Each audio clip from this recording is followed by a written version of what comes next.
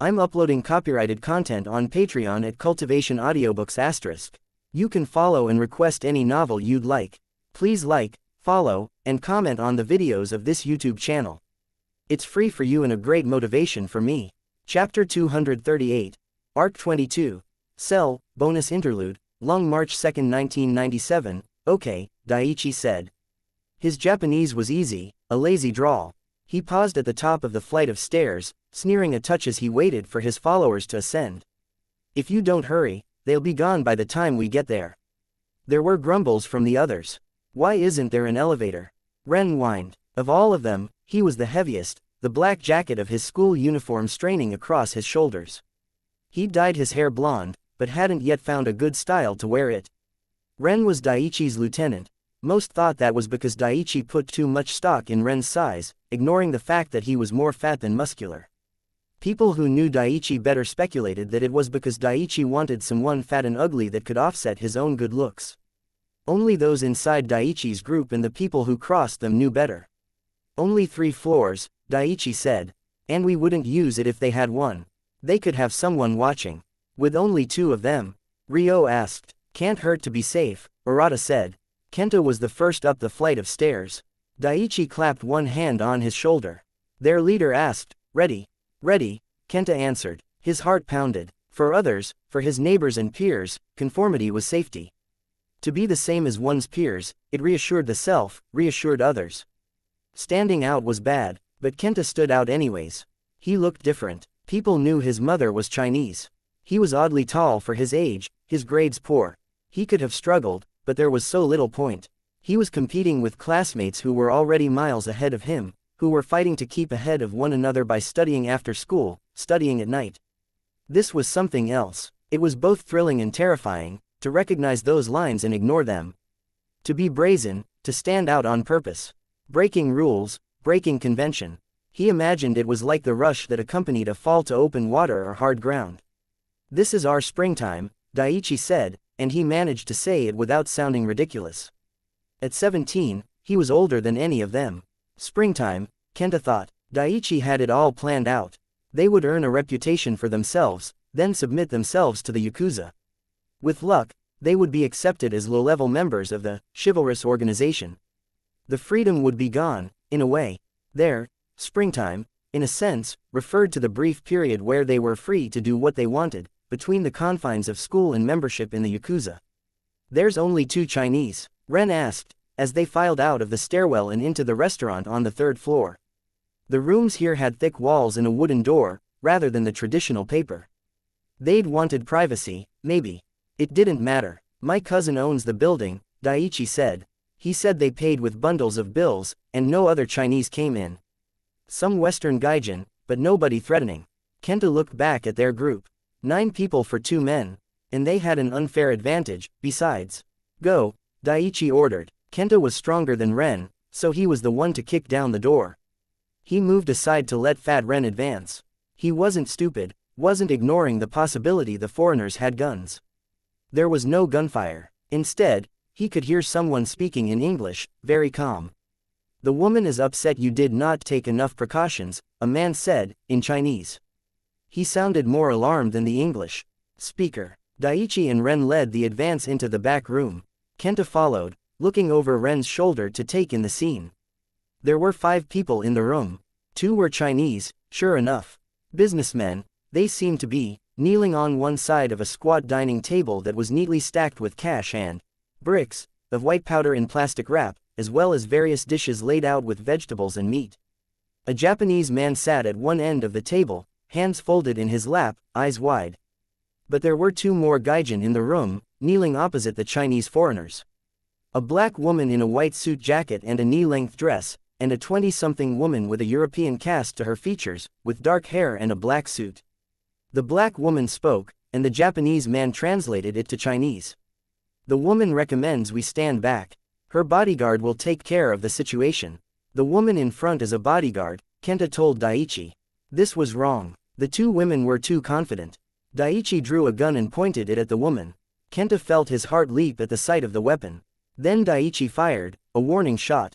Kenta flinched despite himself. He'd never heard a gunshot before. Loud. The men were cowering, trying to hide beneath the table. The women hadn't even reacted.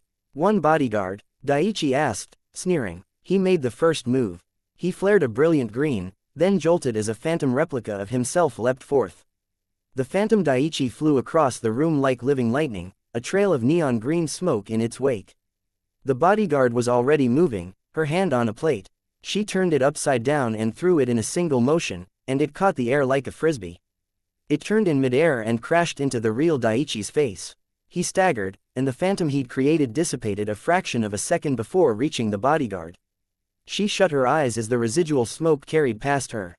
Kenta stared. He'd never seen Daiichi's ability fail him like that. Daiichi raised the gun, and the woman raised one knife from the table, turning it around so she held the blade, the metal handle extended. She held it out with one hand, pointing it at Daiichi's shoulder. Daiichi fired, and the knife went flying. It ricocheted, spinning rapidly, striking the doorframe behind the bodyguard before flying over her head in a tall arc. She caught it in her other hand, resuming the exact same position as before, then shook her right hand for a second. She said something, murmuring it in English. The knife, still held in front of her, had a dent on the end. The black woman behind her said something else. "What are they saying?" Daiichi asked. "The woman in the suit just got permission to kill us," Hisoka said. But the black one said not to spill any blood. "We should run," Kenta said. "You scared?" Daiichi asked. "We have muscle." "So does she," Kenta retorted. Daiichi only smirked. "Can't run, we're going to get hurt if we stay." Ren rolled his shoulders, then inhaled. Wind rushed out of the room, and small objects were drawn towards Ren. The intensity of the suction grew as the fat boy sucked in more and more air. The bodyguard kicked one edge of the low table, and the wind caught it, helping it rise. Money, plates and the bricks of white powder slid to the floor, sliding and rolling towards Ren. Daiichi opened fire again, indiscriminate, but she didn't even react. Her knife blocked one shot that was directed more at the black woman, flying out of her grip, and the bodyguard walked between the rest of the shots without even dodging.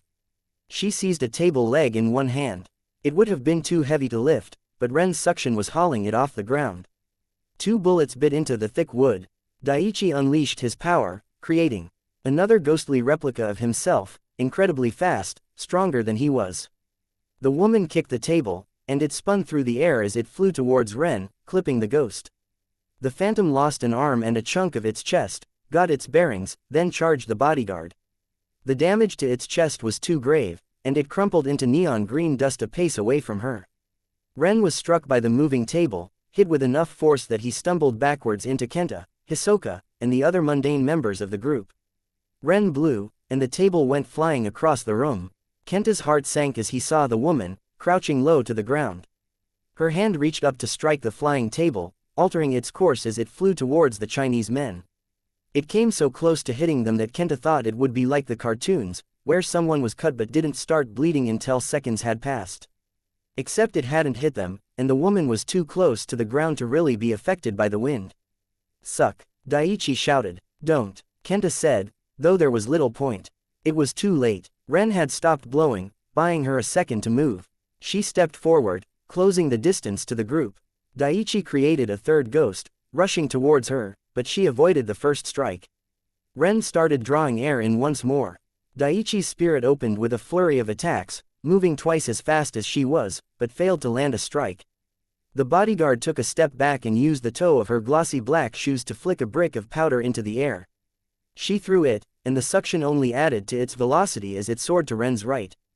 Daiichi's spirit was fast enough to avoid the brick, but Daiichi wasn't. It bounced off his head, and the ghost dissipated again. She kicked the table, and again, the suction caught it. It flew into Ren's shins, and he fell. Thrice, both the ghost and Ren had been countered, almost casually. Daiichi shouted, uncharacteristically angry. Uncharacteristic, maybe, because he'd never lost a fight before. The others pushed forward from behind Kenta. Had they not just seen the fight? They really thought they'd accomplish something. But the force of the others charging forward from behind started him moving forward, and he was driven to keep advancing by the vague, incoherent idea of what might happen to him if he, the largest, physically strongest member of Daiichi's group, turned coward. He knew in an instant that it was a mistake. Daiichi's ghost, twice as fast and twice as strong as Daiichi himself, an expendable assailant, hadn't accomplished anything. Why would 6 or 7 teenage delinquents? She tore through them, every movement precisely calculated to disable, to crush, blind, stun and stagger. They were driven to stumble into one another, their weapons knocked from their hands. She wasn't any faster than any of them, not a martial artist, though there was a degree of elegance to what she did. No movement wasted. Her foot caught Kenta in the diaphragm. She planted one hand on the back of his head as he winced from the blow, then pushed him face first into the ground. His teeth bit into a brick of powder, puncturing the plastic itself. Kenta tried to rise, but she stepped on the back of his head, driving him face first into the brick a second time, hard. Someone else fell to the ground a short distance away. Kenta turned to look, simultaneously coughed, and loose powder exploded around his face, filling his eyes. The powder caked his nose, thick in his mouth, to the point that he couldn't swallow. Drugs weren't a big thing in the East, even among gangs. He didn't know the particulars of any powder or substance, only that they were bad, possibly lethal if too much was ingested.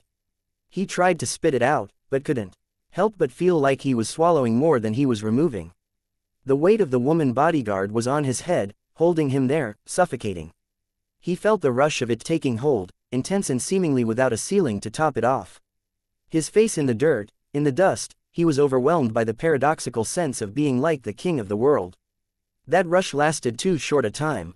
He could feel the rush building until it felt like his heart was going to burst or vibrate itself into pieces. He felt nauseous, as if he was going to throw up, but couldn't bring himself to. Kenta's left arm started going numb. He knew what that meant. With a cold feeling in his churning gut, he thought, I'm having a heart attack. He found himself out of his body. He was an observer, an outside agent, without body or mind. He couldn't think. He could only exist, as a part of some sequence of events. Two entities, communicating in increasingly short bursts as they drew together. Two entities, each unfolding and folding through realities, through multiple worlds at the same time. Two entities, singing ideas through mediums he could barely comprehend. Through light and heat and space and half-lives and gravity. And they were looking at a planet that was broad, more gas than solid. A world of perpetual storms. There were lifeforms in there, lifeforms in countless possible variations of that world. Bloated bags of gas that flowed through and in the storms, in kaleidoscopic patterns. He could see what they were focusing on, see them examining those possible worlds, declaring something. Ownership here, claim there, territory elsewhere. Kenta's thoughts were confused as he felt the high seize him. Three things overwhelming him at once. The things he'd just seen, fleeing from his recollection. His own body, dying in a violent, incomprehensible way.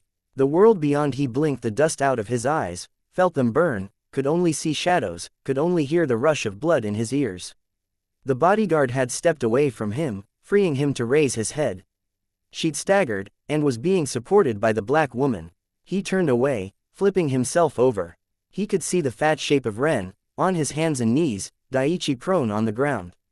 The bodyguard recovered faster. She found her stride quickly enough. She kicked at Daiichi's throat, hard. Ren, she struck in the nose with one boot. The black woman said something in English. She'll take the cost of the lost product out of the deal, the translator said in Chinese, his voice distant. Kenta only lay there, his chest heaving. He felt stronger, could feel his heart returning to some form of equilibrium. But he knew he couldn't win. He lay there, doing his best to emulate the dying, as the Chinese men collected both cash and drugs in a bag, handing them to the black woman. She spoke, and the Japanese man translated it too. She would like to discuss delivery of the product on the way out. Kenta lay there long after the two women and the Chinese men had left. He wiped caked powder from his face, though the effects had receded, the tingling and the rush long since faded. Whatever had happened to him, the drugs did almost nothing, now. He wiped his face with his shirt, then checked on his friends. Daiichi, dead, suffocated, eyes bulging. Ren lay there, eyes rolled up into his skull, his nose rammed into his brain, though the blood hadn't leaked past the aperture of his nostrils. Hisoka, suffocated on powder, as Kenta almost had. Urata, gasping for air he couldn't seem to pull into his lungs. Ryo's head had a dent in it, and his eyes were unfocused. Jiro's airway had been blocked, much as Daiichi's had. Both Takeo and Shuji lay dead with no apparent wounds. All dead or dying, with no blood spilled. Technically, Kenta waited, holding Urata's hand as the boy slowly died. Then he straightened. Idiots, he thought, with a degree of anger. It had been foolish to escalate the fight after seeing what the woman was capable of. He'd be more careful of who he fought in the future. November 2, 1999. Lung toyed with a flame in one of his hands as he watched the Great Lizard Man's rampage. The Sentai elite were battling the thing, assisted by the Gaijin heroes. Once every few minutes, someone passed him, flying, carrying wounded. Lung didn't care. It was about timing. If he was going to do this, he'd do it right. A tidal wave rocked the area, and Lung had to hold on to a nearby building to keep from falling. Heroes were swept up in the wash of water, and buildings were leveled. The anticipation of a fight stirred inside him. He could feel the scales beneath his skin, just itching to be brought to the surface. The fire, too, was warm in the core of his body. This was a fight that was worthy of him. The trick was orchestrating it so he wouldn't die before he got strong enough. It was his biggest drawback. The fight, the heroes were stalling in their own way as well. He could tell by the way the heroes moved. They fought in shifts. Eidolon was fighting now. He hurled globes of energy the size of small houses at Leviathan, and each one was sufficient to knock the creature away, flaying away the thing's skin and simultaneously slowing it. The hero's own hydrokinesis deflected the lizard's ranged attacks, diverting them skyward or off to one side. Leviathan couldn't attack from range, and couldn't get close without getting pummeled. He attempted to run, only for Japan's foremost team, the Sentai elite, to step into his way, blocking his progress. "Are you fighting?" Lung turned to look at the speaker. A woman in a yellow and black Sentai costume. "Yes," he answered, his voice a rumble. His power had granted him additional strength, durability, regeneration and control over fire even in his ordinary form, but the changes to his body had altered his voice. She glanced at the fight, as if unsure whether she should be participating or talking to Lung. "You're a Yankee." "No, you're a villain." "I am me." Another tidal wave rocked the area. This time, the water reached Lung, sweeping up to waist level and forcing him to hold the windowsill again to avoid losing his footing. He caught the Sentai woman's wrist to keep her from being washed away. He could feel the scales beneath his skin stirring, threatening to rise, eager. "Sumimasen Deshita," she said, once the water was mostly gone. Lung only grunted a response. "Why are you back here?" "I'm waiting," he answered. "And you should be fighting." "I can't do anything. My power hurts people, but it doesn't hurt him. I'm not permitted to leave." The heroes were winning, slowly but surely. Slowly more than anything. Each tidal wave was doing catastrophic damage in the meantime. "I'll fight," he thought. With that very thought, his power started stirring into effect. The scales began growing, slowly but surely, bristling like a sea urchin's spines as they arranged themselves. The very anticipation of the fight was serving to fuel his abilities. When he changed, it would be rapid, accelerated by the sheer threat his opponent posed. He abandoned his handhold and began striding through the flooded streets, towards Leviathan and the others. He'd made a promise to himself. He wouldn't lose again. Victory, it didn't matter. But losing, he wouldn't accept it, not like the loss he'd faced at the hands of the unnamed woman. And that very thought, that certainty, it stirred his power further, as though it were something alive, something other. Another tidal wave hit. Leviathan disappeared in the midst of it, reappearing elsewhere. Lung could hear the destruction as the beast clawed and tore through the base of one building that heroes were perched on. He quickened his pace, felt himself growing stronger as he got closer. The beast was otherwise occupied. This was the time. "You're going to die," the Sentai in black and yellow shouted. "I'll never die," Lung thought. "I might fall, but I'll come back again and again. I might falter, but I'll return with twice the fury." The waves were more frequent now. Buildings here had been built to tight specifications, to remain standing in the face of earthquakes and tsunamis, but it wasn't enough. Barely a minute passed between the strikes, with each wave reaching further inland than the last, and only a handful of buildings stood at their full height, where there had been a city here only an hour ago. It was in one of those brief moments of respite that the ground shuddered. Lung nearly lost his footing. When he looked up at the night sky, he could see that the tallest standing buildings were swaying, like fronds bending in the wind. Somewhere he couldn't see in the gloom, a building swayed too far and crashed to the ground. Eidolon backed off, and Alexandria stepped in, flying into close quarters with the beast, battering him. He tried to duck beneath the water, but she broke off to fly beneath, using her strength and the speed of her flight to part the water, cutting off his retreat. He slowed as he entered open air, though slow wasn't the word. Legend caught him square in the chest, and Leviathan slowed long enough for Alexandria to catch him by the tail. She flew straight up, holding the monster by the tail. Between Leviathan's dark scales and Alexandria's black costume, they disappeared in the gloom. Leviathan fell, and the resulting impact was oddly out of sync with his mass. The water in particular seemed to react, a single ripple extending outward, clearing an area around him of any and all water. Long braced himself, felt the water collide with him with a force like a locomotive, was summarily dragged beneath, trapped, suffocating. Scales pierced his skin, strength surged through him, and his pyrokinesis boiled around him, disrupting the water's flow, rendering it to steam. Other heroes were pushed back 100 meters, but Long was already standing, burning himself dry, advancing on the fight, where Eidolon was again engaging with Leviathan. Another tidal wave struck, barely giving the defending forces time to recover from the last assault. Long lost his footing, lost another dozen feet of headway. More scales were sprouting, they were growing en masse now.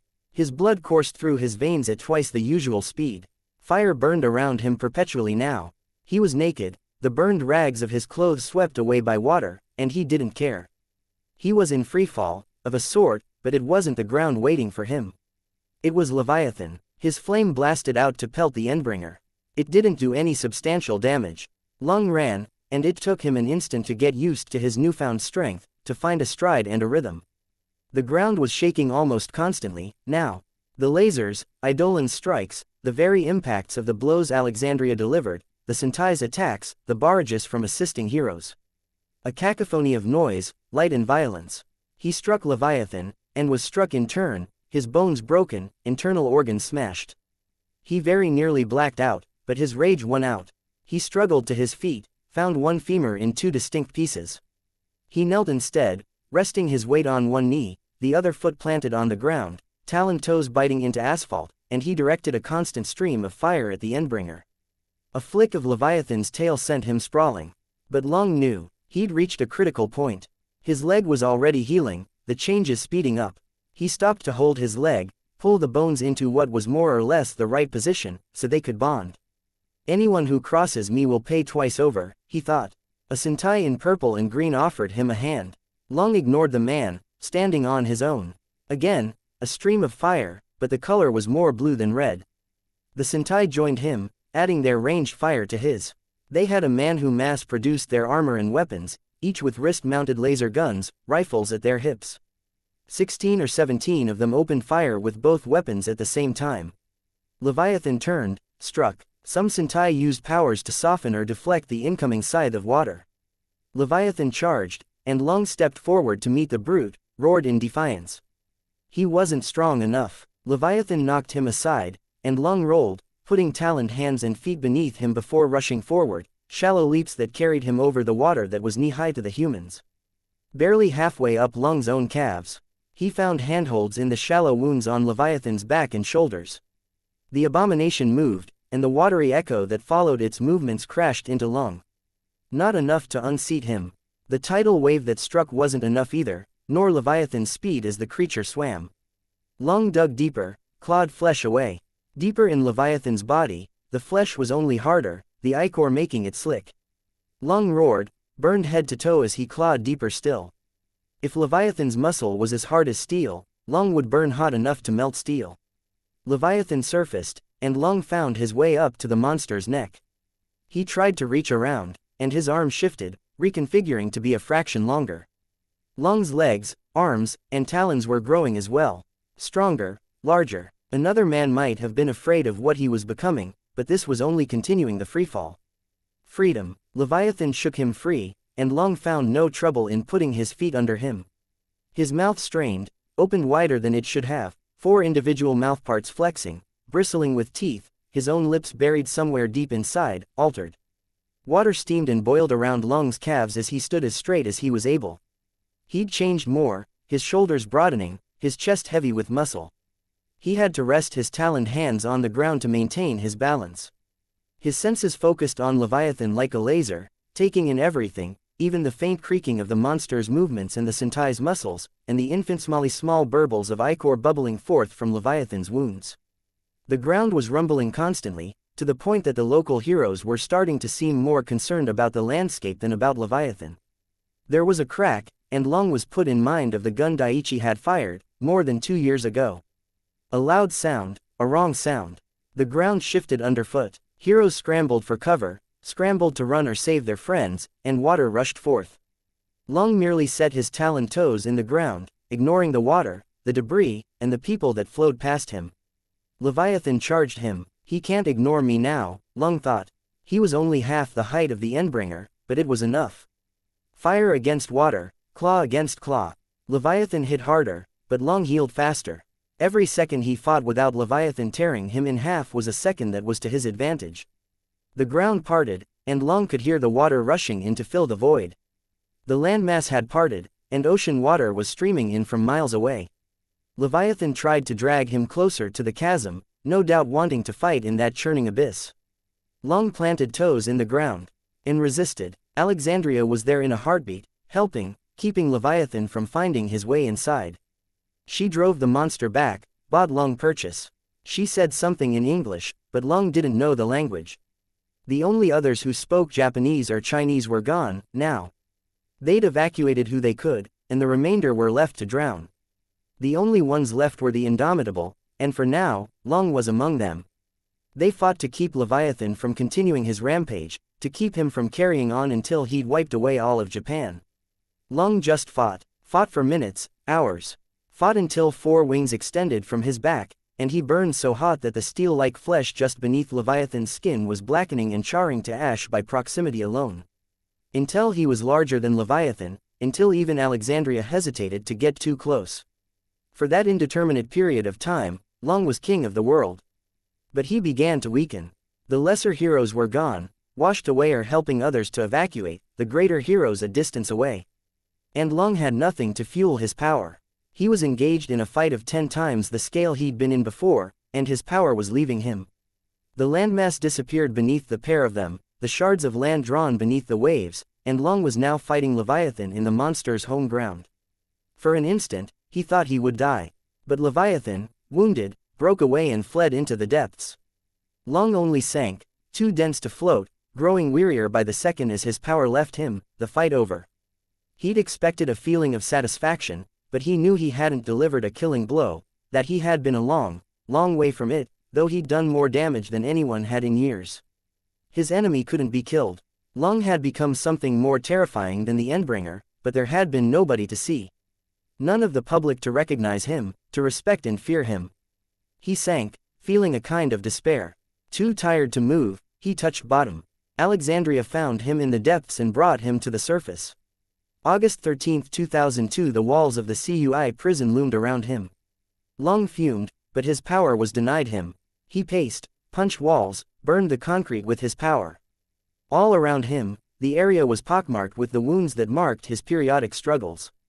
They'd had him in regular cells before. It had been a learning process for them. He'd found that surviving in a prison like this involved being a true monster, so he'd bowed his head to one boss. When this boss had discovered what he was capable of, he'd attacked another leader in the prison.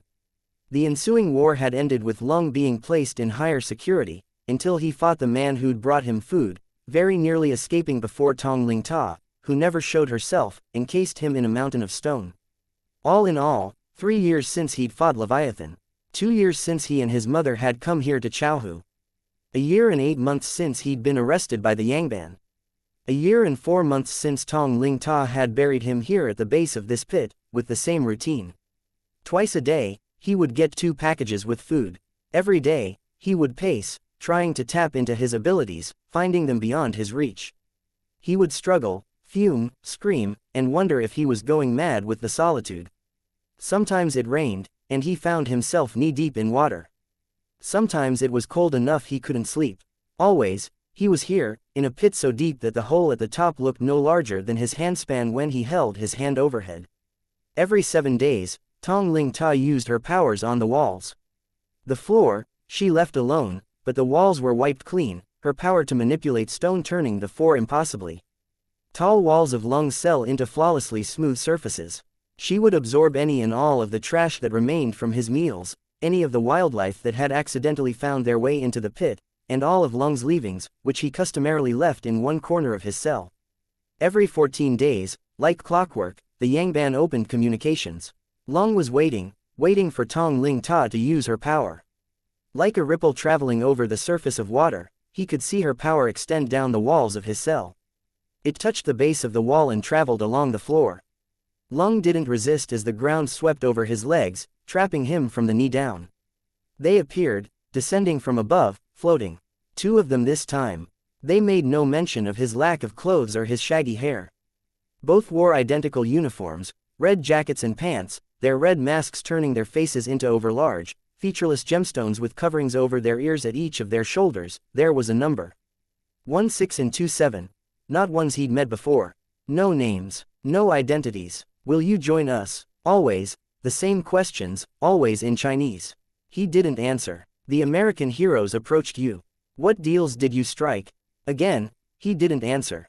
He'd tried to tell them the truth, that he'd told the heroes to go away. The Endbringers couldn't die, there was no point to fighting them.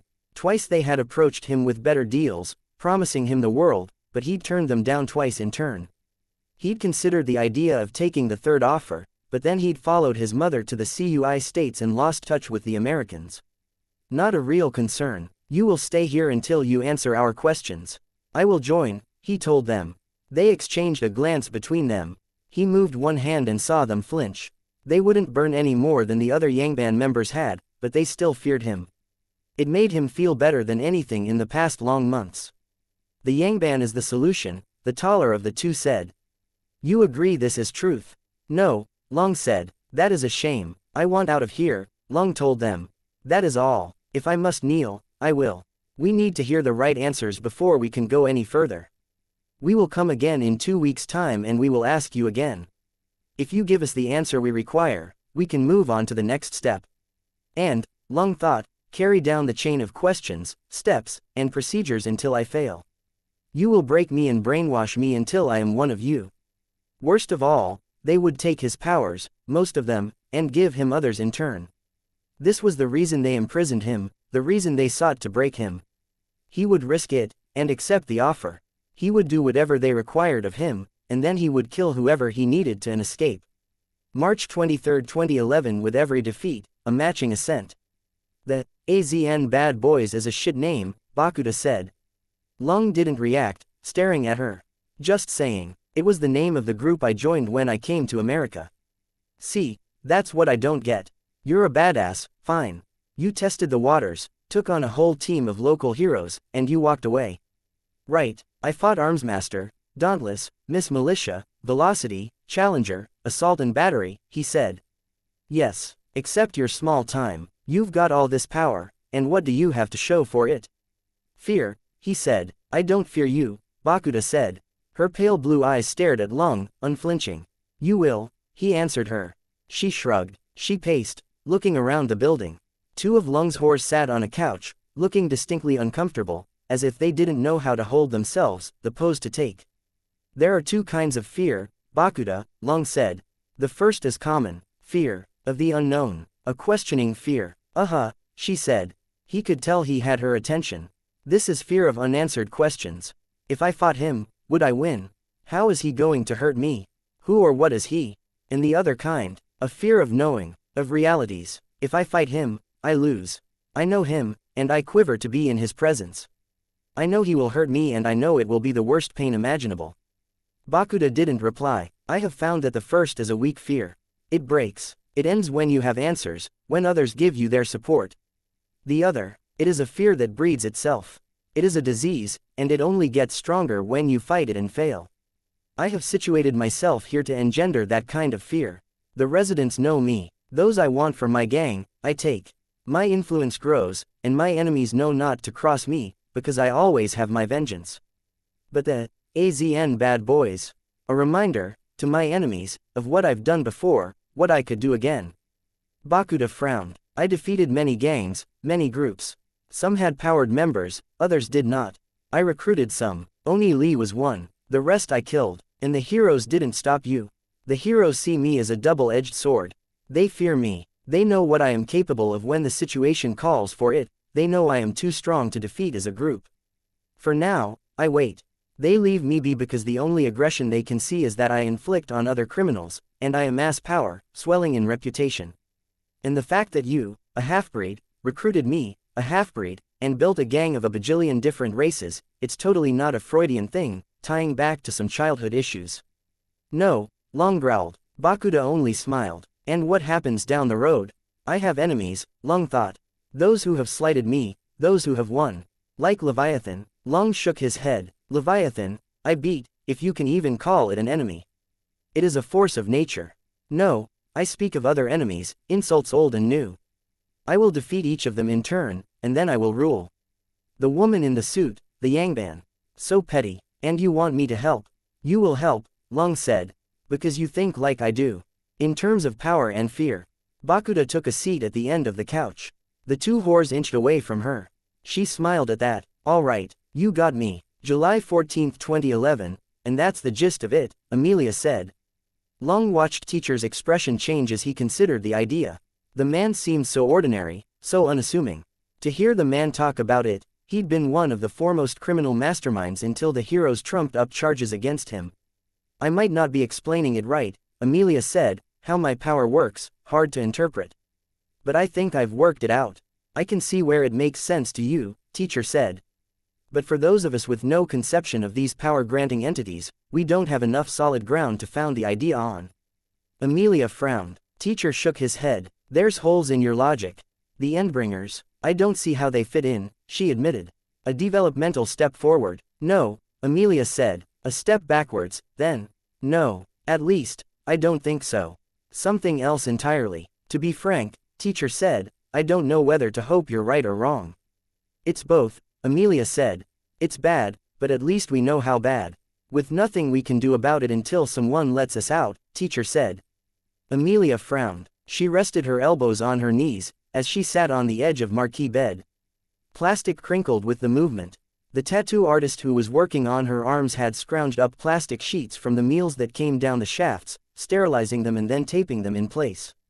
The freshest tattoos in the irritated flesh. Around the markings were blurry just beneath. Panacea had complained about how idiotic it was, because she couldn't get sick, but any artist had their rules and peculiarities, and Marquis had told her to accept them. Well, Marquis said, it's food for thought. I'd suggest a breakout attempt, given how grave this all seems, but we know how that tends to go. Yes, Teacher agreed. Our deal stands. You won't replace my dentists or doctors. That wasn't the deal, Marquis chided. We'll price match. A little competition will keep your employees honest. Teacher frowned. It's the best deal I'm willing to. Marquis stopped short. Long turned to see Spruce at the entryway into the cell. Hey, boss, Spruce said. What is it? Marquis asked. Spruce gave him a curious look before turning back to Marquis. Big news. TV. Long took his time walking down to the televisions. Marquis, Spruce and Amelia made their way down, where a crowd had gathered to watch. It was rare that the same thing would be on all of the working televisions. It was due to a concerted effort this evening that we were able to stop Alexandria before more damage could be done. What's this? Amelia asked. She gave Long a nervous glance as he approached.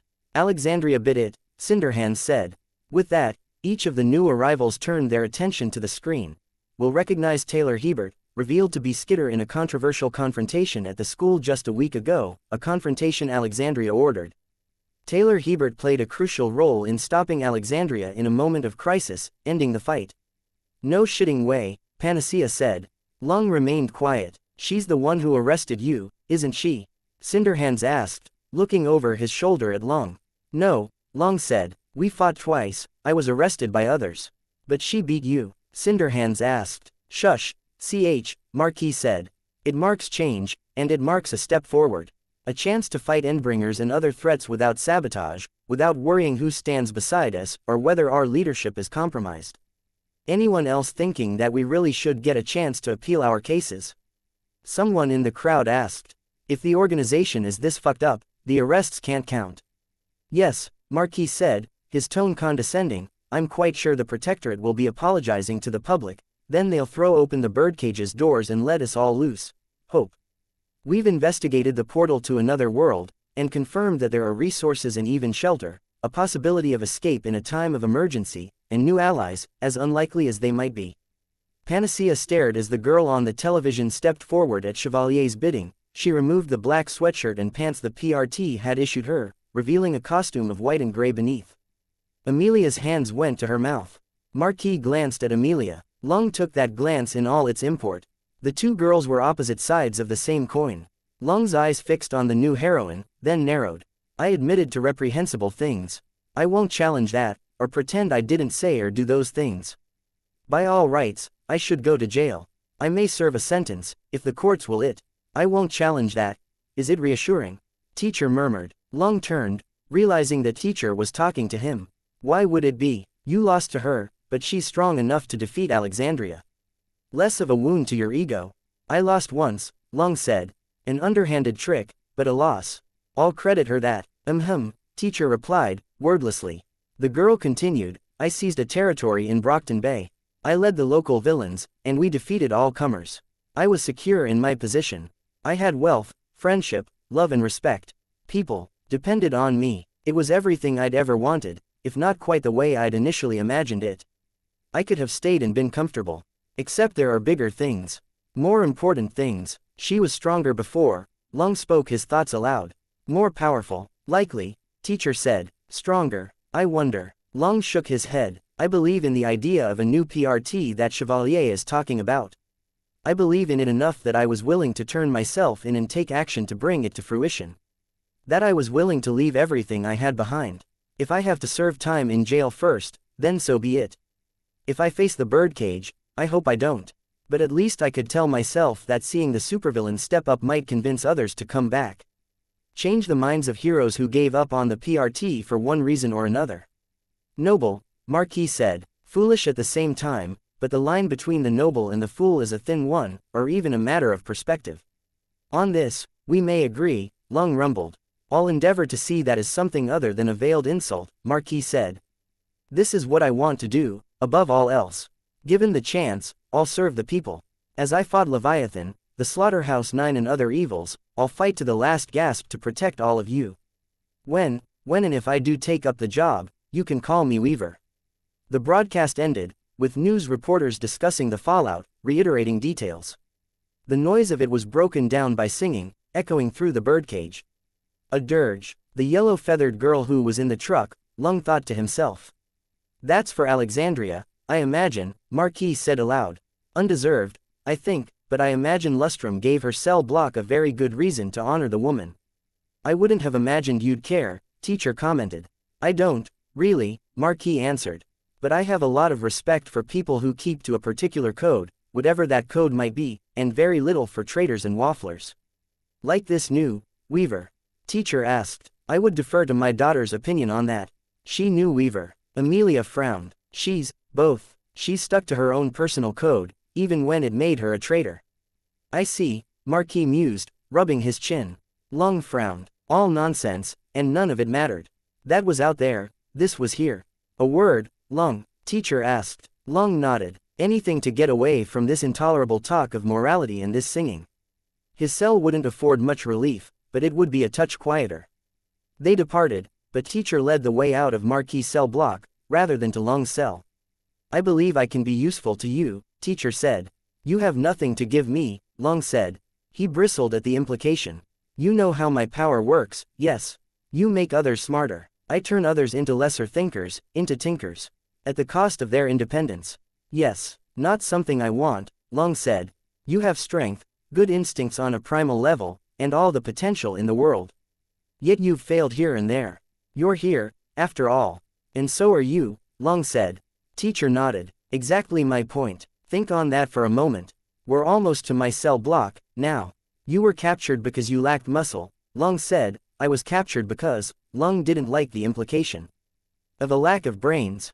Because of your incompetent underlings, teacher finished for him. Who escalated the feud with the heroes into a war while you were incarcerated, leaving you to sustain what they had started. And, more apropos to our conversation, because your power has a drawback. It requires a certain mental state.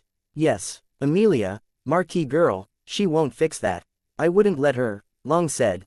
Because it involves tampering with your brain, teacher said. My offer is less invasive. We can break down that barrier, give you the ability to control when you change. At the cost of my identity, Long said. No, a temporary cost to your willpower, teacher said. He extended a hand, welcoming Long into his cell block. There was no conversation in teacher's cell block. The residents were neat, tidy, and well-groomed. Some seemed functional, reading on their own or watching television. Others were more disabled. Long could see one individual rocking in place, tapping something out on a table. Another was walking in small, tight circles. My groupthink, teacher said. Rest assured, I wouldn't subject you to something this grave. We would dig deep enough to discover the true nature of your power, fast enough that you didn't feel the side effects at their worst. Then we would use what is effectively a hypnotic state to unlock your power as it truly should be, effectively a second trigger event. If Amelia is right, the entity that grants you your power will resist, but we can get around that. Long frowned. There is no point. There is every point. Come, I'll show you. But first you need to tell me, are you and Marquis friends? Long shook his head. Peers, then. Long considered the word. There were some that came up in English that he still wasn't quite familiar with. Yes. Then you'll keep a secret? Teacher asked. I will keep a secret, Long answered. Good, good. Teacher led Long to one TV in the row. Trickster. Long arched an eyebrow. Trickster? The name rung a bell. It didn't matter. Connect, teacher said. Trickster reached up to the power button on the television, then began a sequence of turning it on and off, with very specific pauses. A code. The sequence was still going on when teacher said, stop. Leave it on. The screen showed a face, the image grainy, flickering. The face had a tattoo of a cross on it. Long, meet Saint, teacher said. Long didn't answer. He speaks when we give him something to say, teacher said. But I may have been too eager to find a way of contacting the outside world, and I've irritated him. Saint explained what happened. The PRT showed him Dragon's equipment, asked if he could commandeer it, and Saint found an opportunity to insert a discreet backdoor. He has a channel in, a way to observe, but our channel out is poor at best. This matters nothing to me. It matters a great deal, teacher said. Saint can see what Dragon sees, even if he's blocked off from the birdcage itself, while Dragon is occupied elsewhere. It buys us a window of opportunity to communicate something, a message in code. The program that Dragon has observing us with every moment tracks the activity of our televisions.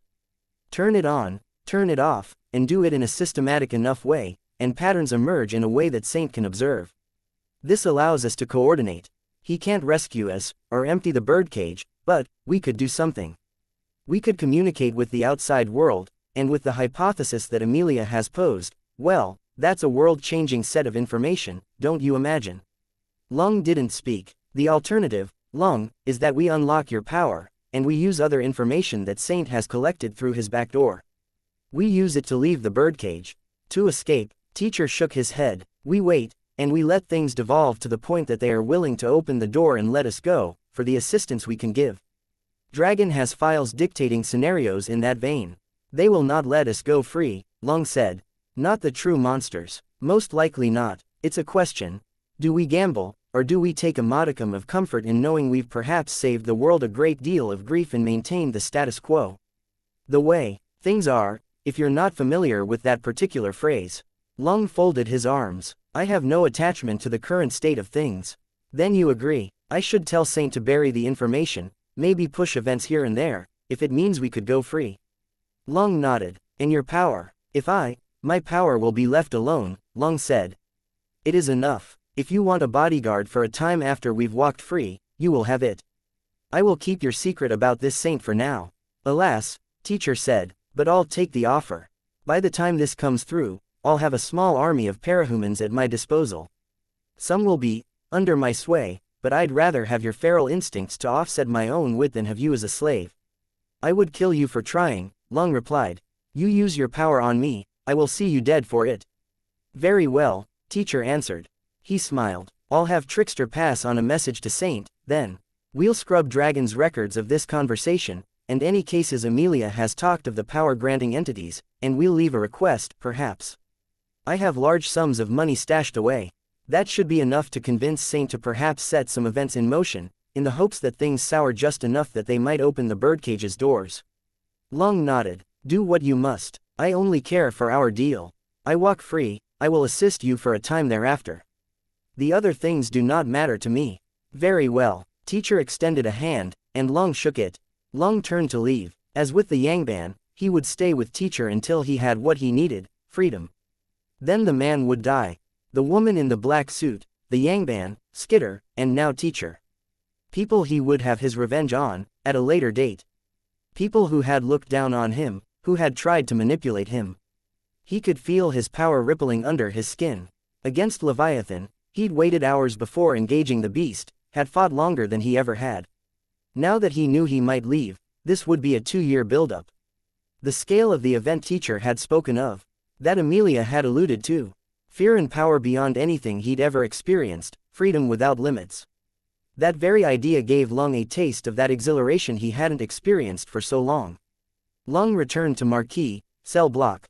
Marquis and Amelia were sitting at one table, drinking green tea and conversing with one another.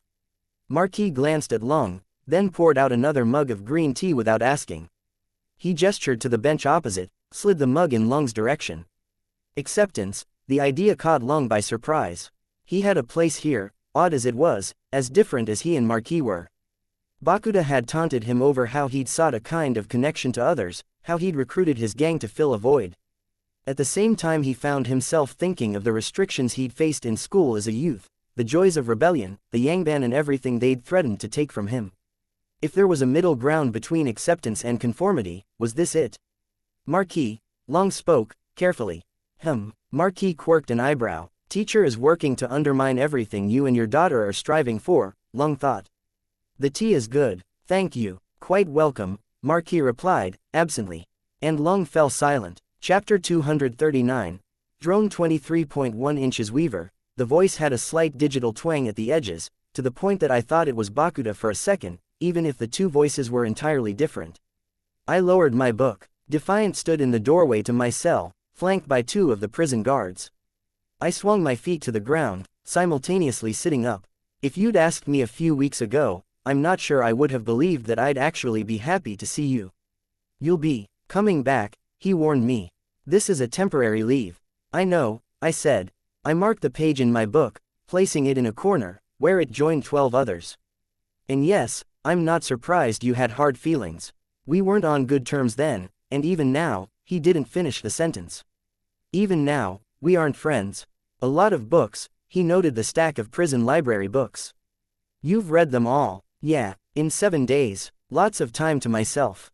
I don't have classes, but I have homework and self-study, and that cuts into reading time, or I'd have read more. But it's kind of nice, if you ignore pretty much everything else. I've had time to think for the first time in months. I know what you mean, Defiant said. I remember worrying every day if that would be the day innocents were caught in a crossfire between Coil and Kaiser, or the day a member of Empire 88 was initiated into the group, with the requisite assault of an acceptable target. I grimaced at that. He extended an arm, indicating I was free to leave the cell. He continued as we walked, flanked by the guards.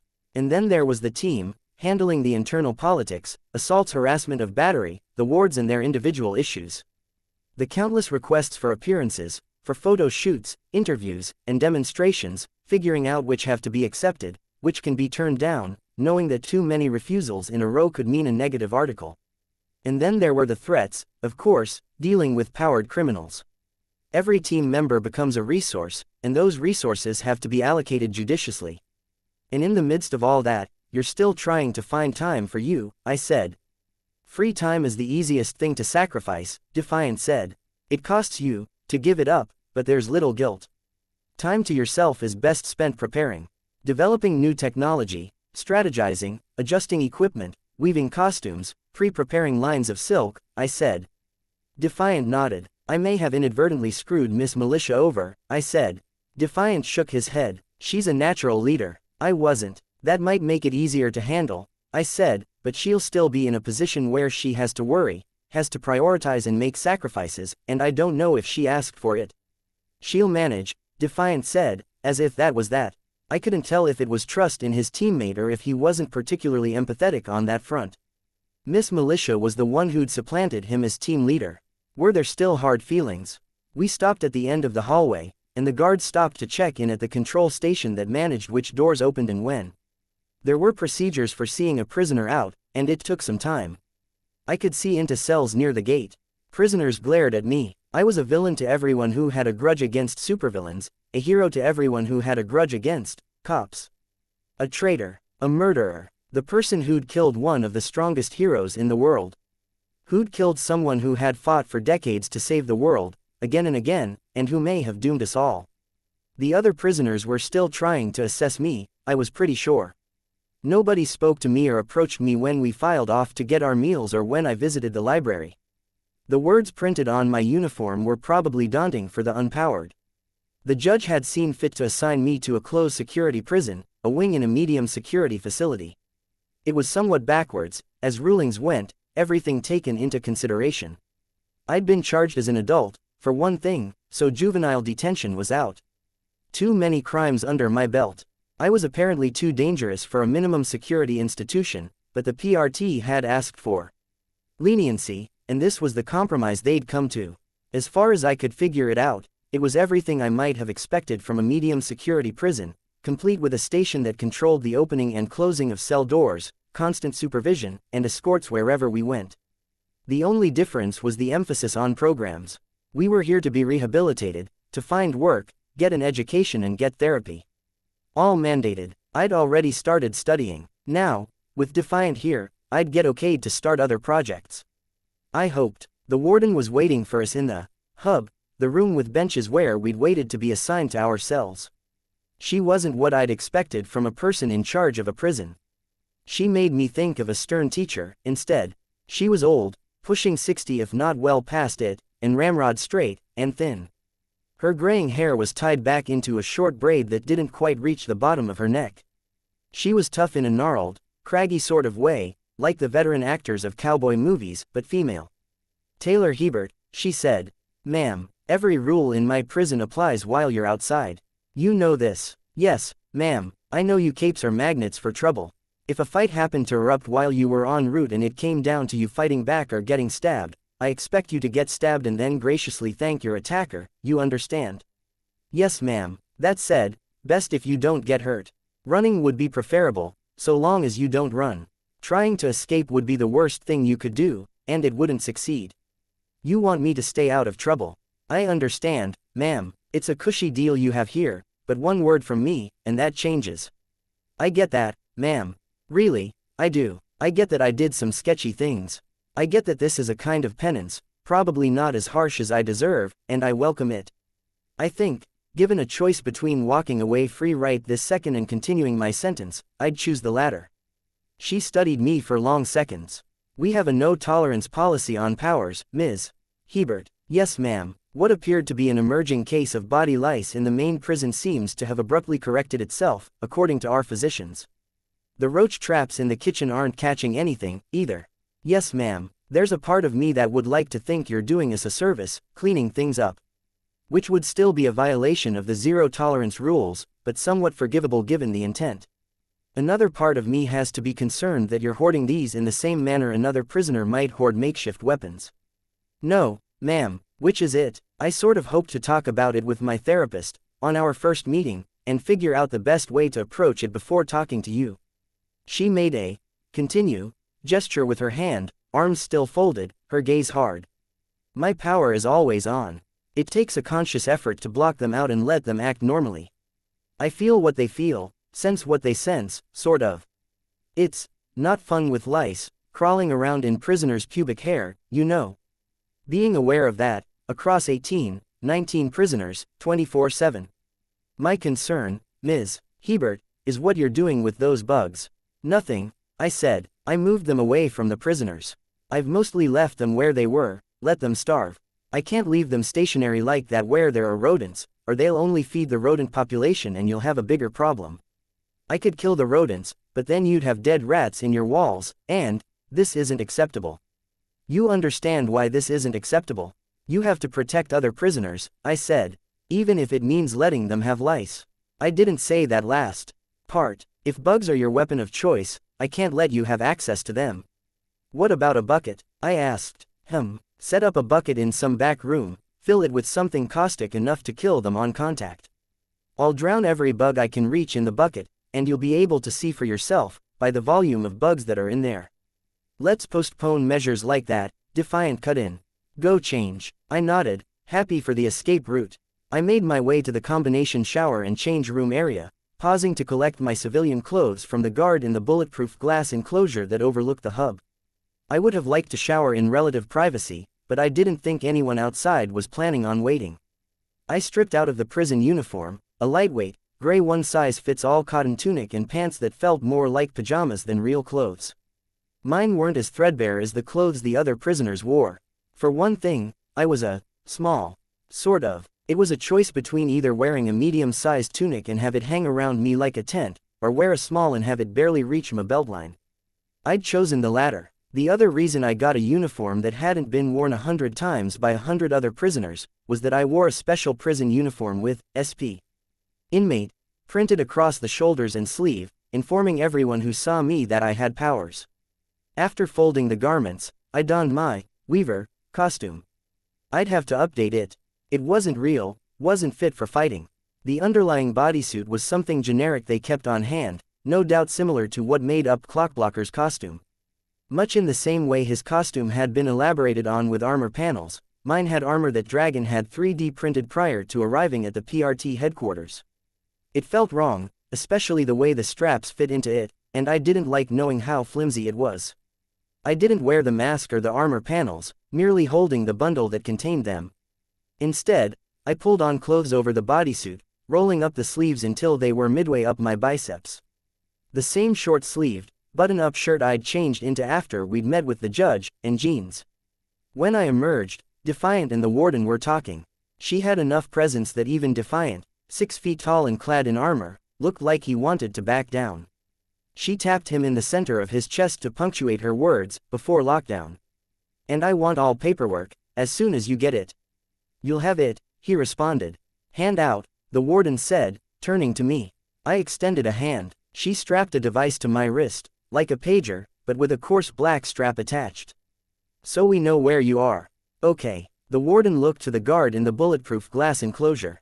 She gave him a hand signal, and he opened the front door to the prison. We made our exit down a corridor of double-layered fences topped with barbed wire. We entered the parking lot, where a small crowd had gathered around Defiant's ship, staring. They parted to let us board, and then backed away as the jets started to thrum with life. "We're alike in some ways," Defiant said, from his seat at the controls. I sat behind him, having belted myself in. My response was cut short as we started moving, and inertia hit me like a pressure wave against the front of my entire body. I managed only We've both been leaders, we've both made our mistakes, and we've faced a form of detention for it. You with your prison, me with my retirement. Oh, he was back to that. We'd been interrupted. Guess so, I managed. And Dragon, not a leader, Defiant answered me. Not unless you count the artificial intelligences that operate the other suits. But her prison, it remains worse than any you or I have faced. Remains? I asked. Yes, he said, but he didn't elaborate. How could her prison be worse than jail? And how could she still be in it, unless, was she disabled? Cerebral palsy, partial or total paralysis, something else. I wasn't sure how that factored in with her current inability to communicate. If she relied on a computer to speak for her, maybe something in the program had broken. The craft changed direction. Defiant tapped a button, then let go of the controls. "Autopilot, whatever happens," he said, "you're a member of the wards. That's done, but the nature of your membership is still very much in question, understand?" "I'm not sure I do." Before, I mentioned the tasks of being in charge of a protectorate team. Allocating people. Yes. Today you're going to meet some people who are going to play a very crucial role in deciding how you are allocated. Best case scenario, we put you on a team in the thick of something. Not the quiet you've been enjoying in your cell, but you'd be helping. Everyone benefits. In the worst case is they say it's a mistake, and you go to jail for the foreseeable future. I don't see that happening. The second to worst case is more likely, where there are no team leaders willing to take you on board with all of the inherent risks. You just said I was a member of the wards. I did. Miss Militia has your back, but there's no way you could join the Brockton Bay wards, under her. Conflict of interests, animosity, I figured. Chevalier's interests are in restoring the PRT and protectorate programs. We've committed to helping in any world-scale crisis events, which means participating in the next Endbringer program. He respects Miss Militia's opinion, and your appearance before the media means we've committed to keeping you. That was partially intentional. Intentional, because it throws a wrench in the plans of anyone who might want to maintain the status quo. But as much as Chevalier is on your side, if the capes directly under him in the command structure deem it necessary, he could easily send you to a place where you couldn't do any damage and bring you out of hiding for media appearances and Class S threats. A place where I couldn't do any harm. Like, guard duty at the quarantine area in Madison, perhaps, or a town without a cape presence, where you'd be doing little more than making appearances and talking to kids. I don't want to sound arrogant, but I'm better than that. He said. Let's hope they think so. He pressed the button and took hold of the controls. New York, the central headquarters of every protectorate team in America. With Defiant beside me, my civilian clothes removed, costume donned, I entered the common room of the local protectorate team. The interior wasn't dissimilar from the ward's headquarters in Brockton Bay. I'd visited that spot when we'd stolen the data from their server.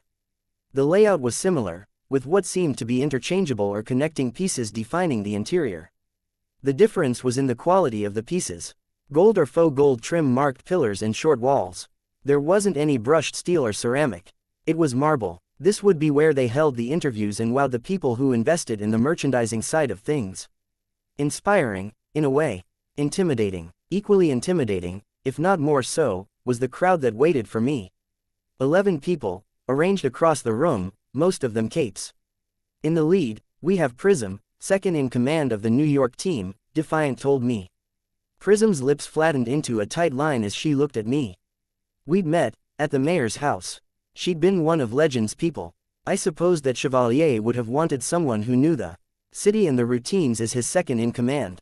Rhyme, team leader of Los Angeles, Defiant said. Taking over for Alexandria, I thought. A cape with black hair in a blue skin-tight costume with fur. I recognized her from the Echidna event, the cape who made ice crystals. I remembered how she'd been following Chevalier's orders. His second in command, it made sense he'd promote someone he knew to the second largest team in America. Revel, team leader of Chicago. Revel was a woman I hadn't seen before, even in the background of the various Class S fights. I was pretty sure I would have recognized her. She was clearly Japanese, with a painted mask covering her lower face, and a massive lantern on a stick that rested against one shoulder. She wore a white skin-tight outfit with straps at the shoulders, the legs ending mid-thigh, giving her a degree of modesty that the stylized crimson kimono didn't. The kimono hung loose around her, held in place more by belts and what must have been wires in the fabric, elbow length and just barely long enough to be modest. Her shoulders were bare and narrow, her expression, one eyebrow was raised as she studied me. Dispatch, the second in command of Houston. Prism at least had an apparent reason to dislike me, but Dispatch's expression suggested he'd come to that conclusion all on his own. His costume was white, with steel points rising from his shoulders and either side of his brow. The mask that covered the upper half of his face was sculpted into a perpetual frown. I might not have given it a second thought, but his mouth, the frown left me little doubt he didn't like me, right off the bat. You may recognize some of the captains of the respective wards' teams. Jouster from New York, Vantage from Los Angeles, Tecton from Chicago and Hoyden from Austin. You know Clockblocker. I nodded. Tecton, in what looked to be a fresh outfit of bulky rust-red power armor, gave me a salute.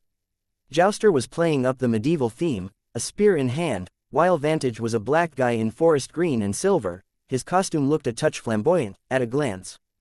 Hoyden looked more like a desperado than a superhero, with a costume that incorporated a kerchief with eye holes over the upper half of her face, her blonde curls tumbling behind, and a jacket and jeans in what looked like black painted chainmail. Clockblocker leaned against a desk, unreadable. Mrs. Yamada, you've met, if the records are right. I nodded at the Japanese woman in a casual dress suit who was standing beside Revel. And I'm Glenn Chambers, PRT head of image, a man spoke. He approached me to offer a fat hand for me to shake. He had a firm grip. Glenn didn't look like someone who was particularly invested in image. He was obese, his clothes not flattering, his hair not quite cut into a mohawk, but gelled into something resembling one. He wore rectangle-framed glasses that made it easier to see how he seemed to perpetually squint, a result of long eyelashes. And I suppose I'm Weaver, I said. 11 sets of eyes, all on me, judging me. I hooked my thumbs into my pockets. I'm surprised Chevalier hasn't shown up, Defiant commented. He glanced at Prism. It wasn't Prism who answered. Dispatch, the Texan Cape, spoke instead. I asked the same question. He brings us all the way here, but he doesn't show himself. He's handling a small crisis, Prism said. We're all handling crises, Dispatch said.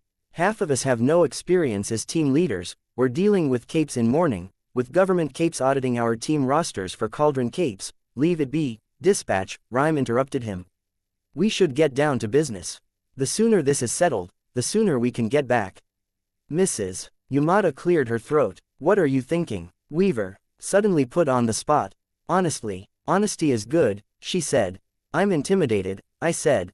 How do you usually handle something like that? By being more intimidating in exchange, I thought. It wouldn't do to say that out loud, to explain how I'd fallen back on being scary and ruthless for so long that I wasn't sure how to approach something like this. I'm not so sure anymore, I said. It was the truth, and it wasn't self-incriminating. Mrs. Yamada nodded. Defiant spoke, let's ensure we're all familiar with what's going on.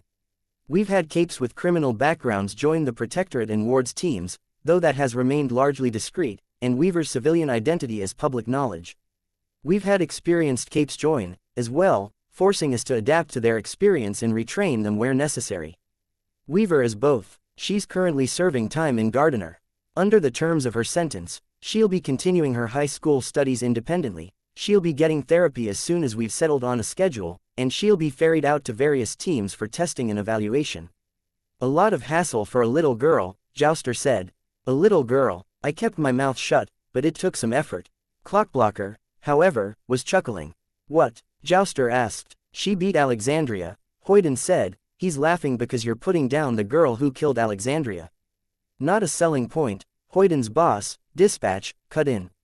She's an absolute nightmare to fight, Clockblocker said. I've been on the receiving end enough times to know.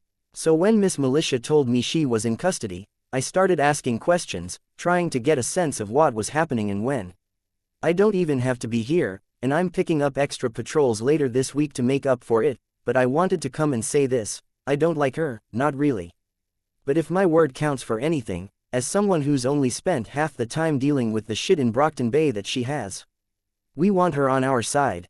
Somehow, in some form. Because the alternative sucks. Thank you, I said, my voice so quiet I wasn't sure everyone heard me.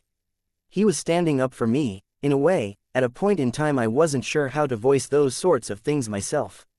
I could see Jouster's eyes behind his helmet, as he gave me a once-over. She killed Alexandria, Hoyden said. And, what? She was there for Leviathan, she was there for the Slaughterhouse 9, for Echidna, she went head-to-head with each of those, Clockblocker said. He looked at me. Right, like, you weren't just there. You were in the thick of it, exchanging blows.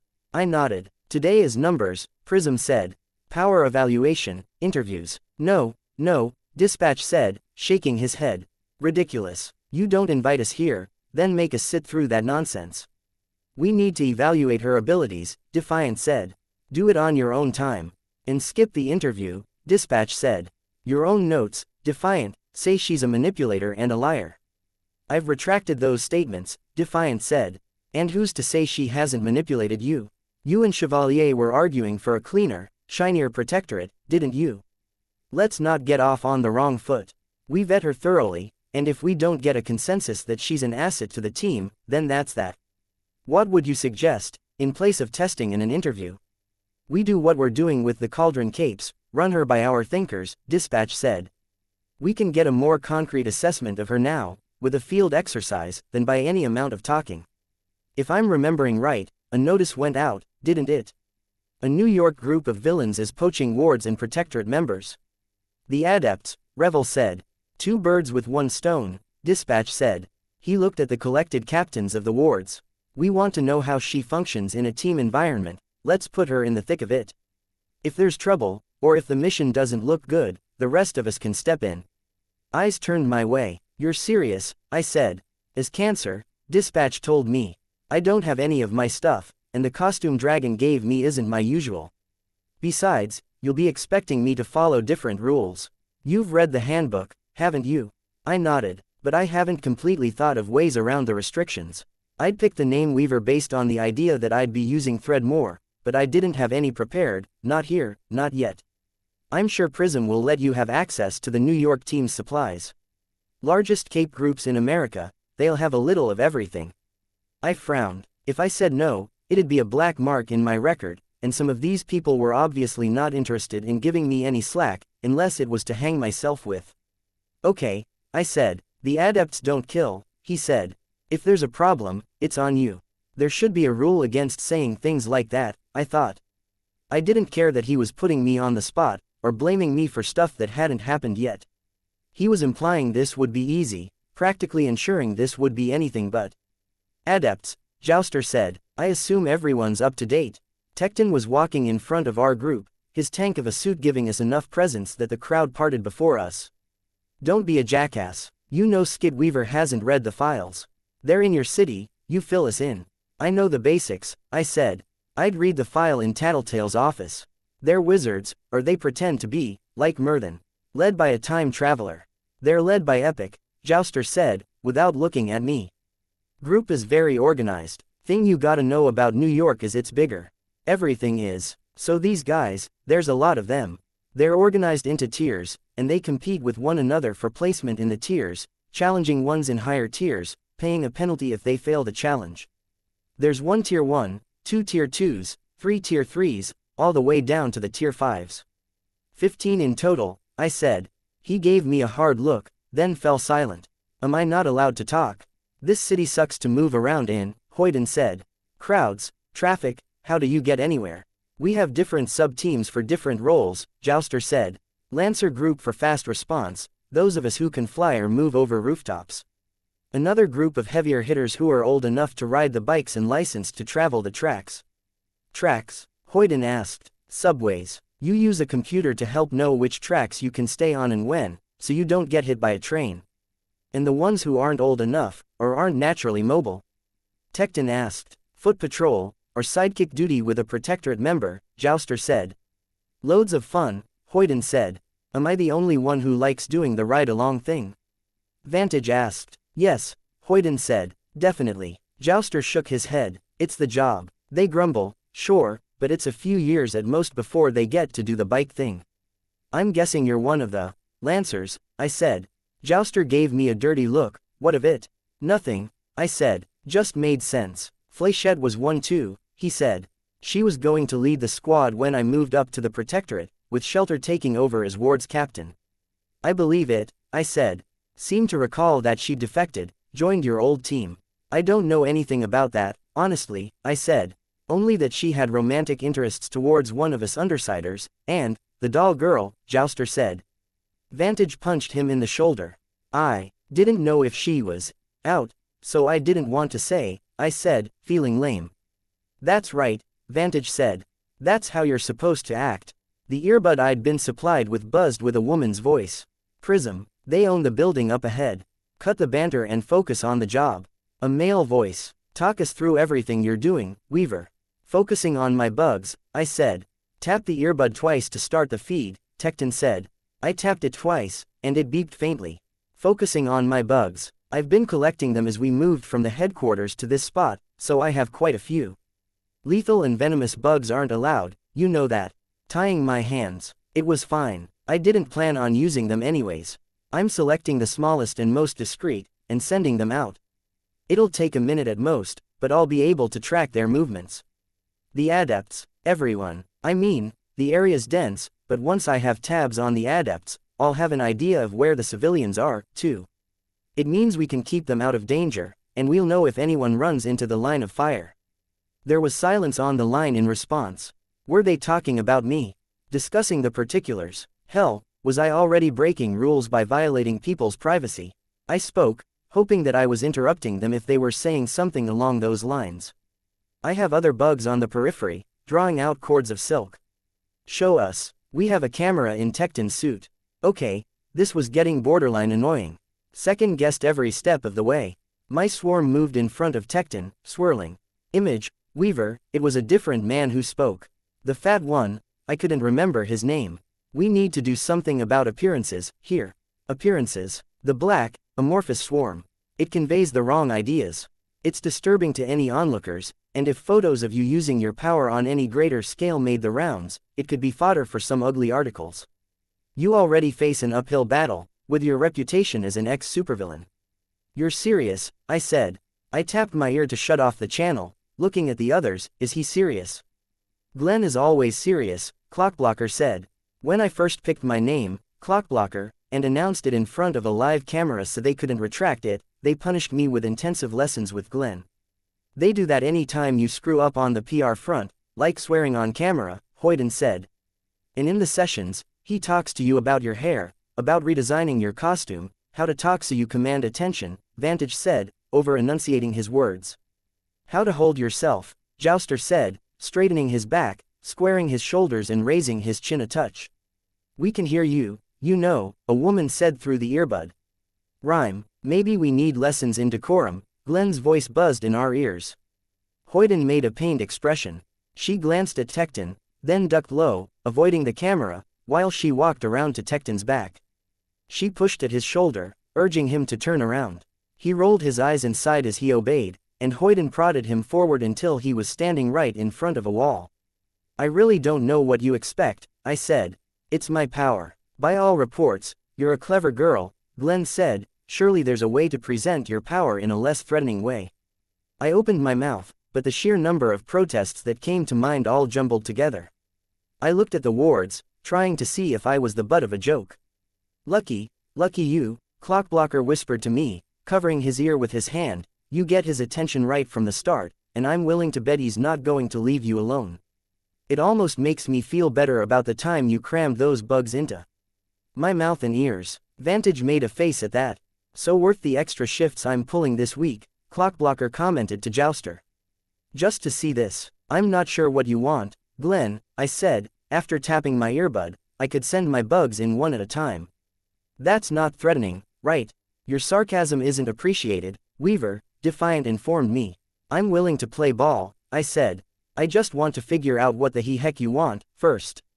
Do you want, like, ladybugs? There's color there, a nice red cloud. There's only, 212 ladybugs in my range. But I could use them. Or, butterflies. There's more butterflies than ladybugs. I accessed the butterflies in my swarm, drawing them to me. Techie, Hoyden said, turn around. They'll love this. Tecton, he mumbled, stressing the word. I hate techie, tech geek, and all those names. Just like I hate being the camera guy, the guy who the PRT gets to fix the vans when they want to cut work early. I drew the butterflies into formation, a stream of them following after one another. I just want you to realize that this is what you'd be asking me to. Yes, Glenn said, cutting me off. Excellent. They did say you were smart. You're serious, I said. Clockblocker was laughing silently, his shoulders shaking. Serious as cancer, Hoyden mimicked her superior. All Glenn cares about is the image, the PR. Up to you to figure out how to hold yourself like a lady, while you're dealing with street thugs with guns. You would know, Hoyden, Glenn said. I'd hoped something would sink in for you, with you having more meetings with me than anyone has in the past year. Stick to business, please. Where did you get all those butterflies, anyways? I think it was Rhyme, on the comms. Rooftop gardens, I said. There was a whole block with older buildings and a garden on every roof, while we were heading this way. Lots of balcony-mounted flower troughs, too. We'd need to get you a steady supply, Glenn said. I wonder how we arrange that. They're really going to make me the butterfly girl? I asked. Clockblocker only laughed harder. I was pretty sure he was faking it, at this point. He couldn't find it that funny. If this is a problem, Defiant said, the earbud's digital sound only compounding the faint digital note of Defiant's voice, we can cancel the job, take a few days to discuss the tools you need to do the job effectively. The worst of both worlds. I'd be backing down, they'd probably argue for this as a way to keep me tame, and I'd look disobedient. No, I said, you want me to use butterflies, let's do that. For real? Hoyden asked. I nodded. We're picking a fight with the adepts. This is only a branch, Prism said, over the comm. They have 3 primary properties. They don't hold territory, so the local gangs leave them be. The idea is to discourage them. Fight only so long as you're confident you'll win. Communicate what's going on, and we'll step in if need be. With luck, this will be a setback for them, and cause to stop headhunting from our side. Okay, I said. Who's in charge? Me, Jouster said. It would be weird to not be the leader, after heading the Undersiders. You okay with me as Rakan? Suppose you have to be, if you're limiting yourself to butterflies, he said. I wasn't going to limit myself to Rakan, I said. You'll tear them to shreds with butterfly bites, Vantage said. Do butterflies bite? They don't have mouthparts that can bite, I told him. They have proboscises. So are you like, super smart or something? Hoyden asked. No, I answered her. Don't get distracted by the new member, Jouster said. I noted what my bugs were telling me. There's 3 of them inside. 2 men, 1 woman. The men have groupies with them, I think. In their bedrooms. There might be more, but they don't have costumes on. They should have numbers on their sleeves. Roman numerals. I can't really see through the bug's eyes, I said. 1 second, I found the woman, sitting on the couch, a laptop on a coffee table in front of her. The bugs traced her sleeve. It's not embroidered, I can't sense anything raised, and the bug's eyes can't make out the letters. Sorry, check the surroundings, Jouster said. Tools. The group's practices involve using tools, ritual, rites, chants, and all that crap to try to achieve better control over their acolytes. Kind of makes sense, I said. Abilities get stronger when you're in a mental state closer to how you were thinking before your trigger event, so, wait, what? Clockblocker cut me off. Yeah, I said, I triggered while I was in a locker. I've been thinking, I get just a little stronger when I feel trapped, or when I despair, or when I feel betrayed. My range extends. It doesn't matter, Jouster said. 3 of them, no tools, sort of a tool, a rod, short, barely a foot long, and blunt, no barrel or anything. Carved, I think, not sure, Jouster said. Doesn't ring any bells, but if you look, I pointed. There's birds. Usually they'll pick off a few bugs that get too close, but they aren't moving. And there's some inside, Jouster asked. 5 birds in cages inside the apartment, I said. Felix Swoop, Tier 3 member of the group, Jouster said. Master Blaster hybrid. Controls birds, but not as much control as you seem to have. Thing is, he applies fire immunity and pyrokinesis to the birds, programs them with movements. You said he's distracted. I noted Swoop's presence in the bedroom, tried not to pay too much attention to the particulars of what was happening inside. Definitely occupied. Let's move, Jouster said. He began striding across the street. He raised his voice, back away from the building. No reaction from the men in the bedroom or the woman on the sofa. They couldn't hear it. I directed my swarm. Bugs moved through the crowd, and I organized the swarm so it was surrounded by butterflies, masking the core of the disturbing black swarm within. Cheating, maybe, but I'd do what I had to. The irritating part of this was that I had to look at the swarm to make sure everything was in place. It had become natural sooner or later, but I really didn't need more handicaps. Back away from the building. You can watch the fight, but watch from the other end of the street, I spoke through my swarm. So weird, to be doing this with a veneer of legitimacy. What are you doing, Weaver? One of the capes asked me, through the earbud. Warning the crowd, I can mimic my voice by using the sounds my swarm produces, only I'm using mainly butterflies. A bit of a fib, but it would fit what Tecton was seeing by way of his camera. Keep us updated on your thought process and strategies. Jouster led the way into the building. I'm using the silk cords I prepared earlier to hamper the birds on the balconies, I said. There's a pigeon roost above, but I'm covering the door, so hopefully Swoop won't have access to all of those pigeons. And I've got other bugs surreptitiously gathering in the clothing that Swoop and the other male discarded. I'm assuming I can use the scarier bugs if the public isn't about to see. That goes against the spirit of what I was talking about, Glenn told me. Yeah, Hoyden said, from just behind me, you should want to use butterflies and butterflies only. Tecton pushed the door open, splintering the lock and snapping the chain with just the strength of his power armor. Tecton in last, Prism said. We'll want eyes on the scene. I'm the toughest of us, Tecton protested. Don't flatter yourself, Hoyden said, patting his chest as she walked by. 2 upstairs there, with 2 more that might be initiates, might be civilians, I said, raising my voice a fraction. I pointed in the direction of the 2 men. I moved one hand to point at another point. 1 woman there, all 2 floors up. I hung back as the heroes ascended the stairs, and got to see as Tecton placed his hands against the frame of the door. Let me know when, he said. Embrace yourselves. We'd gone over the powers in this particular group before we left. I knew what Tecton and Clockblocker were capable of, obviously. That left Vantage, Jouster and Hoyden. I could track them as they broke into the apartment. Jouster's Blaster Striker hybrid power involved his lance, a power that conducted along the usual channels, only the form it took varied. He speared through the computer, then swung the blunted side of the weapon at the couch. The woman rolled out of the way, and energy rippled away from the lance, freezing and shredding cushions. He could choose the effect, making it fairly versatile. Concussive blasts, fire, ice, lightning, suction and disintegration, among other things. Trick was that he had to hit to deliver the effect. The advantage, conversely, was that he had another power. With a brief-lived burst of superspeed, he closed the distance to the woman, coming to an abrupt stop just in time to kick her in the midsection. Clockblocker followed, stepping forward to touch the woman and freeze her. Woman is Paddock, Jouster said, through the earbud. Caught her, Clockblocker said. Hoyden and Vantage were already breaking into the other rooms, interrupting the men and women at play. Vantage had super strength, but his strength and reflexes scaled up as the number of opponents rose, with diminishing returns. He wasn't especially durable, but he packed short-range teleports. Very short range, a matter of 2 or 3 feet, at best. He teleported to help close the gap to swoop and slammed one hand into the man's collarbone. The woman scrambled for cover. Anyone want to break the wishbone? He quipped. The other man raised a hand at Hoyden, and she stopped in her tracks. He almost leisurely stood, taking the hand of the girl beside him, then reached down to collect his robe, and recoiled in horror at the bugs that festooned it. He couldn't get to the rod, whatever it was supposed to do. Heads up, Hoyden's ensorcelled or something, I said, communicating through the earbuds. Nah, I could hear her speak through the earbud. She caught the cape from behind, then hurled him through the doorway, at Clockblocker. He stepped on the man's bare back, and the man was frozen. Cape 2 captured, Clockblocker said. Hoyden was one of the capes with a mess of powers. Things she hit exploded, things that hit her suffered a retaliatory explosion.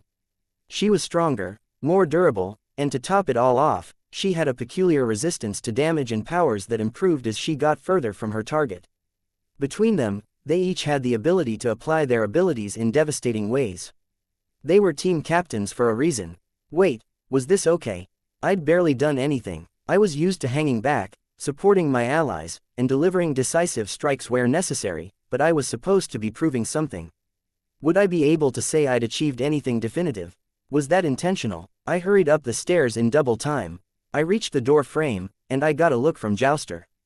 Definitely intentional. He'd had his team bulldoze through the capes, leaving nothing for me. I'd provided recon, but would that be enough? Securing the bystanders, Clockblocker said, from across the room. He approached one of the women, and she made a squeak of alarm as she jumped back from his reaching hand. Shish, it's okay. Doesn't hurt. If you've done nothing wrong, there's nothing to worry about. You'll wake up in a few minutes, visit the police, and then go home. She glanced at Jouster, as if looking for confirmation, and Clockblocker touched her, freezing her. The other woman was pulling on pants, the kind of skinny jeans you pulled up inch by excruciating inch, if you were lucky enough to have actual hips. She still wore a black bra, and way too much eyeshadow. Last one, Clockblocker said. You can call in the PRT vans. She buttoned up her jeans, then ran her thumb along the chain that ran from her belt loop to her pocket. Wait, I said, the chain, there were charms on it. Those charms. My embellishment, she said. Shit, Jouster said. Clockblocker lunged, but she leapt back. Landing on his hands and knees, Clockblocker reached out, firing the fingertips of his glove at her, each trailing cords that extended to his gauntlet. 2 of the cords looped around her limbs as they made contact. Thick, I noted, not fishing lines that might cut when they were frozen in time. He froze them, then freed his hand from the glove. She was immobilized. It wasn't enough. It's standstill, Jouster said. He broke into a run, charging her with his lance held ready. 13th hour, now, she retorted. Her eyes flared with light, and I felt my body jolt. Tecton, I spoke through my bugs. My heartbeat slowed to a glacial pace, my breathing slowing. My outstretched hand started drifting down, the strength to hold it up slowly leaving my body. 13th hour collapsed, going limp in the midst of Clockblocker's suspended wires. Jouster, mid-stride, did much the same. My thoughts were slowing down, volition gone. The others were the same. My sense of time, I was reminded of a dream I'd had, of being put under a spell by Coil. Scopolamine. Clockblocker's power wore off the various adepts, one by one. They composed themselves, dressing. Swoop dialed a number on his phone, approached the sleeping 13th hour while holding it to his ear. He lifted her chin and kissed her, staying beside her to catch her as the cords were released. Spot of trouble, he said, with a faint accent. Australian, British, wouldn't mind one of the top tiers. They'll have reinforcements. My eyelids drifted closed. I didn't have the will to raise them.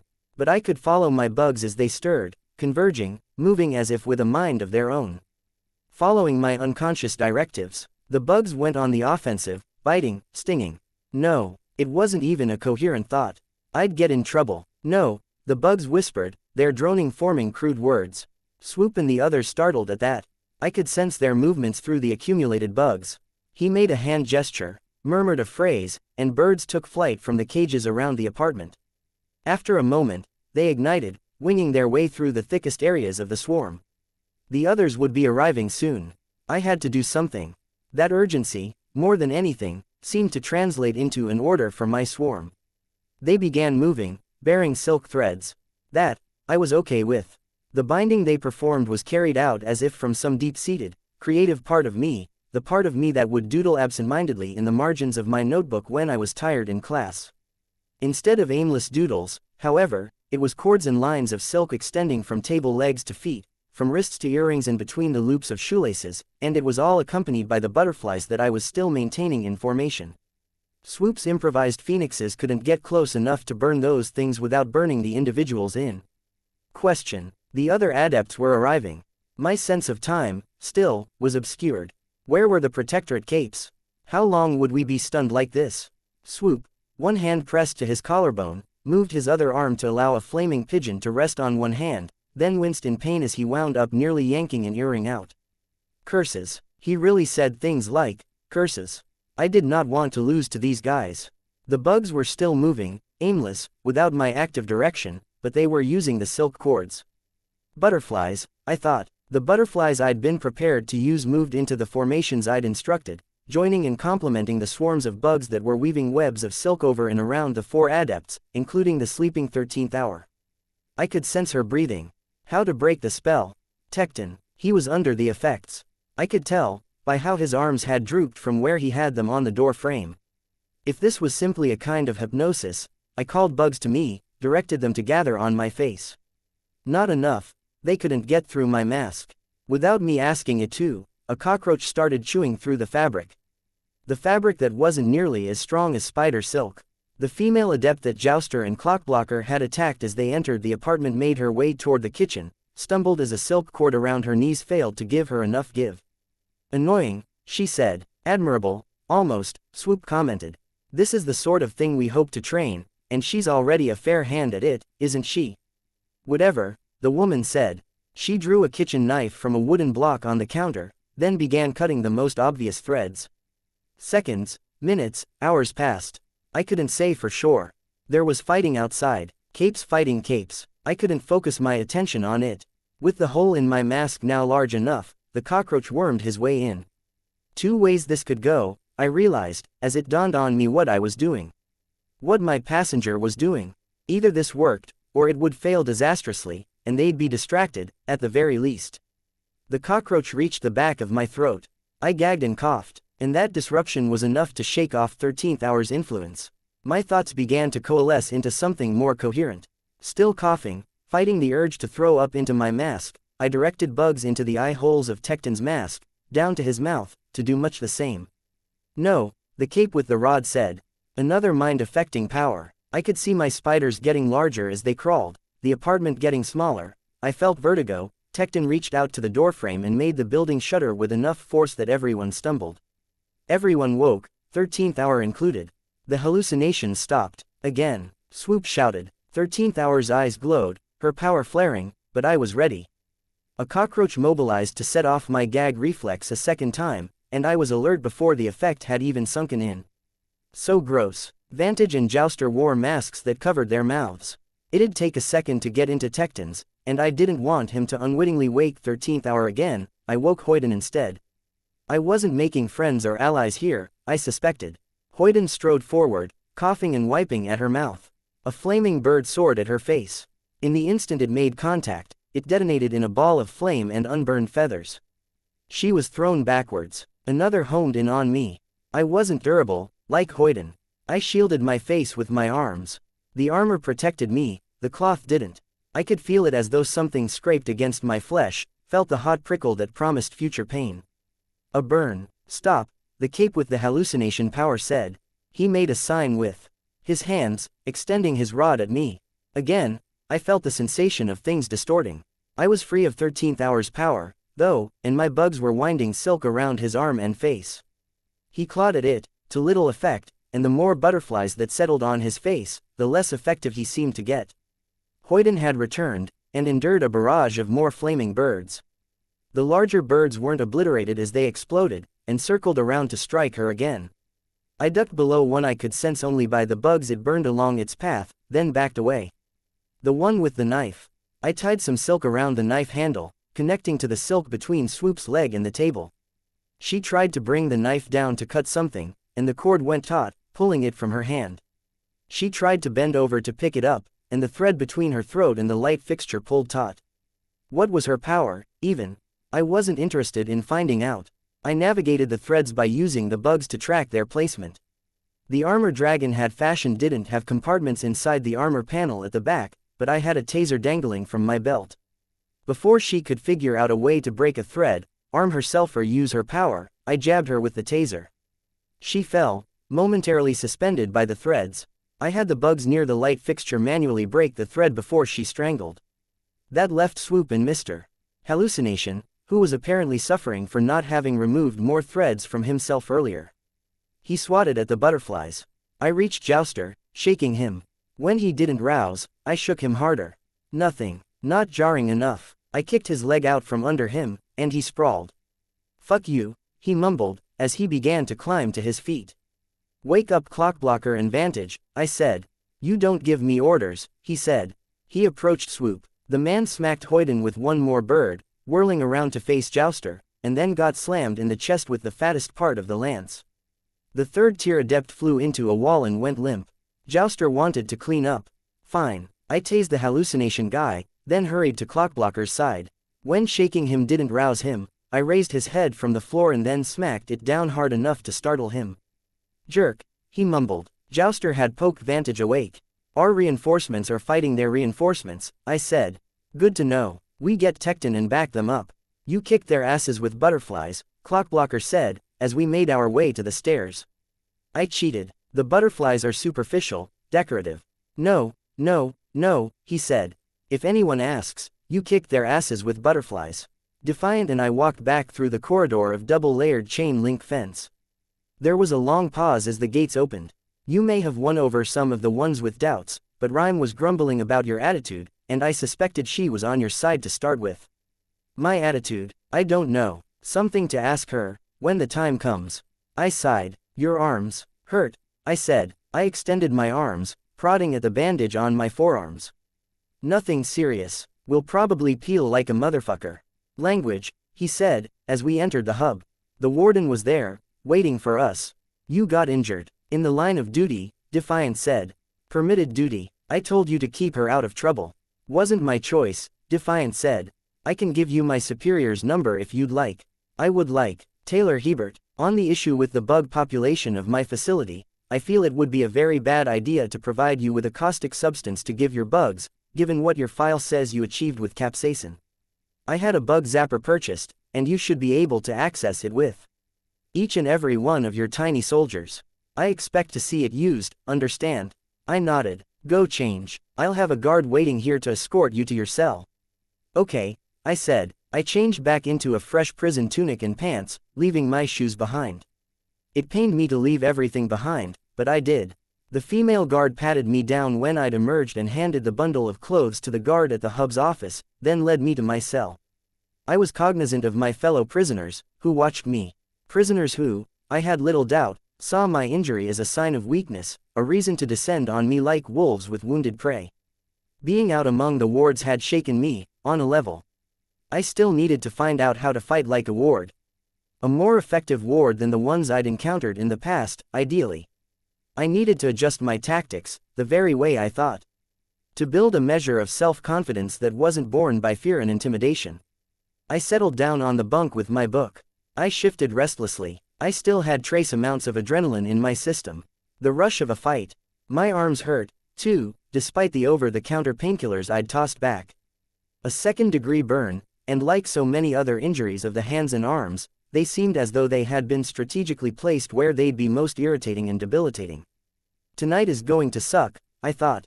How was I supposed to get comfortable like this? My bugs found the bug zapper, and I began systematically eliminating every cockroach, louse, fly and ant in the building. The spiders, I kept on hand, directing them to the burned corpses. They could breed, in time, and I could put them somewhere where they wouldn't encounter any people. Breaking the rules, maybe, but it was something to occupy my thoughts. It made me feel just a little safer, a little more like myself. Chapter 240, Drone 23.2. Every part of the Las Vegas team's reaction to our arrival screamed dissatisfaction. Folded arms, the way none of them would meet our eyes, the very way they were positioned, so they were just enough in our way to make it clear they didn't agree with what was going on, but not so close as to be with us.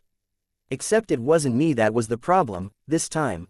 Satirical, satyr for short, wore a helmet sculpted to look like a goat's head, the mouth in a perpetual smile. On a good day, I imagined his eyes were bright with mischief, his shaped eyebrows quirked behind the large eye holes of the helmet. This wasn't a good day. There were circles under his eyes, and he glowered. With the smile on his helmet, it made him look, I didn't want to say deranged, but it was the word that sprung to mind. His bare chest was muscular, waxed hairless, the belt and leggings of his costume slung low enough that I could see the lines of his lower stomach that pointed to his, yeah. It was admittedly distracting. It was meant to be distracting. Nyx, Blowout, Leonid and Floret joined satirical in their anger. Heroes in more flamboyant and colorful costumes than normal, their moods a contrast in how dark they were. Spur and Ravine seemed more lost than angry, but the way they retreated into their group as we passed told me that they would side with their team over us. If there was something to be said, words of encouragement or apology, nobody I was with seemed ready or able to come up with them. We approached the elevator and made our way down, and none of the local heroes joined us. Thoughts? Vantage asked me. For a city like Las Vegas, I'm surprised the building is so, I trailed off. Dull, like a giant tombstone, no windows, I said. Just the front door, walls all around it, no decoration except for the PRT logo on the face of the building, no lights except for spotlights. Stands out, Vantage said. There's contrast, and it's required. Vegas is one of the worst cities for sheer number of villains, Rhyme said. Her entire demeanor was rigid, which maybe fit in a way with her ice powers. Vegas employs a group of unsponsored thinkers and tinkers to monitor the venues, much like the PRT does with the economy, ensuring that everything is above board, that everything is being conducted fairly and that the numbers add up. Vegas changed as a result, developed a different Cape dynamic. In Los Angeles or New York, it's the people who can blow down buildings that are seen as true, heavy hitters. Here, they're trying to game the system, and the heroes are trying to game them. In Vegas, it's thinkers, tinkers and strangers who rule the underworld. A different sort of cops and robbers, I said. Cops and robbers? Vantage asked. A way my teammate once explained it to me. The, for lack of a better word, healthy way for heroes and villains to be, is for all of this to be a game of sorts. Trading blows, counting coup, but ultimately leaving the other side without any permanent damage. Counting coup? Leicester asked. He was the sole subordinate that Vantage had brought along. Rhyme, by contrast, had brought Usher and Arbiter from her team. Prefab from San Diego had shown up as well. I explained, the term came from the Native American style of warfare. In a fight, one person makes a risky, successful play against the other side showing their prowess. They gain reputation, the other side loses some. All it is, though, is a game. A way to train and make sure you're up to snuff against the real threats without losing anything. Except, Rhyme said, things escalate. One side loses too many times in a row, they push things too far. And there's always collateral damage. I notice civilians don't factor into that explanation. I'm not saying I agree with it 100%, I said. I didn't, even from the beginning. But it sounds like what you're describing. Rhyme shook her head. No, the Strip is dying. Every successful job the villains pull causes catastrophic damage, sees venues shutting down. More villains arrive, hearing of the last group's success, or because there's room for them, and they settle in the more desolate areas. The problem feeds itself, gets worse. This building is a fortress and a prison because that's what the city needs, that's how bad things have gotten. And the heroes, flamboyant, as brilliant and attention-grabbing in the open as the villains are discreet and hidden in plain sight. The Vegas team is largely made up of strategists, charlatans and borderline scoundrels. Individuals who can foil cheats and frauds, or throw a wrench in the works of the local masterminds, who think like they do. Which is why this is such a problem. The last sentence had a note of finality to it. I decided not to push my luck with further questions. We made our way out into the corridor with the cells. It was deeper, more developed than Brockton Bay's. There were 2 tiers, with one set of cells above the other. Rhyme moved her phone next to a television screen, then tapped it. There was a pause as a row of black squares with white outlines gradually lit up. She leaned forward a little, her hand resting against the wall beside the television. The screen came alive. I saw a man in a cape uniform within, without a mask. He had albinism, to the point that the velvet purple of his costume overwhelmed the little of his skin that was showing. The irises of his eyes were a dark pink.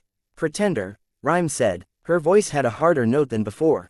What have you done? Don't place all of the blame on me. You forced my hand. No, she said, there had to be another way. You could have admitted. A death sentence, he said. You're an upper echelon cape now, and you have the clearance.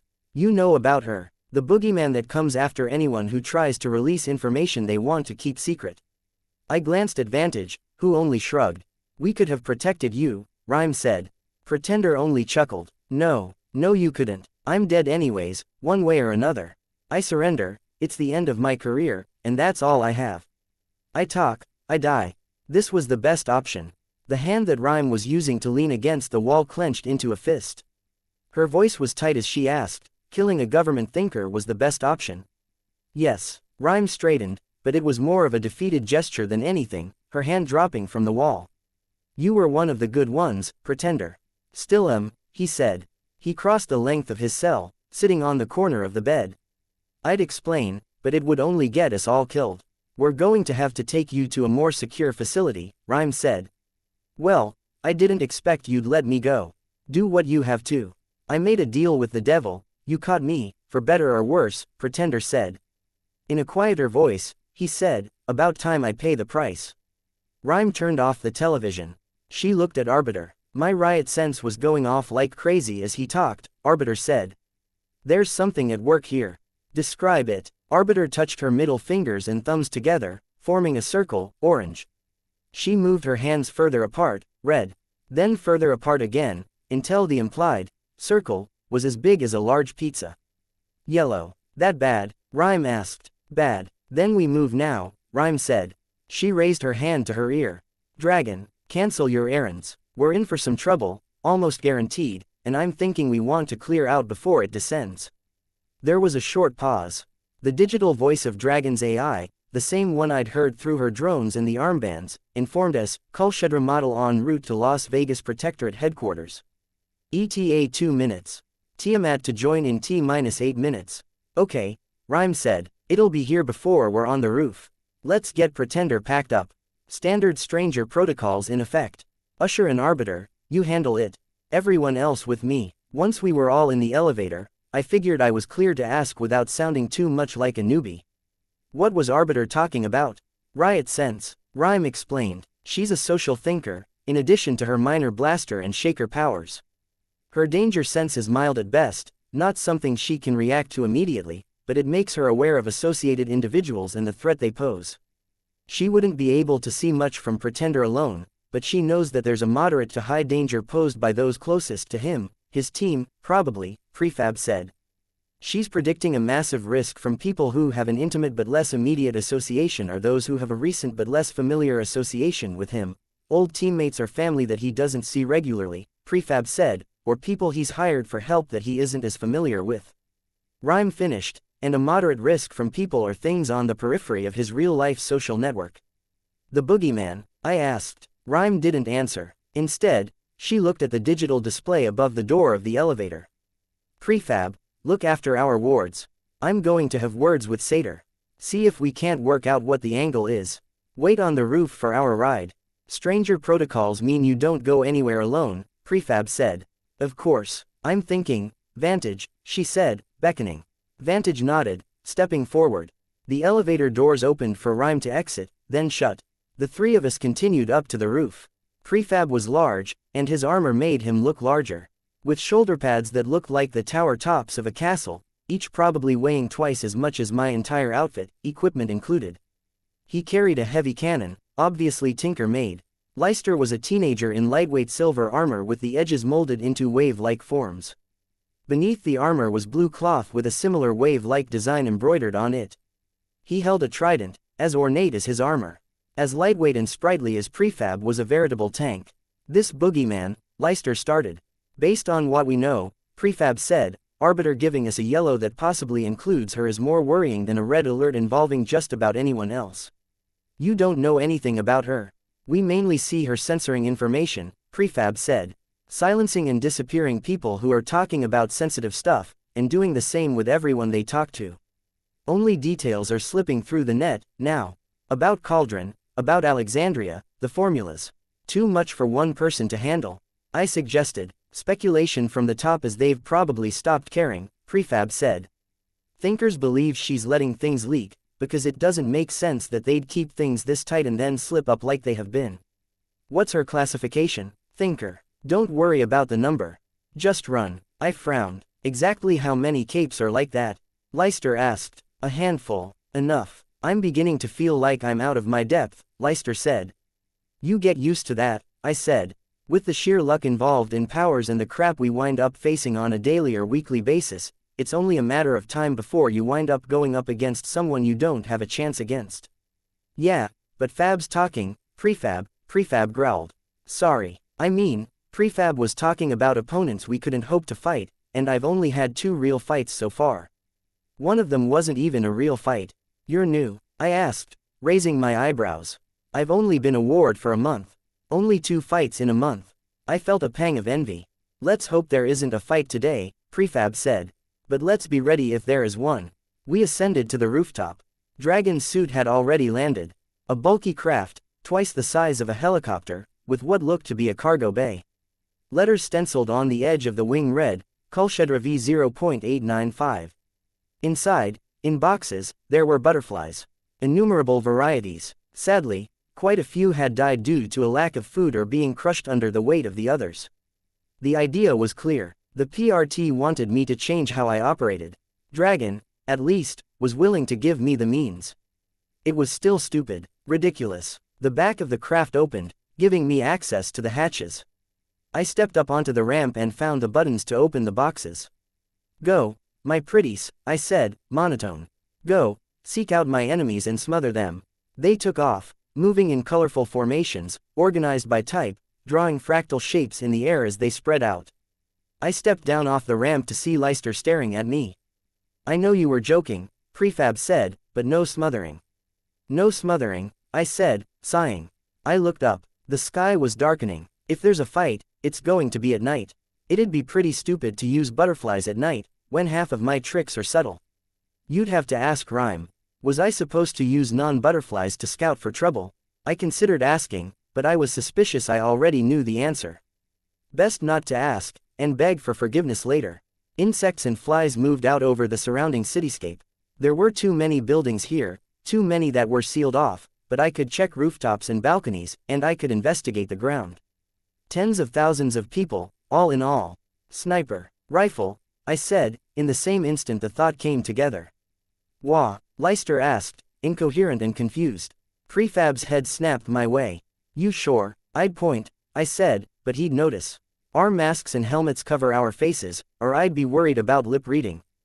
Don't panic, don't give away that you're afraid. Into the craft. Go, Prefab said. I nodded, wishing I had my real costume, though I knew it might not be tough enough to withstand a bullet from a sniper rifle. Prefab was the last to step inside, slowing down as he approached the ramp. I could see light glittering around the edges of the roof, growing more intense over the course of seconds. 10, 15 seconds passed, until there was more of the light than there were spaces in between. The light was most intense near the edges. In a clap of thunder, a rush of wind and a flare of anti-sparks, crenellated walls appeared, extending 15 feet up from the lip of the roof's edge. The sparks, such as they were black at their core, surrounded by shadow. They spun in the air before drifting to the ground, where they flickered out of existence. Does that block his line of sight? I can make them taller, Prefab said. I don't think he has the right angle to shoot over the wall, I said. No weapons, costume. I used my subtler bugs, but he was already packing away the rifle in record time, then swiftly moving away from the roof's edge. He brushed away my bugs as they converged, kicked a hatch open with his foot, then climbed inside with a speed that almost made me think he'd fallen. Only the fact that the hatch closed firmly after him convinced me otherwise. The only way he'd have evaded the swarm like that was if he'd known what I was doing. No costume, I said. He brushed away the bugs before I could get anything substantial, but I think, glasses. And a dress shirt. I think he noticed what my bugs are doing. That's rare. We've got trouble, Prefab said. I realized he was using his phone. Sniper on a rooftop nearby. Possible thinker. Barricades should make for safe elevator exit. We're on our way up, Rhyme said, through the speaker. 4 capes in the containment box. Hold position, play safe. If Pretender arranged a jailbreak, he won't have just one person working under him. Arriving in 8, 7, 6, 5, 4, 3, 2, 1, the elevators opened. Rhyme, Arbiter, Vantage and Usher made their way out, wheeling a box along with them. Password, Prefab asked. 23 Aleph Pater Newfoundland Washington Vicaire, Rhyme said. Arbiter's group is already confirmed, they haven't left my site. First half of your first password. 893 Cyan, he responded. And the other 2 are clear. Good, let's move. A hand. Prefab gave Rhyme a hand in moving the box. It couldn't have been comfortable. 4 feet by 6 feet by 4 feet. Enough to stand in, but not enough to lie down. The thing had 4 wheels, and was dense enough that it took some muscle to get it up the ramp. I would have joined in, if I didn't fear I would get in the way more than I'd help. I wasn't the strongest person around. Fit, yes, but not strong. Instead, I focused on bringing my butterflies back. I couldn't get them all back in time, but a loss of 100 or so wasn't a tragedy. A loss of all of the butterflies wouldn't be a tragedy. I'd feel bad, if only because of the trouble Dragon likely went through in acquiring them, but yeah. Gosh, if they all just happened to die or get left behind, maybe I'd have to use something else. Tragic. They finally managed to settle the box at the center of the cargo bay, pulling a switch to close clasps at the base of it, lowering a solid metal pillar from the roof to the top of the box. I doubted it would budge if someone crashed a bus into it. I called back some of the butterflies closest to me, keeping others around the building with the sniper. He hadn't set up again. I'm worried about that sniper, I said. If he was coming after us, why is he giving up so easily? If he wasn't coming after us, who was he after? A civilian. Identify the building as we get airborne. Through a window, I asked, looking forward, to the head of the craft that looked out onto the city. Bulletproof glass or no, let's stay away from the windows for now, Rhyme said. Kulshedra, show Weaver what your cameras see. Monitors changed from red text on a black background to high-resolution images of the surrounding walls and rooftop, a different image for each one. A second later, the ramp closed, and we took to the air, the craft vibrating softly. I studied the monitors, watching, getting a sense of the surroundings and of which buildings corresponded with what I was looking at. Kulshedra, I said, pretty sure I was mangling the name, the leftmost monitor on your left side. Zoom in, a little up and left. There. Building to the left of the one in the dead center. I tapped the screen as the ship highlighted the building in question. Good job, Weaver, Rhyme said, peering at the monitor. Was on the roof, moved below through hatch when I used my bugs. Hasn't left the building, I said. Rhyme touched her earbud. Vegas teams, be advised, armed individual in a building at 125 West Sahara. It's port, Leicester murmured to me. Huh, you said, left side of the ship. It's port, isn't that boats? I asked. Can be aircraft. Best leave it, Vantage said. Leicester's a little stubborn. So am I said. Maybe, tenacious, is the word you want, Vantage offered. There aren't a lot of people who get knocked out and still manage to win a fight. Are you all this pedantic? I asked. Vantage only laughed, though I saw Rhyme glancing at me, and she didn't look pleased. Alexandria was always hard on us, Arbiter said. Her voice had a strange tone to it, oddly melodic, getting us to focus on grades, extracurricular stuff, on top of what we did as a part of the team. We were challenged to be better than the other teams in everything, academics included, Vantage said. But we were the only team with a leader who cared about it. Except the Capes in Fresno, Arbiter said. I was still a ward, then. Vantage smiled. Oh yeah. The bastards in Fresno. They caught on, probably because we were complaining so much. Small team, but they started studying like crazy, just so we'd be in second place, academically. Didn't matter why we were second, Alexandria was still annoyed at us. All those sermons on being top-notch, on acting like the people we wanted to be, and, she turned out to be a monster, Arbiter said. A monster slain by Weaver. Here, Usher spoke. All at once, I felt very on the spot. Each of the Capes here, Rhyme and Prefab excluded, had worked with Alexandria in some capacity. Except Rhyme and Prefab were team leaders, and Defiant had commented on how every Cape in a position of power had some experience working under the Triumvirate, so even they knew her to some extent. Weaver did what had to be done, Rhyme said. Not pretty, not kind, but sometimes you have to use a knife to cut out a cancer. All eyes were on me. Nobody was speaking. I asked you to come along on this job for a reason, Weaver, Rhyme said. I've read the incident reports that involved your interactions with the PRT and the groups under the PRT's umbrella.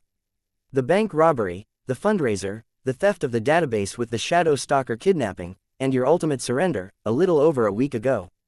I nodded, not sure where she was going, not wanting to interrupt. On the latter two occasions, you and your team perverted the natural course of justice. You pretended to be defeated by Shadow Stalker in order to ambush the wards, and you later surrendered, only to get off rather lightly for your crimes. I think I follow, I said. I glanced at the others, but they were all busy trying not to look like they were listening to our conversation. Rhyme nodded. It's about, the ship lurched, and Rhyme broke off mid-sentence to catch herself before she fell to the floor. Usher fell and nearly slid across the floor, but Vantage caught him. Kulshedra, Rhyme shouted, report, incoming fire, taking evasive maneuvers. The sniper, I said. Not likely, the ship reported. Unless the sniper is capable of moving great distances, he is approximately 0.735 miles away. The missile came from a perpendicular direction. Missile, Leister asked, sounding very alarmed. Projectile, the ship corrected. Humanoid in shape. I saw Leister relax a fraction at that, which I found oddly charming. He was relieved it was just a person. Experience told me that small to medium-sized explosives were less daunting than the prospect of fighting an unknown parahuman. Let me out, Kulshedra, Rhyme said, before they attack again. Follow my orders on comm channel 2. The back of the ship cracked open, and wind rushed into the cabin. Several of my butterflies were torn free of their roosts. Prefab's in charge, Rhyme said. Got it, Prefab answered. Usher, Rhyme asked. Hit me. Usher didn't respond, still struggling a bit with his precarious position, holding on to Vantage's hand. He did close his eyes, and Rhyme began to glow, a sheen radiating over her hair, skin and costume. With that, she was gone, pushing her way out of her seat, leaping and taking flight, flying out of the open hatch. An instant later, the ship swayed again. Prefab used his power to create a short half-dome over Usher. The back hatch closed, and Usher was finally able to relax, with solid ground and something to hold on to.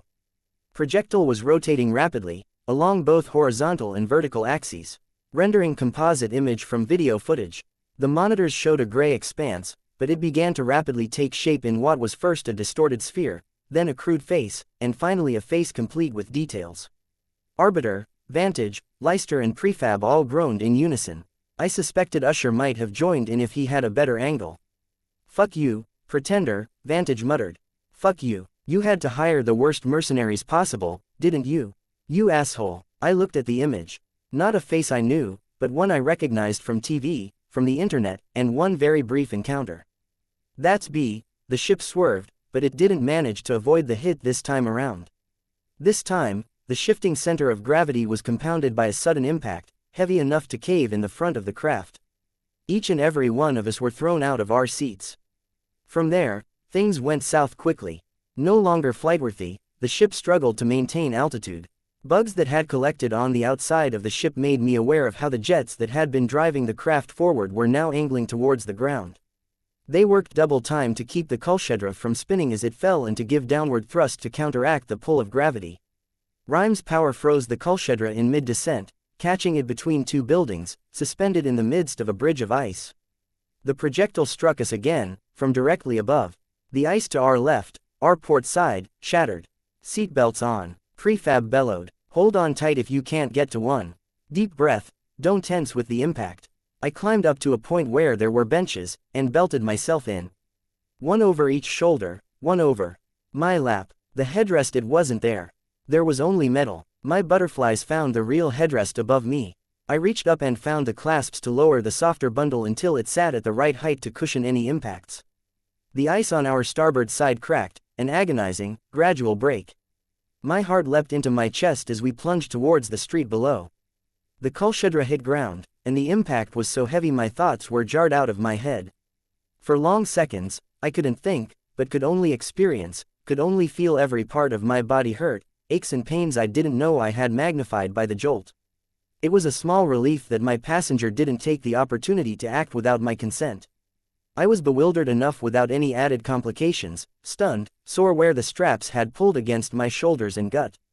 Cultivation, prefab shouted, lights on, auxiliary offline, emergency lighting failed in 6 attempts carried out in 2 seconds. He said, drawing out the sound, damage report. AI Bank 1 offline. Aux offline. Propulsion offline. Weapons offline. Helm offline. Why are you speaking strangely? I called out. AI Bank 1 offline. Advanced linguistics, memory, geography, enough, prefab said, cutting it off. I almost told him to let it continue, just so we had an idea, but he was the boss. Protectorate, wards, sound off. Prefab shouted. Arbiter, fine. Vantage, mildly injured, Vantage said. My hand. Usher, bleeding from a bad scrape, but otherwise okay. Weaver, I said, I'm fine. There was a pause. Leicester, prefab asked. Mostly okay, Leicester said, but his voice sounded strained. Took a hit to the gut. Let's get ourselves sorted out, prefab said. If you can reach your phones, use them for light. There's an exec on the second page, if you haven't mucked with them to add 10 pages of games. Don't, Leicester said, still sounding odd, don't diss the games, when you make us sit around waiting for stuff all the time. I didn't get a phone yet, I thought. But hey, I've got the damn butterflies. At my order, the butterflies that had been clustered on the outside of their cage took flight, spreading out over the ship's interior.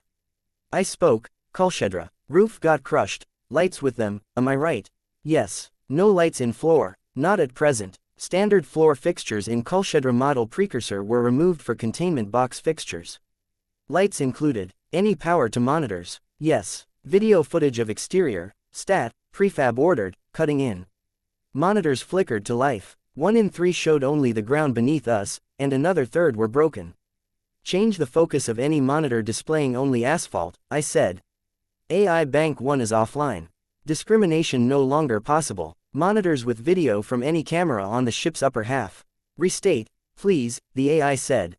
Never mind, I said. 9 working cameras, 4 on port side, 5 on starboard, am I right? Yes. I worked on unbelting myself, ensuring my legs were fixed in the bars beneath the bench, so I wouldn't fall. Label monitors with numbers from 1 to 9. 1 by 1, the monitors displayed numbers instead of the video feed. Weaver, prefab said, this isn't helpful. We need information on our surroundings. No immediate threats nearby, according to my swarm, I told him, checking with my bugs. Ship, monitors 1, 3 and 7 weren't displaying a usable feed. Restore a feed to each other monitor. The videos reappeared. Monitors 2, 6 and 8 are broken and are not displaying anything coherent. Display white instead, maximum brightness, on those screens and any ones not displaying any video. Monitors lit up. It wasn't much, but it was marginally better than what the Protectorate issue phones were granting. How the hell do you know your way around this thing? Vantage asked. I could see him below me, one hand outstretched, the other held behind his back. Defiant and Dragon have been ferrying me between the PRT and court, and between prison and these little field exercises, so I've gotten a sense of them, I said. And I fought a bunch of others back in Brockton Bay. You figure them out, kind of. I saw that bit about Dragon's visit to Brockton Bay in the news, Vantage said. Here, fall. I twisted myself around until I hung by my hands, then let myself drop from the bench. Vantage caught me with the one hand. The others were getting themselves sorted out. A few minor injuries, but it wasn't as bad as it could be. My head snapped around as our opponent landed just outside the ship. She let go of her companions, setting them down on the ground beside her. "Hello," a girl's voice sounded over the system. I had to turn around, checking all of the cameras, before I found the one where she was displayed, upside down. "Ship, flip monitor, monitor 4, 180 degrees vertical," I said. It flipped the right way around. I could see a young girl on the opposite side. She was flanked by two other small children, one a male with a widow's peak and a severe expression for his age, 10 or so, the other a girl of about 12, in overalls that ended at the knee, a star at the chest, and far too much makeup. "Fuck me," Vantage muttered. "Bambina brought her team. Come out and PLAAAAAY," Bambina called out. A second later, she leapt. The small detonation that followed in her wake was quenched by the appearance of Rhyme's ice crystals. "Snipers active," Rhyme's voice came through the earbuds. She was panting. "Deliberate, accurate shooter. I've taken 3 bullets, ice armor took most of the force out of the shots. Bambina is accompanied by Starlet and August Prince, Shooter's shots ricochet. Can't dodge. There's wounded just outside craft. Traffic caught underneath when you fell. Stop talking and get inside," Prefab said. "Can't close the gap to the Cultivation without getting shot again. He's cutting me off. Use crystals to form a wall. Get inside, damn it," Prefab said. "Ricochets," Rhyme stressed. I found her with my bugs, setting them on her costume. She's okay, just fleeing from Bambina and Starlet. The shooter doesn't seem to be targeting the kids. My power makes her immune to Bambina, Usher said. Maybe to the explosions, I said, but the impact. Or something else, he frowned. They're not on the same side, Arbiter said, the shooter and the child villains. Good, Prefab said. Bambina collided with the Cultivation again. It rocked, nearly tipping over onto one side. Cultivation, Prefab said, open ramp. The ramp opened, and I sent the butterflies out. Nothing substantial, but it was something. Okay, not really, but it was an opportunity to lay out some silk. I emptied the reserves I had contained in my costume. Prefab began working on a structure, forming it out of the same flashes of light and sparks of darkness he'd used before. It took time to pull together, and the way it joined with the wall next to it, it didn't seem like he was designing it on the fly. Similar to Labyrinth, but it was only natural that powers might run in parallel. The shooter wasn't in my reach. Bambina was horrifically mobile, bouncing off of walls in the street, creating explosions with most of the impacts. Her teammates were along for the ride, apparently unscathed by her power. Going on the offensive would be hard, even if I was using my full complement of bugs. I was having a really hard time justifying Glenn's rule on pretty bugs only.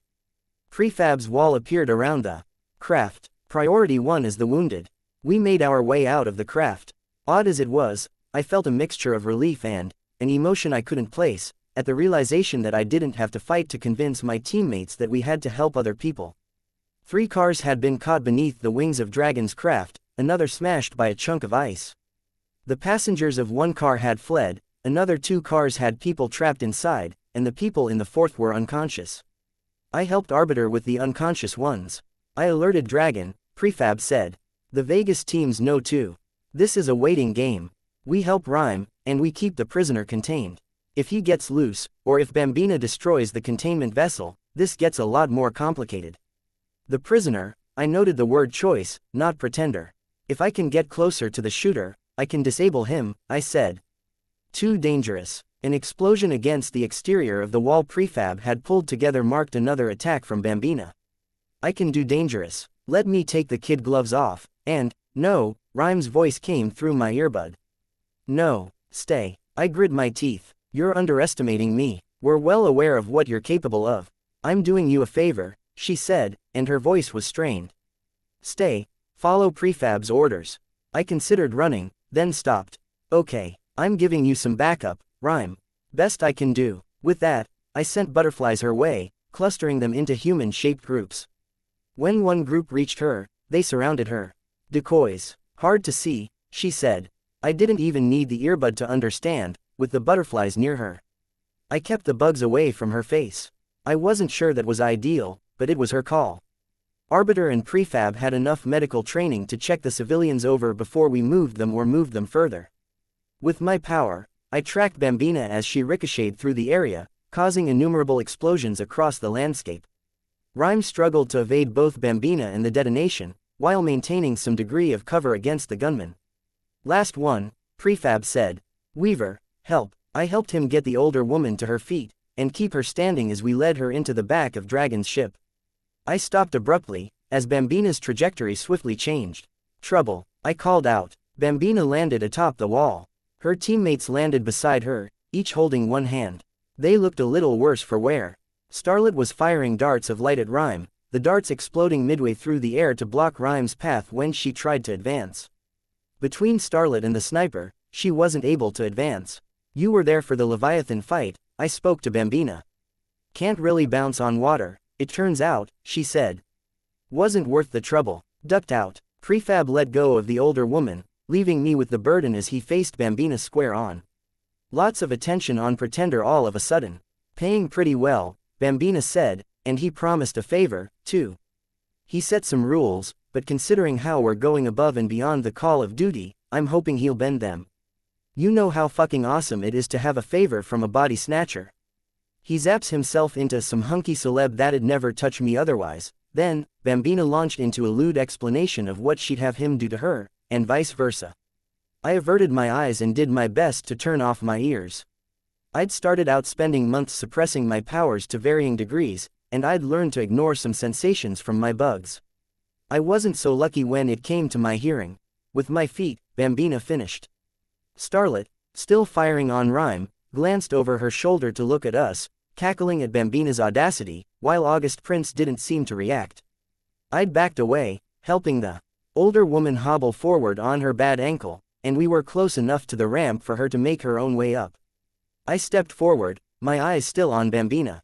Worst thing ever, Vantage murmured from behind me. Fighting kids, you win, you get zero credit, no matter how good their powers are. They're children, after all. But if you lose, well, they're kids, your reputation is fucked. Focus, Prefab said. We know who these three are. We've got a Mover Shaker 6, a Blaster Shaker 4, and a Master Stranger 3. Hey, Weaver, Bambina called out. You're that supervillain turned hero, right? Off to Alexandria. Yeah, I said. Odd, how I felt more at home in this situation than I had 15 minutes ago. Or even helping the civilians.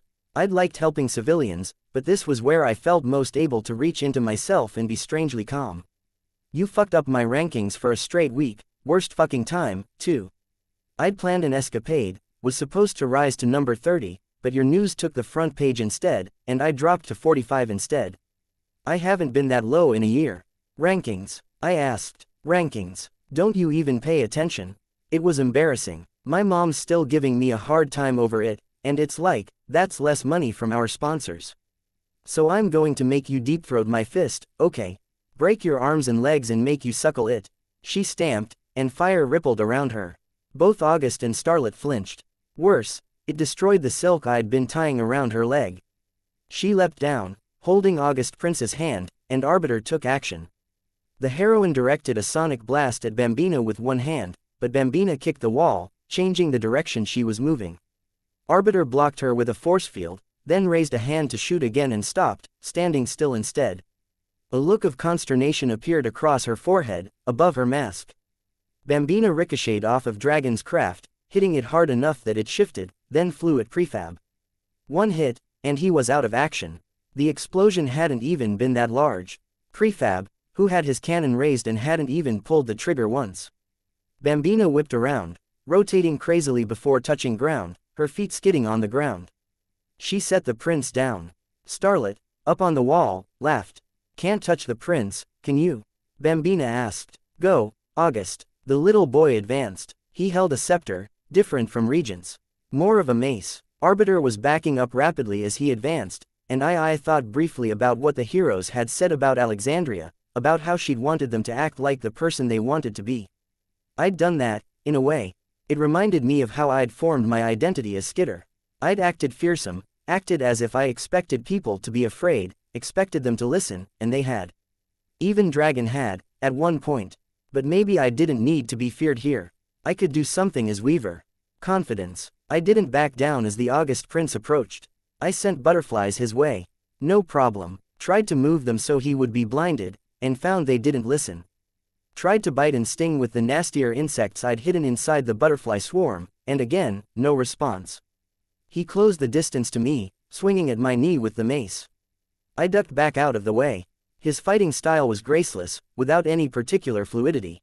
He held the mace with 2 hands and swung it, and then took seconds to recover. An opening to strike, and my body refused to follow up on it. That would be his power then. Something in the same department as Imp's ability. My bugs continued past him, and I sent them straight for Bambina. She only laughed as the butterflies landed on her, stomped hard to kill most of them. No way, you offed, Alexandria. I'm not ow. Bees, wasps and hornets stung simultaneously, targeting her eyes, mouth and earholes. She stomped, and soared up to the top of the wall. My face, fuck you. This is going to swell. This fucking, I didn't hear the rest. I was more focused on the little kid who was striving to cave in something vital. The prince swung at me, and I caught the mace. It was a mistake. He let go and tackled me, gripping my leg, hauling on it to put me off balance. I couldn't fight to pull him off, couldn't use my bugs. This was annoying. Then I saw Bambina point, saw Starlet stop taking potshots at Rhyme and turn my way, reaching. If the prince was the master stranger hybrid, and Bambina the mover shaker, then that left the blaster power to Starlet. Arbiter. Arbiter threw a force field between us. It didn't matter. The dart of light she fired exploded against the force field, and the ensuing implosion pulled me off the ground. August Prince held on as I tumbled, then climbed up me before reaching around my throat. I tucked my chin against my collarbone, preventing him from getting a decent hold, and he started clawing at me, struggling to get fingers, a hand, between my chin and my neck. If this goes any further, Clockblocker's never going to let me live this down.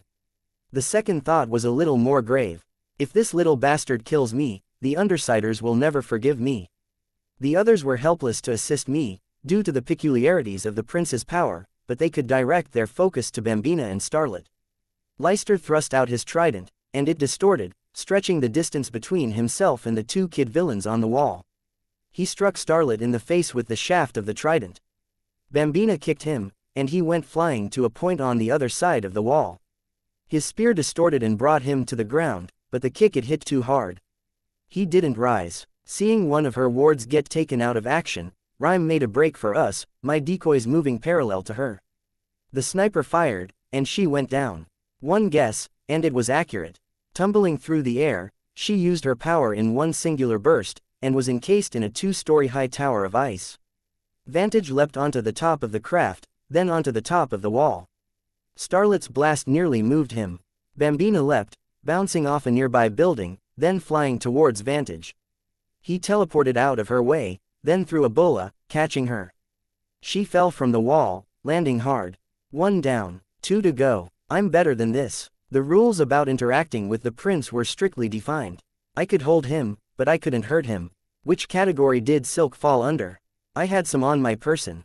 20 feet in all. 20 feet disappeared fast when it was wound around something. I chose his neck, not hurting him, not directly. His power allowed it. One of Starlet's implosions sent Prince and I tumbling. Too far from anything I could hold. He found the opportunity to seize me by the neck. Someone, I said, come closer. Usher approached, and Starlet blasted the ground behind him, pulling him off his feet.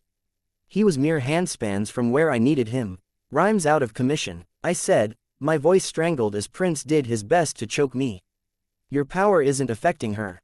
Give it to me. Usher focused his power on me. I felt it ripple through me, felt something, but it didn't break the spell. I still couldn't turn the slightest amount of aggression towards the kid. No, I said. Usher focused his power on Vantage instead, and Vantage flared with light. Starlet's power hit him, and it didn't do a thing. He punched her in the gut, then caught her as she went limp. And Prince was harder to deal with. Usher approached, and I tied thread around his leg. I tried to tell Usher to run, knowing what would happen with the thread around Prince's neck. My voice wouldn't come out, and it wasn't due to the feeble but persistent attempt at strangulation. So many heroes around me, and they couldn't touch this little bastard. Move, I thought. Move, move, move. Your power immunity isn't making me immune to the kid, Vantage said, helplessly. Don't talk, move. In the midst of the Kulshedra, I could sense moving air currents. A woman emerged from thin air, from a place cooler than the interior of the ship. The civilians we'd rescued shrieked and backed away from her. She didn't respond, barely reacted. Someone with long, dark hair and a suit. She fixed her cuffs, then moved with purpose. But I found myself less fixated on her than on her surroundings. Oddly enough, I could feel a different structure behind the woman, a hallway. I tried to speak, but couldn't find the air. Damn this little bastard. Damn Usher for not doing something. What a mess, Satyr called out. Heads turned. The Vegas wards had arrived, perched on top of the nearest wall. They didn't move to help, didn't leap to intervene. Satyr glanced at Bambina, who was struggling to free herself from the bola. There was something in his eyes. Were they in on it? Help us. Vantage called out. Rhymes out, and we can't save Weaver. Satyr didn't speak. He glanced at the ship. He couldn't see from the angle he'd approached, but the woman inside had pulled the lever, and the door at the back was slowly closing. I drew out words on the side. Pretender in danger. The heroes turned, eyes going wide. Satyr, Blowout and Leonid rushed forward, joined by Vantage. Then Usher stepped forward to help, and the August Prince choked, giving me a little slack. I sucked in a gasp for air. Arbiter heard, whipping around, and threw a force field between us. I pulled away. She managed to sandwich the little bastard between her force field and the ground. I rolled away, sitting up. The ramp was nearly closed by the time they arrived. Vantage slammed one hand against the door, but it was too heavily armored to give. Cool, I gasped out. The woman turned and walked up to the ruined nose of the craft, and began threading wires together. She didn't even flinch as sparks flared between them. She was measured, even patient, as she worked at fixing the panel. When she was done, she tapped something out on the broken, unlit touch panel. Kulshedra, shut down, I managed. Restate request. The pillar rose from the top of the box, freeing the upper part of the box's door. Kulshedra, contact Dragon, I tried. Dragon is currently unable to reply. Contact Chevalier, calling. The woman tapped out another code, and the clamps on the bottom came open, freeing the bottom. Yet another code typed out, and the system spoke, Type 2 safety override accepted. The woman in the ship struck a single button. The AI spoke, call ended. Kulshedra, call Chevalier, I repeated. Nothing. The woman inside typed out a final code, and the door of the box opened, releasing Pretender. And then she spoke, and I could hear through the bugs that surrounded her. The doctor will see you now. Right-o, Pretender said. Gotta be better than the birdcage. They stepped through the gateway that led to the cool, air-conditioned hallway, and then they were gone, the butterflies in the hallway no longer in my reach. I felt my blood pumping, roaring in my ears. They got him. They collected Pretender. Who? Her. The shooter's partner. Cauldron. I clenched my fist. Rhymes down. We have to help her. The shooter, Vantage started. He's gone, Arbiter said. Not sensing a threat. You guys go. I'll look after Prefab and Leicester, and make sure Weaver's okay. Usher nodded. Satirical gestured, and most of his team joined the LA team members. I was left kneeling, still catching my breath. Satyr and Nyx hung back, arms folded, exchanging surreptitious glances. Arbiter didn't look at them as she spoke. You hired them. Bambina's crew. You wanted to break him out. Satyr didn't respond. You were going to leave the Protectorate. You had to have been. Yeah, it was Nyx who spoke, not Satyr. Just like that, Nyx shook her head. It's gone. Doomed. We lost Alexandria, we lost Legend and Eidolon. The new team doesn't hit half as hard. Look at Rhyme, taken out of action like that. Protectorate's a shadow of what it was. She was beaten by monsters the Protectorate refuses to even classify, I said. I coughed a little. Alexandria would have managed. Alexandria worked for them, I said. Nyx shrugged. Arbiter looked up at Satyr and Nyx. If you leave, the Endbringers, Nyx interrupted, we'll still fight Endbringers. But the Protectorate was going to take Pretender from us because of how he got his powers. It's ridiculous. He was still going to be on the team, Arbiter said. We can't let him be leader if he's beholden to a group like that. It shouldn't matter. Cauldron's evil, Arbiter said. They experimented on people to get the powers Pretender has. It doesn't matter, Satyr said. His voice was rough. Pretender's gone, and so are we. We'll get our teammates and we'll go. He nudged Nyx, and they turned to go. One Protectorate team gone. Arbiter dialed her phone, shifted restlessly. Chevalier. It's an emergency. There was a long pause. The Vegas team, she said, finally. They've broken ranks. There's more, but if we're going to arrest them, Dragon needs a pause. No, she said. They aren't. No. Yes. Yes, sir. There was a defeated tone to her body language as she let her arm fall to one side, disconnecting the call. Arbiter looked from her phone to prefab. Dragon collapsed just before this began. She was meeting a Las Vegas rogue. Yeah, I said. I thought of the woman who'd been so handy with the computer. The censor, the boogeyman. They'd taken out Rhyme, no doubt because she could have sealed the box behind a wall of ice. Yet they hadn't taken out Prefab, who could have done much the same thing. Every step of the way, every action perfect. The Vegas heroes, I asked. He said to let them go, she said, her voice small. That we need them, even if they aren't protectorate. He'll send people to talk to them and arrange something later. I nodded, mixed emotions stewing in my midsection. It was bad, it was disappointing, to see a failure on this level, after I'd given so much up to help the protectorate out. We lost on every count, I said. Rhyme's alive, Arbiter said, looking at her phone. Every other count. Then, I said. There'll be better days, she said. Not like this, I thought, and it wasn't a good thought. As nice as the feeling of rescuing civilians had been, this was an ugly idea, a pit in the depths of my stomach. The person I wanted to be, the person I was, reconciling them wasn't so easy. The hero on one side, Skitter on the other. This has to change. Chapter 241, Drone 23.3 inches Mr. Chambers, Weaver's here to see you. He called out from the opposite end of the room, send her in. I ventured into his realm, staring around me as I entered the space that was apparently the hub of costume design and marketing for the PRT. The wall to my left had a map of North America. Cities had been identified, with clusters of portraits around each major city. Protectorate members on top, wards on the bottom. To my right, there were glass cases showing off costume designs, old and new. A woman was inside the case, dressing a dummy. Further down, there was Glenn. Power was a funny thing. I'd seen it, expressed in a number of ways, with parahumans, but the unpowered weren't quite so flexible. There were people like Tag, who relied on bluster and bullying, and people like Kaie, with sheer confidence and a strict reliance on their own abilities in a particular field. Pigott had been something else, someone who had known how to leverage people and situations, more like Kaie than anyone, but with the added advantage that she'd had the authority to call in airstrikes and requisition Dragon's AI-driven craft. Like Tattletale had said, Pigott wasn't a genius, but she had her strengths. I'd suspected that Glenn Chambers would be more like Kaie, with a touch of Tag's tendency to bulldoze through problems. Seeing him operating in his home territory, I wasn't so sure that was the case. Glenn Chambers wore plaid pants with red and green, and a pink dress shirt. His belt bore a buckle with the PRT logo on it. His hair had changed too, parted neatly into what I assumed was geek chic, and the glasses had changed as well, with thick, round frames. An ID card hung around his neck. He didn't fit any of those particular archetypes. I looked at him and the person who came to mind was Skidmark. Brockton Bay's one-time loser villain, meth head and drug dealer, later the head of the depraved, anarchist merchants. It was hard to pinpoint why, at first.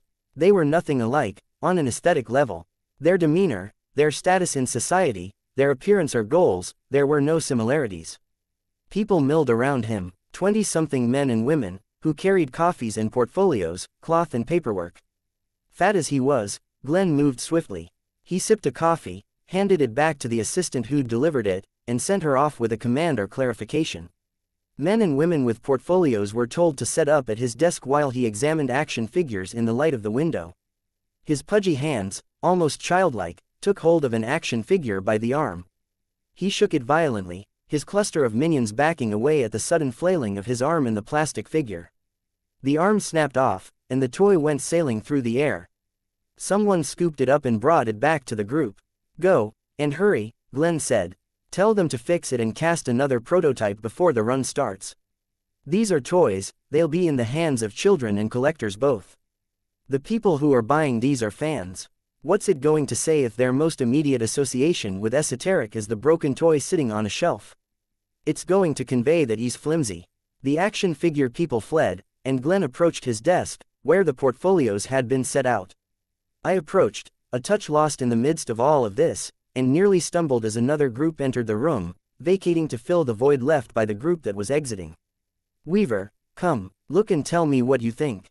I approached the desk, and the group parted to give me space. It was hard to put my finger on why, but I couldn't help but feel like they were doing it at Glenn's bequest and not mine. The massive portfolio folders were open, showing poster images of various Protectorate members. The leaders of the new teams. The images were stylized, with splashes in pale watercolor in the background, an almost sketchier appearance to the heroes. But the masks, necks and shoulders, the emblems and their characteristic tools were all done in hyper-realistic detail. Chevalier, Rhyme and Exalt, with backgrounds in gray, blue and yellow, respectively. There looked to be more behind them.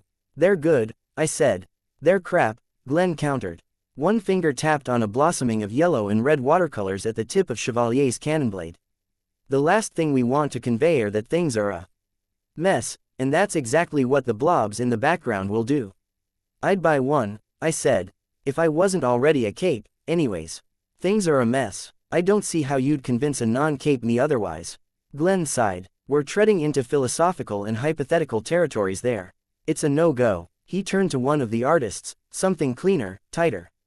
And don't use a side profile of Rhyme. If she doesn't want the post effects, she'll have to accept that her waist isn't quite poster material. The poster people disappeared, fleeing Glenn's presence. I stepped into the gap. I wanted to talk to you. 1 minute, Glenn dismissed me. He turned to the group that had just arrived, the interview. It's good, a young man said, handing over a printout. Chevalier is personable, but different from the old leaders. Fits the new Protectorate atmosphere you described. Of course it does, Glenn said. He skimmed the paper, turning pages. I based it all around him. Good call on the interview's quality. Quite good. Skidmark, I thought again. Skidmark, who had built up a kind of momentum around himself, like-minded people falling into his orbit. Despite being utterly repulsive and foul-mouthed, Skidmark had charisma. People followed him. Glenn wasn't repulsive, but he grated. Maybe that was part of their charisma.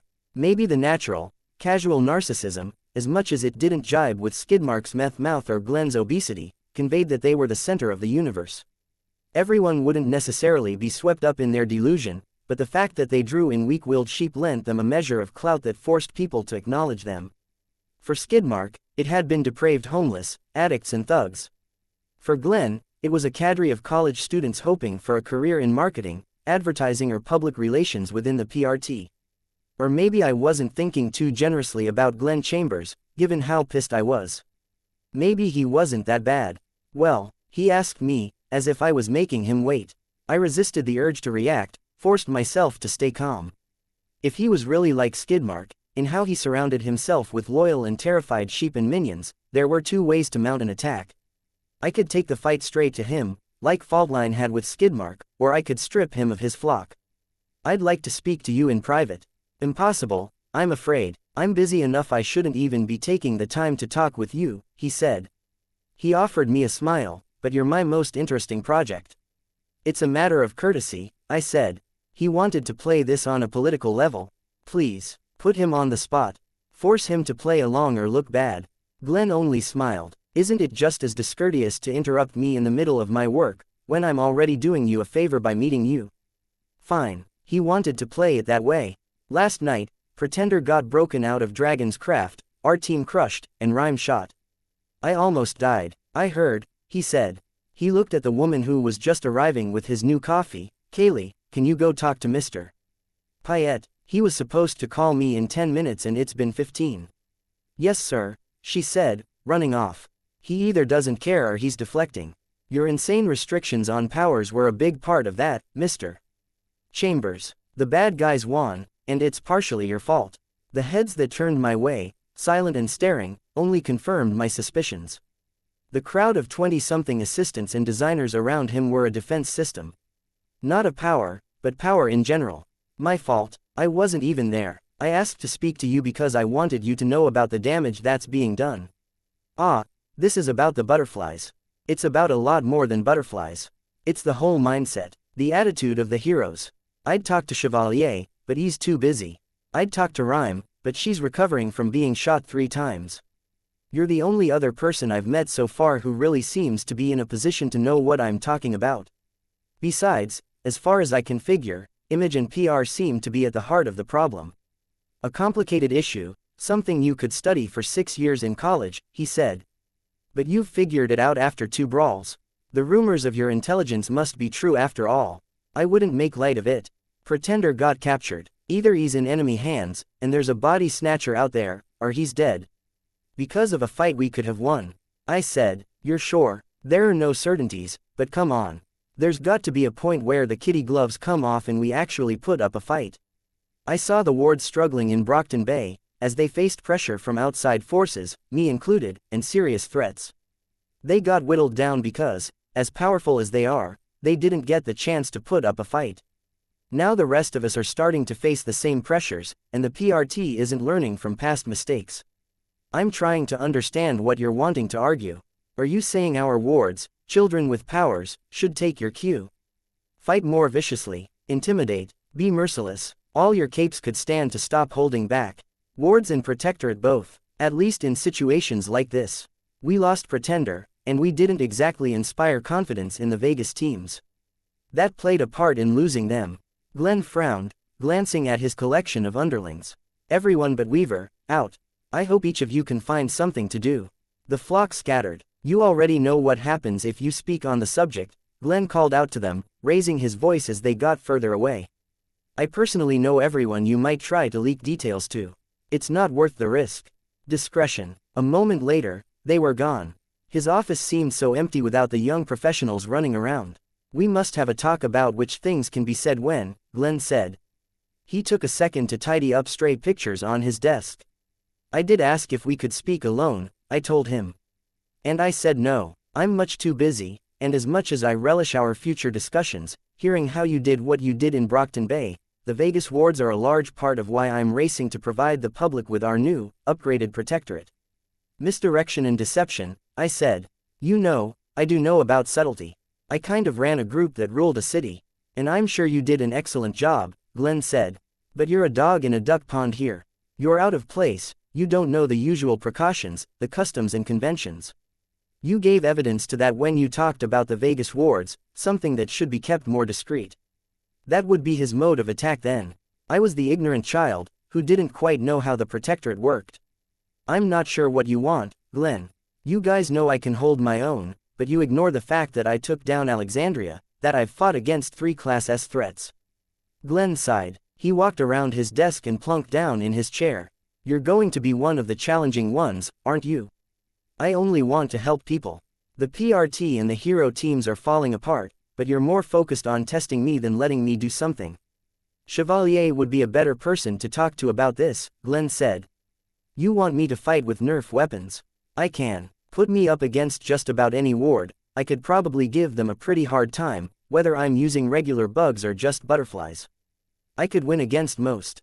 Your strength isn't in question. We're not sure you're dependable. I can show you that I can make the butterflies work. I just want the AOK to use my full assortment of powers against the real threats. Like the sniper and whoever that woman in the suit was, last night. If I'd had a real arsenal in reserve, I could have attacked either of them before they really get underway. Give me the ability to match the strength of the tools I'm using to the strength of my enemies. Beginning an endless loop of serial escalations, Glenn said. No, Weaver, that's not what I mean when I say, dependable. Wrong word. We have footage of you snapping, shifting from calm to homicidal in an instant. Was there motivation? Yes, but it doesn't inspire confidence in your allies. We wanted to see how you functioned in high-pressure situations, your willingness to follow our restrictions, as unfair as they might seem. Always testing me, I said. Okay, I listened, I followed your orders, and the test doesn't serve a purpose as long as I know about it. Can we call it quits, at least with the butterflies? You didn't follow the orders, Glenn said. When I glanced at him, he locked his eyes onto mine. You stung Bambina, to save people. She was going to pick us off. Would you blame me if I picked up a dropped gun and shot someone who was aiming a surface-to-air missile launcher at me? It's a little different. It's an almost exact parallel to what I was doing. She's a living surface-to-air missile, only she ricochets all over the place, and she keeps going. I didn't even use a gun. I debilitated her, maybe enough that Vantage could hit her with his bolus. Non-lethal weapons, exactly like what the wards are supposed to use. The focus isn't on lethal or non-lethal, Glenn said. It's on whether we can trust you to keep on the path you're walking. If you start taking shortcuts now, what happens a year down the line? If we decide you can go all out in one specific situation, does that open the door for another? Maybe, instead of setting rules and restrictions in place, you could ask. Talk to me like a human being, negotiate certain rules. Rules you then break or circumvent. You take rather naturally to it, and no, that isn't a jab at your iniquitous background. It's a statement about your particular abilities. I grit my teeth. I'm good. I have more experience than some of your wards who've been on their teams for 2 years. I'm versatile. If you need someone in Vegas to deal with thinkers and strangers, I can hold my own, the embarrassment with August Prince aside. If you need someone to track down groups like the Nine, I can do that. Recon, assassination, communication, the public's watching this too closely for us to let you off your leash so soon after Alexandria's death. When things quiet down, it might be a possibility. Our heroes in Vegas tend to be a little grayer than white, and an ex-villain would fit. But not now. I exhaled slowly. You guys wanted a newer, shinier protectorate. You guys need wins. Give me the chance, I'll give them to you. But this isn't me. I'm not about butterflies. We know what you're about, Glenn said. He touched his keyboard, then typed out what I presumed was a password. A second passed. Look. He spun his monitor around. It was me, entering the PRT office in Brockton Bay. A video feed from a surveillance camera. It was me, crawling through a window. That would be from the night I retaliated against Tag. Odd, seeing how the bugs moved in coordination with me. When I turned my head in the video, the orientation of every bug in the swarm changed in the same moment. All around me, PRT employees were howling in pain, their cries silenced by the lack of an audio feed. Either the camera hadn't picked it up, or Glenn had muted it. They thrashed. One reached for me, for the me on the screen, and I could see how I moved out of the way without even glancing at him. The swarm concealed me at the same time, briefly obscuring the skitter in the video from both the man on the ground and the security camera. When it parted, she had shifted 2 or 3 feet to the left. A simple step to one side in the half-second she couldn't be seen, but it misled the eyes. And I couldn't remember doing it. I'd never consciously added the trick to my repertoire. If you told me that girl was a member of the Slaughterhouse 9, Glenn said, I wouldn't have batted an eyelash. It was like hearing my voice played back to me, but it was compounded over several levels. The movements of the swarm, it wasn't familiar to me. The head turned towards the security camera for a moment, and I could see the yellow eyes of my lenses in the midst of the thick black swarm. That isn't marketable, Glenn said, oblivious to just what I found so bothersome. There's a middle ground, I said. When I asked you to use butterflies, it was to break a habit, see if it changed how you functioned in the midst of a fight, just like I might ask someone to try on a particular outfit and see how it fits them. I didn't think it would throw you off kilter as much as it has. But that isn't a bad thing. It is if it means Rhyme nearly dies and Pretender gets taken. We collected the 3 members of Bambina's group. Not a complete loss. They'll get free and continue their rampage, I said. Most likely. We'll strive to hold on to Bambina at the very least. With luck we'll be able to recruit the little prince, maybe Starlet as well. I looked at the video. Glenn had paused it. The momentary turn of the head, the yellow lenses. I can work on being a little less nightmarish, I said. But there's got to be a way for me to be more effective. How long are these restrictions in effect? Until you come of age and join the Protectorate, a voice spoke from behind me. It was Chevalier, accompanied by Defiant, my ride. Chevalier wore his gold and silver armor, heavily decorated and etched until every square inch looked like a miniature work of art. It didn't strike me as something that would hold up to any abuse, but I'd heard how tough it really was. Until I turn 18, I said, feeling a little hollow. Chevalier approached. You murdered 2 people. 3, going by your admission while in custody. 2 PRT directors, 1 major hero. When Dragon and Defiant suggested we bring you on board, we were divided. It was Glenn who offered the compromise that we ultimately agreed to. This compromise. I glanced at Glenn, who shrugged. Glenn, you have blood on your hands. We need to know that you can hold back, that you won't simply snap as you did when you were in custody in Brockton Bay. We're still wanting to ensure that this isn't a long-term scheme on the Undersider's part, as unlikely as it might be. That's why you're waiting 2 years. You think that it'll take that long to vet me, before you can give me actual responsibility. It's one consideration of many. It's ridiculous. The world is going to end before I have my 18th birthday. I'm giving you full permission to use me. Send me to round up tinkers who could find the Nine's pocket dimension. I've been a villain. I've got some reputation I can fall back on. I can talk to people you guys can't. I won't say this is set in stone, Chevalier said. Maybe in a few weeks or a few months, we can discuss options. For now, we'll find you a team, get you settled. Once we know where we're situating you, we'll find a different institution to keep you in. Possibly low security, or in the ward's headquarters, depending. The rest, there's time to figure that out, I sighed, closing my eyes. I'm sorry, Chevalier said. Really, I was there for the fight against Echidna. I saw the Undersiders in action. I saw you in action, and I'm willing to credit you with the maneuver that turned the situation around in the final stages. As long as your rap sheet may be, I've heard of the good you did.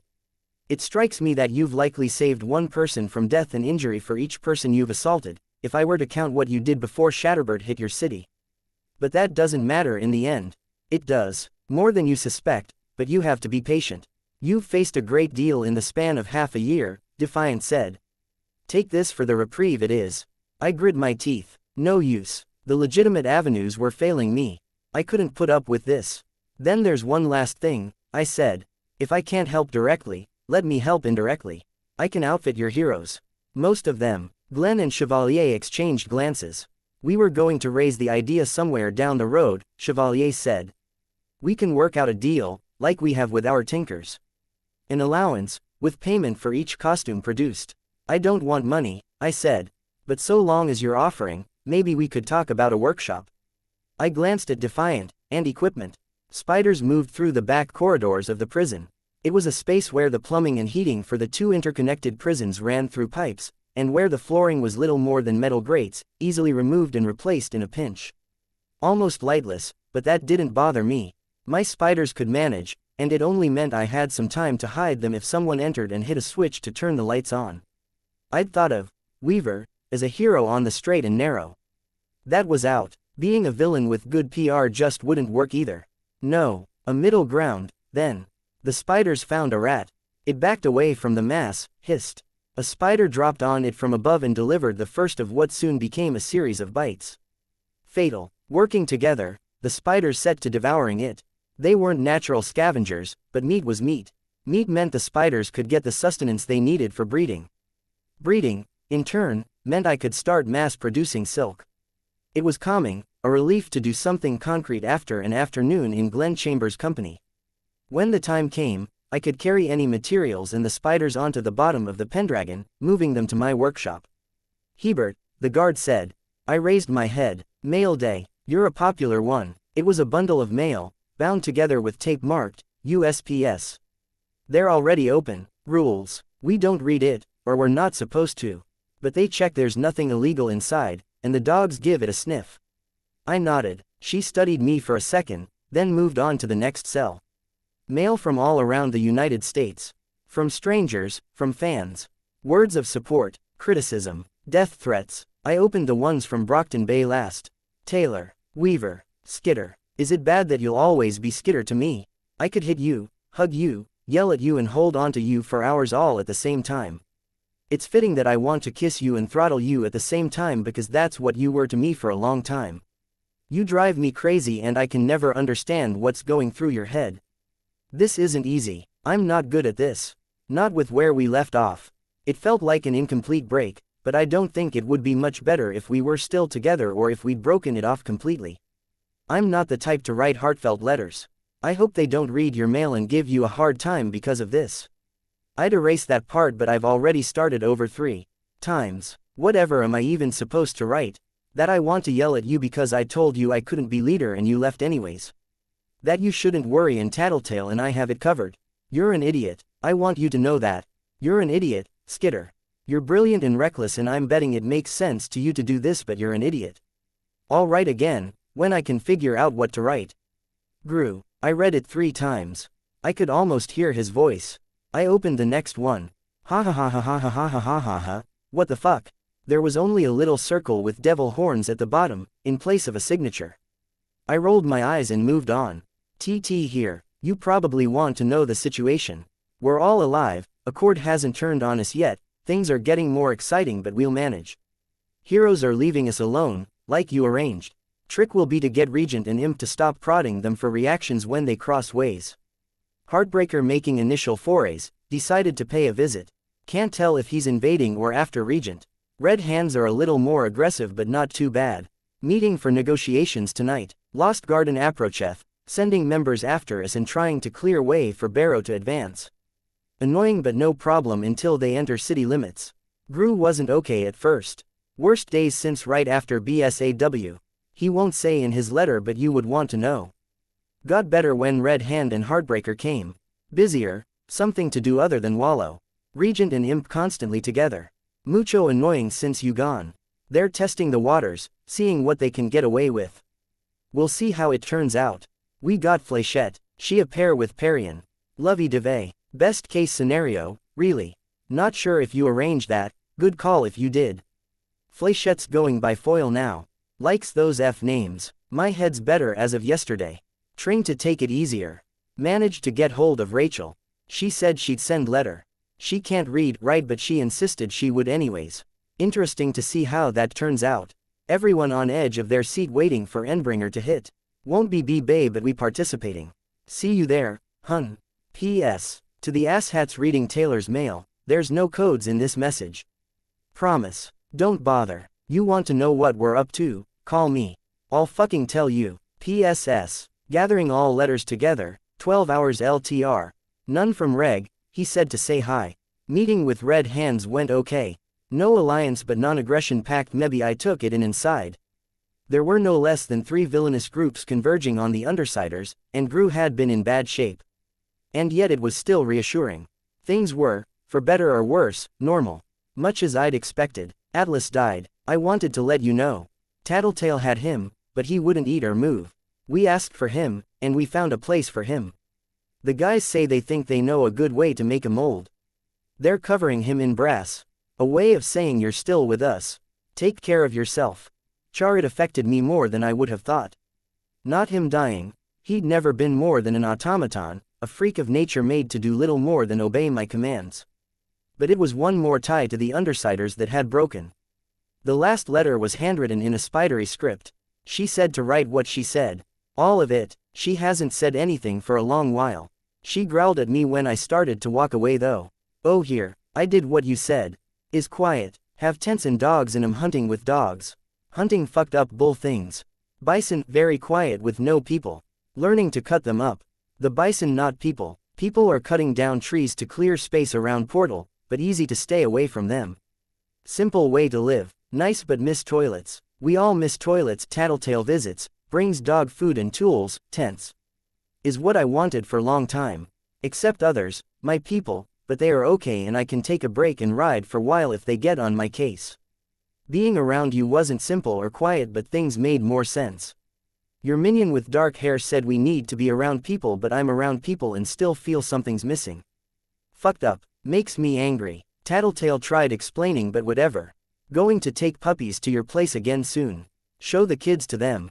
Might help. You have plan, okay. But if your plan means you're thinking about fighting us, you should know I am getting very good at hunting and skinning things. Sucks somehow but can't really understand why. Maybe see you at next Endbringer fight. We both stay alive. Try hard. That's all. Signing off. Rachel and Rachel's excellent minion, henchperson, letter writer, stay alive until we can see each other again. Doable. Try hard. Maybe that was the push I needed, such as it was. I collected the mail, wedging it into a space between 2 of the library books on the little table in my cell. Withdrawing a notepad, I started sketching out the designs I was thinking of. Alterations to the costume, weapon ideas, tools and concepts. Payloads for bugs, something I can drop, caltrops, something toxic, back to my roots, to where I'd been after my powers had manifested. Only then, I'd been writing in a black speckled notebook. Darker fabric, must talk to Glenn about costume style. Butterflies are in, but can I compliment them? Need official word. It was moronic to have a white costume. Equally moronic to have butterflies. What about containment foam? If Dovetail can use it, what does it take for me to get permission? I'd pay homage to Atlas and push Defiant and Dragon to create something that would let me fly. Pay homage to Skitter and settle on a middle ground in costume design, in combat effectiveness, weapons and utility. I thought of Atlas, and added a note, jetpack. With beetle wings, flight system. I was nearly through the pad, and it was pushing 4 in the morning by the time I had the sketches and outlines at an acceptable point. The costume Defiant and Dragon had given me was theirs, not mine. The fighting style that had been dictated was Glenn's and Chevalier's. This would be me. Chapter 242, Drone 23.4 inches. I'm so sorry I'm late. I never do this, Mrs. Yamada said. She entered the office, a raincoat, boots and a messenger bag in her arms, her hair a touch damp, clearly flustered. What a way to start us off. I'm so embarrassed. It's okay, I said. It's not like I'm going anywhere. I knew right away that it wasn't her office.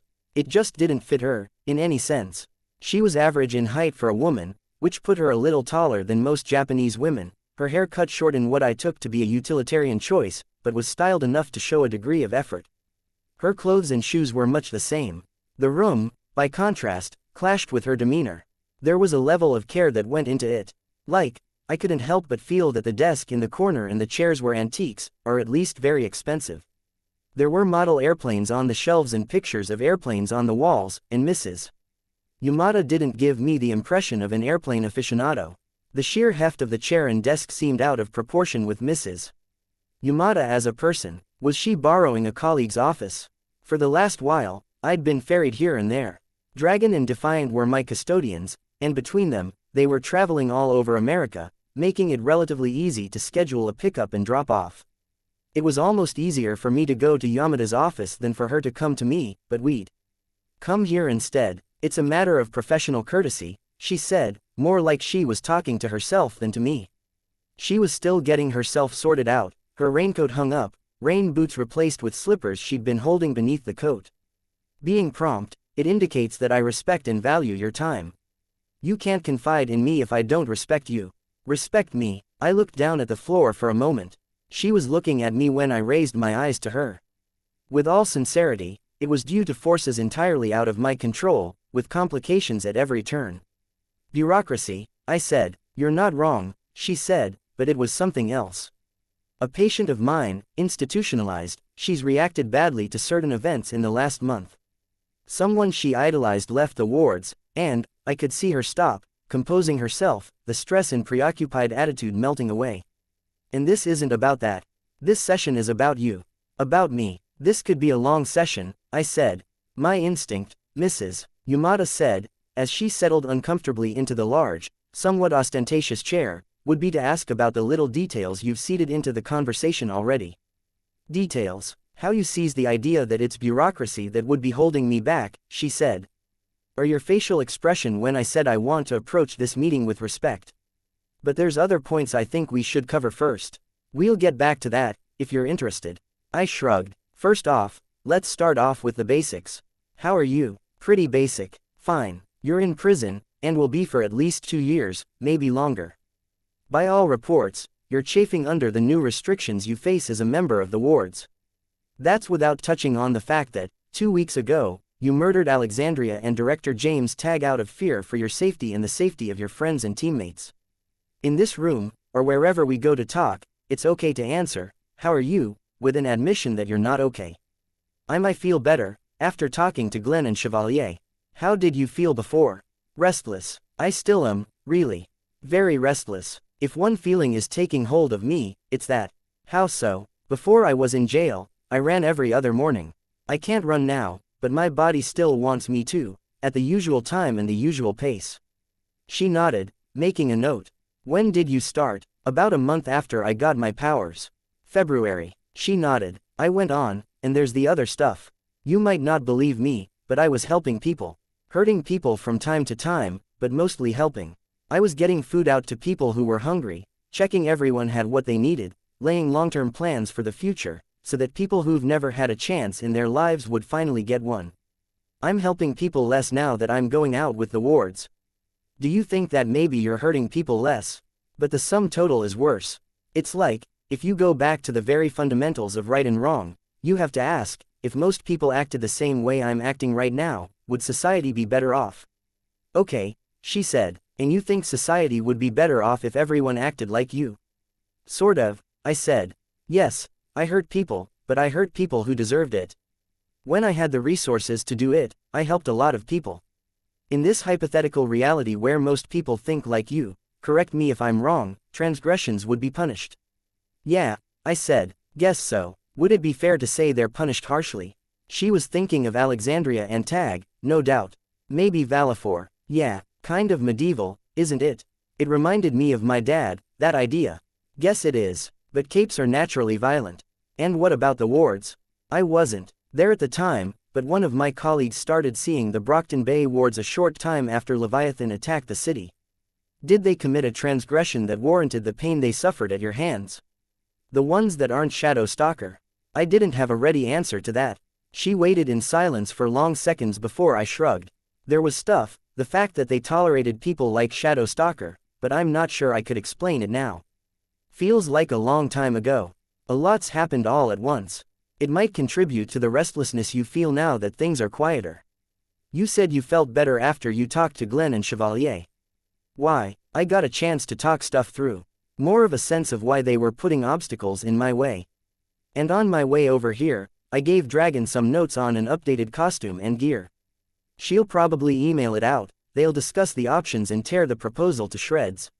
If they accept any of it, though, I'll bring me a step closer to being me, to being more comfortable with what I'm doing. That's a good lead into the next big question I had in mind.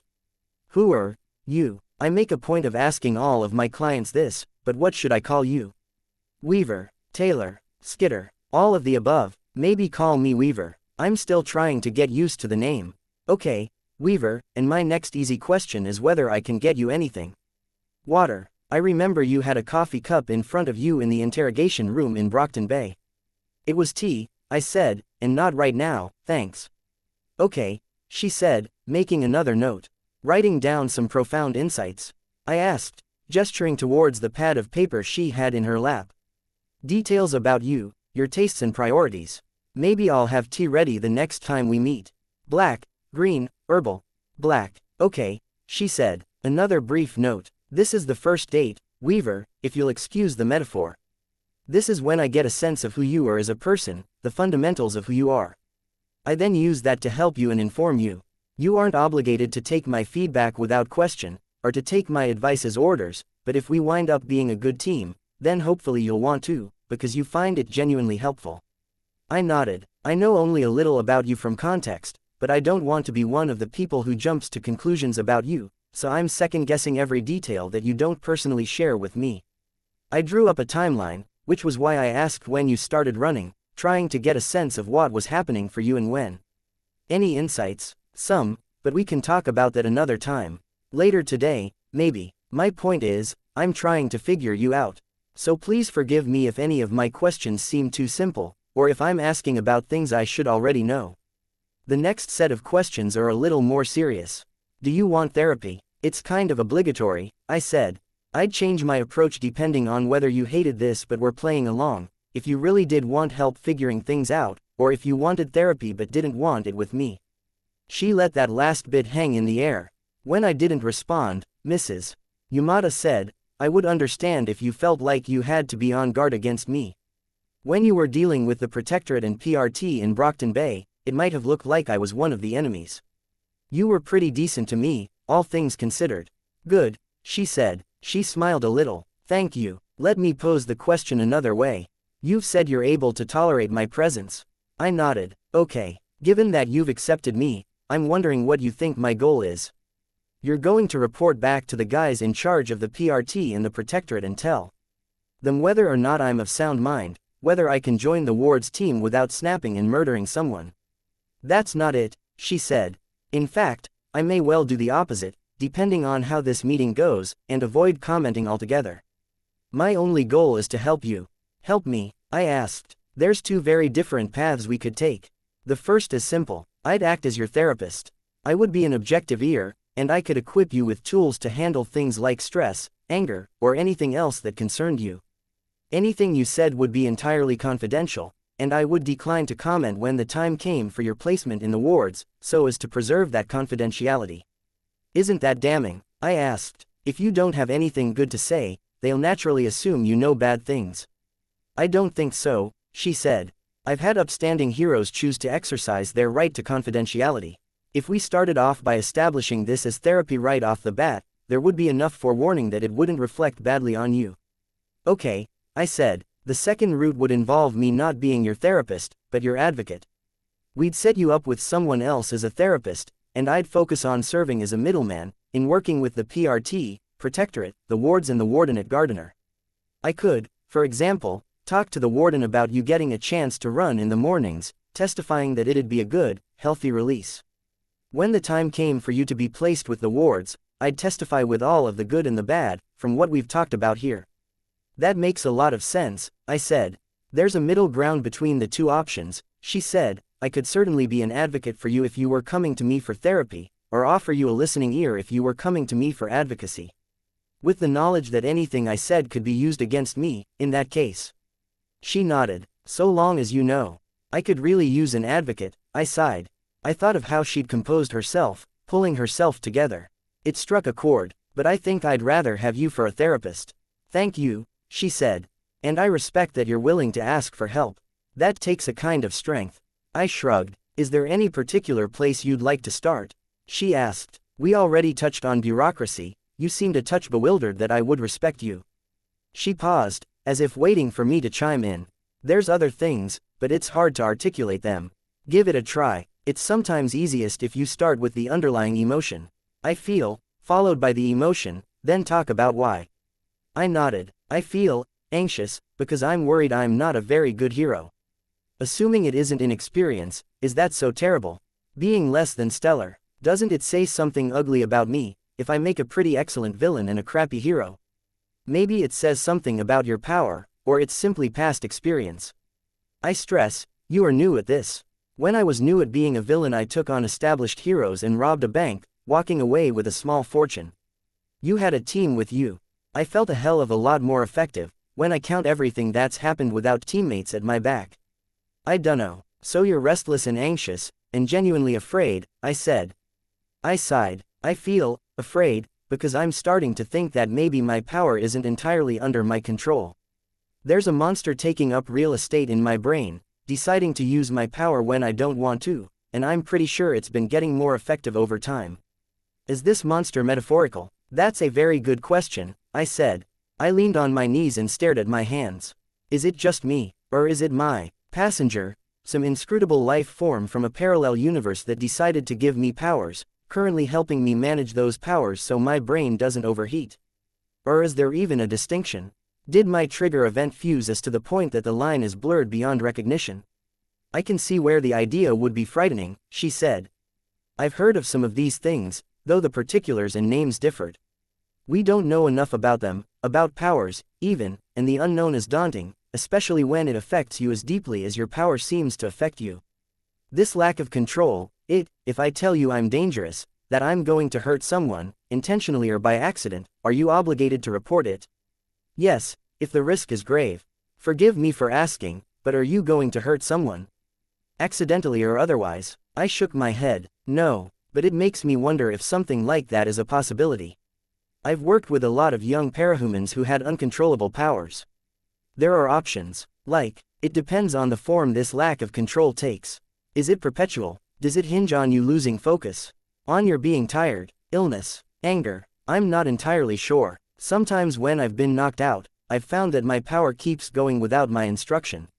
It's not brilliant, it makes mistakes, and the logic isn't always there, but I've had my power keep working when I was unconscious, after a concussion, and when a cape used their power to wipe away my volition.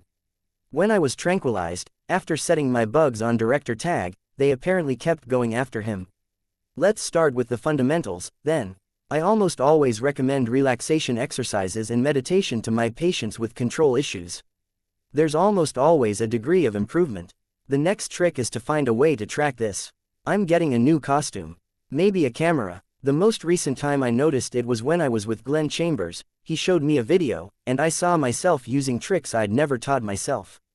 Perhaps a camera, then. Is it reassuring to know that there are answers? I'll be reassured when I see improvement, I said. No offense, none taken, but you raised two problems. Your lack of confidence about being a hero. That's more immediate, if less ominous. It's pretty ominous, honestly, I said. I staked a lot on this. You have options in mind, am I right? You said that you were suggesting a new costume and new equipment. But that doesn't fix things if I'm a round peg in a square hole. I've thought about compromises, stuff beyond the gear and costumes, but I feel like I'm almost betraying myself. The me that spent 3 months after getting powers, with the idea that I'd be a hero. I had all of this idealism, all of these ideas of how I'd help, big and small, and I wind up doing more good as a notorious villain than as a hero. Jessica Yamada made a note on her pad of paper, then set it on the small table to her right. She glanced at the window, then at me. Are you still restless?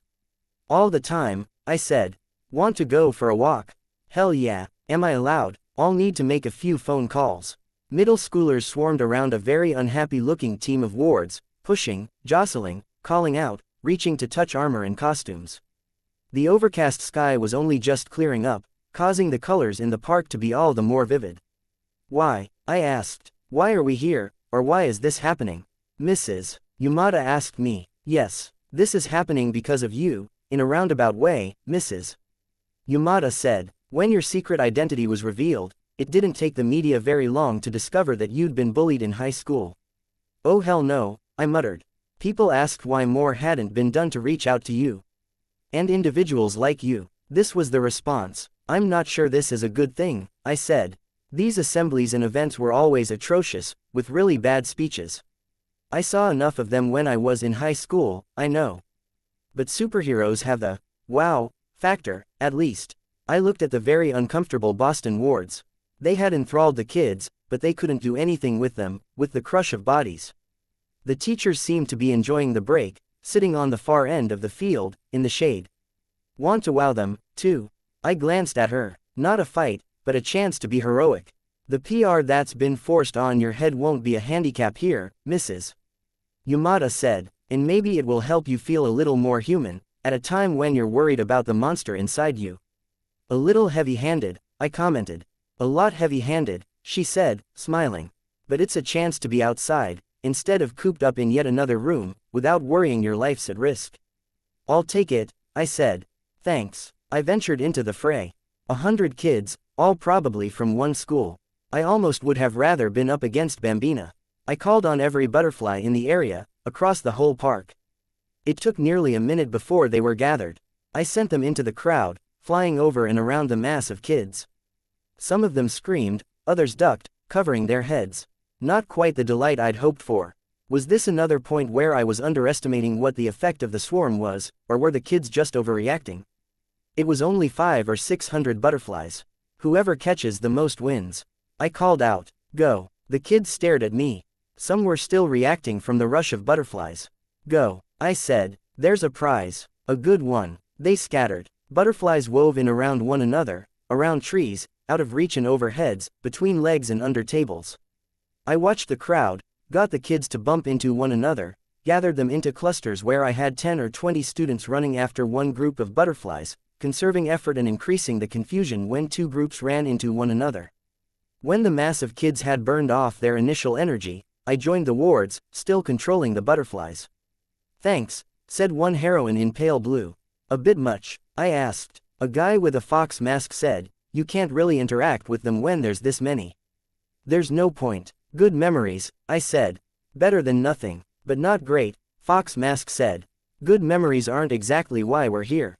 Somewhere in that group, there's kids who could be the next wave of capes. I watched the kids run. They'd succeeded in surrounding one group of butterflies, and some had taken off rain jackets to form improvised butterfly nets. That kind of organization deserved a reward. On the flip side of things, they were liable to murder one another over a handful of butterflies. Competition trumped reason. Making the butterflies simply rise into the air was too easy, and there were some kids who were sitting on each other's shoulders, to get more height in anticipation of the tactic. I swept up butterflies with dragonflies, carrying them out of reach, through the crowd. Some of the kids rushed up to me, red in the face with exertion.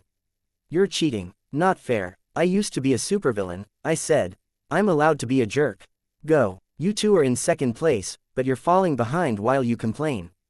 They gave me death glares, then ran off. I focused on my power. The power I wasn't entirely sure I could trust anymore, and I identified the stragglers. The ones without a group. The ones who weren't participating, or who weren't able to maneuver around the crowd, solitary in the midst of groups of friends. Can you guys do me a favor? I glanced at Fox Mask. He nodded. A few quick instructions, and the Boston wards were mobilized, tapping on shoulders, saying hi to each of the ones I'd identified. We gathered at the picnic tables. What's the point of this? One kid asked, a 12 or 13-year-old with hair draped over half his face. Never understood that hairstyle. A break can be nice, I said. Whether it's from school or saving the world. Inviting us here, I mean. You want the cheesy answer or the real one? Cheesy, one heavyset girl said, with just a touch of snark. Cheesy answer is you didn't seem interested in going squee over these guys, you didn't feel like chasing butterflies, so I figured I'd invite you to hang. It's so fake, ridiculous, she said. It is, I said. Fake can be good. Reality sucks sometimes. What's the real answer? The guy with hair over his face asked me. The real answer is that this whole thing is a ploy by the good guys, I said. He rolled his eyes. They want to get on your good side, just in case you get powers, I said. He rolled his eyes again. Powers? Another kid asked. He was shorter than all the others, and his eyes were disproportionately large for his face. Powers, I said, and you guys, I'm thinking, are among the most likely to get them. I was getting funny looks. Do you know what trigger events are?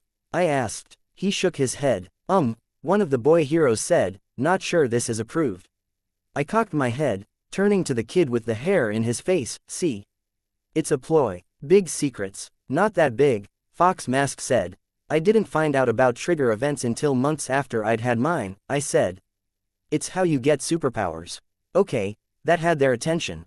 12 or 13 pairs of eyes were fixed on me. It takes something pretty lousy to happen to you, I said.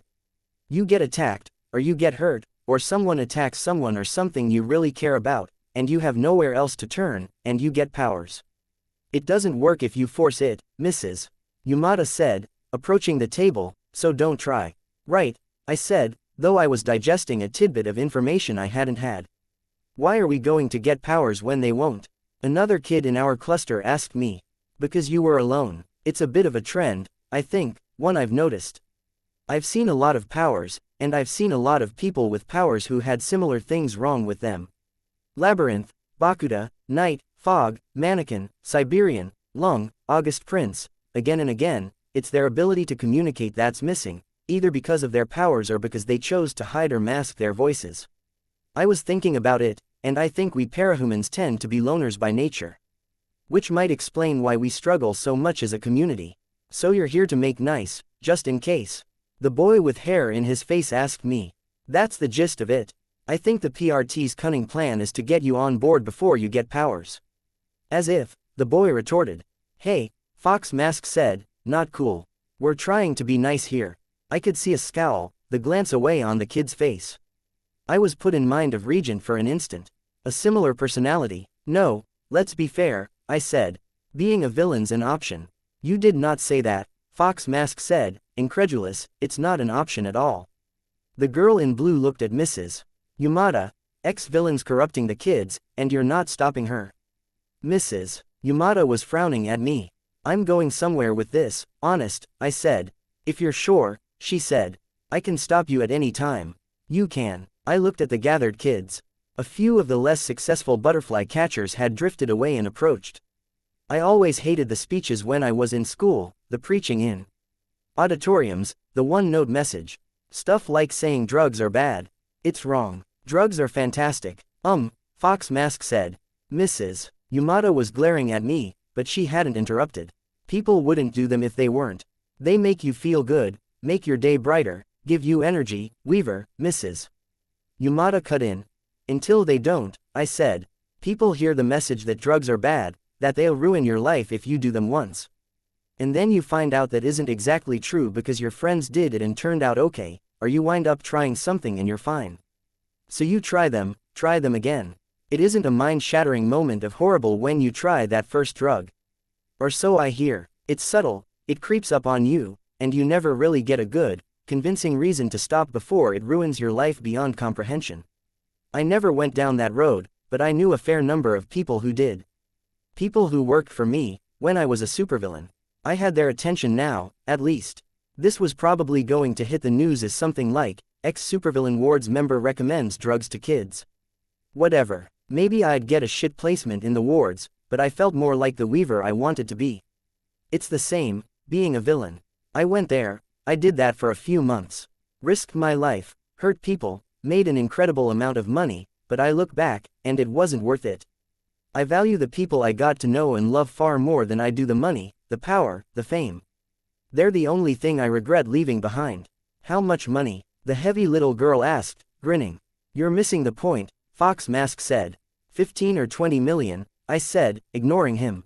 Shishugar, one of the heroes muttered, just behind me, deciding on a new word midway through. That's so worth it, a kid said. I think this is bordering on counterintuitive, Mrs. Yamada said. Do you have a piece of paper? I asked. She only frowned at me. One of the young heroes, a boy with goggles, handed me a pad of paper.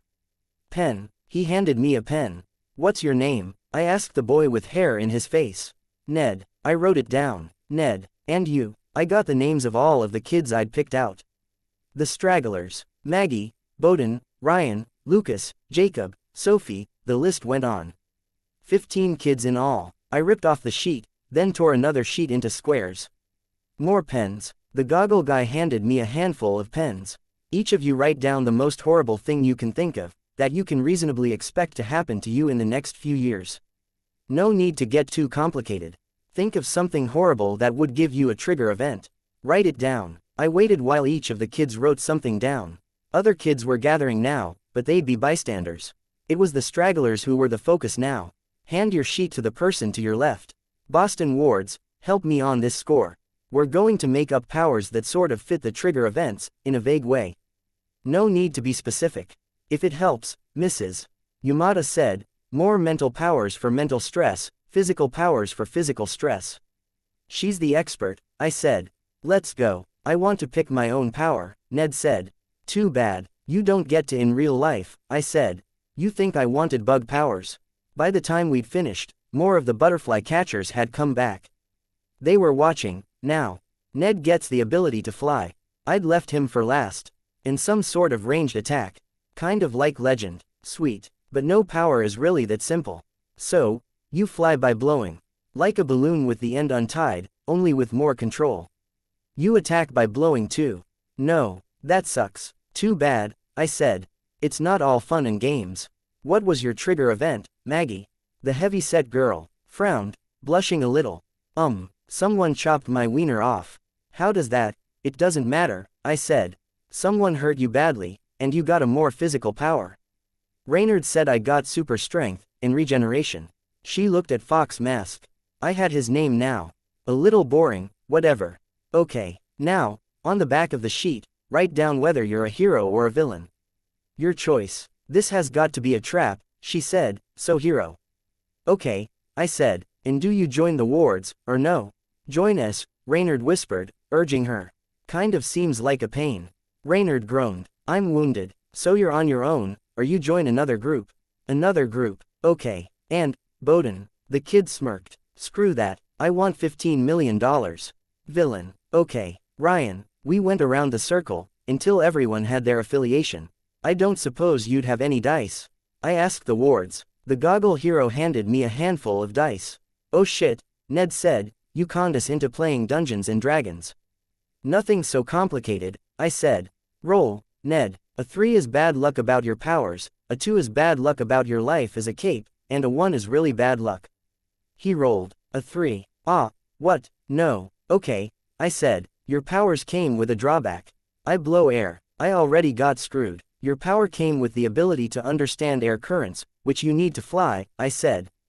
But they erased something else.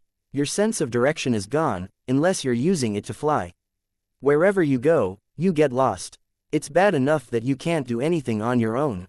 Unless someone here asks you to join their team, your life is ruined. What? He asked. He glowered. Fuck you. Language, Fox Mask warned. It happens, I told the kid. Let's hope others have more luck. We went around the table, there were a few more with bad luck.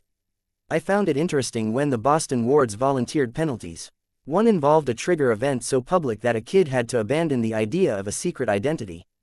Another was traumatized by theirs, and wouldn't get a good night's sleep for 10 years. Now let's talk about what you do with your careers, I said. Ned, you found a team, and your power's pretty good, so let's say you win a fight against the heroes on a 2 or better. He rolled 6. Now you fight other villains, who want to steal the money you just got. Roll. I'm a bad guy, I'm not fighting them. Bad guys fight villains and heroes, I said. But you can give up the money if you want to run. He scowled, shaking his hand in anticipation of rolling, dragging it on far too long. And because bad guys don't always play fair, these guys kill you if you roll a 1, and they win on a 2, I added. He rolled a 2. Money gone, you're hurt, embarrassed, but still alive. Maggie, your turn. The exercise continued. Once we had a general system in place, crude rules or no, the Boston heroes took up the job, until each of us had 3 capes, and a small crowd of spectators. I'm not sure I get the point, Maggie said, after a few rounds. She looked a little nervous with a crowd looking over her shoulder. Okay, I said, clapping my hands. Villains, raise your hands. They did. If you're dead, maimed or in jail, lower your hands. More than half of them did. Heroes, raise your hands if you're okay. Most of the other kids raised their hands. Sophie chose to be a rogue, Fox Mask said. She's been in 1 fight, but she came out okay. You're screwing the villains, Ned said. It's not really 1 fight after another. I opened my mouth to speak, but was interrupted. Being a villain is hard, Mrs. Yamada said. Odd as it was, she seemed to have a measure of authority I didn't hear.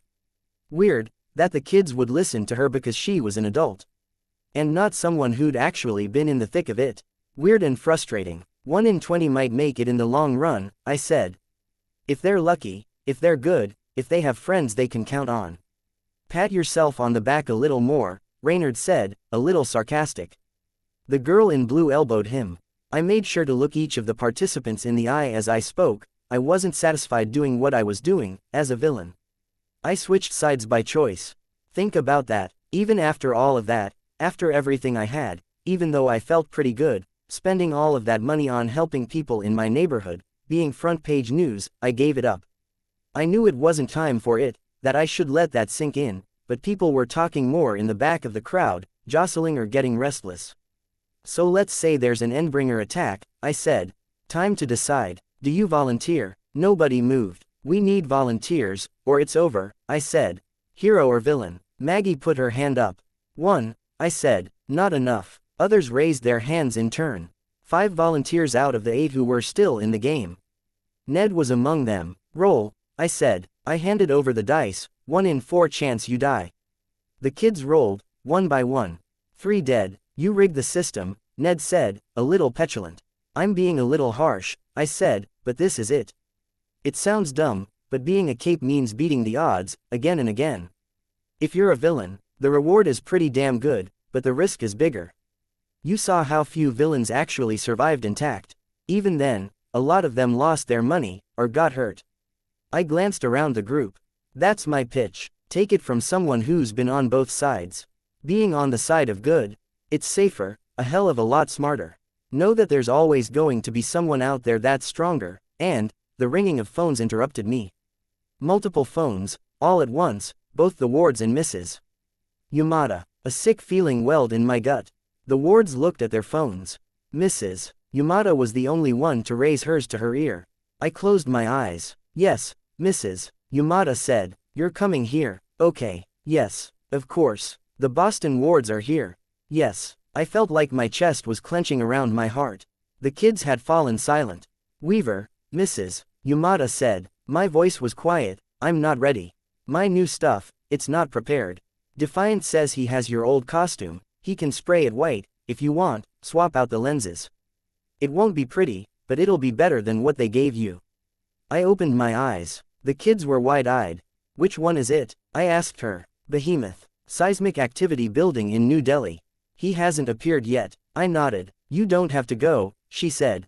I shook my head. I thought of the Undersiders. I'll go. Have to. Can I hitch a ride? Reynard asked. At least to the HQ. I nodded, glad for the solidarity. I wasn't in this alone. Probably. I looked at the wards, could see how some were standing taller, grim, fatalistic, but confident in their own way. Others averted their eyes. Shame that they weren't coming. Hey, Ned said. I glanced at him. Is it really a 1 in 4 chance? He asked. Those are the numbers they gave me when I fought Leviathan, I said. They probably won't be so generous this time around. They call him the hero killer, Reynard added. That thought hadn't even crossed my mind. We're not ready. None of us. We're still reeling from Echidna, from Alexandria. The kids who were still in the field fled as 3 dragon suits set down, crossing the park to rejoin the teachers who'd been sitting in the shade. Doors opened and ramps lowered to welcome us into the dark interiors.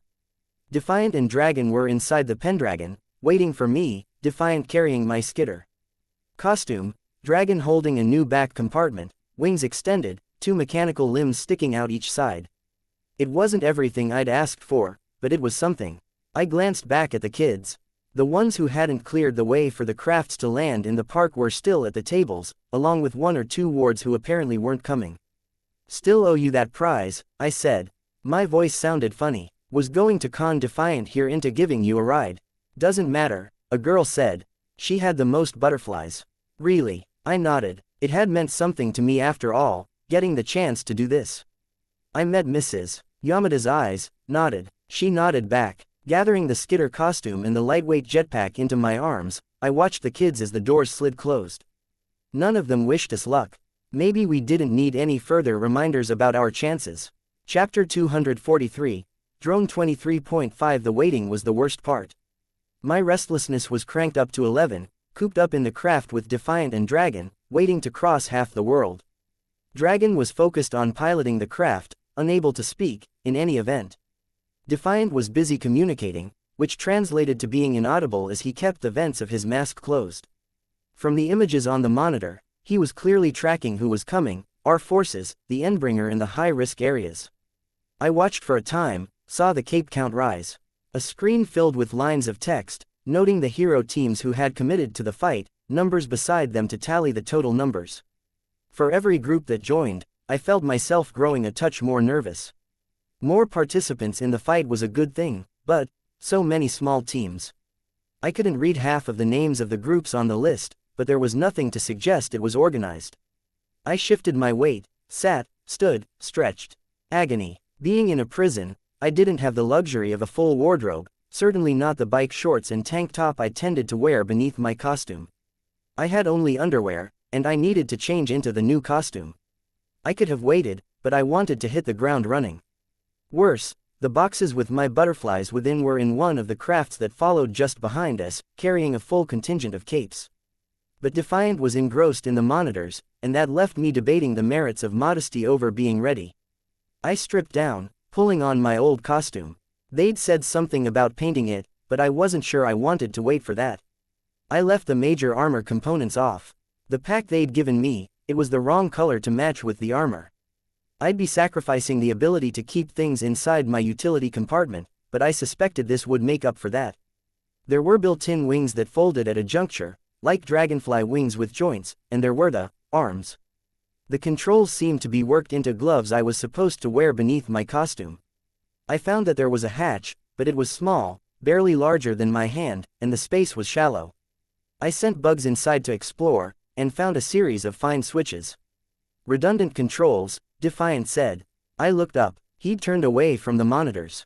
If your glove gets damaged, you've got the controls built into the pack itself. If the pack gets damaged, you have the gloves. If both are damaged, you're not likely to be in a state to fly.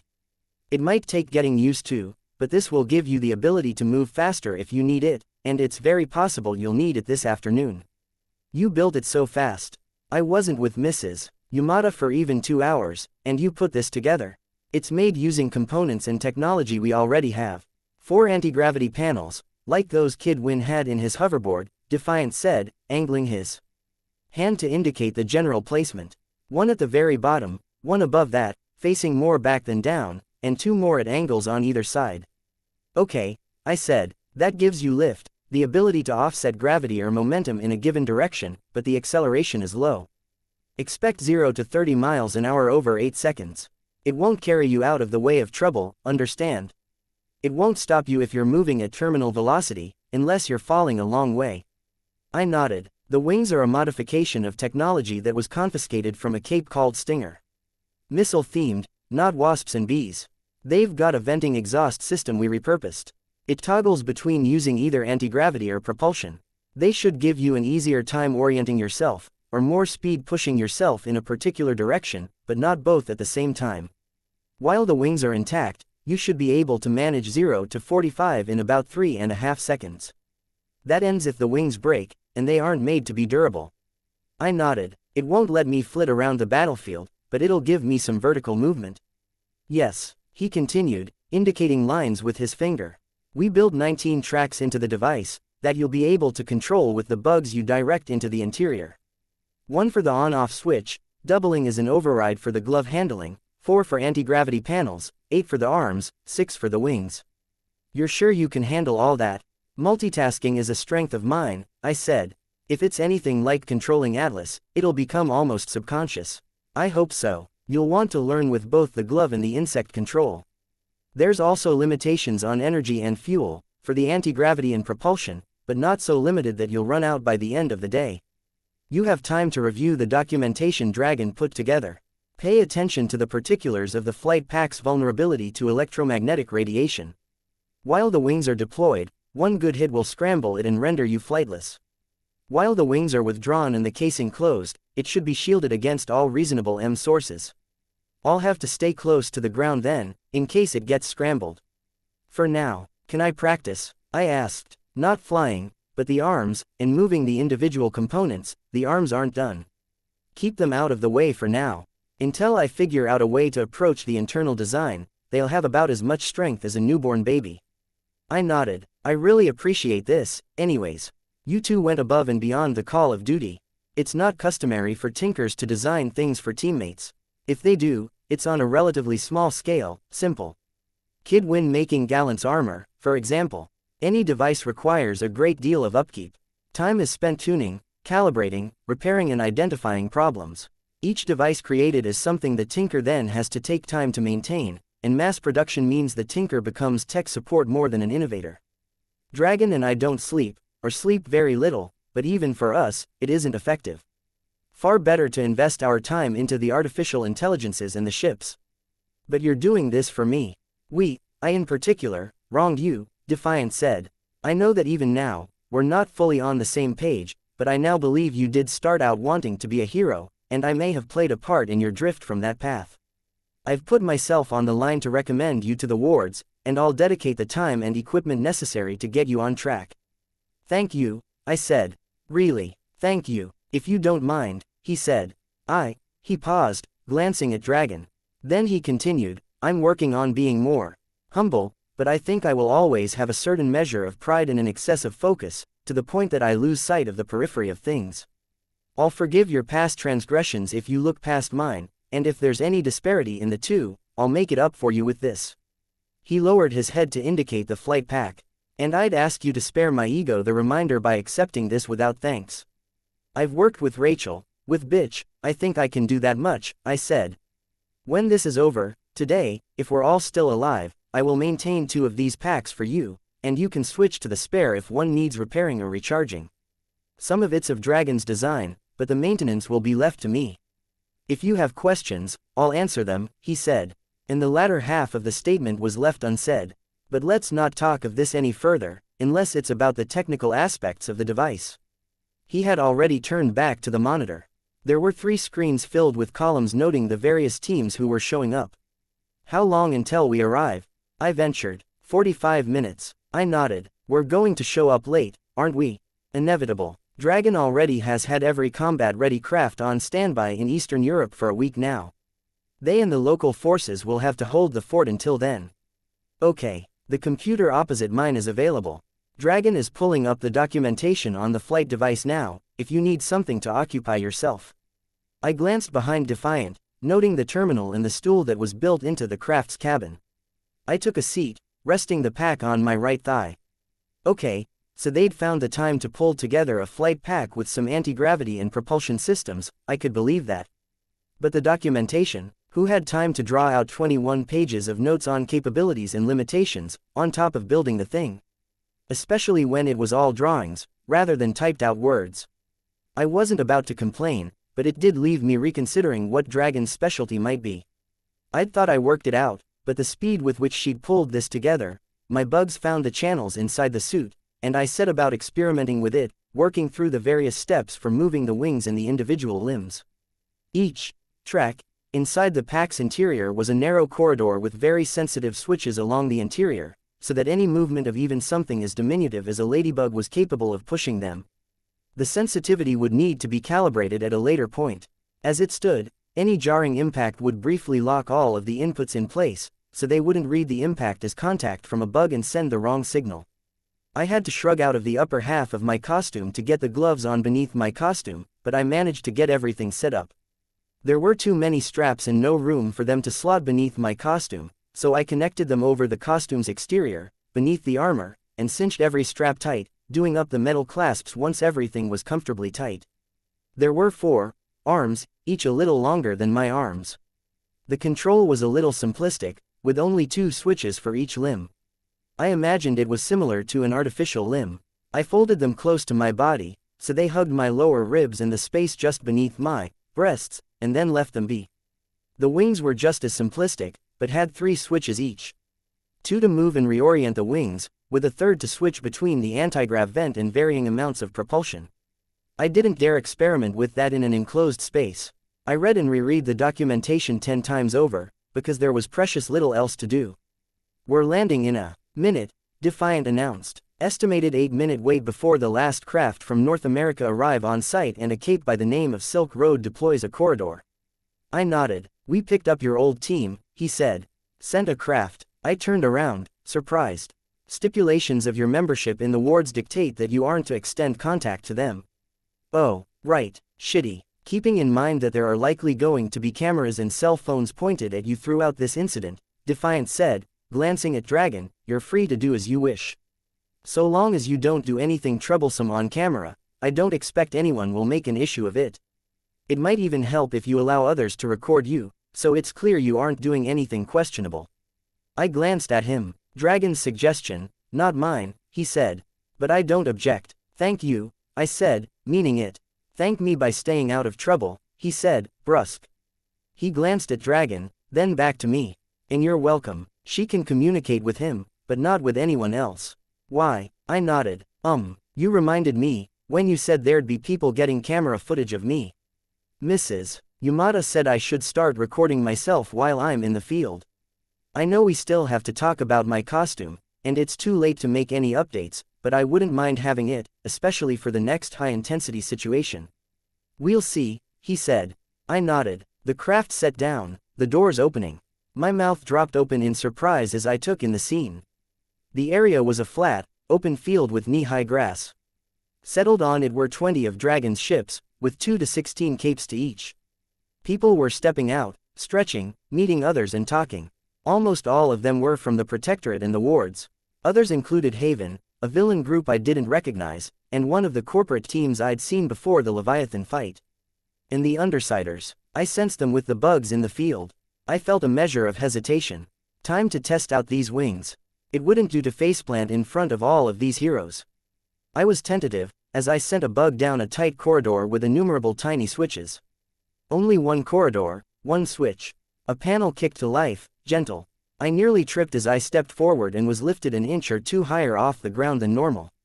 I sent the bug further down the corridor, directing more power to the panel, and I was no longer having an issue, because I was being lifted into the air. I was starting to lose my balance, though, necessitating a drop in lift and some experimental firings of the left and right panels to keep myself upright. I touched ground and extended the wings, activating the vents for the anti-grav at the wings' tips. It made for a sudden, lurching adjustment, nearly flipping me over to the ground. Not wanting to waste too much time, I made a beeline for the Undersiders, experimenting as I went. Rather than fly, I used short bursts of the anti-grav with kicks of my feet to get some air, landing on the noses and limbs of various dragon crafts, so I didn't have to walk around.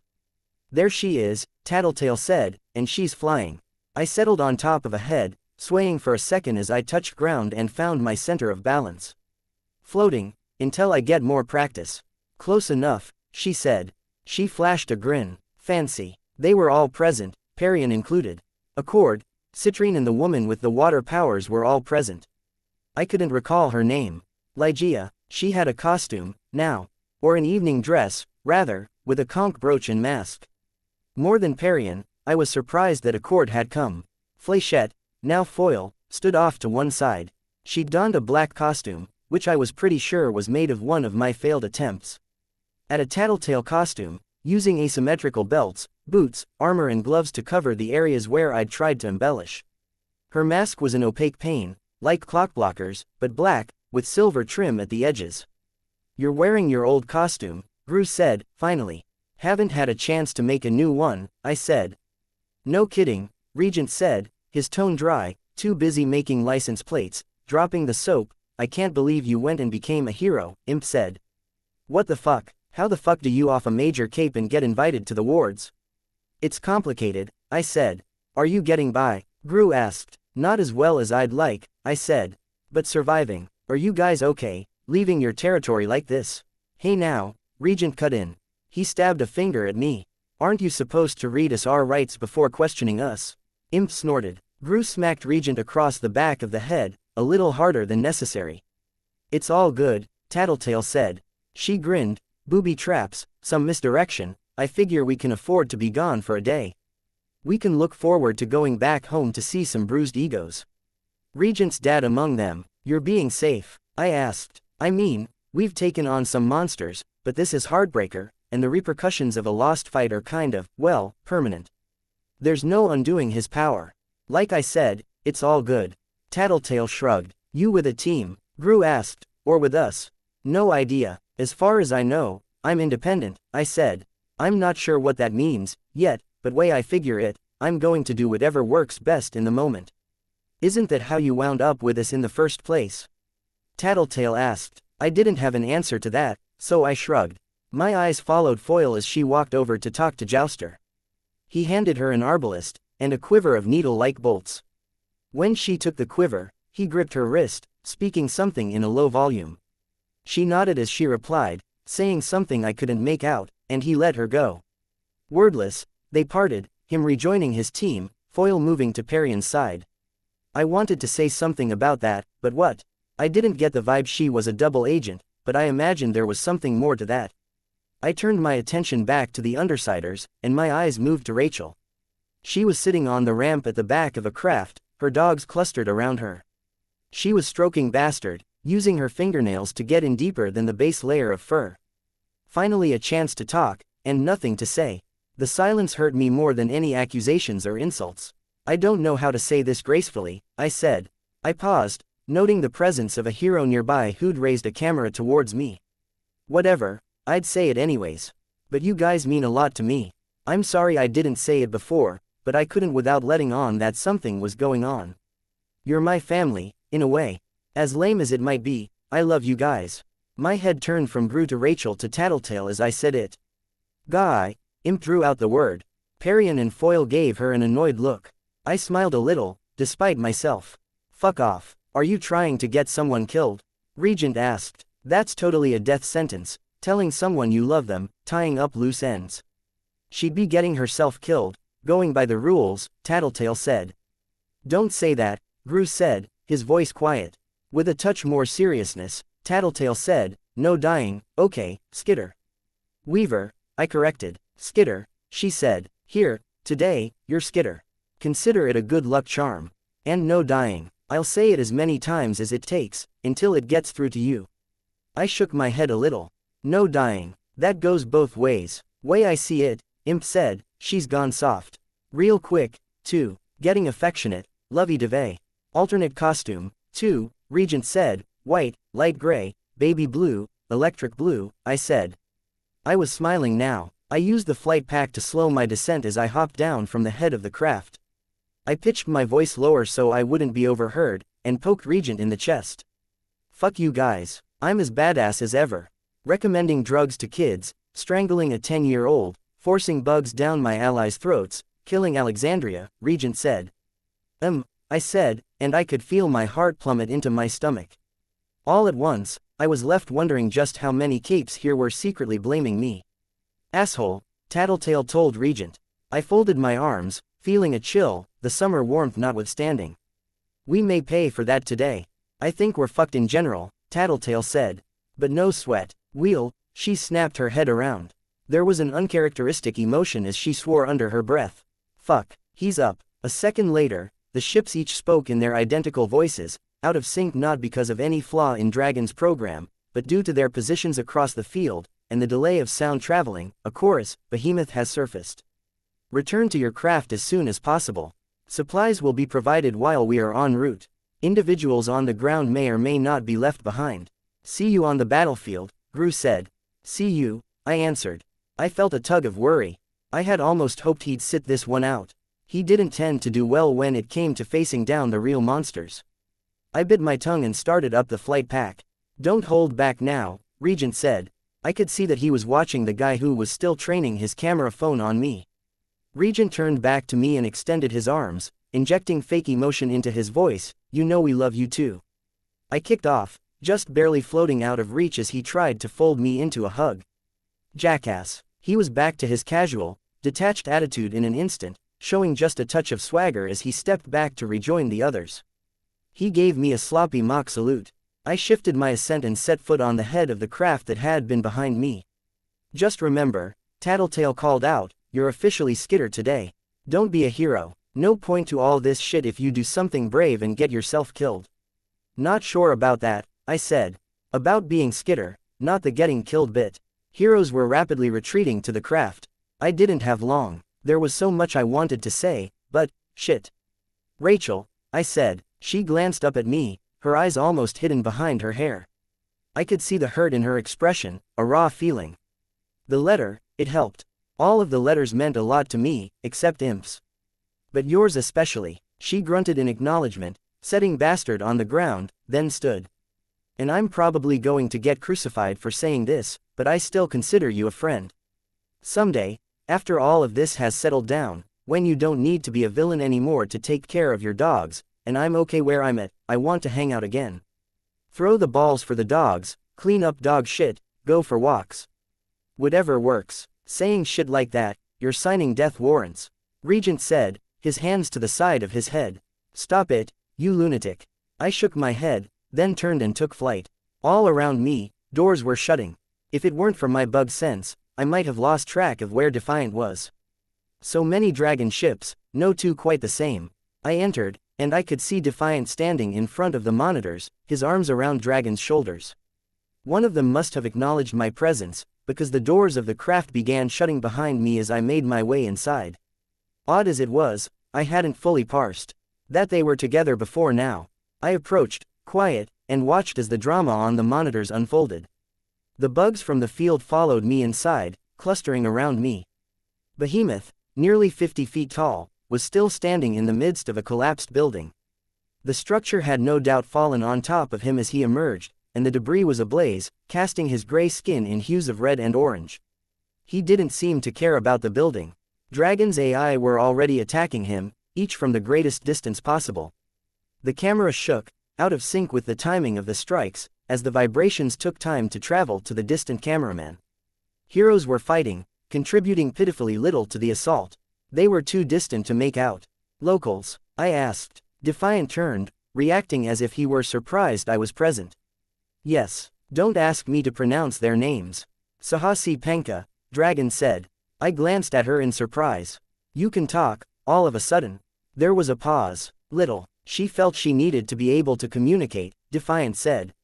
To her, he said, and this is the last time we make a last-minute fix. I'm sort of in the dark here, I said. Defiant declined to fill me in, staring at the screen. His voice was almost pained as he muttered, they're too close. One dragon suit was unleashing what looked like a freeze ray at the Endbringer, while another of the dragon suits was turning a laser on the ground beneath Behemoth's broad feet. It wasn't enough to take away his footing. He set one claw, a growth of obsidian-like black shards onto solid earth, then half-loped, half-hopped forward. With his claws and feet now on firm ground, he leapt. The shockwave of his departure toppled the slipshod buildings around him in his wake. The landing as he arrived flattened another set of buildings. The heroes started to run. They were too slow, when compared to the length of Behemoth's legs, the sheer power he was capable of putting into the simple act of walking. One by one, they fell within his kill range. 2 were scorched from the inside, a brawny-looking cape seized up with smoke billowing from his corpse as he struck ground, his arms and limbs still twitching in death. 1 managed to escape, taking flight. He got a full 4 city blocks away before Behemoth reached out. He was struck out of the air by a visible arc of lightning that extended from a claw's tip. 4 AI were continually bombarding him now, 3 using what looked to be freeze rays. The 4th alternated between destroying his footing and blasting burning buildings flat with some sort of concussive laser drill, stifling the spread of the fires. Heroes here and there contributed some inaccurate ranged fire, but seemed preoccupied with fleeing. Behemoth hardly seemed to care about any of it. Our ship lifted off. Outside, the surroundings were taking on a rosy tint. I could hear the cumulative thrum of the 27 Dragon craft's propulsion systems operating in unison. My bugs could track them all, the late arrivals included. There was a shudder, and the rosy tint of our surroundings intensified, filling the cabin. We started to move, and it wasn't the ship moving us. Dragon stepped out of Defiant's embrace to approach the ship controls. An instant later, the propulsion system kicked into motion, and we were moving far faster than before. The shuddering of the cabin was so intense I had to sit down. India's capes fall into 2 categories, Defiant said, not taking his eyes off the screen. He had to raise his voice to be heard over the movement of the craft. They term their capes hot and cold, with very strict rules on who falls into a category. Walk between the 2 groups, you get the worst of both. Hot, it's about flash, color, appeal, and engaging the public.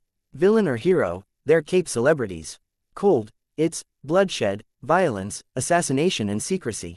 Capes of the underworld. The public doesn't see or hear about the cold capes. The media does not speak of them. On the screen, Behemoth wasn't even slowing down.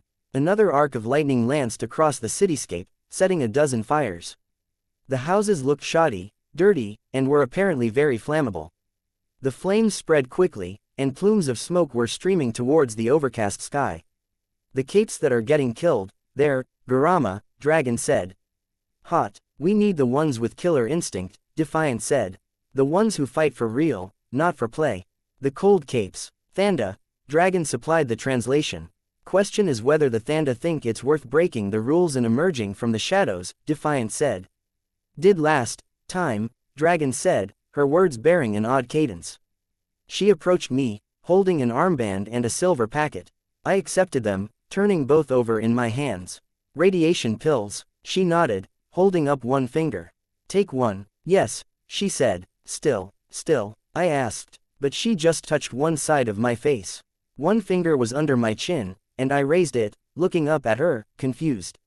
She let me go, leaving me momentarily confused. I touched my face where she'd laid her hand and felt 2 bumps. A camera, Dragon, Defiant said, before I could ask any questions. Look, she approached his side, her arms wrapping around his armored left arm, metal scraping against metal. They're not supposed to be here, he commented, his voice low. I turned my attention to the monitor. Who aren't? The Yangban. The focus was on a formation of capes. They were lined up like musketeers, rank and file, each a set distance apart from the others. The ones in front were kneeling, the ones behind standing. Each wore a mask that covered their faces, flowing costumes with loose sleeves and pants, somewhere between a martial arts uniform and a military uniform, each crimson with a black design of horizontal and vertical lines at edges of the sleeves and pants. There were nearly 30 of them. All together, they directed lasers at him, aiming for his one red eye. He blocked the concentrated laser fire with one claw, and the flesh at the base of the obsidian claw began peeling away. Who are they? The CUI's military parahumans. Isn't the CUI xenophobic? Yes, Dragon said. Her voice sounded funny. It wasn't emotion, but something was somehow off about it. Accepting diplomatic functions, this is the first time in over a decade that any of the Yangban have set foot outside of China, Defiant said. We've tried to arrange for their aid in the past, but relations between our side and theirs are sour. For years, they've alleged that the PRT and the Protectorate are fundamentally corrupt, the source of the problems currently plaguing the world. They were right, I said. Yes, Defiant said. He didn't sound happy about the admission. Behemoth slammed his claws together. The Yangban responded by creating force fields en masse, one for every person, overlapping with those to either side of them. The shockwave of the clap ripped through them, shattering the first 2 rows of force fields and virtually liquefying the unfortunate capes who no longer had protection. The Yangban in the back rows were already dropping their force fields, extending their hands forward, open palms aimed at their comrades. The shockwave's effects reversed in an instant, and the injured were whole, holding the positions they'd been in an instant before. Here and there, the reaction had been a fraction too slow, and the Yangban members were only reversed to the instant the shockwave made contact. They were thrown back and caught by the ones in the back row, blood streaming from their eyes, noses and ears.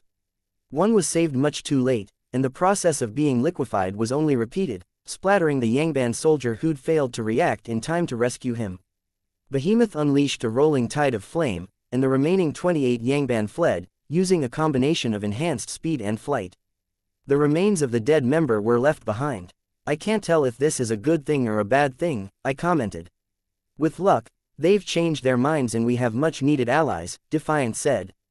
And if they haven't, he didn't reply. More of Dragon's craft were arriving, adding their attacks to those of the others.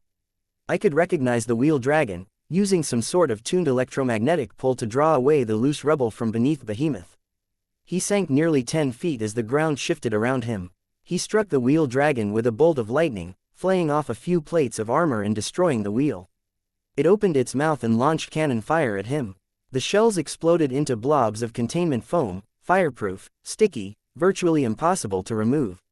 But not capable of holding back something like Behemoth. More lightning was unleashed, each doing successively more damage to the craft. By the 4th blast, it wasn't operational. The 5th split it down the middle. Insulation was little use against a dynakinetic that could redirect the natural course of electricity. 10 craft were around him now, concentrating fire. Cryogenic beams, containment foam and more served to slow him down. Not stopping him. No, that was too much to hope for. His pace was roughly 2/3 the speed it might otherwise be. At a glance, his attention focused on the AI. Behemoth brought both hands together, but it wasn't to clap. Instead, he directed a stream of lightning at the nearest craft, easily 20 feet across. It was splintered in an instant. A second craft perished a second later. Before he could turn his attention to a third, the stream of lightning shifted, curving off to one side. Drones, the annoying little bastard spheres that had electrocuted me on multiple occasions, the same ones that had been built into the ceilings of the cells and prison hallways in the PRT headquarters, were in flight, deployed by a drone ship like the one I'd fought in Brockton Bay, and they were channeling the lightning along a different path. Behemoth wasn't one to roar, but I could see the effort at work as he began to draw the lightning away from the remote drones, forcing it to take another path, beyond the route of ionized air or the electromagnetic charge that they were using to catch it and harmlessly redirect it into an area that was already rubble. He was taking abuse from the airborne craft, unable to move without giving ground. More containment foam and more ice built around him, tearing and melting, respectively, in response to his lesser movements. They moved closer together, strengthening the bond, and the lightning was caught once more. He gave up on the lightning and blasted the drones out of the air with a wave of heated wind. An instant later, he resumed destroying the craft. 3 in as many seconds, and then a slam of one claw against a building. The shockwave that followed leveled a whole row of buildings. I belatedly swallowed a radiation pill and attached the armband. The screen displayed text. Name.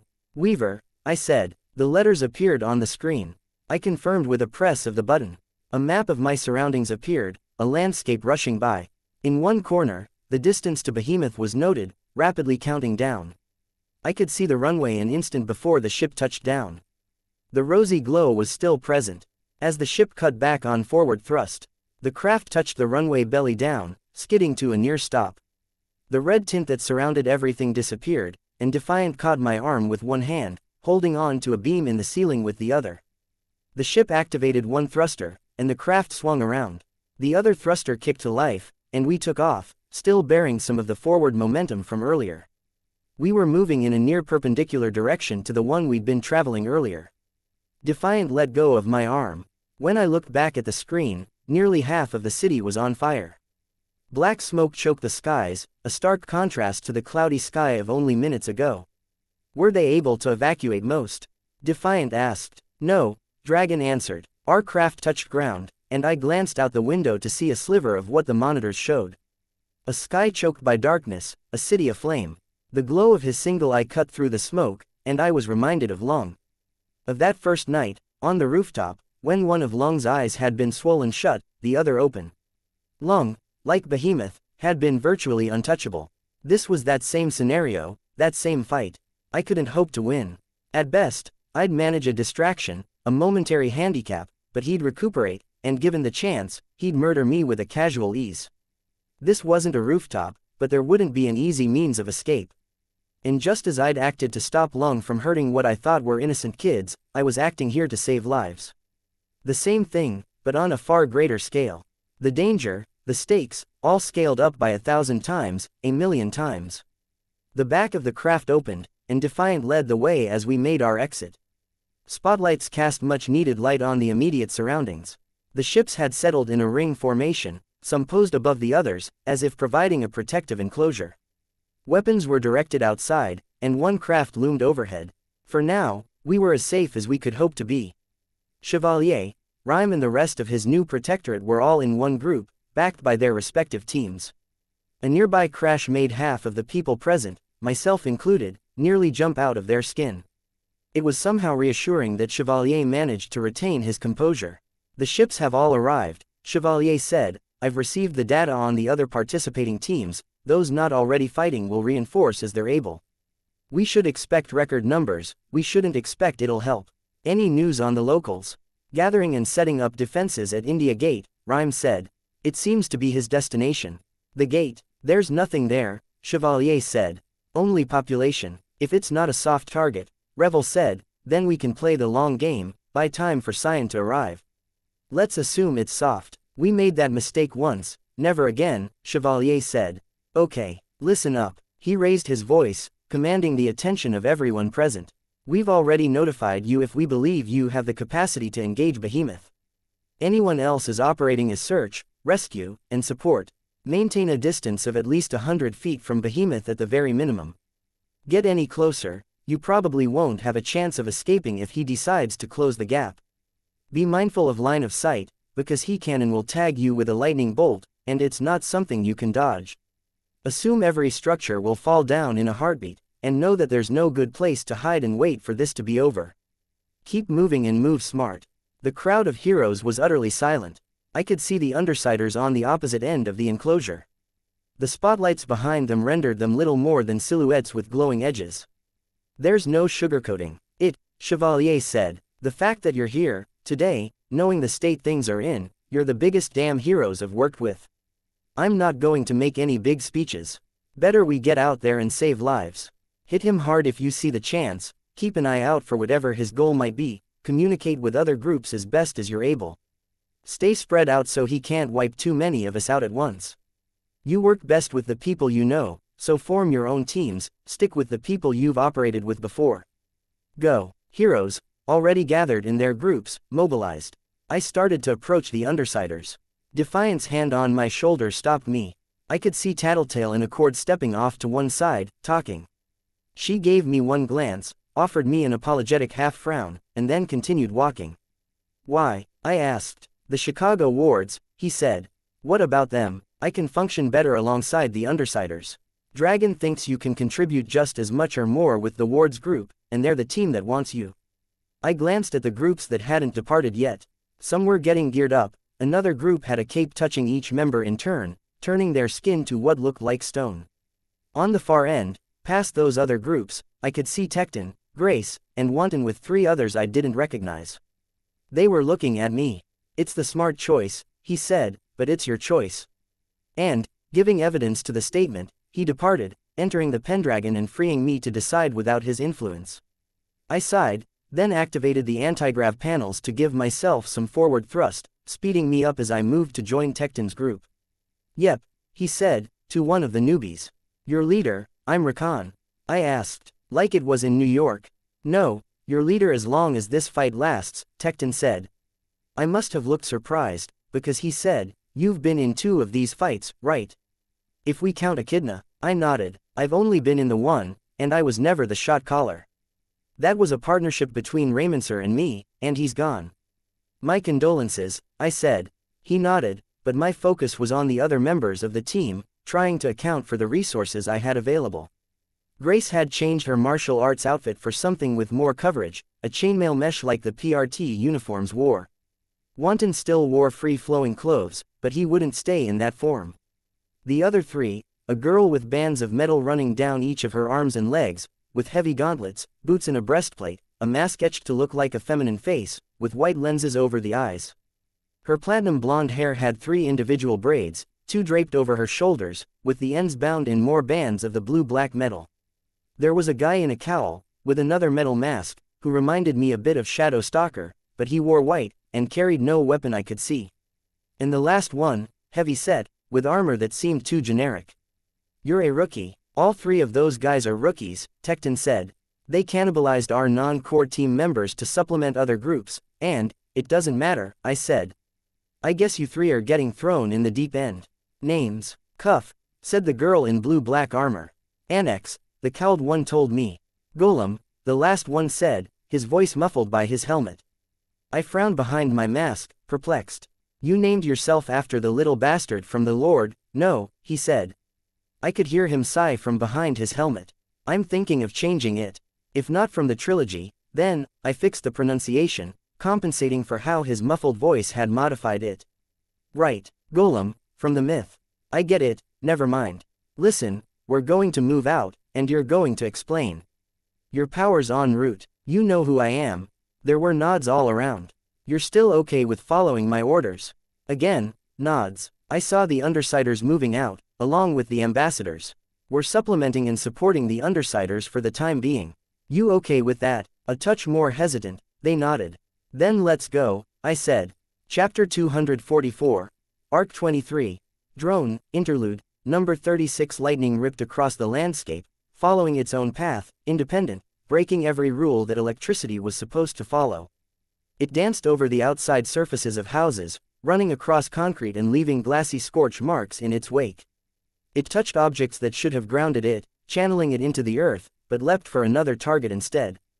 The Yangban raised their hands, already reacting. 23rd path, 5th benefit. Reflexes. 13th path, 3rd form.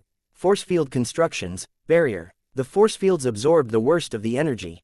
Cody was already moving to use the 36th path to rescue anyone who'd absorbed the remnants of the shock.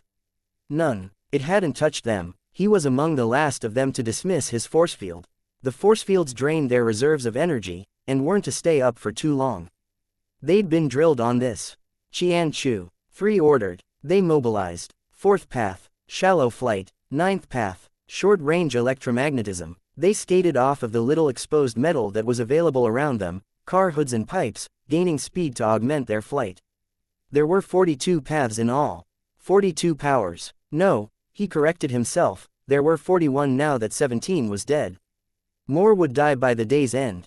The hope, the plan, was to demonstrate the Yangban's strength, to show that they had the answer, a way to defeat the Endbringers. It wouldn't happen today, but a solid demonstration would serve to bring others on board. They hadn't been asked. The expectation was that they would give their lives for this. He would have refused. He'd dealt with an Endbringer before, and he still hadn't recovered from that chance meeting. He'd lost everything, been stripped of friends and family both. Yangban Chang. 5 called out. Yangban Chang. The group responded in chorus. Cody's voice joined theirs, quieter. His pronunciation wasn't good. In all this time with the group, he hadn't even managed to grasp the fundamentals of the language. Mispronunciation was punished, not by any reprimand, but in a subtle way. They would speak to him even less than they were now, he would get less food. Maybe for a few hours, maybe for a few days. The thought bothered him, and the degree to which it unsettled him was more disturbing still. Something so minor as that shouldn't have mattered so much to him, but it was all he had, now. There was a crash of lightning, and a building collapsed, directly in their path. Flames and smoke barred their path. Shintu. 3 ordered, his voice nearly drowned out in the noise of the building settling. They were still moving forward, not even slowing. The forward group hit the barrier with localized vacuums. Individually, they were weak, but with 12 all together, flames were quenched, smaller objects levitated into the air. Cody joined the middle group in shearing through the remaining wreckage. 31st path. The cutting lasers. The first group was slowing a fraction, and Cody slowed his flight to hold formation. The 12 members of the Yangban only accelerated, flying around the group members they had been following. They turned solid, space distorting around them as they rendered themselves invincible and incapable of any action but their pre-existing momentum, effectively human bullets. They tore through the wreckage, clearing a path for the rest. He felt a rush, just being part of the unit. Being a part of a maneuver that let them cut through a burning ruin of a building with the ease they had. Some of that rush, he knew, was the second path. Magnification of powers. Tu wasn't present, she was too valuable to risk losing, but they still shared her power between them. Each of them had a sliver of her ability to enhance the powers of those nearby. It was the reason their powers worked to the degree that they did, a feedback loop in power augmentation across their whole unit. There were more things feeding into his consciousness, other senses he wasn't actively tapping into. The 23rd path, it enhanced his perception, particularly his awareness of others, the threat an individual person posed, and enhanced his reflexes, particularly when dealing with people who wanted to hurt him.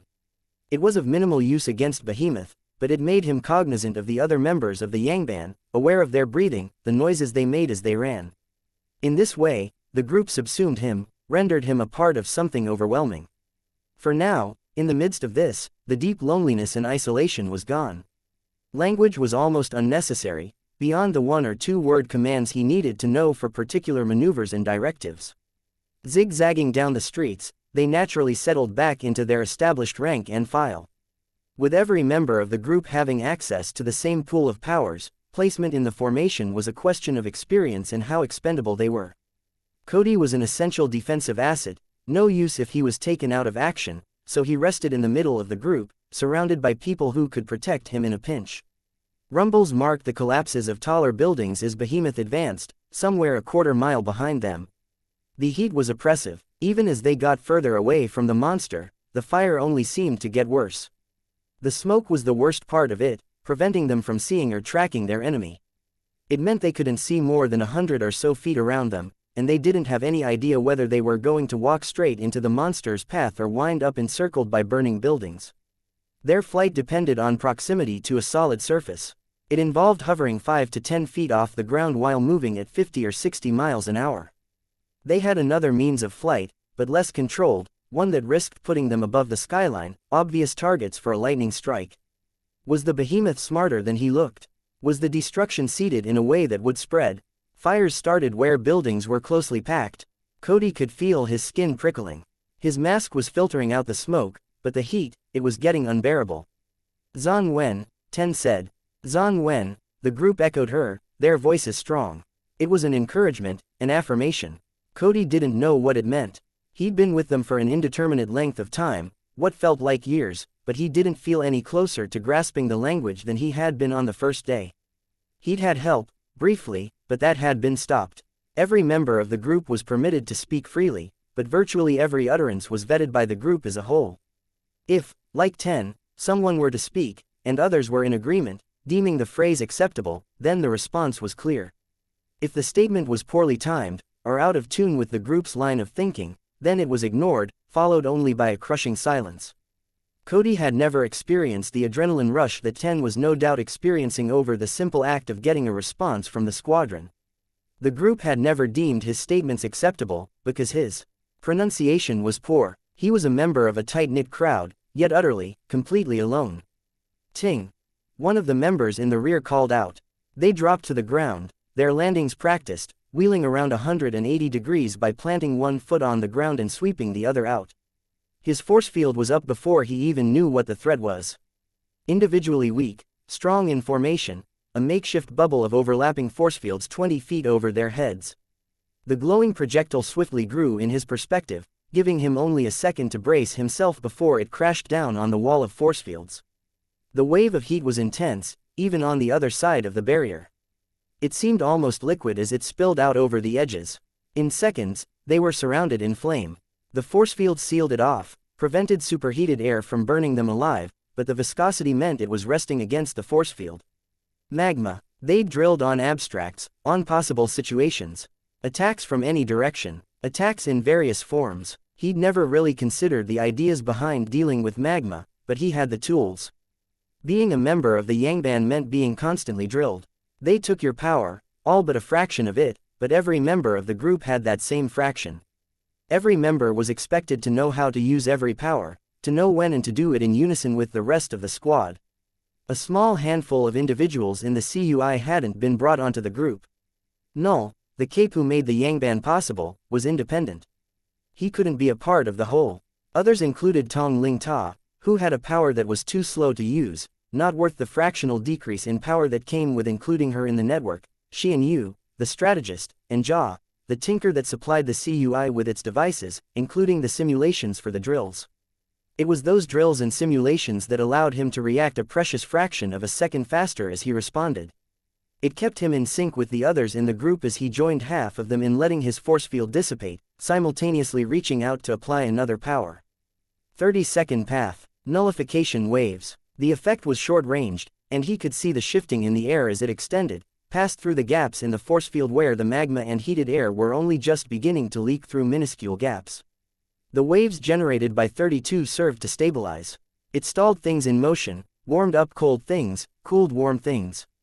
It silenced, stilled. The magma cooled with surprising rapidity, but then, the power was affecting the inside at the same time it affected the outside, rather than trying to cool the outside to a degree that would extend inward.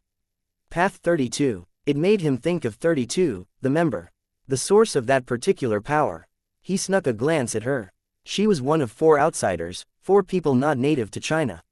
She'd been his closest ally. Something more. Dapo, 7 ordered. Like the others, the maneuver was a practiced one.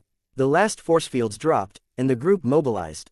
Odd-numbered members of the squad crouched, legs flexing, while even-numbered members, Cody included, reached out.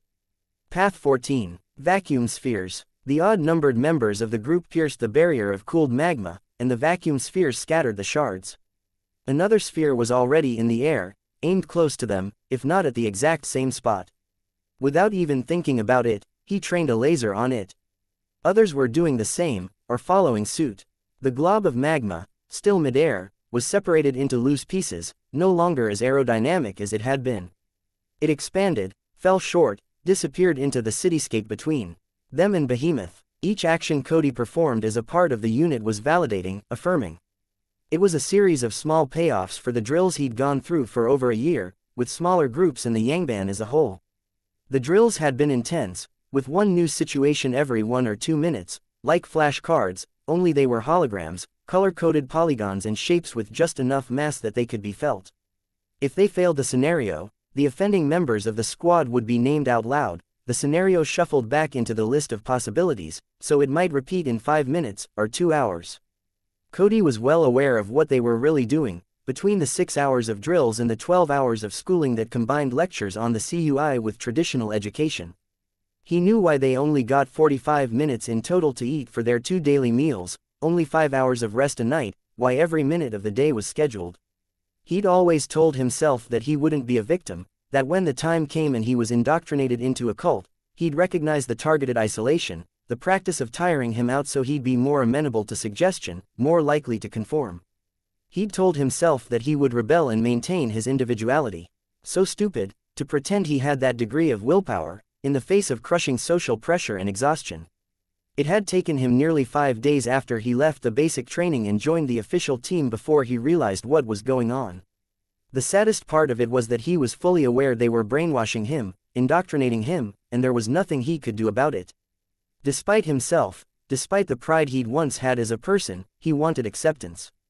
They were a poor surrogate, a surrogate he hated, in a way, but he had nothing else. His family was a universe away, his friends had turned on him, gone mad. There was a crash, and a shockwave ripped through the area, momentarily clearing the smoke. Cody instinctively raised his force field. Behemoth was there, standing amid leveled buildings, fighting some flying capes who strafed around him. He had built up some steam, and lightning coursed over his gray flesh, illuminating him. Only 1 or 2 of the metal ships were still fighting. Other craft, airborne, seemed focused on evacuating, but it was a gamble at best, as shockwaves and lightning struck them down. The smoke filled the sky once more, obscuring Cody's vision too much for him to see any further. Behemoth clapped again, then again, each collision of claw against claw serving to extend the damage 1 step further, clearing obstructions out of the way for the next. The Yangban backed away, spreading out inadvertently. Cody could feel the benefit of the second path fading, the enhanced powers the others granted slipping from his grasp. Ta shi fush kuosin, 3 said. He said something else that Cody couldn't make out. Something about leaving. The group moved out, flying low to the ground, and Cody was a fraction of a second behind, pushed himself to make sure he was in formation. Radiation, 32 said, her English perfect, unaccented. It was for Cody's benefit, and the benefit of the other 2 English-speaking members of the group, who might not understand the more complicated words. She got glances from the other members of their squad, but continued speaking. He's using the shockwaves to spread irradiated material across the city. We're retreating, okay, Cody nodded, but couldn't bring himself to speak as the group took flight. It was unnecessary, wasn't worth it when he accounted for how the others would react and respond if he used English. 32 would be shunned for doing so, there was no need for him to join her. An explosion of smoke bloomed out in front of them. Not smoke. Darkness. The Yangban collectively dropped into fighting stances, ready to use any power the instant it was called for. Villains stepped out of the smoke, and it was only then that the benefits of the 23rd path belatedly granted the Yangban their ability to sense these people. The power had been blocked by someone or something in the group. They were Westerners, by the looks of them. Cody's eyes narrowed as he studied them. A guy with a demon mask, surrounded by the same eerie darkness that formed a wall between the group and Behemoth. A young girl with a horn mask, a stocky guy or girl with a thick fur ruff on their hood, and a girl in black with an opaque paint over her face and a crossbow in her hands. The other group was also mounted, but clearly distinct in style, even if they'd shuffled together with the other group. The boy in medieval clothes with a silver crown, the girl in a frock, 2 grown women in evening gowns. They were all mounted on mutants. He had to reach for the name. The guy from Boston, Blasty. Blasto. He was supposed to make horrific mutants. Maybe he was here. The Yangban edged around the group, wary. Jesus, the man with darkness shrouding him said. His power was billowing out around him, more darkness. What the hell are you doing? He's getting the benefit of the power boost, Cody thought, but he didn't speak. The others were shifting uncomfortably, but the one with the white mask and silver crown, and the 2 in the evening gowns, they seemed to take it more in stride. Something about them, it tugged at a memory. Not a strong memory, but a brief encounter at some point, it gave him an ugly, twisting feeling in his gut. He blinked, and the girl with the gray, horned mask was right in front of him. He resisted the urge to react. His teammates, he knew, were raising their hands in anticipation of a fight. They were distrustful. They'd been taught that foreign heroes were dangerous, unpredictable. Thing was, they were right. As a rule, capes were fucked up. People were fucked up. The Yangban, Cody mused, resolved the situation by stripping capes of their humanity. She turned around, as if she hadn't just appeared in front of him. Shit, you weren't kidding. It gets stronger as you get closer to more of them. I can do practically anything, and they don't react. No idea, the man in black said. They're Chinese capes, a woman in a yellow evening gown said. They probably don't speak enough English to answer. Something nagged at him. Cody searched his memories. Between the crossbow and the boy in the Renaissance-era clothes, he couldn't help but think of the game he'd played with his friends before everything went horribly wrong. But the evening gowns, those masks, Accord. The bastard who had taken him, who had traded him to the Yangban for money. The anger was refreshing, startling, and unexpected. A splash of scalding water to the face, as if waking him from a dream. 36. It was 32 calling. 36. The girl with the horns asked. What? It was Cody's name, his new name, rather, but he'd never quite identified by it. He turned and realized he'd dropped out of formation. Let's go, she said. He glanced back at the woman in yellow. I can guess what you're thinking, but it's not worth it, she said. Every step of the way, I got fucked. Fucked by Kraus, fucked by the Simurgh, fucked by Noel, fucked by Accord, fucked by the fucking Yangban. The woman in yellow spoke. Whether it's answers, or revenge, or something else entirely, you won't find any of it here. Others in her group were looking at her in surprise, or as much as one could, when wearing masks. Do you know how easy it would be to kill you? Cody asked. 3 gave an order in Chinese. Incomprehensible, but Cody could guess. If you killed me, the woman in yellow said, he'd barely care, and you'd spend the rest of your life in a hole that Ziggurat made, if they didn't just paralyze you from the neck down and leave you alive to borrow your power. Ziggurat, oh, Tong Ling Ta, the earth mover. She'd said she didn't have answers, but the ground shook violently. Behemoth was still active. Lightning was arcing through and around the dark clouds of smoke that were rising at the edges of the city. "If it's all right, we should go," the darkness man said. "Things get much worse, I'm not sure how much we can help, and I'm losing my mind waiting like this." There was a whistle from someone in the group, and they were gone, the mutant quadrupeds breaking into a run. And Cody was left standing there, staring. 3 snapped something, and 32 translated, "He's saying we can send you back, if, number." "It's fine," Cody said. He turned and fell into formation. The disapproval was like a weight on him from all sides. He withered a little. How many weeks, months or years would it be before he was allowed to hold a conversation with his comrades? More heroes were running by, now. A group of young heroes, a cluster of religious capes with halos and crosses worked into their costumes, and a fresh wave of mechanical ships. The reinforcements had arrived. 8 said something, but the accent was too thick for Cody to make it out. He'd been stirred from a delirium, a state where the days had blended into one another, where the sole-defining moment of his week might be if he were acknowledged by the other members or rebuked. It wasn't Behemoth who'd shaken him from that point. It was the woman in yellow. Anger twisted in his gut, and it wasn't going away. He found himself holding onto it, embracing it. As if it reflected the violence within Cody, the city was burning, shattered and gripped in chaos.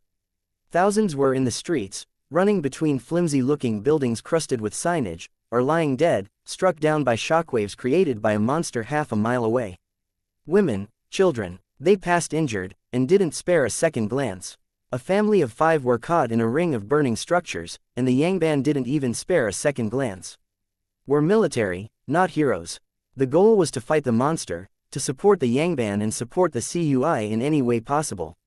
3 changed course, and the rest flew after him, setting down. Their destination was a flattened building, with a group of dead, maimed and dying Indian capes lying in the debris. Cody exercised the 23rd path to find out what 3 surely knew already. There was nobody nearby. 3 reached down, and others around him joined in, making contact with one of the dying. It took nearly a minute to attune everything the right way.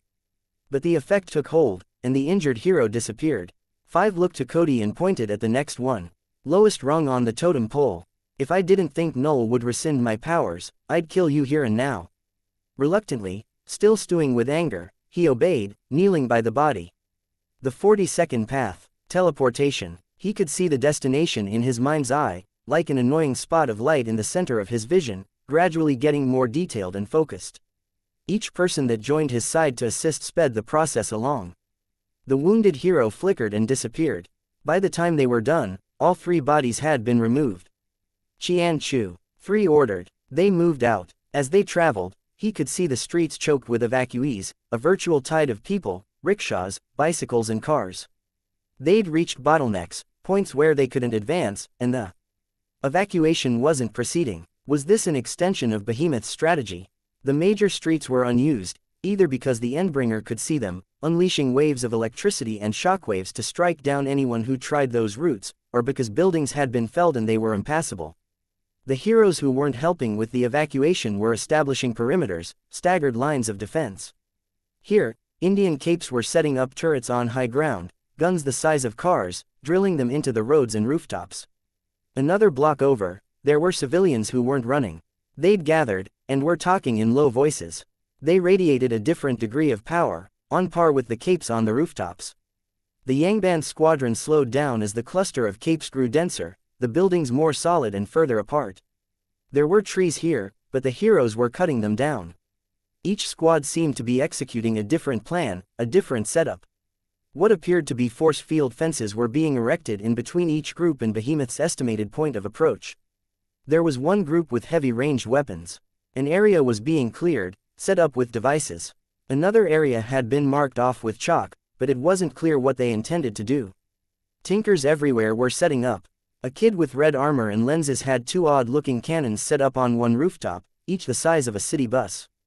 It painted a picture, formed a script of sorts, for the story that had yet to take place. The idea that Behemoth would change direction from where he'd initially started off wasn't even a consideration. They weren't consolidating forces, gathering together for one good strike, but were arranging it so one would follow after the other. The capes he'd already seen were the ones that had gone forward to support, to find the injured, trusting to mobility or evasion to slip away. And here, this far in, a dozen countermeasures were being set up, if not 24. This would be the staging ground, without the crush of flammable buildings all around them. Each countermeasure would occupy Behemoth for just long enough that the heroes could manage a barrage of attacks. The Yangban reached the center of the network, landing on the rooftop with the most capes. The makeshift command center. He only had to take one look, and he knew. Something vital was missing. They had any number of ways to stall, and each one would cost them a little. But for all of that, he couldn't make out anything that looked like it would end the fight. Cody could see the heroes react as the Yangban landed, and he could see the way others looked to one small set of people for cues. The top-level guys, the leadership of the Protectorate. A man in gleaming armor extended a hand to 3, who'd stepped away from the group. We didn't expect the Yangban. 3 looked over his shoulder, and 32 stepped forward. 3 murmured something, and she translated. Your PRT was very persuasive, Chevalier. I suppose we can count that as a good thing. You read the briefings and plans we sent out. 32 continued to translate. We did. With your permission, we'll return to the fight with Behemoth shortly. But we'd like to make a proposal. I know what you're going to propose, Chevalier said. I'm sorry, it's somewhat counter to our usual offer. 32 spoke quickly to match 3's attempted interruption. Chevalier fell silent. Your heroes here are scared. They want to help, they are good people. We're offering another way. They can help without risking their lives. I think I understand. You have to understand why I'm saying no, Chevalier said. Our group shares powers. Time and time again, the West has refused them. We would rehabilitate your criminals and share their powers among us. They are divided in strength, but we have the ability to magnify powers. You can feel it now, being close. Yes, Chevalier said. In the distance, a column of lightning cut through the wall of smoke above the city, as big around as an apartment building. Cody could feel the vibrations shudder through the building, as sturdy as it was, though the lightning was miles away. We might each have only a share of a power, reduced effect, range or duration, but we regain as much as a third of that power back with this magnification, depending on how many are together. A full third of 40 powers at once. If any would volunteer, we would teleport them to a safe place, where we would borrow their power for this fight only. We would send them home when the fight was over. Cody could see the reactions of the capes on the rooftop. People were exchanging glances. Considering it, a part of him wanted to scream, to warn them, whatever the cost to him might be. I see, Chevalier said. For years, we have boasted of the strength the Yangban offers the world. But we are small, and too many citizens with powers flee or fight rather than cooperate. Today, we hope to show our strength. We have extended our support, and we ask for trust in exchange. Your support is welcome, and that's why we couldn't ever ask you to make this leap of faith, Chevalier said. I understand your motives are pure, but if some accident transpired, and a good cape didn't make it back, it would mean war. Cody hadn't missed the way the hero had stressed the words. A warning for his people, more than a statement for 3. We would be exceedingly careful, 32 translated for 3. Rest assured. Cody was watching the negotiations continue, Chevalier looking more and more uncomfortable, when he saw him. Accord. He was accompanied by a girl in a lavender and black costume, and a dark-skinned man in a suit. Cody had to hold himself back to keep from striking the man. It would be suicide, and no matter which power he used, Cody couldn't be sure he could guarantee a kill. He could see the moment where Accord saw the Yangban. Cody could see the reaction, as if the man had been slapped in the face. Accord's shifting mask gave away his reaction, and then his expression set, his body language neutral, as if nothing had happened and nothing was wrong. The girl beside him smiled, and brilliant green eyes settled on Cody, stark contrasts to her pale purple costume. He hated not knowing anything, being cut off by language barriers and the rules of the Yangban. Who was the girl in lavender? Where were Alexandria, Eidolon and Legend? Every question left him more uneasy, increasingly angry, and Accord was the person who had put him in this situation. I'm a slave, and he's the one who put me in chains. May I interrupt? Accord asked. If the Yangban will excuse me. Chevalier asked 3. 3 nodded. As you will. We can wait. Cody suspected Chevalier had been hoping to end the conversation, rather than postpone it. He stared at Accord. Did they know what you do? What you are? There was a crash, a clap of thunder, and a rush of hot wind. The cloud of smoke around Behemoth's battlefield was growing, and it wasn't just a matter of perspective, of Behemoth getting closer. Capes flew off, joining the fray. The Yangban remained. What can you tell us? Do you have a plan? Chevalier asked Accord. I'll kill him, somehow. I just need a chance. It was too much, like being asleep for months and finally waking up, only to discover that the only thing inside him was rage. Optimal timing, Accord was saying. I'm still working out the particulars. Kraus thought he was smart too. When I'm done with you, I'll find him and kill him. What do you need? Contact information for your various squads. Cody virtually twitched with a need to move, a craving to fulfill some deep-seated desire for revenge, but the group around him wouldn't afford him the chance. Each member of the Yangban was simultaneously a prisoner and a guard, some more of one than the other. Chevalier nodded. You'll have it. Rhyme. A woman in blue limped forward. I'll handle it. The girl in lavender glanced at Cody before falling in step with Rhyme and Accord. Had she sensed his emotion? She hadn't said a thing. He just reached the first perimeter, someone reported. Tore through our skirmishers. Some teenagers were killed. Eidolon and Legend are fighting, but they're not in good shape. We didn't expect him to move this fast. The Triumvirate's missing a key member, Chevalier said. Our more mobile capes should move out now. Meet him at the first perimeter if you're fast enough, hold at the second if you aren't. Maintain cover where possible, Qianxia. 3 ordered. The negotiations were over, it seemed. But he could feel the tickle of new powers taking hold. The 3 they'd collected from the shattered building were joining them, like it or not. The first power was an easy one to grasp.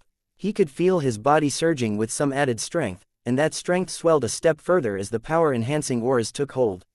The second was a tinker power, he was almost positive, or it was a thinker power with a focus on guns. Nothing useful. The third, another thinker power. His vision clarified a step. The ability to see through smoke. No, the ability to see through surfaces. He was disappointed, and he couldn't be sure why. What had he wanted? What did he want, in general? Even now, he was alone. The Yangban wanted to collect capes, to prove themselves. The heroes wanted to stop Behemoth. Cody didn't care about either.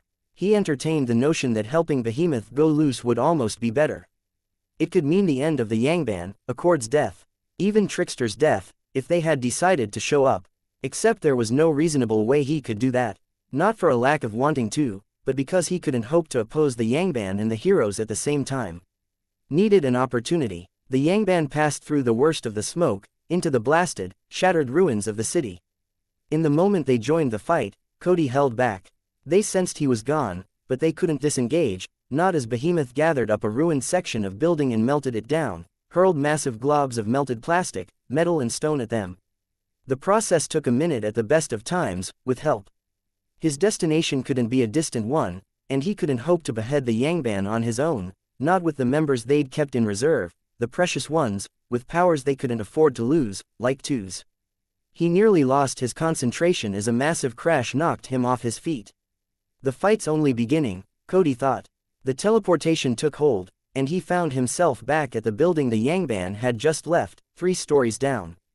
The command center. Accord, the lavender girl, and Chevalier were leaning over a table with computers arranged along it, papers strewn out across the surface. It brought back memories of the moment everything had turned upside down, the computers, the interrupted tournament. Finding themselves in another world, if he needed a push to act, that was it. The biggest one first. The laser didn't cut the armor. It was capable of cutting granite like a hot knife through butter, but it didn't cut the armor. Chevalier turned, drawing his sword, a 6-foot-long beast of a weapon. The armor glowed orange as the laser concentrated on his belly. You, lunatic! He shouted, charging. Cody switched tactics. A force field, the sword shattered it with one swing. He flew out of the way as another swing came within an inch of decapitating him. A laser with one hand, a vacuum sphere with another, pulling Chevalier off balance. Again, it didn't work. The man barely reacted as the vacuum sphere caught his legs. He aimed his weapon, and a combination of danger sense and a nullification wave stopped the shot in the chamber, disabling the gun. The X-ray vision was barely penetrating the sword or armor. Cody had to duck, back up and rely on his enhanced reflexes to avoid Chevalier's attacks. He had 44 powers and not one was letting him beat, what, a swordsman in a suit of armor. It was the lack of the power boost. The Yangban were only strong as a group, granting the aura to one another. Here, now, he was feeble. 40 powers, and not one of them sufficient. Always second best, always alone, Cody thought. No, keeping the laser trained on Chevalier, he used his own power. Perdition's power. The 36th path. Chevalier was moved back to where he was seconds ago. Cody backed out of the way, kept the laser trained on the hero, and the instant his opponent got too close, he used his power again. It barely set Chevalier back 2 seconds, but it was enough. Slow, steady, inevitable progress. Time was one of the fundamental forces of the universe, undeniable. Accord and the girl in lavender made a sudden attempt to run to the door. Cody created a force field to bar their way. They reached for phones. He used a vacuum sphere to pull them away. It took nearly a minute to cut through Chevalier's armor, using the time reversals to effectively put the man on hold while he put some distance between them and the laser to cut. The man folded over the second the laser pierced flesh, cutting straight from the front of his stomach to his back. Obstacle gone. Reckless, Accord said, sounding more sad than afraid. Lunacy. I don't care what you think. I'd hoped your placement with the Yangban would temper you. Cody lashed out with the laser. Accord's right arm was lopped off. Another cut, for the right leg. Accord screamed as he fell. The girl in lavender hadn't reacted, only stared down at the 2 dying men. She clicked her tongue. Tisk. He's asymmetrical in death, Cody mused. There's a justice in that, isn't there? If there's irony here, it's the fact that his desire for order led to this, the girl commented. We just lost our strategist and our field commander, so there's going to be more chaos than ever. The windows briefly rattled with the shockwave of one of Behemoth's attacks, halfway across the city. Tisk. The girl said, again. The anger still burned inside him, not sated in the slightest. Did I end it too quickly? Maybe I should have drawn it out more. He glanced at her. She was staring at him. Can you use that computer to find someone? If they're here, or somewhere else. I can, she said. Trickster. She raised an eyebrow. Oh, I can tell you that without looking. He bit it. Some freaky monster calling herself Noelle freaked out, made clones of him. They ate him alive, literally. He blinked. When? A month ago, Brockton Bay. The details fit. Cody nodded slowly. He wasn't sure how to feel about that. Sorry, if he was your friend. He wasn't, Cody snapped. He felt off balance. This was so unexpected. How was he even supposed to react to that? How long had it been since he'd really made a call on his own? Slowly, he spoke, as if sounding out the ideas as they came to him. No. I suppose that's good. Thank you. I'd tell you I'll make it quick, but, you worked for him. You probably deserve it. Nah, she said. She'd backed away, gripped the edge of a table. Her entire body was rigid. I'll give you my phone, you can call any one of my buddies, tell them it's Tattletale. They'll tell you we were constantly fighting. Only reason we haven't offed each other is that it'd be mutually assured destruction. Trickery. No, knowing him, knowing the kind of people he associates with, like Trickster, there's probably contingency plans. I won't fall for that. Spare me, maybe I can salvage this mess. I mean, you've still got to live on this planet, right? We can't let Behemoth win. Not today. I'm dead anyways. Because of the Yangban. I could help. I'll figure out a way for you to escape. Hopeless as this feels, there's a way out. No, Cody shook his head. He felt so lost, so tired, so unsatisfied. There was one major enemy left to eliminate, one more group who'd wronged him. The Yangban. He already knew he wouldn't get any more satisfaction from it. He knew he'd likely die in the attempt. No point. Fuck, she said. There's definitely a point. Just give me a second, I'll think of it. Shit, sucks I don't know much about you. Don't suppose you'd give me a hint? He raised a hand, pointing at her. No, think about her. The girl who'd called herself Tattletale blurted out the words. What would she think? He hesitated. Her. The first person that popped into mind was 32. The Yangban member who'd tried to teach him Chinese. They'd been close, had been friends, before the group segregated them, because they were more malleable as individuals than as a group. Members of the same team, but never given a chance to talk with one another. Always in arm's reach, never together. The second person he thought of was Noelle. His first love, the betrayer, the monster. He shook his head, which only intensified the ringing in his ears. When had that started? With the shockwaves? During the fight with Chevalier? Or before all that? Before the Yangban? Had it ever stopped? He thought of the Simurgh, thought of all of this in the context of him being just one of her pawns. His head hung. Always a pawn. Always the expendable one. Kicked off the team, traded away to accord for the team's safety. He started to speak, then trailed off. She didn't interrupt him. Which her are you talking about? Which her? Be clear. He approached Tattletale, gripping her throat, feeling the added strength of the newest additions to the Yangban. Tattletale's voice was strained. Honestly, I figured I'd toss it out there. There's bound to be someone important, and saying her gives me a 50-50 chance. I hate smartasses, he said, and he squeezed, feeling her windpipe collapse in his grip. She fell to the ground, and he watched as she struggled for air that didn't come. The faint screaming rang through his head as he watched her struggle to climb a chair, taking 10-15 seconds to just get her upper body onto the seat. She found a plastic pen, collapsed to the ground with it in her hand. When she flopped over onto her back, it was broken. She'd caught it between her body and the ground. This'll have to do as a surrogate for Trickster, Cody mused, watching. Had Noelle felt anything like this when she'd killed and devoured innocent people? A kind of despair, mingled with helplessness. Anger was all he had left, the drive for revenge the sole thing keeping him moving. Feeble and misdirected as this was, it wasn't it. Tattletale drew a knife from her belt, used the edge to remove the nib and the ink reservoir from the plastic case of the pen. When that was done, she stabbed herself in the base of the throat. She's giving herself a tracheotomy, Cody thought, watching in fascination, even as he reached out and took hold of the plastic pen case. He watched her expression as he crushed the plastic in one hand, and he felt nothing, even the paradoxical grin that appeared on her face. In contrast to the frustrated slam of one hand against the floor, it reminded him of Trickster in an odd way. Yet it added nothing to this.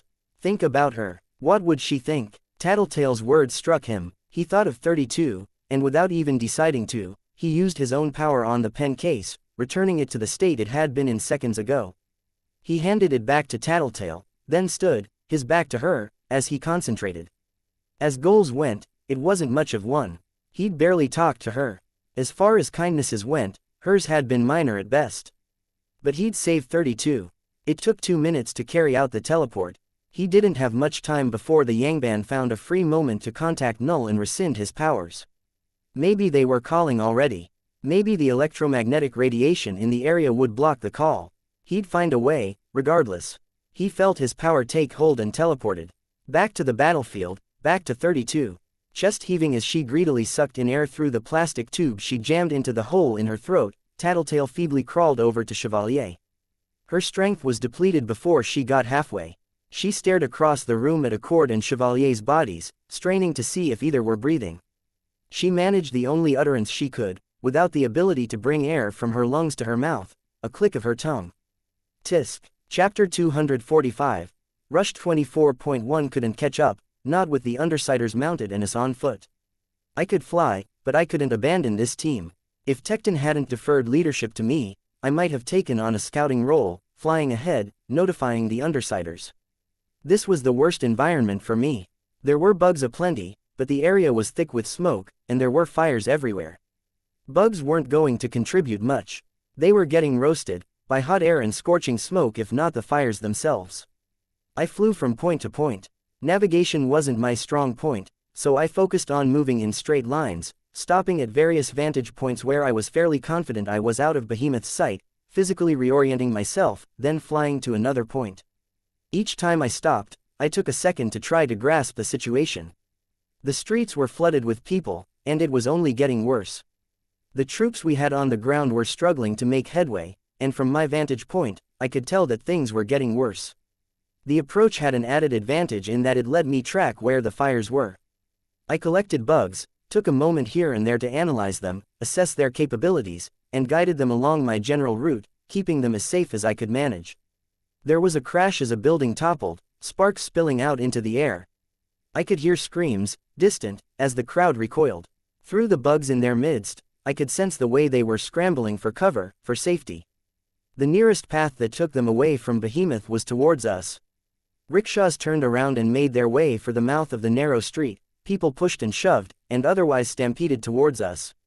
I was in the clear, but my team, I flew a short distance away to check everything was clear, then started to make my way back, still flying in short bursts. Flitting here and there, I thought. No, I thought, banishing the idea from my head. Not flitting. Never let that word slip in conversation. Makes me think of fairies. It'll make Glenn think of fairies. Tecton, I called out, as I returned to my roost. He looked up at me. Even with his heavy body armor, he was struggling with the mass of people who were pushing and squeezing their way past him. I pointed. Go through the building. ASAP. He looked at the building, then raised his gauntlets. The piledrivers slammed into the wall, punching out a rough, door-shaped hole. He strode through, then did the same for another exterior wall. The Chicago wards flowed through. Not used to being allowed to make messes, he said, his voice loud. This is just about the second time I can go all out. Powers, I said, flying down to ground level. The smoke wasn't as bad down here. You've had a few minutes to think, rookies, give me a quick rundown. To think? Cuff asked me. The hell, you can think with all this going on. You're clear of the crowd, I said. The number of people here were only half that on the other street. It was a herd mentality, lemming mentality. They were too focused on getting away. It's not just the crowd. It's, she flinched as lightning struck somewhere in the distance. We could die any second, just like that. She was showing it the most, but I could see the fear in the other two, as well. In everyone, but these guys in particular. They're new. They've probably never been in a real life or death fight, let alone something like this. Hell, I've never been in a fight quite like this. It was ominous, the fact that the armbands were silent. The AI wasn't counting off a death toll, and I doubted it was because nobody with an armband was dying. Maybe Chevalier had made a call, deciding that morale was low enough without an artificial voice reading out the names of the dead. The only noises were the impacts and rumbles of behemoths fighting against defending capes, the screaming and panting of people who ran past us, and the incessant crackle of nearby fires and crashes of thunder. We stand better odds if you pull yourselves together, fill us in, so we can use each other's abilities to help, I said. Come on guys, work with me. I'm a breaker and shaker, Annex told me, merge into non-living material, warp space. Warp it how? I asked. Reshape it, he said. He was still half walking, half jogging, but he stretched a white-gloved hand out 4 feet, touching a sign. His hand smeared against it as though it were more liquid than solid, coloring it the same white as his glove. The sign oozed back into the wall, virtually disappearing, and Annex removed his hand, slowly reeling in the extended flesh. The sign remained where it was, compressed against the wall, the surface flat. Okay, I said, making a mental note. Okay, good. While in there, I'm about as tough as whatever it is I'm controlling, he added. All right, Golem. Golem had to stop running to demonstrate. He dropped to one knee and plunged a hand into the street. Ahead of us, there was a crash, a grinding noise. A hand made of pavement was reaching out of the ground, 5 feet long from the base of the wrist to the tip of the middle finger. The fingers seemed to move in slow motion as the hand pushed against stopped cars that were sort of in our way, shoving them to one side of the road. The hand submerged back into the road as he withdrew his own hand from the street. Okay, I said, there's synergy with Annex. Maybe Tecton too. Anything I need to know. Limitations. Whatever I use my hand on, has to match the exit point, pretty much. Asphalt for asphalt, metal for metal, wood for wood. I nodded. Bigger the thing I'm making, slower it comes out, slower it moves when I try to use my fingers. Anything else, lots more, but mainly I can only use my hands, arms, feet and legs. My face, but that's not too useful. Cuff made a small noise as something crashed in the distance. Cuff, I asked. She didn't reply. Cuff. Tecton raised his voice. It seemed to wake her up. What? She asked. Your powers. Explain. She shook her head. When she didn't pull herself together enough to reply, Tecton set a heavily armored hand on her shoulder. She's a metallokinetic. Shape and move metal, short range, including the stuff she's wearing. Some enhanced strength and durability, too. Yeah, Cuff said, her voice quiet. Not half as cool as those guys. It's good, I said. I noted how she'd paired up with Grace. Did Cuff's presence have anything to do with the fact that Grace was wearing PRT issue chainmail? They didn't give me the vibe that they were a pair in any friendship or romantic sense, but they were 2 bruisers, 2 girls in a group of mostly boys, and they were sticking together. That seemed to be enough. I was going to say something more, but a crash and the rumble of something falling down nearby stalled that train of thoughts. Oh fuck, Cuff said under her breath, as lightning struck close by. She was panting, and I suspected it wasn't the exertion. Oh hell, why did I wear a costume made of metal? I'm a walking lightning rod. You've got a regulation suit between the metal and your skin, right? Tecton asked. If it's a Type 3 or Type 4, no suit, Cuff said. She tapped the metal at her collarbone, strongest if metal's in direct contact with my skin. Got a layer that's almost liquid between this and me. You didn't think to change? He asked. I didn't think, she said, her voice quiet, harboring a tremor. Why the hell did she come, if she was going to be like this? Fuck, Wanton said, you are a lightning rod. I don't think you're any safer or worse off than anyone else, I said, trying to inject a note of confidence into the discussion. I raised myself a step off the ground to get a better view of what lay ahead. The ground was shaking, a steady, perpetual tremor. His lightning doesn't follow regular channels. We're all lightning rods to him. Cuff didn't respond. I glanced down to see her frowning. Not reassuring, Wanton said. It's the truth, I said. We accept it, take it in stride and use it. Can we change that fact? Or use it to our benefit? He'll zap us to death with one hit, even if we protect ourselves, Wanton said. Yeah, there's a benefit there. These guys aren't the Undersiders. Different strengths, different weaknesses. The Undersiders were good at approaching things from an oblique angle, at catching people off guard, being reckless, even borderline fatalistic. They had been more experienced than I was when I joined. It was the other way around here. Even Tecton, the oldest member of the group, the official leader, had less experience than I did. I didn't know them well enough to be able to guess what they brought to the fight. I considered the various powers as I flew from point to point, scouting with eyes and careful use of my swarm. Didn't want to let any of the mobile ones get burned up. The swarm included fruit flies, mosquitoes, cockroaches and house flies, identical or almost identical to the ones back home.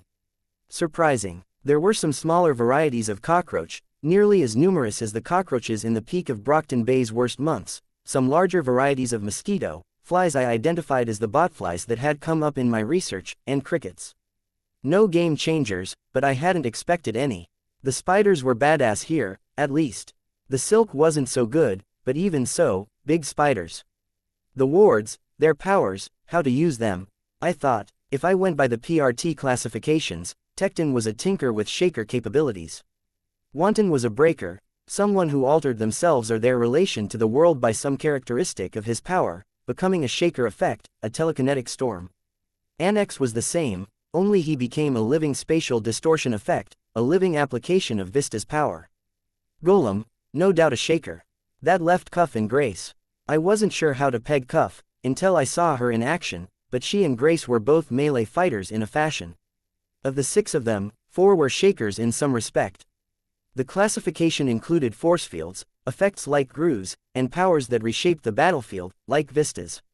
I'd been doing my reading on the PRT's terminology, among other things. Battlefield control, I said. You guys have battlefield control.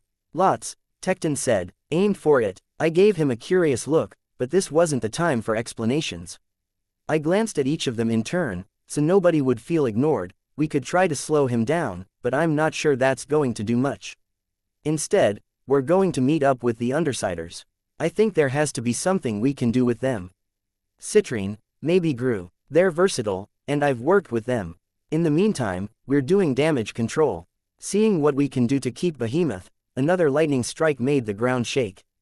Cuff shrieked, and I grit my teeth. We barely had 2 seconds of reprieve between flashes of lightning. They lanced down from the dark clouds of smoke overhead, more red than yellow, and the thunder seemed more intense than it should be. That wasn't the worrisome part. Behemoth was periodically hitting us with something bigger. Bolts of lightning big enough to erase a small house from the landscape. We're going to do what we can to keep him from murdering people, I completed my thought, belatedly. Right, Tecton said. You know about earthquakes and architecture, Tecton. Yeah, what can we do about the shockwaves, or whatever else he's been doing to make the ground shake? I have ideas. Not perfect, won't hold for long, but ideas. Good. And we were talking about lightning rods, I said. You said they don't matter. The drone's dragon used redirected his lightning. Golem, how big can you go? Optimal conditions. Depends on the amount of space at the destination. I'd need a big piece of solid material, and I'd need time. We'll find an opportunity then, I said. We'll figure out a way to make this work. The crash of something being knocked or thrown through a building half a block away nearly made me jump out of my skin. The others had ducked for cover, too late to have mattered if it had been real danger. Keep moving, I ordered. 3 of us are in heavy armor, Tecton said. You can't really run in armor like mine. I get it, I said, even as I knew the Undersiders were getting further away. Do the best you can. Mobility and transportations were problems. I wondered if there were ways to fix that. Even if we found Rachel and the others, I doubted we could put Tecton on a dog. I couldn't remember which, but I sort of recalled that Wanton or Grace had been a little shy of the dogs, too, so that option was out. But if we could make this work, most people had evacuated at this point, with only a handful of stragglers occasionally passing us, giving us wary looks. I drew arrows in the air to direct the remaining civilians away from the stampede of people, putting them on a general route where smoke didn't seem to be heavy, and where I hadn't been able to see or sense any fire. Other heroes were joining the fray. I saw Eidolon pass overhead, surrounded by what looked like a shimmer of heat in the air. A force field, something else entirely. If there were more with him, I couldn't see them through the smoke. I resumed my recon, continuing to expand the swarm that was keeping me company. My range was extensive, now, with a radius of maybe 1,800 feet. That extended a fraction further as I zigzagged over the area, picking up more bugs on the fringes and bringing them to me. I stopped when I saw a short crane, 3 or 4 stories tall. I turned around to meet the others, perching on the corner of a rooftop. I pointed the way with ambient bugs. Tecton, this way. Take a shortcut, right through the building. I don't want to lose any time if we can help it. Right, he said. It took only a minute for them to reach the crane. We've got 2 people who can distort metal, I said. Annex and Cuff. Maybe Wanton can help too.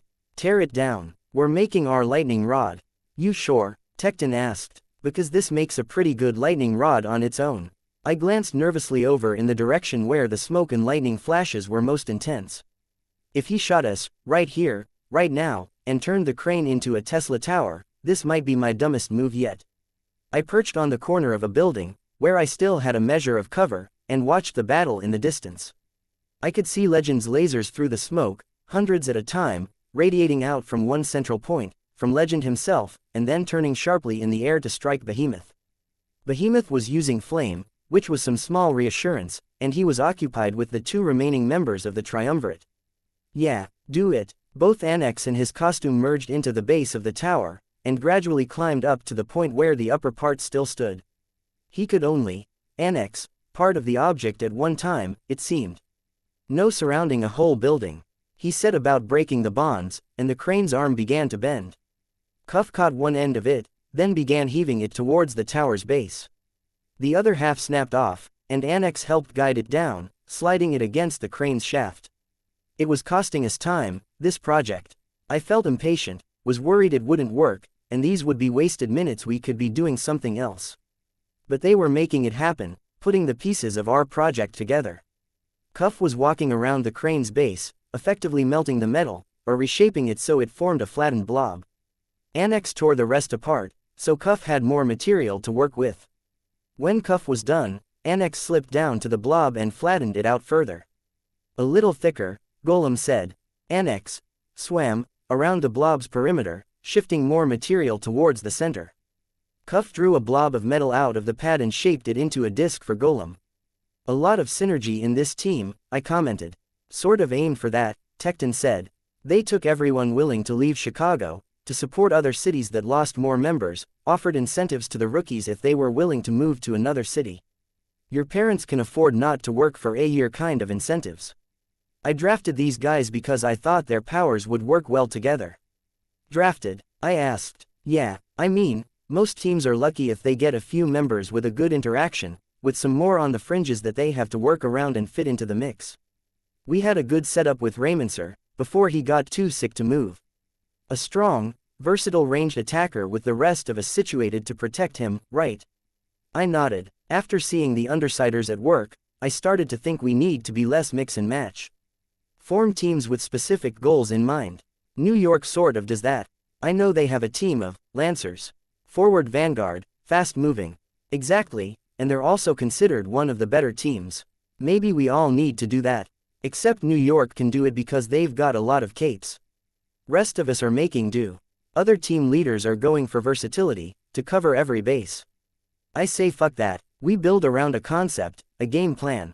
Once I decided on that, I went out of my way to ask for Annex, even though another team had already picked him up. Made my argument, Chevalier gave the A-OK. And where do I fit in? Defiant said you were the one team that seemed interested in including me. I guess I sort of fit into a shaker category, in a roundabout way. That, and we've fought on the same side. I saw what you managed with Clockblocker's power and yours. You stopped Alexandria, too, and all that other stuff we were warned not to bring up.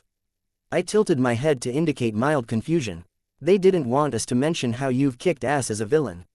Way Revel explained it, they wanted to see if you'd boast about it, to see just how badly you wanted a leadership role, where you'd get frustrated and how you'd act. I frowned behind my mask, but I didn't comment.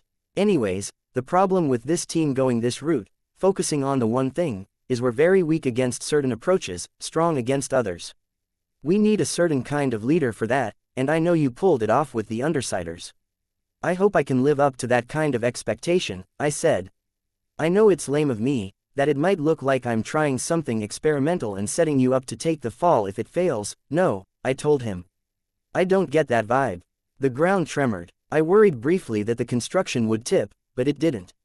How long would it stand tall once it was at its full height? Good, he said, because that's not what I'm doing. I was watching the others work. The pad of metal was about 20 feet across, now. A circular disc with a flat surface on the top. Okay, I think I can play ball, if that's the case.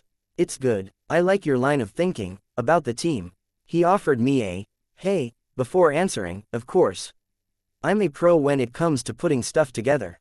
Putting buildings together, Wanton chimed in, forming back into his real body. Dust billowed around his feet.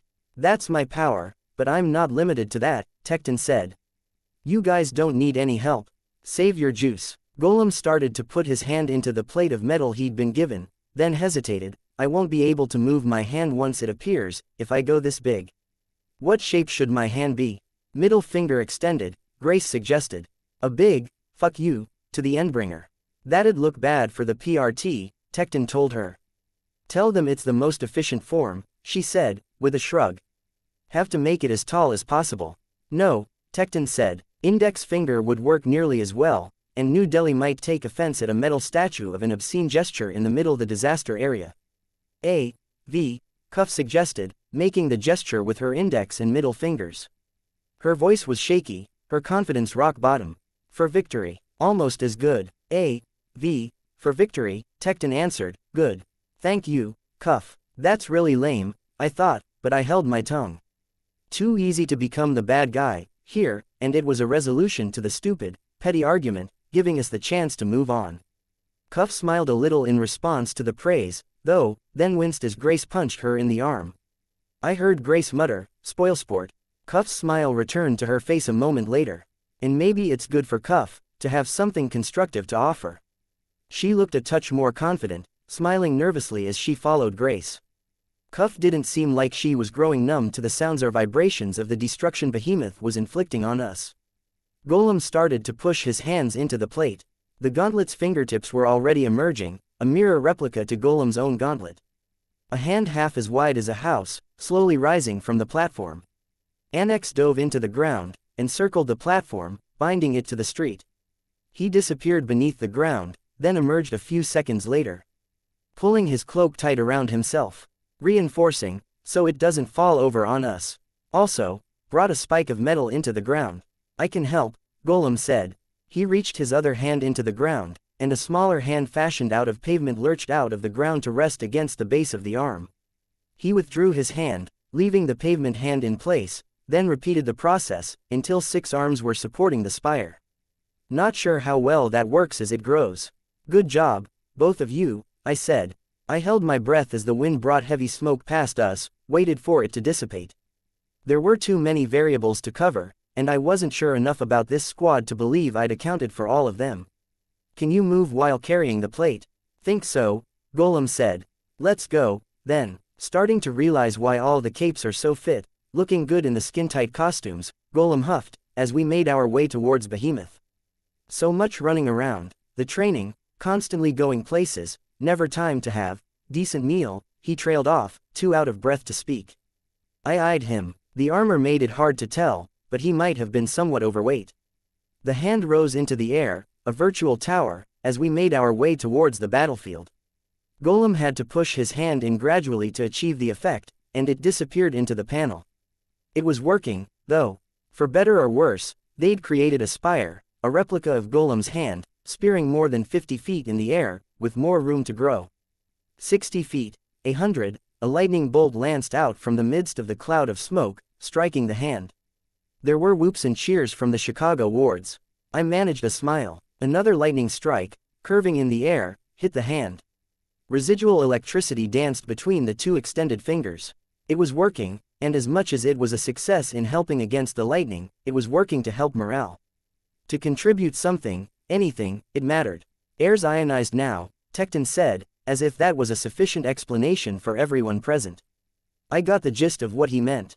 The lightning would be more likely to strike there again. Lightning did strike the same place twice. I took flight. The wards took my cue and followed on foot. We found the Undersiders at the very periphery of the battlefield. They had collected a group of wounded Indian capes and were draping them across the backs of one of the dogs. 2 uninjured Indian capes were looking very concerned, staying at the dog's side. I landed beside Gru. He'd used his darkness to form a wall. I wasn't sure what it was for, but the smoke didn't seem as bad here. Skitter, he said. I didn't correct him. You'll always be Skitter to me, he'd written. Or something like that. Got a plan? I asked. Dealing with the wounded, he said. Nothing else. I studied him. I could see how defensive his body language was, his glower, the way he moved with an agitation that didn't suit him. Was he not holding it together 100%? Where's Tattletale at? I asked. I kind of got distracted as everyone was moving out. At the command center with Accord. She just contacted us through the armbands. They're waiting to talk to Chevalier, fine-tune the defenses. Accord thinks he can layer the defenses to maximize the amount of time we buy. Cyan was occupied with some flooded farmlands in New Zealand, flew towards South America, last they saw. Wrong direction. I nodded, my heart sinking. It didn't seem we'd be able to count on him. Not any time in the immediate future. Empyrean, Foil, Citrine and Ligeia, with Accord and Tattletale. No, those 4 split off into another group. They can put out fires, and Citrine can protect them from lightning strikes so long as they aren't moving around too much. Fléchette's using the opportunity to shoot him, for all the good it's doing. Our group wouldn't be any use to them, so we're doing what we can here, a little further away. Got it, I said. You have a way of communicating with them. He tapped his armband, then pressed a button. Relay this message to Citrine. All well, Skitter and Chicago wards just arrived. Inform as to status. There was a pause. Message from Citrine, the armband reported, the voice crackling badly. Then the crackling redoubled as the voice stated, status is green. Any objection if we assist your group? I asked him. Gru shook his head. He started to reply, but was cut off as Behemoth generated another shockwave. A rumble drowned everything out, as every building without something to protect it fell. No objection, Gru said, when the rumble had dissipated. He echoed my question from earlier. Got a plan? I wish, I said. More lightning rods, maybe, if we get the opportunity. The smoke was clearing towards the bottle's epicenter. Legend and Eidolon were a part of that, as were the craft that supported them. The fires were dying out, extinguished or stamped out.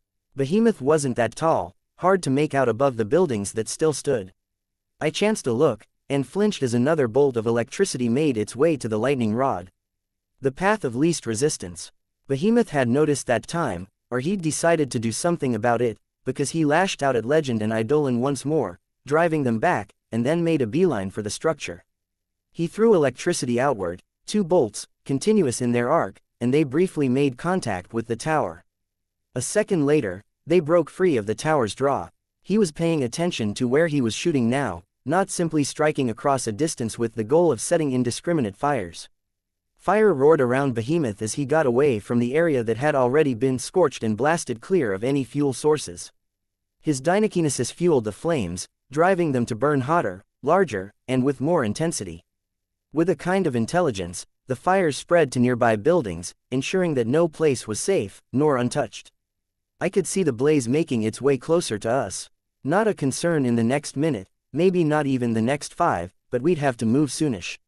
Legend and Eidolon hounded the Endbringer, Legend initially a blur that couldn't even be pinned down long enough to strike, even with lightning. As the hero flew, he filled the sky with a series of lasers that raked Behemoth's flesh and targeted open wounds to open them further. When Behemoth turned away to deal with Eidolon, Legend slowed, and the lasers grew in number and in scale. "What's with the hand shape?" Regent asked, as he poked his head out from cover enough to peek at the scene. "V," Golem said, his voice small. "I get it, you're calling Behemoth a big vagina. It's for victory," Cuff said, sounding annoyed. "That's lame," Imp said. "Really lame," Regent echoed, "I prefer the vagina thing." "Way you dress," Grace commented, "I wasn't so sure." "Oh," Imp cut in, she elbowed Regent, "Oh, you going to take that?" Regent only laughed in response, shaking his head. "Is the little princess feeling brave?" Grace taunted Regent. "Come on, it's for victory," Cuff said, her feeble protest lost in the midst of the exchange, and in that instant, she sounded surprisingly young, vulnerable. "No fighting," I said, "have to stop this before it escalates." Regent, stand down. Grace, you too. Regent snickered under his breath. "And no more banter," Gru said. "There's more people to help. Move. With luck, those guys can keep him busy long enough for us to clear out." "Teams Mommy and Daddy, reunited," Imp commented, adding an overdramatic sigh. "So awesome, I'll point you guys to the wounded," I said, not taking the bait. "Go. No saying or doing stuff that'll get us killed, like saying goodbye or getting laid," Regent commented. "There are rules. Get us killed. What's Weaver doing?" Cuff asked, sounded alarmed and confused. Regent glanced at her. "I'm just saying, Gru's already screwed, he's not a virgin, he's BL, Gru struck Regent across the back of the head. The crown and attached mask were moved slightly askew, and Regent fixed them. He told Cuff, "Regent's being an idiot.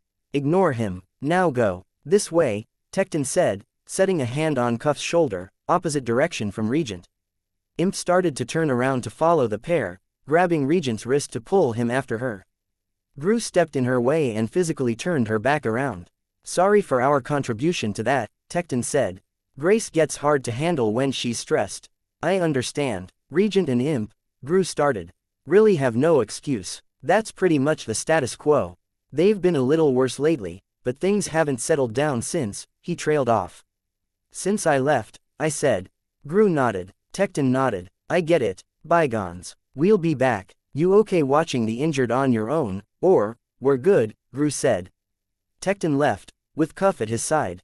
Only Gru and Rachel remained, along with the Indian capes who were standing by the wounded. Rachel was giving water to the injured who were capable of receiving it, the conscious ones, people with broken legs and burned hands. I made eye contact with Rachel. I wanted to ask how she was doing, knew she wouldn't like the implications that she wasn't peachy. "I want to fuck this bastard up," she said. "Last one killed my dogs. Killed Brutus, Judas, Kuro, Bullet, Milk and Stumpy and Axel and Ginger. When do we attack?" "I don't know," I said. "We'll try to find an opportunity. And I get to do something," she said. I started to voice a refusal, then stopped myself. "Okay, bitch, it'll be easier to collect the bodies if you take the dogs to them," Gru said. "Why don't you see to that?" She glanced at me. I resisted the urge to nod. It would be an encouragement, without the complexities and ambiguities of speech, but it would also be supplanting Gru as leader, here. Neither he nor she needed that. Sooner than later, he added. She nodded. Anyone else might have taken that as rude, but she accepted it without complaint. She led the dogs away, and the Indian capes followed, not wanting to part from people who might have been teammates or family members. When everyone was gone, Gru approached me. I felt myself tense up. Despite the adrenaline that already pumped through me, my heart rate picked up as he closed the distance. He held my arms just above the elbows, very nearly encircling his middle fingers and thumbs around them. Large hands, thin arms. I'd put on a little muscle mass over the past few months, or he'd be able to do it for real. And he rested his forehead against mine, as if he were leaning against me, despite the fact that he was maybe half again to twice my weight. It had been a long time since I felt quite so insecure as I had this past week. As Skitter, I'd had a kind of confidence. As Weaver, I didn't yet feel on steady ground. But in this moment, Somehow, I felt like I could be his rock. I wanted nothing more than to reach up, to put my hands around his neck, remove his mask so I could tilt my head upward to kiss him. To give him succor in basic, uncomplicated human contact, at a time he was on unsteady footing and couldn't even say it aloud. I stayed where I was, our foreheads touching, my back to the wall, arms to my sides.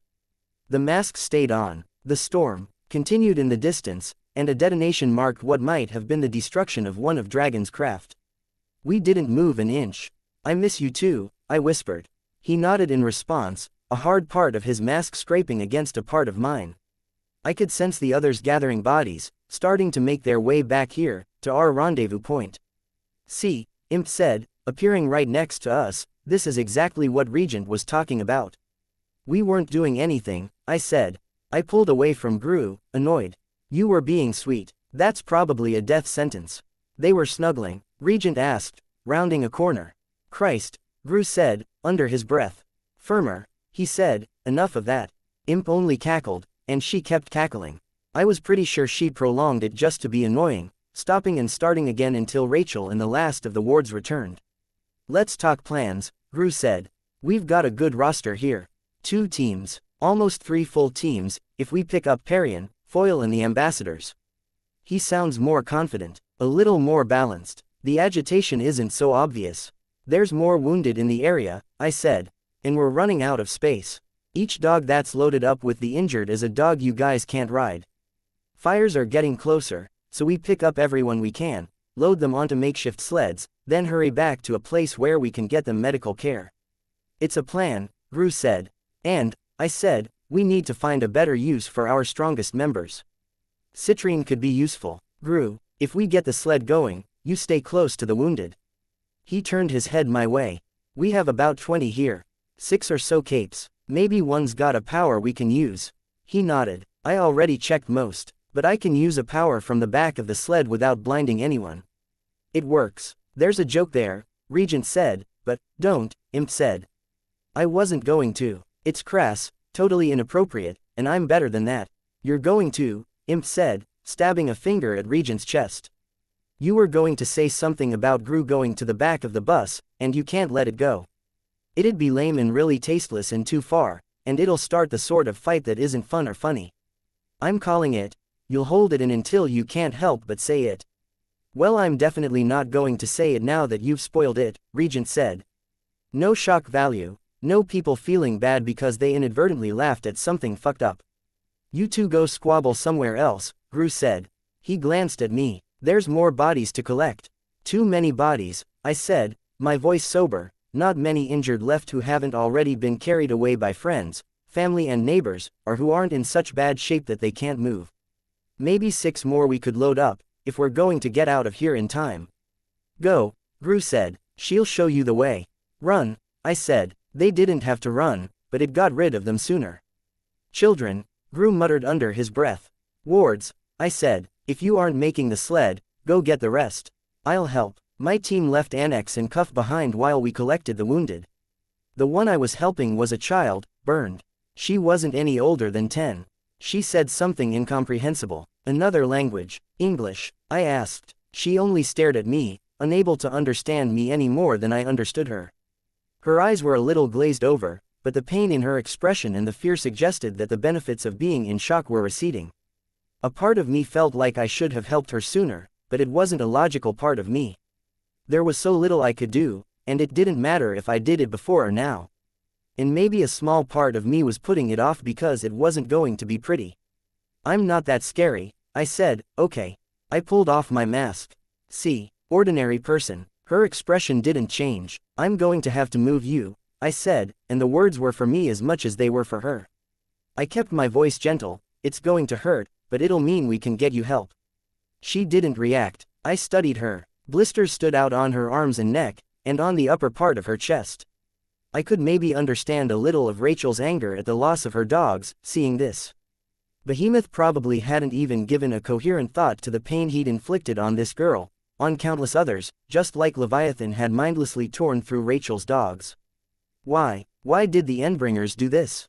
Were they part of the passengers' grand plan? Cauldron's monsters, taken to an extreme. Tattletale had said they were never human, but she'd been wrong before. Or maybe I hoped they had been human because it was an answer, because the alternative meant I didn't have enough data points to explain it.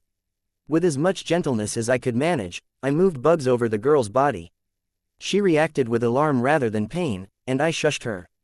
The bugs were spreading possible infection, no doubt, but I suspected infection was inevitable, given circumstance. Using the bugs let me know where the blisters were, where the skin was mottled with burns. I took off my flight pack and flipped it over. Like ripping off a band-aid, I thought, only it's at someone else's expense. I lifted her, and she shrieked at the physical contact, at the movement of burned flesh against clothing in the ground. I set her down on the flight pack, placing a hand on her unburned stomach to stabilize her. I activated the left and right panels, gently, so it had a general lift without any particular direction, and I led her to the sled in progress. Golem had already returned, and the three of them were combining powers to make the sled. Cuff was feeding the chain Rachel had provided into loops at the front. With Gru's help, I eased the girl down from the flight pack, setting her with the other wounded. "We're going to hurt him," I said, retrieving the flight pack. "Behemoth?" Cuff asked me. "We're going to find a way," I said, and that was all. I met the little girl's eyes. Cuff followed my gaze. "I guess I am on board with that. Why did you come?" I asked. "I mean, I get why we all came, on a level, but, no offense, you're in a totally different headspace." "For my mom and dad," she said. I glanced at her, but she didn't elaborate. It took another minute to get the sled prepped and people mounted. Rachel enhanced the size of her dogs so they'd have the strength to pull not only the wounded, but the two teams as well. It meant they were slower, but it also meant moving nearly 40 people with 4 dogs. I took off, flying, leading the way and giving directions with bugs as they followed. A crash heavier than any we'd had yet made the dogs stumble, falling. It very nearly overturned the sleds. Bitch had fallen from where she sat on Bentley's back. I stopped at her side to make sure she was alright, gave her a hand in getting back to her feet. She accepted it without complaint or incident, but when she met my eyes, her glower cut right through me. Was that her resentment at work or my guilt, that made me feel that way under her gaze? Once I'd verified that no damage had been done, I rose just high enough to peer over the top of a building. The lightning rod had tilted, leaning against an adjacent building, the supports Golem had raised had crumbled. Behemoth, too, had fallen. Eidolon and Legend hovered in the sky, flanked by 4 dragon craft.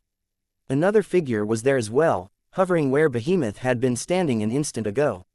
The Endbringer had been toppled with one massive blow. I touched the button on my armband, lowering my head beneath cover. "Send this message to Defiant," I said. "You said she was dead. You said you verified." The reply crackled so badly it was almost inaudible. Reply from Defiant. "I saw the body myself. We checked her DNA, her readings, we matched against the mountings for her prosthetic eye, carbon dated it to verify." He didn't even need to ask who I meant. I pressed the button. "Ask Defiant who the hell that's supposed to be, if it's not Alexandria."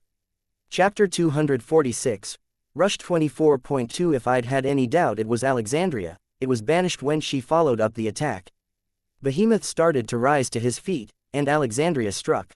It wasn't a punch with a great deal of wind-up, and she only crossed 50 or 60 feet before driving it home, but the impact was undeniable. Behemoth absorbed the blow, and redirected it into the ground. He didn't move, as though the blow had never struck home, but the ground around him shattered like the surface of a mirror.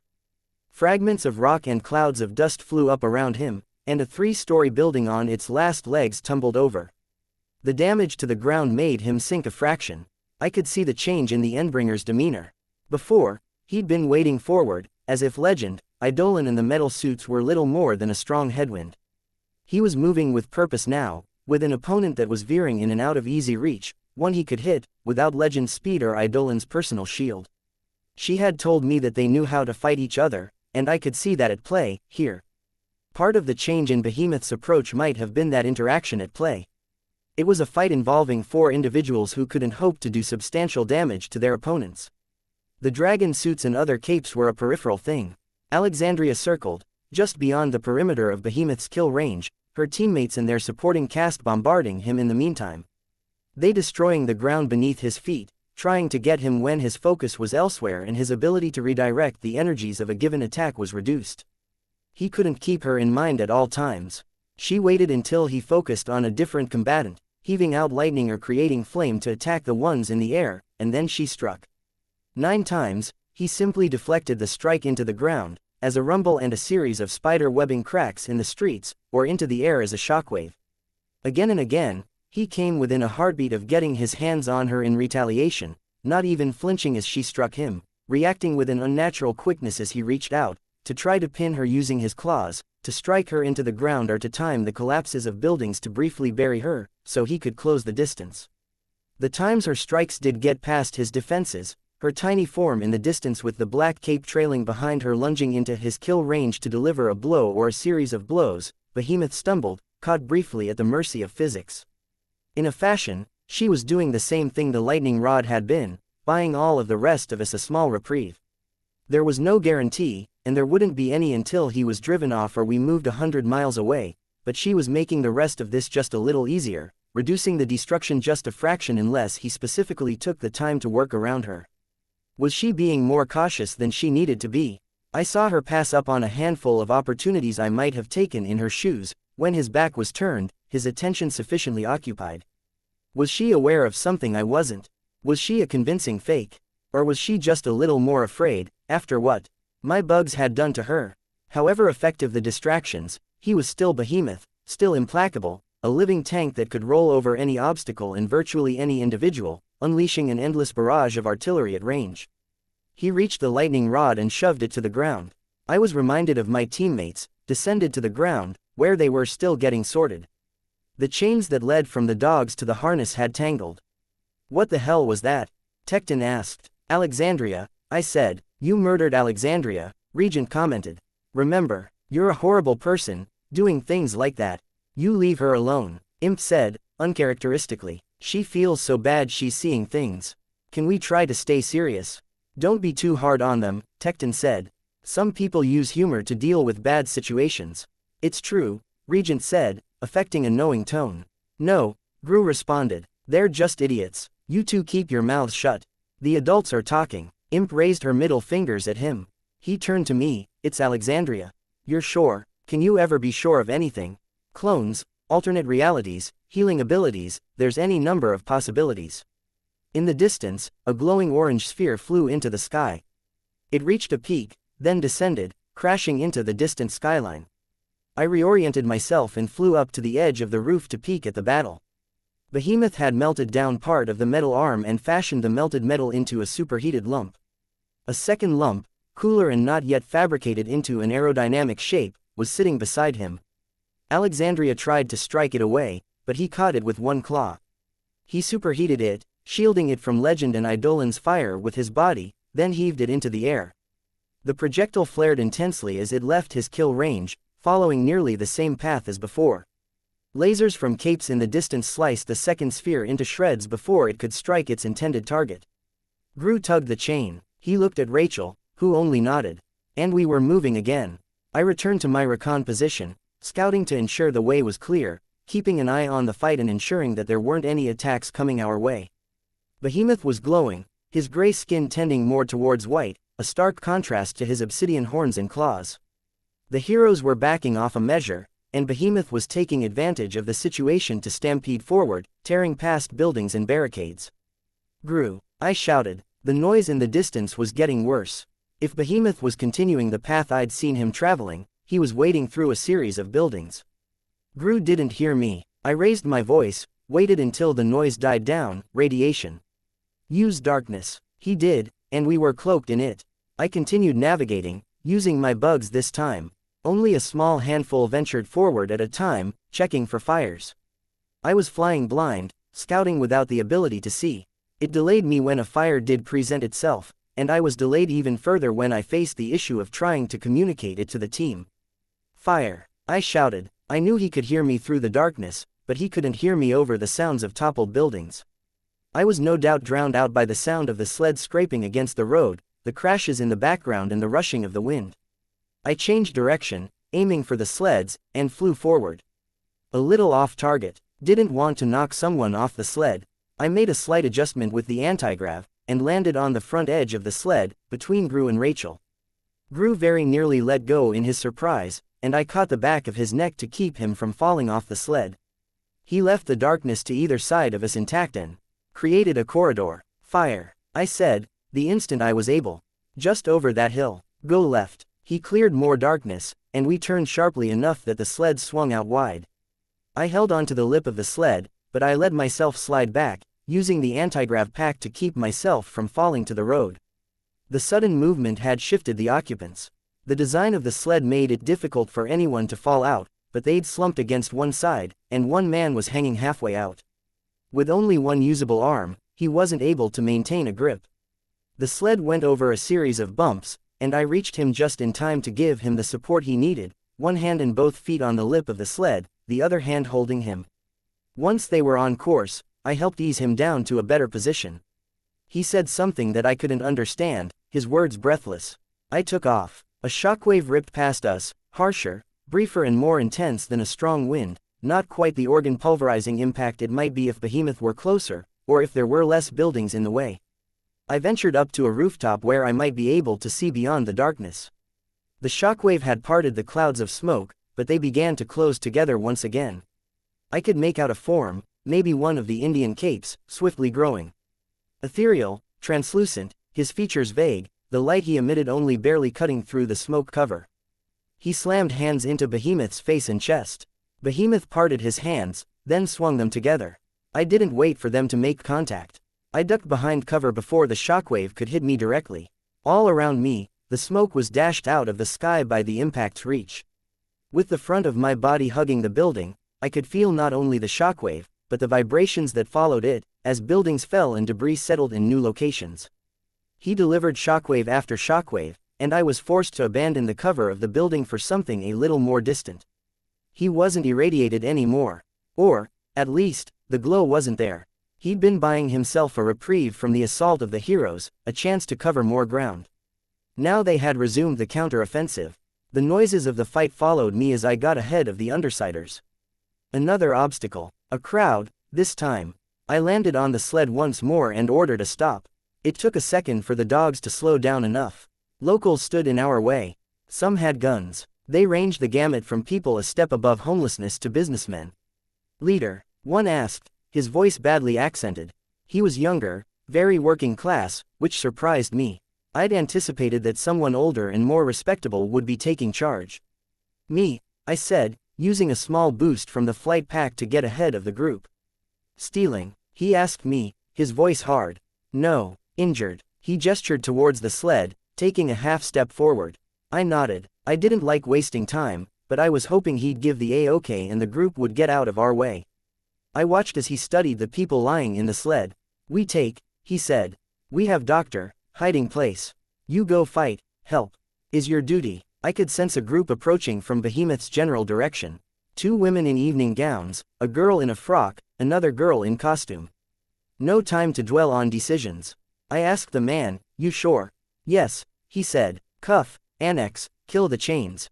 Leave sleds behind. Wards, stay with me. Gru, I'll direct you guys to the ambassadors. Take the dogs. Leave us some darkness for cover so we're safe from any more radiation. It took only a few seconds to get organized. By the time the Undersiders had departed, we had a team of people pulling the sleds. Message from Defiant, my armband declared. Alexandria confirmed gone from PRT custody. Fuck, I muttered. Message from Defiant. Stay out of her way until we know more. Behemoth's approaching the first perimeter. I will keep you posted. Tell him thank you. It's a good thing, Grace said. Maybe not in the long run, but for now it's an unknown factor, I said. And there's one really big known factor that's tearing through this city, and we should be devoting all our attention to it. To Behemoth, we can focus on both, Tecton said. That's how you get blindsided, I told him. I hauled on the chain, and the sled moved. Cuff seemed to be doing the lion's share of the work, standing between the sleds and ushering them forward. Though it screwed up the direction the sleds were facing, making them veer left or right, it gave us enough momentum that we only needed to work on keeping it going. We reached a squat building with signs featuring unintelligible writing and cars. Some hurried forward and opened a garage door, and we kept the sleds on course to lead them inside. There, hiding place, was an underground corridor, leading beneath and between 2 hoists for the cars. Annex had to reshape the sled to fit, and we found ourselves on a general downward incline.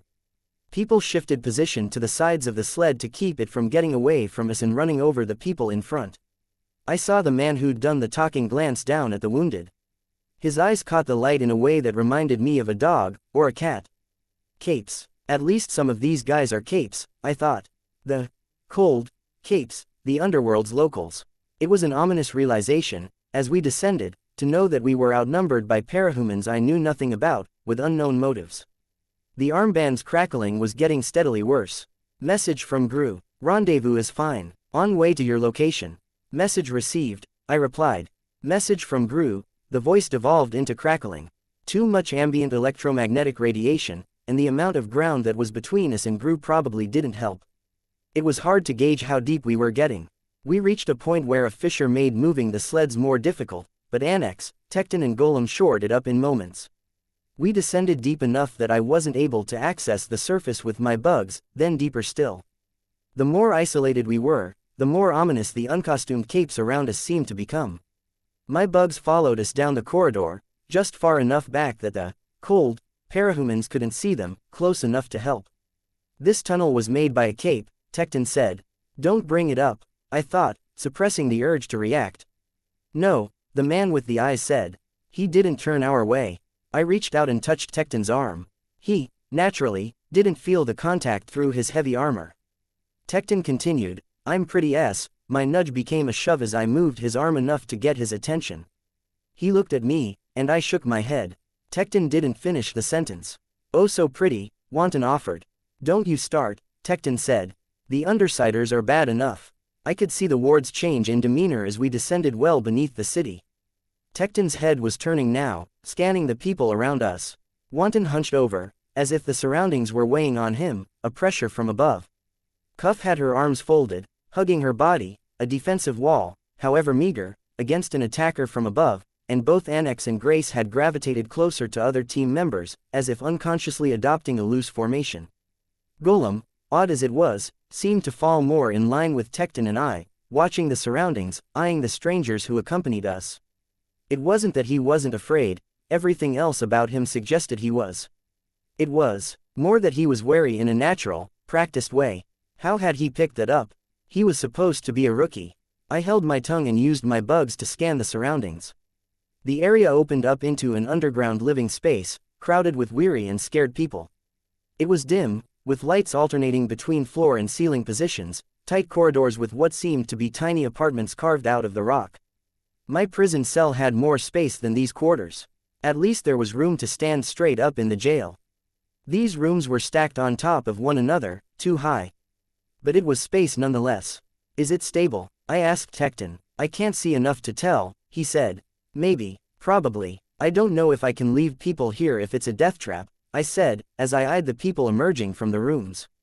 Pretty risky up there, Wanton said. Up there there's a chance. I was counting hundreds or thousands down here. My bugs could sense corridors, and I was left wondering if this was only one area of many. Some of the residents stepped forward to help, hands-on weapons or simply watching us, undecided on whether we were threats or not. The leader, who I was mentally labeling Cat's Eyes, said something, and they relaxed a fraction. He said something else, and they started helping the wounded. None used or displayed any overt powers. Done, Cat's Eyes said. You go, fight. Defiant had said we needed their assistance. We need your help, you and any of the others with powers. He narrowed his eyes. Except that wasn't the sum total of the change in his expression. His face hardened, drew tighter, high cheekbones somehow more prominent in the dim, lips pressed together. No, not our duty, yours. It's everyone's duty. We handle enemy you don't see, you costumes help enemies above ground. Scare Prathama away, like it's that easy. We need your help, everyone's help. No, we show ourselves, and all ends badly. We fight subtle war. Better to lose today and fight subtle war tomorrow. Better to let Behemoth win than to show themselves and lose whatever edge they hold against their current enemies. You see me, I am done. Finished. You see all of us, they are done. No, maybe India had its own share of capes, on the same scale as the Slaughterhouse 9. Cleverer capes who worked in the background. Or maybe they were just deluded, too set in their ways, afraid to fight and searching for excuses. Go, defeat him, he told me. Gru was waiting. Or Gru was coming down here, maybe, with Rachel and the others. If they saw him, an intruder without invitation, would they act? Okay, I said, we need a vehicle if, I trailed off as I mentally registered what my bugs were sensing. A rush of cool, air-conditioned air in a space that had no right to have any, off to one side, the appearance of a person where there shouldn't be any. Weaver. I'd stopped talking, my attention caught by this visitor. She was close. All of the details matched the person I'd sensed inside the Kulshedra. The clothes, the hair, the dimensions, even the way she moved. Purposeful, unhurried. It's her. The one who took Pretender. Everyone, myself included, tensed as she approached. The foreign capes did it because she was an unknown variable. The wards and I did it because she was a known threat. She was older, but not old. Maybe my dad's age, maybe a little younger. Pretty, in a very natural way. She didn't wear any obvious makeup, and her black hair was somewhere between wavy and curly, a little longer than shoulder length. Her features French or Italian, if I had to guess. She wore only a simple black suit that had been tailored to fit her body, with a narrow black tie and a white dress shirt. What got me were the eyes. There was no kindness in them. She spoke, but she spoke in a foreign language, and it wasn't to me. Kat's eyes hesitated, then gave her a reply. Who the hell are you? I asked the woman. She glanced at me, and her gaze went right through me, as if I were barely there. She turned her attention back to Kat's eyes, said something else. His eyes widened. You work for Cauldron, I said. Maybe we shouldn't taunt the boogeyman, Wanton chimed in. Boogeyman, Cuff asked. She's a hitman, I said. Takes out anyone asking too many questions about Cauldron. Or she was. Apparently she's gone after a lot of powerful capes, walked away without a hitch. My bugs gathered. I could see the underground capes reacting, preparing for a fight. No, Tecton said, the truce. I don't think she gives a damn about the truce, I answered. Until she breaks it, we don't break it. I didn't take my eyes off her as I murmured, fun fact about life or death fights between capes. You start letting your enemies make the first move, your mortality rate triples. I gave the go-ahead for you to be acting leader, Tecton said. Cool. Lightning Rod was fantastic, but if we start a fight here and shit goes down, my ass is on the line too. You're vetoing my order. You haven't given an order yet, and no. You've fought her, I haven't. But I'm advising you here. Back off. She hasn't done anything aggressive. She will, I said. Maybe, he said. It's your call. I didn't give an order. I watched instead. She was speaking to Kat's eyes in a low voice. He was nodding unconsciously as she spoke. Then she met my eyes. Who the hell are you? I asked. Doesn't matter, she said. Go, Weaver. Take your team. We have no business with you anymore. Anymore. She only stared at me in response. Damn, being on the receiving end of that stare was like being opposite Alexandria or Faultline in a bad mood. I was starting to settle on the idea of her being a thinker. She looked at Kat's eye. It's time. Tell them not to be afraid, and this will go smoothly. Tell them to pass on the message so everyone hears. He nodded, then called something out in another language. Others took up the call. Hold on, I said, raising my voice. They didn't listen. Why would they? I barely had any clout. The bugs around me were minor, all things considered. I brought them closer, so they gathered at my feet. She didn't even flinch. One by one, portals appeared, rectangular doorways that were so bright they were painful to look at. The smell of flowers, fresh air and nature flooded into the underground. Every pathway and every available surface soon had one. Nearly a dozen in my field of view alone. My bugs could sense 24 more in my range. No, I called out, once I realized what was happening. I thought of what the Eidolon clone had said, about them experimenting on people, kidnapping people from alternate worlds. You can't trust her. But the people here were scared. Once the first few people tentatively made their way through, they ran for safety, running out into the open field, disappearing behind tall wild grass. Kat's eye turned to leave. I reached for him, to grab his wrist before he could disappear. The woman in the suit deftly deflected my hand, batting it aside. What the hell is Cauldron doing? Do you want to start a war? She shook her head. No war, but we need soldiers. That was all the confirmation I needed. Wards. I called out. My bugs and my wards converged on her. It mattered surprisingly little. She stepped away from me, which I took as an excuse to close the distance. If she wanted to get away, I'd get closer. I worked to close the distance, using both the flight pack and my own 2 feet to draw in. She stepped back out of the way, just out of reach of my strikes. She swept her hands by the sides of her belt, and she was suddenly armed, if I counted a stiletto knife no longer than my finger and a handkerchief as weapons. In the moment my swarm drew close, she stabbed the knife into a wall-mounted fire extinguisher. The pressurized contents spewed out in a plume, collecting on my bugs and blocking their path. It disabled the largest ones and killed the smallest, eliminating a good 90% of the bugs I had in reach in an instant. I was forced to back off, so I didn't get the spray across my lenses or the fabric at my mouth. She'd managed to avoid getting dirty, even. I watched her from the other side of the spraying canister. The direction of the plume in the hand with the handkerchief left her virtually untouched as Tecton drew close. She danced back out of reach of his attack as he plowed past the spray. Wanton had transitioned to the form of a localized telekinetic storm, and Annex had slipped into the ground, closing the distance to her. If she was a thinker, someone relying on craftiness to win a fight, then I'd turn it into the kind of fight she didn't want to participate in. Tecton had power armor, Grace had super strength, and Cuff had her metallokinesis. I cranked up the flight suit and charged. It was reckless, and it was hopefully the last thing she'd expect. The goal was simple: close to melee, keep her occupied long enough for someone to trap her. With that done, we'd call each of the people she'd just contacted and bring them back to safety.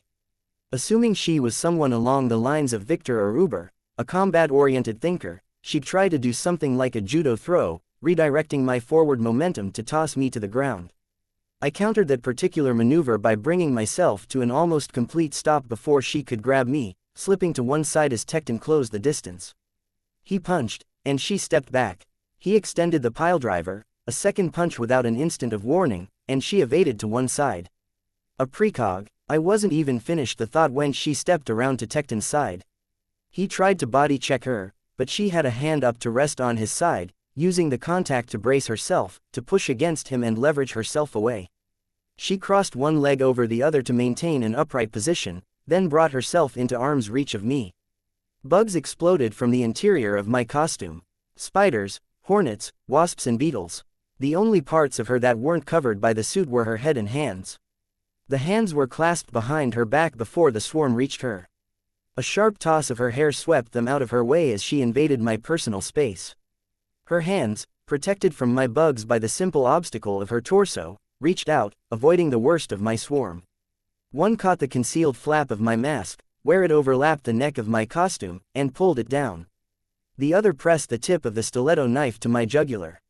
My team, just a moment behind me and Tecton in their intent to engage her, froze.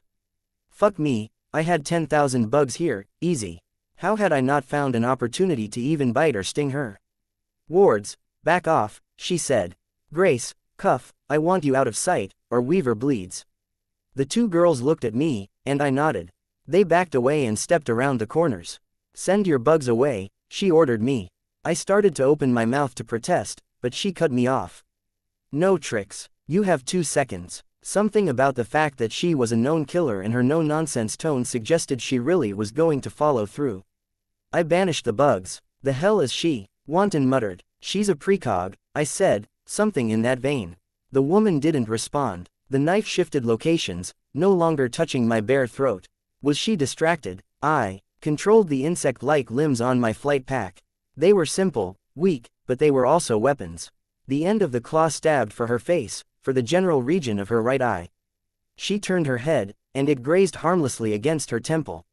The blade of her knife turned around, and she caught it in the hinge of one mechanical arm. I pulled away, but the knife being wedged in the gap of the joint gave her a measure of leverage over the mechanical arm. She twisted it as though she were wrenching my arm behind my back. The arm didn't give any, and I was forced to bend over a fraction. Golem reached out from one wall, trying to seize her hair or neck, but she used me as a body shield, blocking the reaching hand.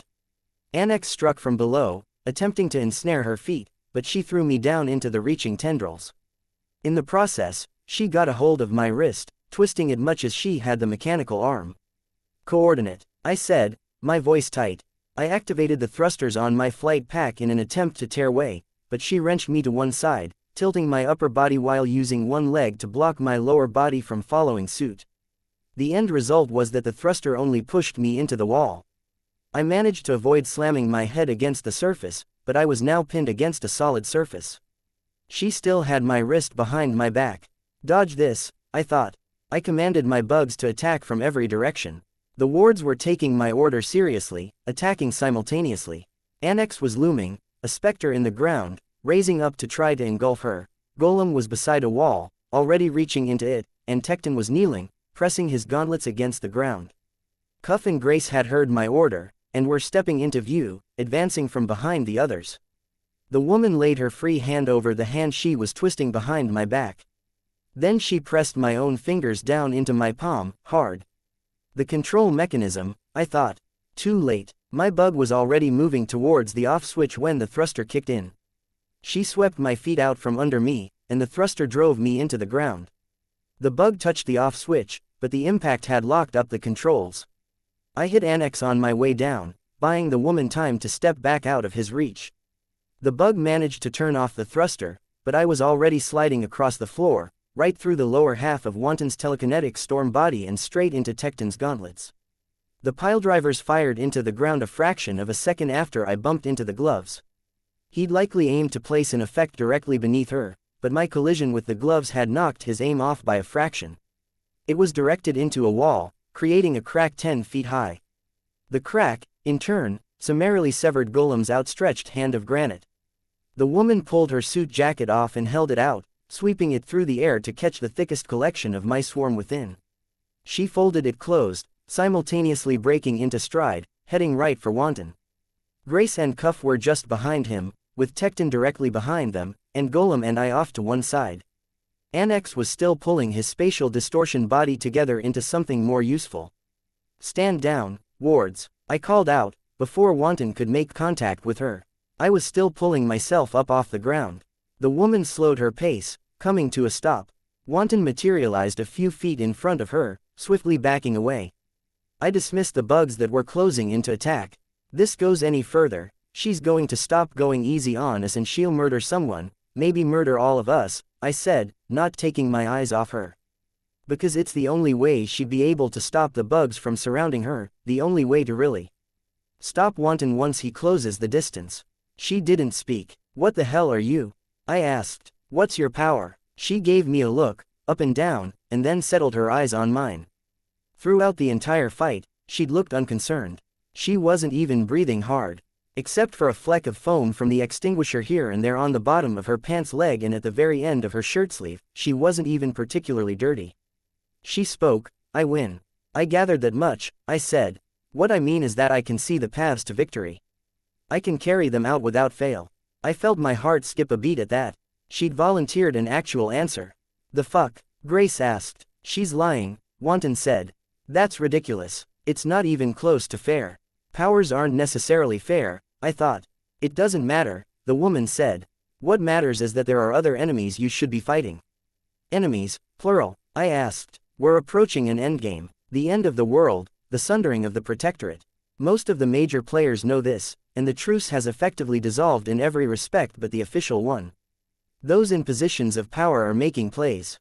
Now, today, in Alexandria showing up, that's a part of that. I asked. Someone's ploy, yes. Cauldrons are someone else's, yes, she said, a noncommittal answer. And you're telling us this why? I asked. That should be obvious. Okay, I said. I wasn't sure it was that obvious. Just 2 questions, then. Those people you just took are gone, she said. Gone, and there wasn't a thing I could do to change that. I was almost certain I couldn't beat her, and I couldn't utilize whatever it was that was managing the portals to get access to them. At most, I could survive long enough to report this to someone who could. Gone temporarily or gone permanently? Tecton asked. I don't expect anyone on this earth will see them again, barring an exceptional success on our end.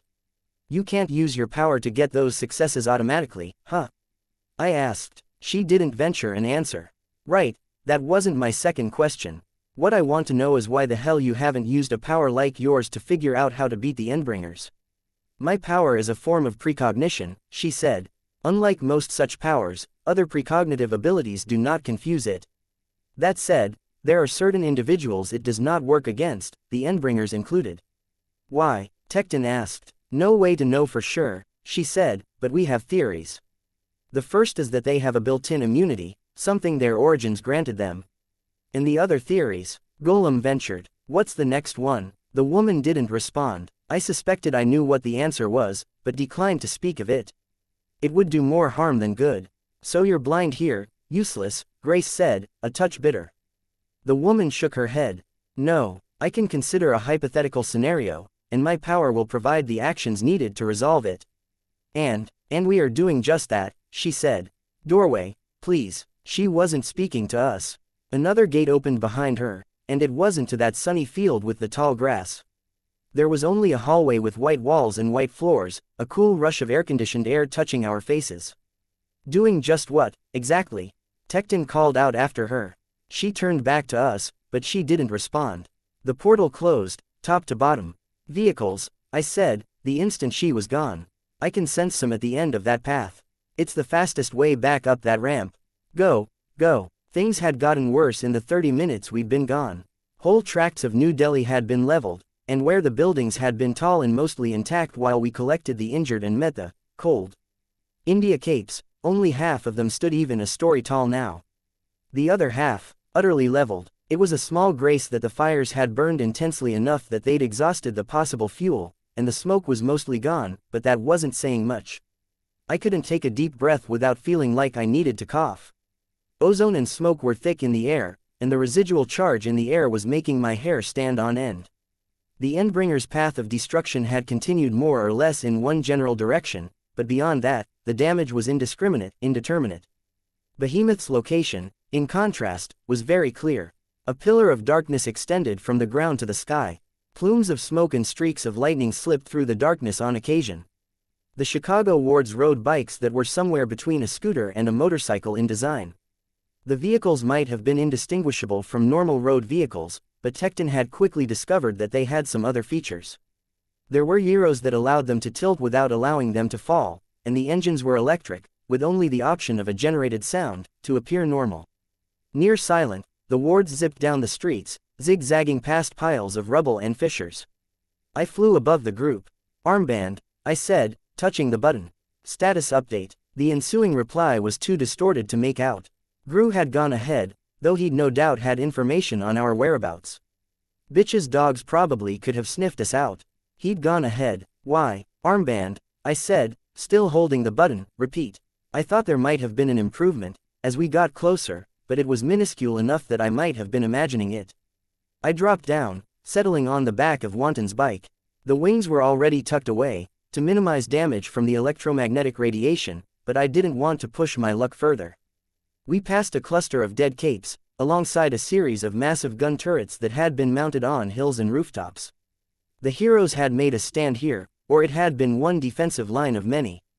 A number had died. Had it been foolish to descend to the cold capes under Sati? Should I have told them to take the wounded beneath? Damn the consequences, so we could have helped more. I hadn't thought it would take as long as it hadn't anticipated a fight with the woman in the suit. I hoped I wouldn't regret this, that the absence hadn't cost our side something. We weren't the most powerful capes in the world, but maybe we could have made a small difference here or there. I'd learned things, but did that count for anything in the now, with tens, hundreds or thousands of individuals dying where they might have lived if we'd stayed? Another lightning rod, something to slow him down and give them a precious extra second to form a defensive line. The second defensive line, another collection of the dead. Whatever method they'd tried here, there was no trace left now. We were getting closer. The third perimeter, a giant robot, in ruins. As many dead here as there had been at the last 2 points, all put together. And just beyond this point, Behemoth, in the flesh. He glowed white, marking the radioactive glow, and Gru's darkness wreathed him, containing it. The ground beneath Behemoth was tinted gold, vaguely reflective, and geometric shapes were floating in the air, exploding violently when he came in contact with them. With all of the obstacles he'd faced to this point, he looked less hurt than his younger brother had for his one-on-one fight with Armsmaster. He didn't limp, or slouch, his limbs were intact, his capabilities undiminished. The tears and rents in his flesh and the gaping wounds here and there didn't seem to have slowed him down in the slightest. And with that, he managed to fight his way forward, out of Gru's darkness, striking out with bolts of lightning. Force fields went up to protect the defensive line, but only half of them withstood the intensity of the strikes. Armband, I said, and there was a note of horrified awe to my voice. Status update. The AI's voice crackled, but Gru's darkness might have been suppressing the electrical charge, because it was intelligible. Chevalier is out of action. Rhyme is present commanding Cape for field duty. Legend is out of commission. Capes are to assist defensive lines and fall back when call is given. Earliest possible Cyan intervention is 22.8 minutes from the present time. Estimated Cyan intervention is 65 minutes from present time, plus or minus 18 minutes. I clenched my jaw. I'd committed to doing something, but I had no idea what that could be. I felt a sick feeling in my gut. Armband, status of Tattletale. Out of commission. By all rights, I should have reacted, cried out, declared something. I only felt numb. This was falling apart too quickly. Status of the other Undersiders. 2 injured, Parian and Gru, which would be why Gru wasn't replenishing his darkness. I closed my eyes for a second, trying to find my center, feeling so numb I wasn't sure it was possible. Citrine's effect seemed to be maximizing the effects of Alexandria's attacks, because Behemoth wasn't able to channel them into the ground. He swung his head in my general direction, and I could see the steel of Fléchette's arrows in the ball of his eye, clustered. Holes marked the point where the bolts had simply penetrated. Other capes had managed varying degrees of damage. The Yangban had formed a defensive squadron, using lasers to cut deep into Behemoth's wounds, and other capes clustered close to them, adding to the focused assault. And yet he advanced. Inevitable. A blast of flame caught the defending capes off guard. Their force fields and walls of stone blocked the flame from reaching the capes, but did nothing to stop it from spreading as it set fire to nearby buildings, grass and the stumps of trees that had been freshly cut, if the sawdust was any indication. As if alive, the fires reached forward, extended to nearby flammable surfaces, and cut off a formation. They started to clear the way for retreat, and Behemoth punished them with a series of lightning strikes. Golem was already acting, bringing stone hands up to block Behemoth's legs, 2 hands at a time. Tecton moved forward, striking the earth with his piledrivers. Fishers raced across the road, brakes to keep any impacts from reaching too far. Antlion pit, I shouted. Right, Tecton reported, and my team was engaging, finding the roles they needed to play. Grace, Cuff and I couldn't do much, but there were more wounded needing help getting out of the area. Annex began reshaping the ground and walls to provide better cover. Wanton cleared away debris from footpaths. This particular front hinged on one cape, a foreign cape who was creating the exploding, airborne polygons. I could see, now, how each explosion was serving to slow time in the area around the blast. Had he actually been the inspiration for that particular bomb Bakuda had made? Eidolon had added his own abilities to the fray. He had adopted something similar to Alexandria's power set, fighting in melee, ducking in only long enough to deliver a blow, then backing away before Behemoth's kill aura could roast him from the inside. Eidolon was using another power as well, one I'd seen him deploy against Echidna. A slowing bubble. Cumulative effects. Cumulative slowing. Each explosion added to the effect, and Eidolon's slowing bubble was a general factor to help them along. What did it really do if you tried to walk forward, and the upper half of your leg moved faster in time than the bottom half? How much strain did that create? Was there a point where the leg would simply sever? If there was, Behemoth hadn't quite reached that point. Either way, it seemed to be a factor in how slow Behemoth was moving. He was getting bogged down. Bogged down further as one foot dipped into Tecton's antlion pit. Until the Endbringer struck out, targeting one group of capes with a series of lightning strikes so intense that I was momentarily left breathless. And the explosive polygons disappeared. He lurched forward, and even a direct hit from Alexandria wasn't quite enough to stop him. The shockwave dissipated into the air, rather than the ground, and flying capes throughout the skies were driven back. The Endbringer broke into a run, insofar as he could run, and nobody was quite in position to bar his way. He ignored capes and struck out across the area behind them, hitting a building with 2 massive guns on it, a clearing, a rooftop with what looked like a Tesla coil. Fire, lightning, and concussive waves tore through the defensive measures before they could be called into effect. We don't have the organization. Our command structure is down. Tattletale is gone, either dead or too hurt to fight. He struck one area with lightning, and explosives detonated. A massive force field went up a moment after they triggered, and the explosion was contained within, a cumulative effect that soared skyward. For a solid 20-30 seconds, the sky was on fire, and the Endbringer tore through our defenses, making his way to a building with capes clustered on the roofs. They weren't, at a glance, our offensive capes. They were our thinkers, our tinkers, the ones our front line was supposed to be covering. The woman in the suit had declined to share the other reason her power wouldn't let her simply solve the Endbringer crisis. The answer I'd declined to share with the other wards was a simple one. She had the ability to see the road to victory. Maybe, when it came to the Endbringers, there was nothing for her to see. Chapter 247. Rush 24.3. Eidolon and Alexandria had settled into something of a rhythm. Though his power set was similar to Alexandria's on the surface, the eerie noises and the dimming of the light around the areas his punches landed suggested he was transmuting the kinetic energy of his punches into something else altogether. Between Eidolon's strikes and Alexandria's, Behemoth couldn't quite adapt to the point where he was redirecting every strike, let alone the barrage of ranged attacks that the other capes in the area were directing his way. The Endbringer staggered under the onslaught, but he was slowly adapting. They'd managed to pin him for a minute, even costing him some ground by driving him back once or twice, but each successive minute saw him rolling with the punches more, advancing further when he found a second or two of mild reprieve. His target, the command center. Our flying capes weren't working fast enough to clear the entire rooftop, and every shaker we had, every cape capable of putting up a force field or creating a portal, raising a barrier, was busy trying to slow down the brute. The Chicago wards, or most of the Chicago wards, were among them. I tensed, but I couldn't move without exposing myself to one of the lances of electricity that were crashing down around us. The capes on the rooftop were protected by an arrangement of tinker-made force fields, it seemed, but those wouldn't hold. Fuck, hanging around on rooftops was dumb. I'd learned my lesson on my first night out on costume, had avoided being put in that position since, excepting the fundraiser, where we'd been on. The attack, and the time Defiant and Dragon had dragged me up to one, just a bit ago. The guys up there were tinkers and thinkers. They were our communications, supporting roles, strategists and healers. A few of them were long-ranged capes. Not really people who could hop or fly down 5 stories to the ground and walk away unscathed. Not without help. I waited and watched as Behemoth engaged the other capes, tracking what powers he was using and when.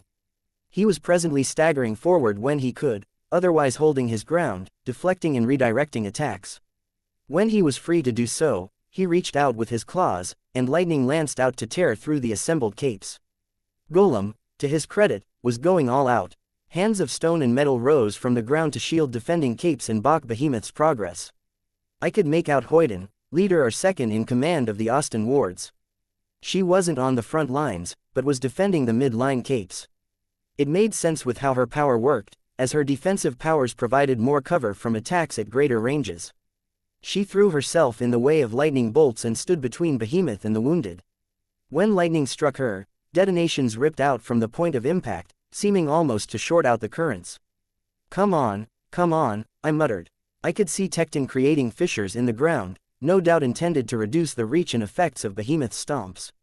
Annex was creating bridges so heroes wouldn't fall into the gaps.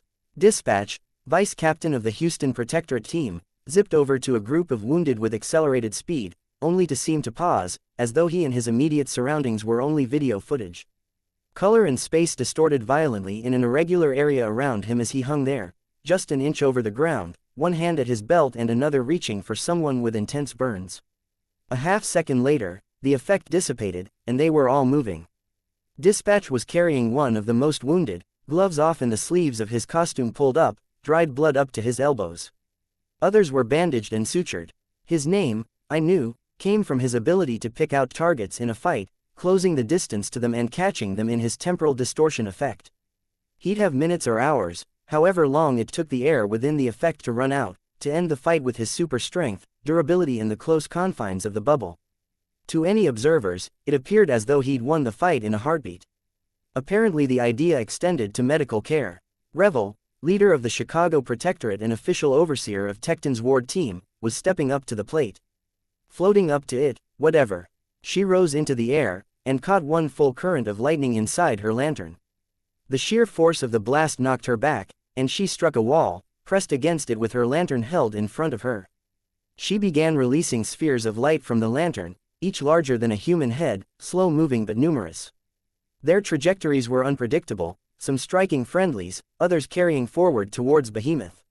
Where they struck friendlies, they only exploded in brilliant showers of sparks. When they touched Behemoth, they sheared right into him, cutting 2 or 3 feet deep before flickering out. When she saw it was working, she only intensified the assault, spending the charge she'd accumulated to create 50 more orbs, before hurrying forward to intercept another stream of lightning that was flowing from Behemoth's claw tip.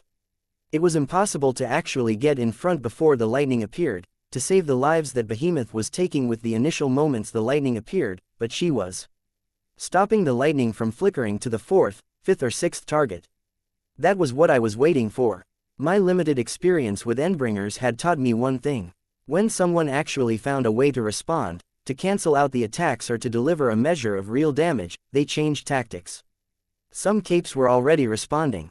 Captains and leaders were giving orders, and various barriers were being reinforced or thrown back up.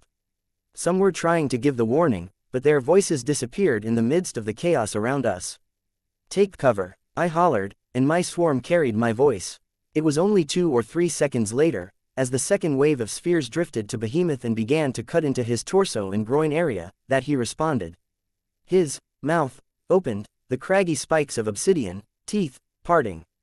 And he roared, a sound that was slow at first, growing steadily more powerful. Sound was a bitch of a thing. It could be muffled, but blocking it entirely. We didn't have Gru. I fled, cranking my anti-grav to high, and risking unfolding my wings to use the propulsion systems as I made my way for cover, putting as many buildings between Behemoth and I as I could. My swarm responded to my call, assisting the capes who weren't fleeing fast enough. They rose as a singular mass, a wall of tens of thousands, and absorbed the worst of the scream. I wasn't sure it was enough. Even with some distance and a dozen buildings between Behemoth and I had no defenses as it reached a crescendo. My sense of balance went out the window, my very bones hurt. Closer to Behemoth, capes were bleeding from their ears, vomiting, passing out. Organs and brains would be reduced to jelly as he continued. My bugs weren't doing much to muffle the noise or soften the damage, if they were helping at all. But my focus was on the rooftop. I'd been waiting until he stopped using his lightning. There was nothing saying he wouldn't use it now. He could use multiple attack forms at the same time. Still, he was more focused on picking off the defending capes, the ones who were suppressing the noise. Was Citrine among them? I could see the golden glow of her power in the distance. Director Tag had given me an effective ranking of 2 for every single power classification. Ostensibly, it had been because he hadn't wanted to underestimate me. Was there a note of truth to that, though?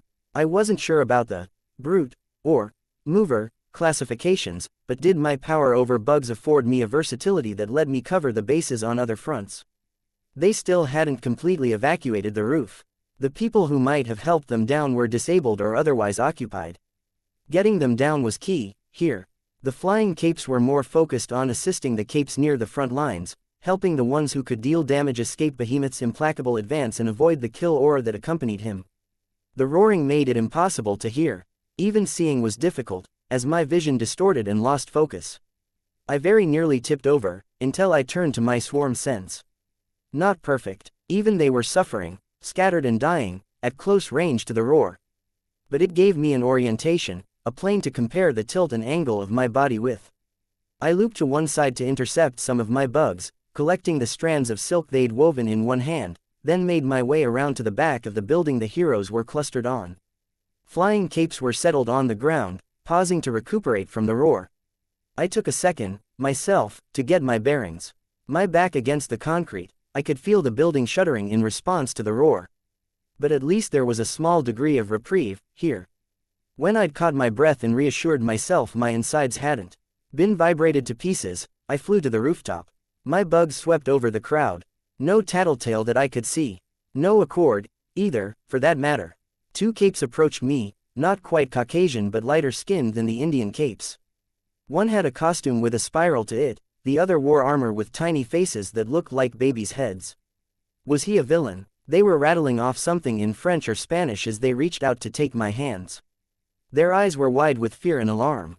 "I can't carry you," I shouted, raising my voice to be heard over the perpetual roar. "My flight pack isn't strong enough." They clutched at me, and one even pushed at another cape who'd gotten too close. A little too much, too intense, here, too forceful. "I just want to find Tattletale. I'll find a way to help you once I've done that." Back off, I said, raising my voice. The guy with the faces on his armor shouted so forcefully that spit flew from his mouth, as he pointed to the ground beyond the building. He approached me, trying to hug himself tight to my body. I pushed him away and backed up, trusting the anti-grav to hold me aloft. One of the capes on the rooftop approached me, pushing her way through the crowd. She wore a golden mask with a woman's face, the mouth parted a fraction, with a black bodysuit. It was softened a touch by the loose black cloth that draped down from her golden shoulder pads and breastplate. The black didn't look so dramatic as it might have, mottled a brown-gray by the loose dust that had accumulated on it. Weaver, she said, her voice melodic.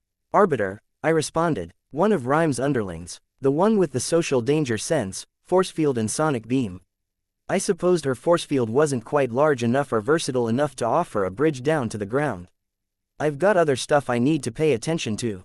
Don't suppose you speak French, or Spanish, Portuguese, she said, and no, but give me a moment.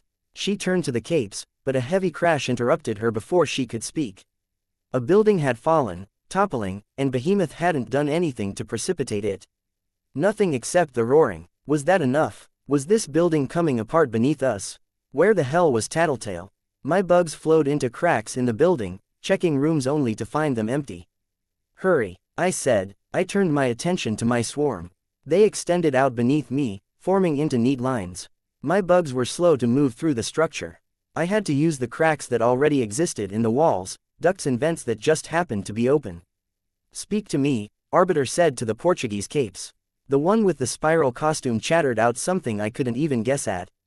Arbiter nodded. In very broken Portuguese, she asked a question. The spiral man looked at the one with him, gesturing.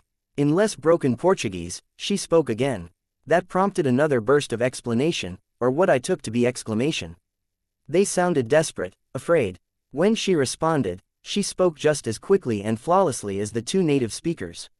She'd picked up the language in a matter of 3 exchanges. I bit my tongue as the roar abruptly intensified, jarring me enough that my jaw was slammed shut. It wasn't that he was roaring louder, one of the capes who'd been keeping the worst of the noise at bay had fallen. Focus. My bugs extended lines of silk to the ground, while others held it aloft and kept it more or less straight, allowing the lengths to be carefully measured, the amount of slack controlled.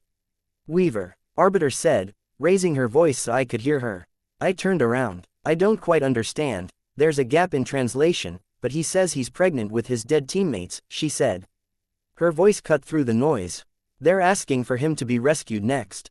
Pregnant with dead teammates. Suddenly the little faces on his armor seemed twice as creepy. I really hope that was a tragically bad translation. Parahumans could be so fucked up sometimes. He gets rescued with everyone else, I said. There's no way to prioritize. Right, Arbiter said. I secured the lines of silk on the roof's edge and on the ground. I then pulled off a shoulder pad and retrieved the strip of silk that had held it in place. I folded it over the cord and stepped over the edge, letting myself slide down the length of the cord. Both ends were tied, and the slack was enough that it should ease people to the ground. I was okay with doing the test run, as my flight pack could handle the fall. It didn't break. Good. Better than nothing. I flew back to the rooftop, and I could feel the roar rattling me as I made my way up past the more solid cover. Should be fairly safe, I said. Silk cord got warm, from what my bugs are feeling, but I've got 6 arranged. One person at a time, delay by about 20 seconds, at least, between trips, so the heat and friction doesn't wear through the silk. It's not the strongest thread I've ever made. Arbiter glanced over the roof's edge. I followed her gaze. The silk was barely even visible. You're sure they'll hold? No, I said. I glanced over at Behemoth, but I'm less sure this building'll be standing in 5 minutes. If a cape falls and dies, I'll take the blame. Better than having everyone up here die. You're not convincing me, she said, but she said something to the cape with the spirals on his costume. With gestures and careful explanation, she got him to step up to the front, pulling his glove free of his fingers, using the excess fabric to slide down the silk line. My bugs checked it after he'd passed. Warm, but not so much that I was worried it'd split. Go, go, Arbiter said, grabbing the attention of the capes who'd been standing back and watching. In seconds, we had capes sliding down the lines. Arbiter was careful to keep them from overloading or applying too much friction too fast to the makeshift ziplines. Behemoth had stopped his endless roaring. He was using fire, now. There was none of the uncanny precision the lightning had, but the fire moved with intelligence, spread easily, burned hotter than it should have, and it was virtually impossible to stop all of it. It slipped between force fields, between the fingers of Golem's stone hands, and it ignited any fabric and wood it touched, set grass alight. I had to pull back my bugs. I'd managed to keep the vast majority from dying, some fires and casualties from the roaring accepted, but this wasn't a place where they'd help. 6 more capes made their way down the line. Arbiter used her force field to block some more agitated capes from making their way down before it was time. She spoke in one of the local languages to the group. "Thank you," I told her, "for helping keep this sane. If it comes down to it, and the cords don't hold, I'll lend you my flight pack. I can control it remotely. Give it to someone else before you give it to me," she said, without looking at me. "Right," I answered. "Listen, a cape gripped the cord for his turn, only to turn out to be far heavier than he looked. Arbiter placed a force field under him, but it didn't do much more than slow his descent as he crashed through it. 5 cords remained, and there were too many capes here. "Fuck," I said. "He's okay," Arbiter observed. But the others seemed more reticent now. "What the hell is going on downstairs? Are stairs too difficult?" Arbiter shook her head. "Government building, it's set up to lock down in a crisis," which it did. A rogue cape turned on the people inside, so the metal doors closed to protect others. "We've been reeling since. Command structures down, our battle lines collapsed. You're talking about Chevalier?" "Yes. Then where's Tattletale?" "I don't know who that is. Teenage girl, dirty blonde, costume of black and light purple. She would have been with a short man wearing a suit. I saw them. They went downstairs with Chevalier. I could feel my heart in my throat. Where are they now?" "With other wounded. We're relaying them a half-mile that way," Arbiter pointed. "Far enough away that Behemoth won't be endangering them anytime soon." Behemoth generated a shockwave, and one force field at the front of the roof flickered and died. A tinker moved forward to try to restart it, and was struck down by a bolt of lightning before she could. A wave of capes mustered the courage and slid down. There were only 11 of us on the rooftop now, myself and Arbiter included. I checked the lines, then cut one that was too frayed. 4 left. 4 lines left, I reported, before someone reached for one that wasn't there. My thoughts, though, were on Tattletale. "Injured or dead, go," Arbiter said, "to your friend, your teammate, your partner, whatever she is to you, she's important."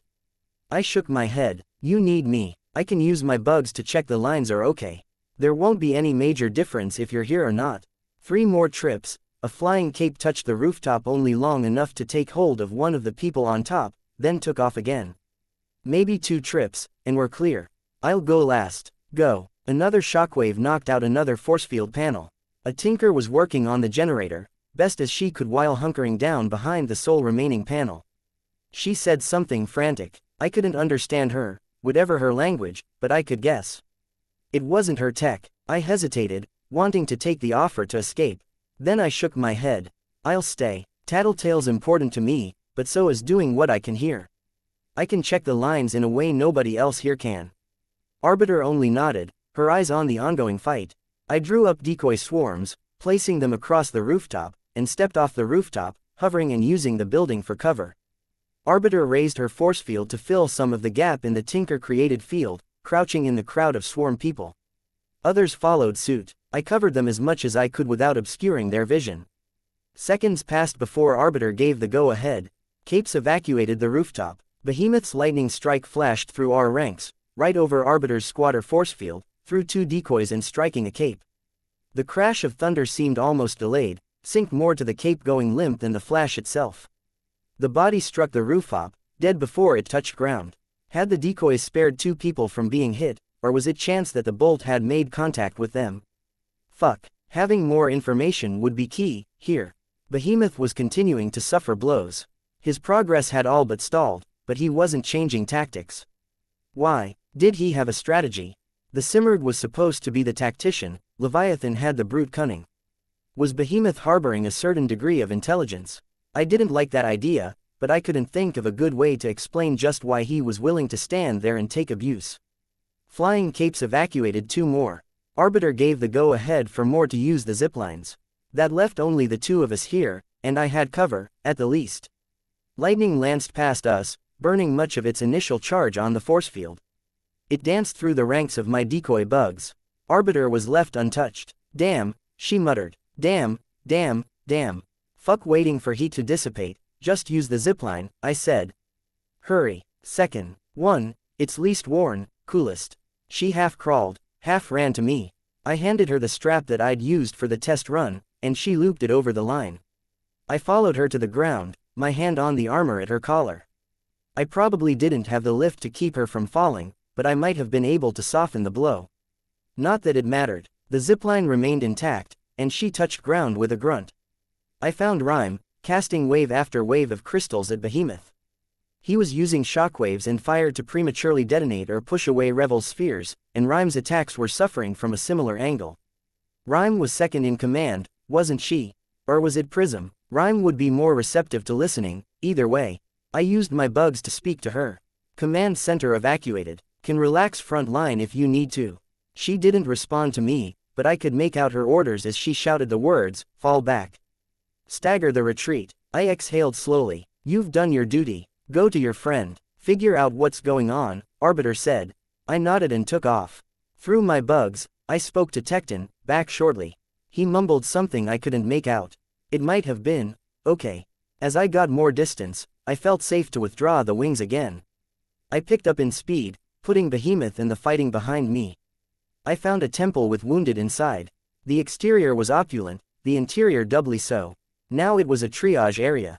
There were more burns here, crushed limbs, people coughing violently. It wasn't damage suffered from direct confrontation with Behemoth. It was secondary damage, taken from the fires and smoke of burning buildings. And inside one curtained area, there were the wounded capes. I approached, folding the wings away and moving forward with anti-grav and the occasional touch of foot against ground to propel myself forward further. I stopped by Tattletale's bedside. I'd found her within instants of the temple falling in my range. Her lips moved as she recognized me, but no sound came out. My eyes moved to the tube sticking out of her throat. You really gotta stop doing this, I said. She only grinned. She reached over to the bedside table and retrieved a pen and notepad. Her grin fell from her face as she wrote something, then tore the page free, handing it to me. He's going easy on us. All Endbringers are. But Behemoth holding back, even from moment he arrived, taking more hits than he should. We already knew that they're holding back for some reason, I said. The way they space out attacks, they could accelerate the timetable or coordinate their strikes if they wanted to fuck us over. Another note. They want to lose, I think. Set themselves up to fail. But not fail so bad they risk dying. Levi was after something, Noel I think. But why didn't he show up closer to downtown? I don't know, I said. I felt a little chilled at the idea that this was the Endbringers pulling their punches. Big B wants something. Not at India Gate. Somewhere past it. Why not come up right underneath it? I don't know, I repeated myself. It doesn't matter. Matters. Looked at past attacks. Pattern. Small pattern. Bihei attacks nuclear reactor, appears some distance away. Attacks birdcage, appears in Rockies, no sign he was close or beneath cage. Pattern says he wouldn't emerge this close if he just wanted to attack India Gate. He attacking something north of it. Just tell me, is there anything I can do? I was trying to find his target. Accord was trying to find way to stop him, coordinate counteroffense. Accord dead, I useless. Get me computer. Maybe I can help still. PPL here not helping. Scared of me. Accord was dead. What did that spell for the Undersider Ambassador Alliance? No, I couldn't let myself get distracted. There were more immediate concerns. Computers are probably down, I said. I think there's too much electromagnetic energy, no cell towers, no radio, no internet. Armbands aren't working, and I'd expect them to be the last thing to stop working. She spent an inordinate amount of time writing the next message. I shifted my weight from one foot to the other while I waited for her to finish, then accepted the note and read it. Fuck, each letter had been traced over several times, and the entire thing had been underlined twice. I glanced at her, and she was scowling, already writing the next message. I'll see what I can do, I said. You're a distance away from the fighting, maybe a phone works. But she was already handing me the next piece of paper. You go, find it, find his objective. There's other capes better for that than me. Get help then. But you can use swarm. Search. We win this by denying him his target. I frowned, but I didn't refuse her. I started to leave, then hesitated, turning back to her.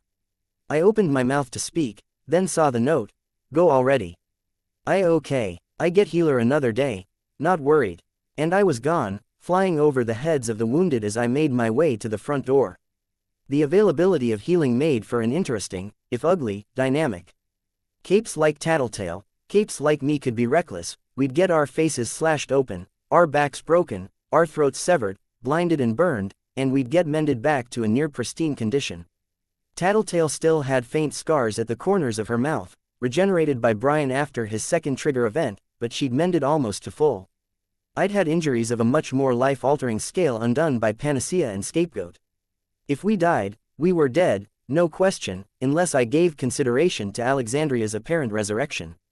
But an injury, no matter how grave, that was something that could be remedied. It lent a feeling of invulnerability, an image of invulnerability. So we continued being reckless, and we would continue to be reckless until something finally killed us off. Was there a way to break that pattern? Could I afford to? My ability to throw myself headlong into a dangerous situation was part of the reason for my success. I looped back towards the main confrontation, finding the thinkers I'd helped off the rooftop. Some were moving to assist allies, others were fleeing. One pocket, at a glance, seemed to be trying to form a second command center. I moved towards the cluster of them. 2 Indian capes, 1 Caucasian. English? I asked. Yes, the Caucasian said. Just me, trying to enlist help. Names and powers. Kismet, balanced thinker, the Caucasian said. He wore a white robe with a hard, faceless mask that had only slits for the eyes. And the other 2, as far as I can tell, fathom and particulate. Best translations I can give. My Punjabi isn't strong. Their powers, I asked, with a restrained patience. Displaces people or things to another dimension, filled with water, brings them back.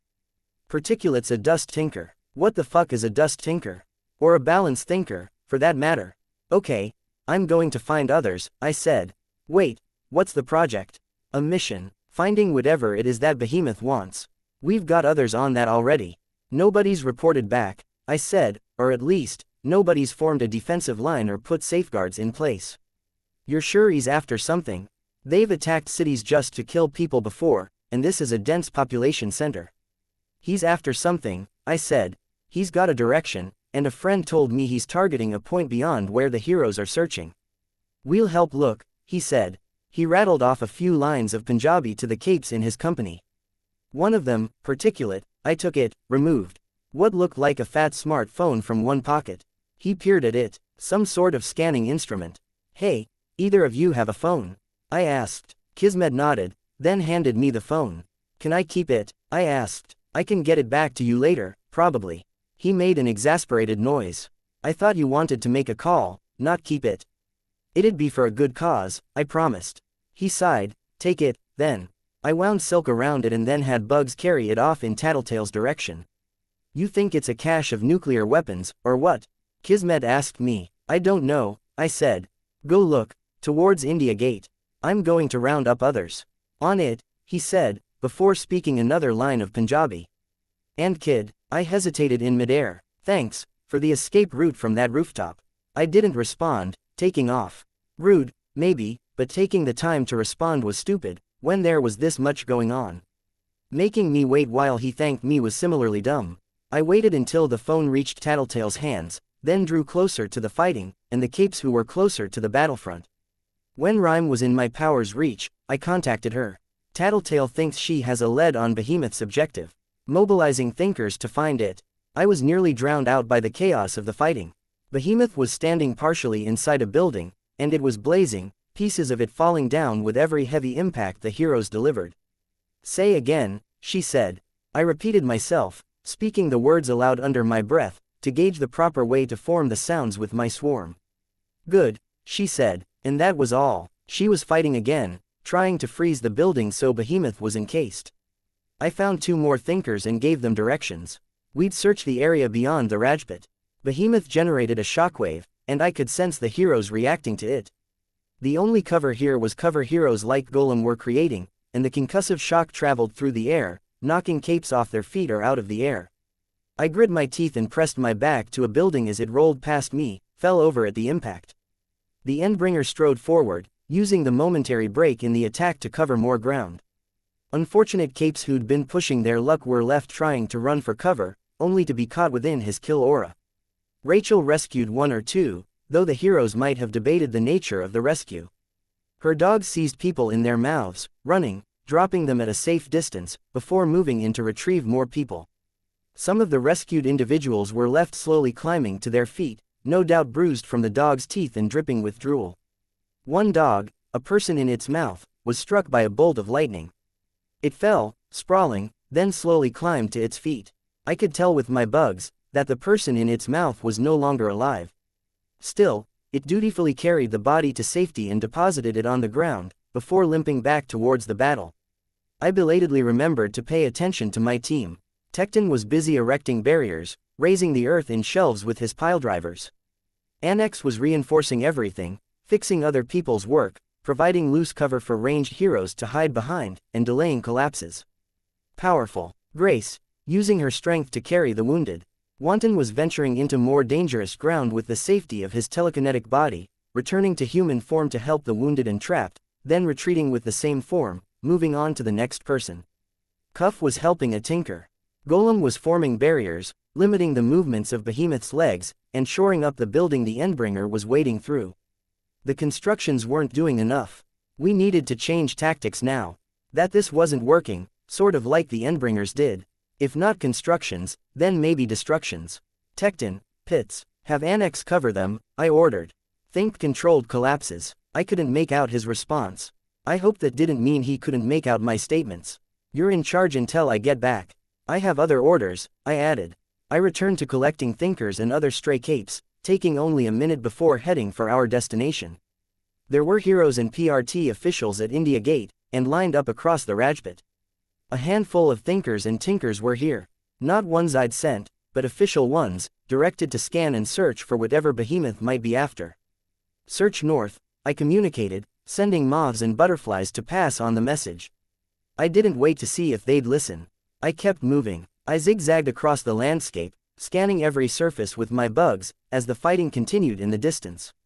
Behemoth wasn't quite visible from this vantage point, but the cloud of smoke and the lightning suggested it wouldn't be long. How many capes had he killed? How many more would die? I crossed paths with Particulate, who had apparently been filled in by Kismet. He handed me one of the scanning devices, and I took off. Damn tinkers. Their stuff was making life so complicated, now. Too many things to keep track of. Antigrav, propulsion, sensing things with my bugs, paying attention to what I was sensing with my bugs, coordinating people, with sectors for them to cover, and now tracking the stuff with the scanner. Not that it was impossible. I was managing everything but the bugs speak without a problem. The scanner showed me only gibberish at first, with 16 bars divided into 8 individual pieces, each of which could be any number of colors.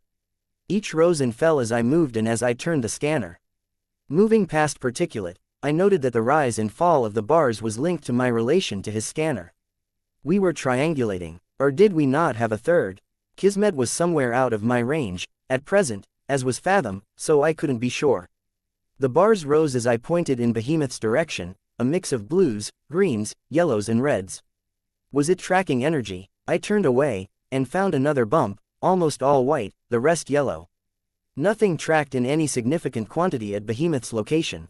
It was something. I circled around until the bars reached a peak, every single one of them topping the charts. Nothing. I used my power, but I couldn't find anything more complex than a desktop computer. Then it adjusted. The bars each dropped until they were only 4 or 5 high. Was Particulate doing something on his end? It dawned on me, as I tried to narrow down our target, that this was big. Something that topped the basic readings just by being within a mile of it. And I found it. My bugs could sense an underground chamber. Concrete walls, impenetrable to earthworms, and no obvious entrance. I looped back to communicate to the others. The English speakers, anyways. Then, as the faster and the closer thinkers caught up with me, I approached the site. Particulate and Kismet joined me. This underground chamber was different from the one I'd seen closer to Behemoth. There was no ramp leading up, nothing to suggest an elevator. Not sure how to get through, I said. Smart of them, Kismet said. I know, but it doesn't help us. Kismet said something to Particulate, and the tinker drew a gun from a holster with an excessive care. Then he fired. There was no beam, no projectile. There was only a corridor, 3 feet across, carved into the earth, and plumes of dust. We backed away, Kismet coughing as he caught some of it. Particulate, a tinker with a narrow, overlong bald head, said something in his language, almost musical, humorous. He glanced at me, his eyes covered by goggles, his mouth covered by a fabric that hugged every wrinkle of his lower face, as though it were a micron thick, and smiled. I could see the contours of his teeth and gums behind the strange fabric. Battery, Kismet said, stopping to cough, is dead. 3 shots. Tried 2 on Behemoth, didn't work. He likes that it was useful. Damn, I said, if they had worked. I didn't waste any more time. I handed them a length of cord, then disappeared down the hole. My feet skidded on the smooth, almost glassy surface, but my flight pack gave me some lift. Now that I was lower, I was free to feel out the surroundings, and mentally map out the entire complex. It took time, but the others were slow to descend to the lower corridor. Was there a whole undercity beneath New Delhi? Some kind of subterranean realm of corridors and rooms, large and small? Did the good and bad, cold, capes accidentally dig into each other's corridors at any point? Collapse sections of each other's undercity? Geez, it wasn't like the city wasn't large enough already. I was drawing a mental picture as my bugs spread out. There were people here, but they weren't doing anything special. Sleeping, cooking, fucking, smoking some sort of pipes, no. And in the midst of it, as Particulate adjusted his tracking device to further narrow the sensitivity, we closed in on a void. A part of the underground chamber my bugs couldn't touch. Particulate said something, arching his eyebrows as he looked down at the scanner. A lot of energy, Kismet translated. How much is a lot? I asked. Particulate spoke without Kismet translating for him. More than Behemoth has given off during his entire stay in New Delhi, Kismet said. I stared at the little scanner and the white bars. There's no way in, as far as I can tell. There wasn't a way into this base either, Kismet said. Maybe they have a way to enter and leave. Okay, I said. We know where Behemoth's target is, even if we don't know what it is. Let's retreat, communicate with, but Particulate was already moving, tampering with the gun that had created the corridor. Stop him, I said. Kismet reached over, but Particulate was already tossing the gun to the point where the floor met the wall. It started flashing rapidly, increasingly bright, and Particulate bolted. It was almost comical, as though he'd been taught to run by a textbook. His hands were out flat at his sides, his arms and legs bent at rigid right angles as he sprinted away, almost robotic in the movements. He shouted something in Punjabi. Almost comical. When you saw a bomb disposal team running, as the joke went, you ran to keep up. The same applied to any tinker and a device that flashed like that. Kismet and I ran after him. The gun exploded, silently, without fire or light or electricity. There was only a roughly spherical opening carved into the area. It was wide enough to lead into the tunnel above and below us, and had sheared through the 5 or 6 feet of solid earth that separated each floor.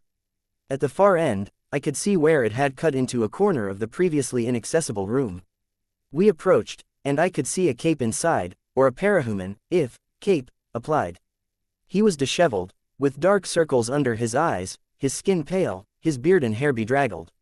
His clothing, by contrast, was opulent, clean, a rich indigo robe, a sapphire set in a gold chain for a belt, and a golden sash. And above him, the energy. There were 2 golden discs, and something almost alive seemed to crackle between them. It's fierce, Kismet said, backing away. The glowing thing in the air or the person? I asked. The person. Who's fierce? I asked. Say, he's one of the reasons the American Girls PRT can exist, Kismet said. When they talk about disbanding it, the PRT only reminds them that monsters like this lurk elsewhere. The man slowly turned to face us. He wasn't an old man, but he moved like one. Monsters? I asked. I've fought monsters. Just tell me what kind of monster he is. The kind that is too smart for all of our good, Kismet said. He'd frozen the moment the man set eyes on him. Fierce spoke, that is compliment. Yes, Kismet said. Then I thank you, girl. I recognize you from American television. I go by Weaver, now. I do remember. You had much power. You turned it down. It wasn't for me, I said. You are more comfortable where you are now? He asked. Now as in here, in this fight, or as a hero? Either. Both, he stated. Honestly, no on both counts. I'm still figuring it out. He inclined his head. This is to be respected. Making hard choice. The challenge of the young adult. To find identity. Thank you, I said, still wary. Everything about Kismet's reaction was telling me this guy was to be feared, so I had to step carefully. Can I ask what that thing is? A weapon, he said. How do you Americans say it? Time bomb, only this is joke. He makes portals, Kismet said. Using them, he can send things back in time. Something goes in portal B, comes out of portal A few minutes earlier. Or the other way around. Or, as I discover, I make loop, Fierce said. Weaponize. Simple light, captured in one moment, redoubled many times over. I move gate, and that light will pour forth and clean. I could remember what Particulate had said. More energy than Behemoth had created since arriving in this city. Only this would be directed at a single target. Clean isn't the word you want, I said. Scour. Scour, Fierce said. He inclined his head again. I thank you. Behemoth wants his hands on it, I said. On that energy. I want this on Behemoth. Do great harm, even kill. Shit, Kismet said. He backed away a step. This is, stay, Fierce said. His voice was quiet, but it was clear he expected to be heated. Kismet glanced up at the glow, then turned to run. He wasn't even turned all the way around when there was a flicker. A man appeared just in front of Kismet. A teleporter, and his forearm extended through Kismet's chest. Then he flickered, like a bad light bulb, and he was gone, leaving only a gaping hole where the arm had been. Kismet collapsed, dead, a teleporter who can bypass the Manton effect. Stay, Fierce told us, again. He hadn't even flinched, but the space between his bushy eyebrows furrowed as he stared down at Kismet. My heart thudded in my throat as I glanced down at the body. Particulate said something, spitting the word. Fierce said something in Punjabi, then turned to me, as rude, to speak in language you cannot understand. He call me evil, so I not speak to him further. But you understand, do you not? You know what form this war take. The danger we all face, from monsters like that, from others. I don't think many top the Endbringers, I said. Maybe not so, maybe, but you have tried being cold. Killing the enemy, yes. Because ruthless is only way to win this war. I met some people, I think they were your adversaries, I said. Glowing eyes, reflective, like mirrors, yes. Enemy. They petty evils that walk this city. Organized crime, slave, prostitute, murder, mercenary. My side, we root out corrupt. Ruthless. Government prefer them to us. Paint us as evil, pay them to carry on. But you know what this is like, yes. More or less, I said, not breaking eye contact. And those guys, they're ruthless in the same way you described, I guess. More, less, he said, as if he were trying on the phrase, yes. You want to hit Behemoth with this time bomb, I said. But I think that's what he wants. He's holding back. My thinker friend, she said so. He's taking more hits than he should, and I'm just now realizing he might be doing it because he wants to be ready for when you hit him with this. He'll push it out into the ground, or into the air. Yes, this is likely, Fierce said. This is what he may want. I hoped for the second or third. This will have to do. They've tried this stuff before, I said. Nukes, gigantic railguns, tricks with teleportation and portals. It doesn't work. You won't do anything except get a lot of people killed as collateral damage. We time this. Strategic, Fierce said, calm, as if he were talking to a panicked animal. Come, step in. Right, I thought. Approach the temporal bomb, but I did. No use ticking off the guy with the murder teleporter on call. Particulate followed me as I navigated the way to the room's interior. There were television screens all across the wall. 5 showed the ongoing destruction from distant cameras. 2 showed grainy camera footage. The last showed what looked to be an Indian soap opera. Thirsty, Fierce commented. The teleporter flickered into existence, then disappeared. Fierce had a bottle of water in his hands that he hadn't held before. He turned our way, bushy eyebrows raised as a faint smile touched his face. Might I offer you anything? I shook my head. My stomach was a knot, my heart was pounding. Particulate said something, but Fierce ignored him. We watch the first, Fierce said. He let his guard down. I strike. I've seen an Endbringer fool another brilliant man who thought he had a surefire way to win, I said. They're cleverer than we think. What if Behemoth fools you? Then New Delhi pay for my mistake, Fierce answered me. I have daughter there. She join bright heroes, popular ones. She pay for my mistake, if she still lives. I live, down here, spend life mourning. He looked genuinely upset at the idea. You want to win? I asked. You take that thing, aim it for the sky. Deplete it, so Behemoth's entire goal for coming here is gone. As a chance, xianxia told me. To strike them harder than anything yet. You tell me, is that not worth it? Worth risking this city, your daughter, the lives of the heroes here? Yes, is worth. No, I retorted. He looked at me, and I could read the unhappiness in his expression. Not a condemnation or even him being upset with me. Disappointment in general. The woman in the suit told me there were people with their own agendas. Monsters. This is one of them, and he thinks we're kindred spirits. I tell you because you are ruthless, Weaver. Do not stop me, he said. I die, focus waver, time bomb explode. Aimless, no direction, indiscriminate, I supplied a better word. Indiscriminate, xianxia echoed me. India gone, you die, even down here. I raised my head, staring up at the two golden discs and the current that seemed to run between them. I would have thought it would be brighter. Hero fall. We wait, he said.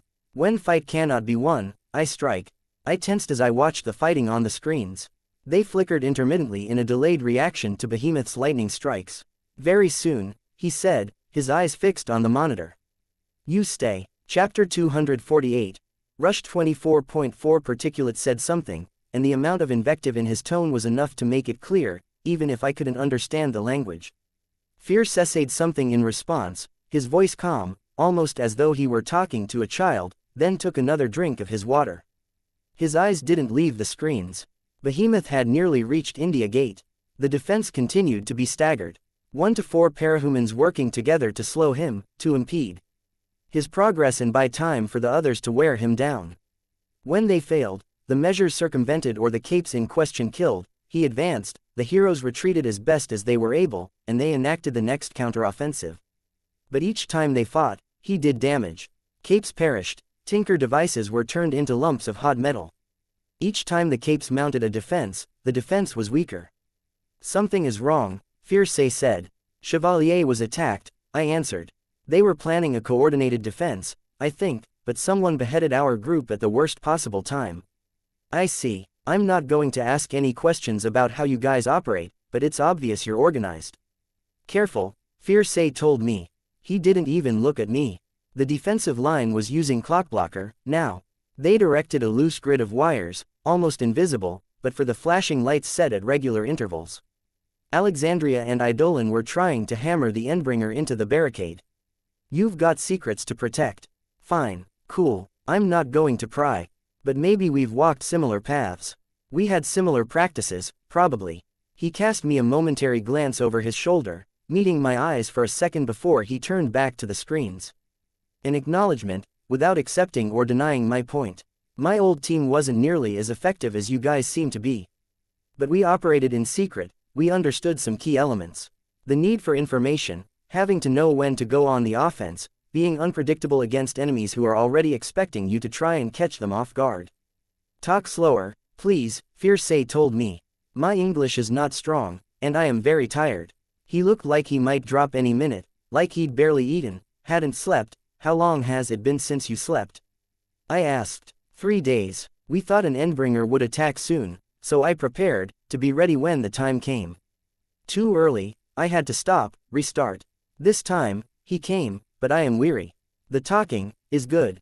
Distracting without being dangerous. Continue, please. What happens if he nods off? I wondered, looking at the time bomb. The same thing he'd stated would happen if he were killed or knocked out.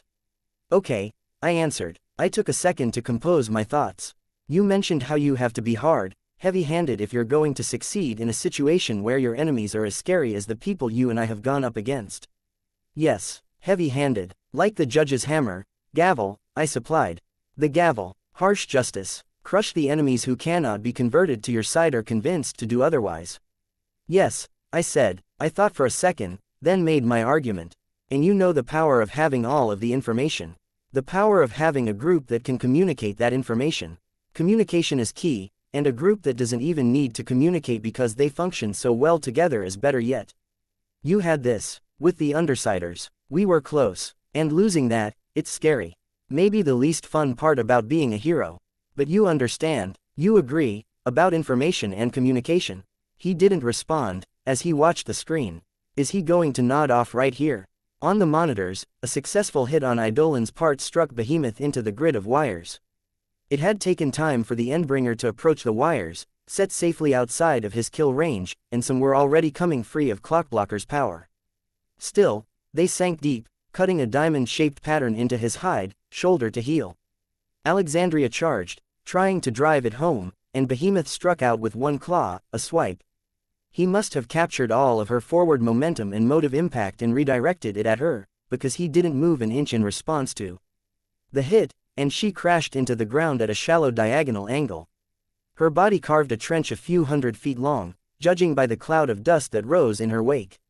Behemoth lurched forward, and the grid of wires cut him again on their way out.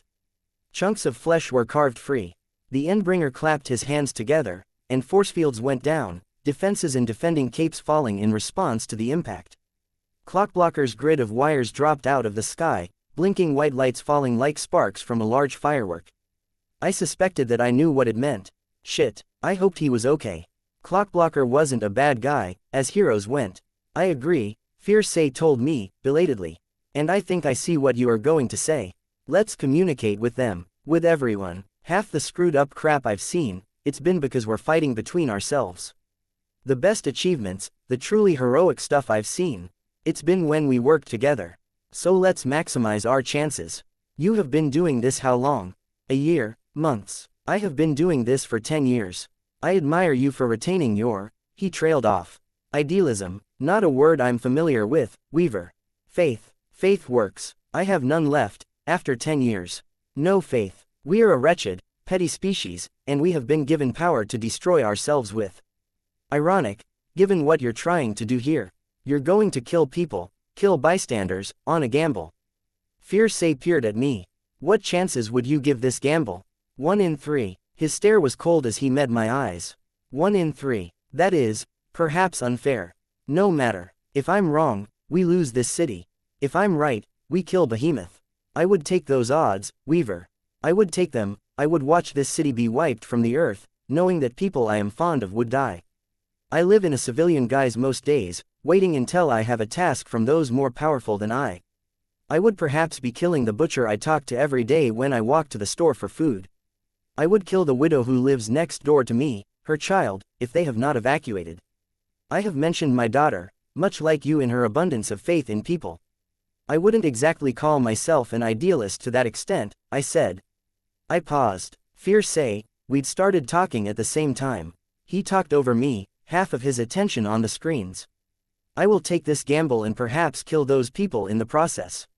I will kill those people who can make me smile and feel more human than I am. I will grieve their deaths, and then I will take that gamble again. Because one city, however grand, is worth the chance. I thought of doing that, of rolling the dice like that, with my father, with the people in my territory. Easier to say than do. I have done it, Weaver, Fierce told me. My wife, my sons, years ago. A similar problem on a smaller scale. I can walk through minutes. I could have walked back to save them, but I let them die because it meant a monster would remain gone. What merit is a gamble, a sacrifice, if you stake things that matter nothing to you? I stared at him. He was young, no older than 35, but the lines of his face, the slumped posture, the slowness with which he moved, they spoke of a horrendous exhaustion. I didn't have a response for Fierce's question. He smiled a little, and turned back to the screens. Behemoth was roaring, a sound that didn't reach us underground. With the monitors on mute, it didn't translate there either. Still, the images vibrated, the flickering intensified, and the defenses the heroes had established were crumbling. India Gate was damaged, an incidental casualty of the fight more than a target. My bugs sensed motion to my left. I glanced at Particulate, and saw him holding his scanner behind his back. It was pointed at Fierce's time bomb. His other hand was drawing a slender gun from a pocket in his combination lab coat and jacket, a gun like something from retro science fiction, with no barrel. There was only a small extension on the end, much like a satellite dish. Another disintegration gun. He saw me looking, glanced at Fierce, who had his back turned, then looked back at me. His eyes flicked over in Fierce's direction, his intention clear. He had a solution in mind. A way to disable the explosion and stop xianxia. I had only an instant to decide, before the teleporter intervened, or xianxia noticed what was going on. I met Particulate's eyes and nodded once, curt. The scanner disappeared into a pocket, and he drew something like a grenade from within his flowing coat. Then he drew the gun on xianxia. I felt the tug of the thread in my hand, attached to the gun. Without thinking, I hauled on it, pulling it off target. The gun hit one screen, 2 feet to xianxia's right, at stomach level. It exploded into a swirling cloud of black dust. Xianxia whirled around. He barked out a word I couldn't understand. No, I called out. Xianxia made a gesture with his hand, just as the teleporter flickered into existence. The man didn't intersect Particulate, but appeared behind him, deftly disarming him of the grenade and pistol before flickering back out of existence. He took Particulate with him. Don't kill him, I said. You would feel blameful. Xianxia asked. Blameful, guilty, I corrected him, before I realized what I was doing. I could see the small smile on Xianxia's face, disappointed and proud in a condemnation at the same time. I watch you. In reflection of screen, you set him up, to put yourself in my goodwill. Had I, not wholly consciously, I'd set up the string, but how much of that was intentional? Was it habit, now, to have a measure on hand when dealing with any weapon? I focused on the swarm, focused on the cords and threads that traced the room. One in the doorway, one at each of xianxia's feet, just waiting for me to finish the deal and bind him. Others extended between us, spiders poised to cut the threads or tie them, as the situation demanded. The passenger, or was it me, being wary? I guess I did, I said. I made the spiders cut the threads between us. He shook a finger at me. I was not born yesterday. This silliness could have gotten you killed. Would have, if I did not feel need for outsider to challenge my ideas. I guess, I said, searching for the phrase, a gamble's not meaningful if you're not staking something important, right? He smiled a little, and there was a slight twinkle in his eye. Your life. I suppose, I said. My heart was still pounding, my mouth dry, and it wasn't just the xianxia thing, or the teleporter. The passenger. You think, so we know where you stand, now. You are crafty, dangerous. Underhanded. You turn on an ally and use him as a pawn to express something to me. He wasn't quite an ally, I said. He helped us get inside this underground base. But he was reckless, breaking into this chamber in the first place, preparing to attack you. A chaotic element. I do not know this chaotic word, but I get your meaning, I think. There was no communication, xianxia said. He smiled as though we shared a private joke. I'm doing what I have to ensure we all come out of this ahead. Just like you, but I didn't get the ability to manipulate time, or to create this sort of time bomb. I work on a smaller scale. I get the joke, xianxia told me. It is joke, small, sort of, I said, and I smiled a little in return, behind my mask. This guy was borderline unhinged, too much power in too unstable a package, and I almost liked him. What is it you wish to express to me, Weaver, that you would sacrifice a pawn and risk your own life? I wasn't sure I had a response to that. I tried anyways. You want to hit Behemoth with your time bomb? Okay, let's do it. Oh, you protested only minutes ago. I'm not about to change your mind, I'm not about to stop you. So let's make it happen. We'll let the defending heroes know what's up, set up something slower.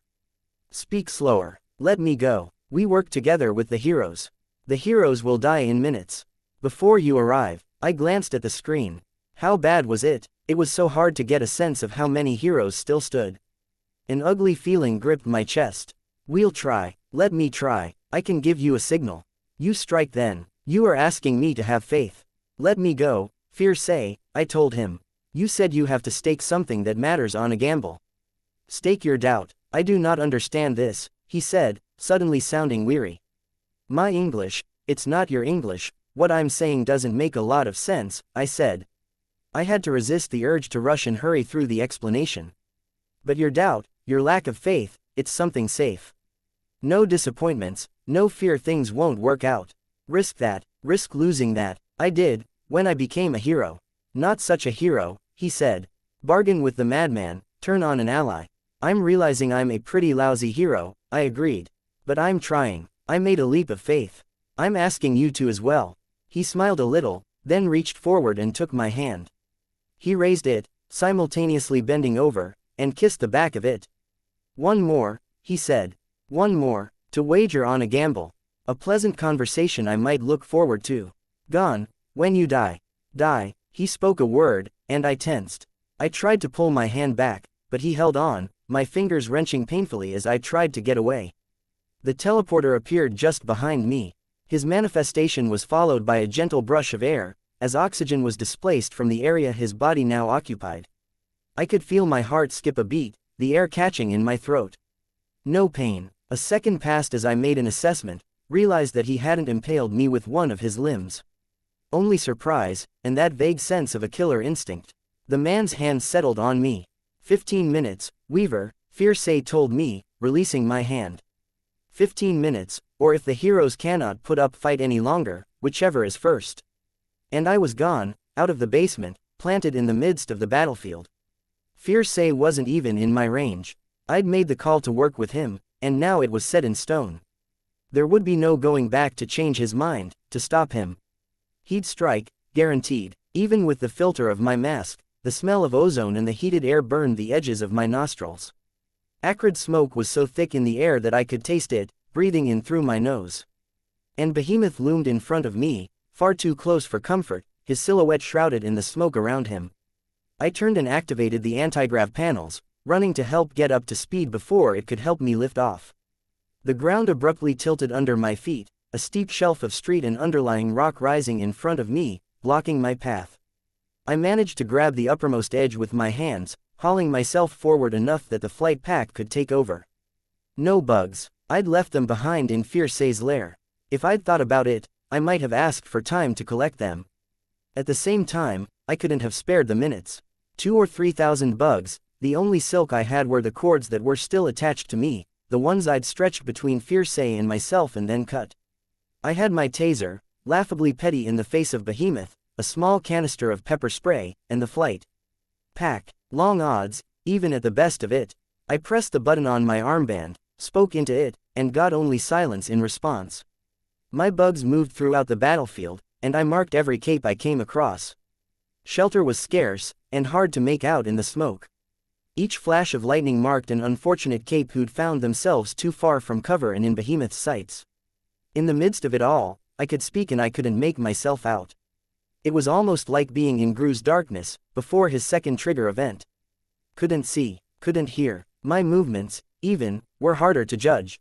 I felt like there was a pressure, here, as if the smoke had substance, and even Behemoth's existence, somewhere nearby, was weighing on me. Was I tired, or was everything heavier? Or, it struck me, maybe the oxygen content in the air was lower. I wasn't sure about the ramifications of that. So few bugs to draw on. 5 to 10 touched a single cape, allowed me to check if they were anyone I recognized, then all but one would leave. 1 bug per cape, the rest scouting. Xianxia was the first I recognized. The conch shell mask, one of Accord's people. Citrine would be close by, or not. I swore under my breath, touched ground to reorient myself, then hurried around a corner. She was creating a massive portal, widening it with every passing moment. It made me wonder if there was a reason there were so few recordings of the Endbringer attacks, if the PRT hid this sort of thing. They'd hidden the particulars of the Echidna attack, and one of the reasons Alexandria had argued, a reason I had argued in favor of that, was because it wouldn't go over well with the public to know just how much devastation a single parahuman could be capable of. Her portal was perhaps 20 feet across, circular, and cold water gushed out, as if forced by an incredible pressure. It was the sort of defensive measure that you employed when there weren't any frontline combatants left. A desperate, violent one, like Sundancer's son. My bugs found her ear, and I communicated as clearly as I could, "Run." She didn't hear. Doggedly, she stood her ground, drenching Behemoth, widening the portal's radius. So hard to tell just how much, without losing bugs to the spray. 25 feet, 30, run. I tried again. I muttered, "Run, Xianxia." He erupted with lightning, and I could momentarily see his silhouette in the distance, the light cutting through the thick clouds of smoke and dust. I could see the tendrils of lightning as though through a strobe light, holding positions as they followed the flow of the water, then changing to other targets, finding solid conductors to latch onto. The entire geyser was lit up. She changed tacks, and the portal began sucking. The lightning disappeared, and Behemoth stumbled forwards towards the opening, the water now reversing direction. Eidolon appeared like a spear from the heavens, striking him between the shoulder blades. Behemoth nearly crashed through. His claw settled on the portal's edge, as though it had a physical mass to it, slipped through. The lightning wasn't traveling far, now, and the image of it was soon lost in the smoke. The portal closed, and Behemoth managed to claw his way back, simultaneously fending off Eidolon, the lighting growing stronger with every passing second. He lurched, and dropped several feet, the ground shaking.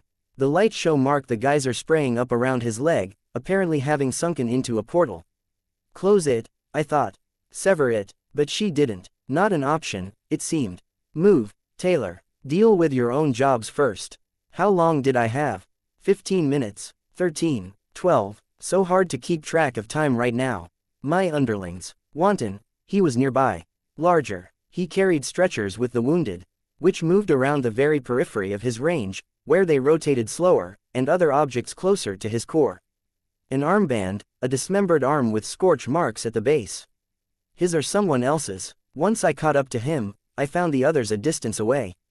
Tecton had fashioned something crude to attach to his armor, a shelf on his back that would hold injured capes. He rode his three-wheeled bike forward, stopped to slam his piledrivers into the ground to erect a wall of stone, punched through an obstruction, made more forward progress, and then created another wall.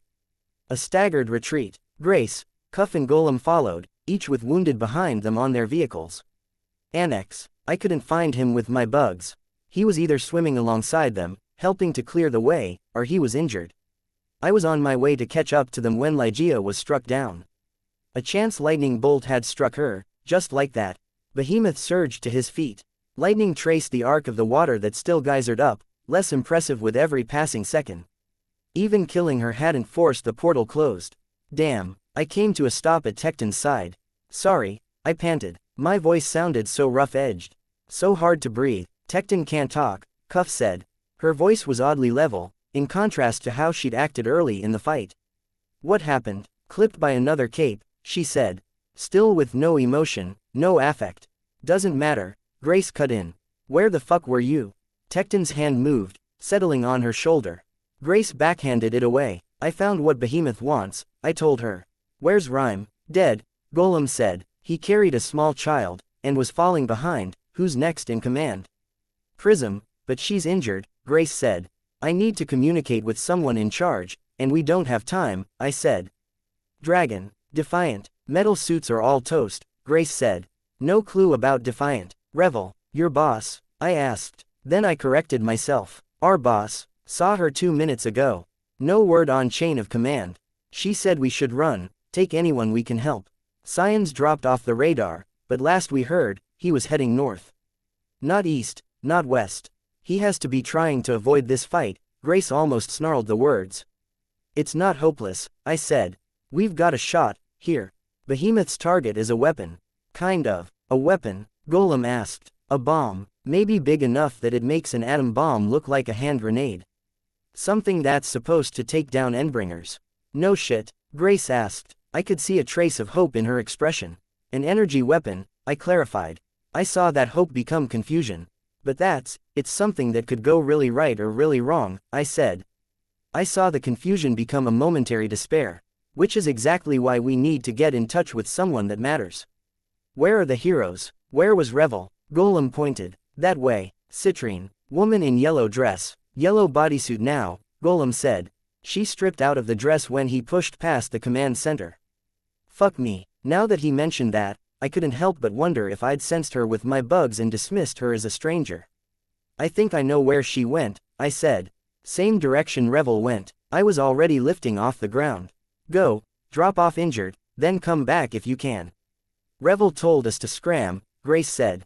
I'm telling you that we need to distract that motherfucker for 5 seconds, I said. Where's Annex? Here, Annex said, from behind me. I turned to look as he stepped out of a building. You're with me, I told him. He didn't have any wounded with him. I need to ride something, he said, not fast enough. Define. Something, I told him. Something heavy enough to hold my entire body mass.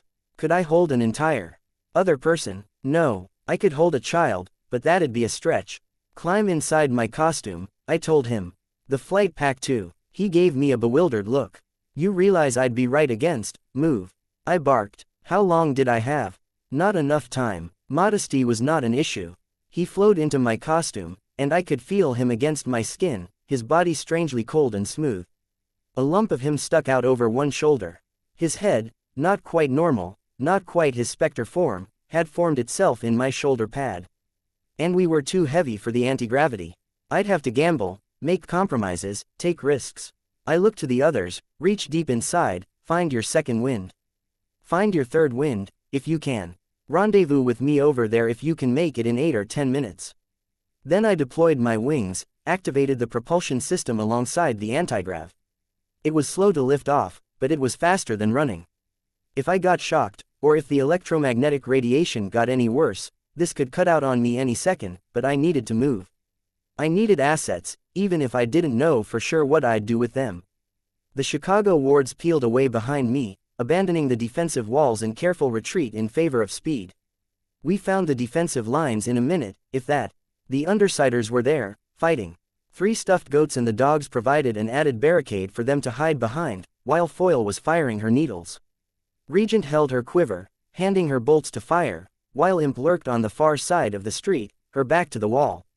Citrine was peering between 2 dogs, erecting a field of golden light near the Endbringer. Gru wasn't with them. Gah! Regent cried out, as I landed, folding the wings back into place. Jesus fuck, right, I had 2 heads. Out, Annex. Annex flowed out of my costume and straight into the ground. Within seconds, he was shoring up the wall, drawing in debris and using it to rebuild and reinforce. Where's Gru? I asked. Hospital. Burns, Imp said. I nodded. Bad, more mentally than physically. Ah, I could only hope he'd bounce back. To business. Revel. American cape with sort of an Asian-themed costume, lantern. Where is she? Zapped. Regent said. You've got to be fucking kidding me. My disbelief was tempered by a measure of alarm. I was limited in time, and that was bad enough, but if Fierce decided our defending forces weren't sufficient to put up a fight, he could strike sooner. If I couldn't find someone capable of leading the defense, if we were little more than scattered remnants, why would Fierce wait? Revel absorbs energy, kind of, I said. She might be okay. She got hit by lightning, Regent told me. Kind of lethal. Rachel snorted. I glanced at the dogs. She didn't seem to mind that they were somewhat exposed, huddled against the ruined wall the undersiders were using for cover. One of the dogs seemed to be reacting badly to the lightning strikes, and was huffing out deep, very undog-like noises each time one struck nearby. Listen, I said. I flinched as lightning touched nearby. He was focusing more on a quantity of bolts than on the really heavy hits. Cleaning up the remnants of our defenses. Revel, where did she fall? Or you could point me to anyone else that might be in charge. Perian pointed, almost absently.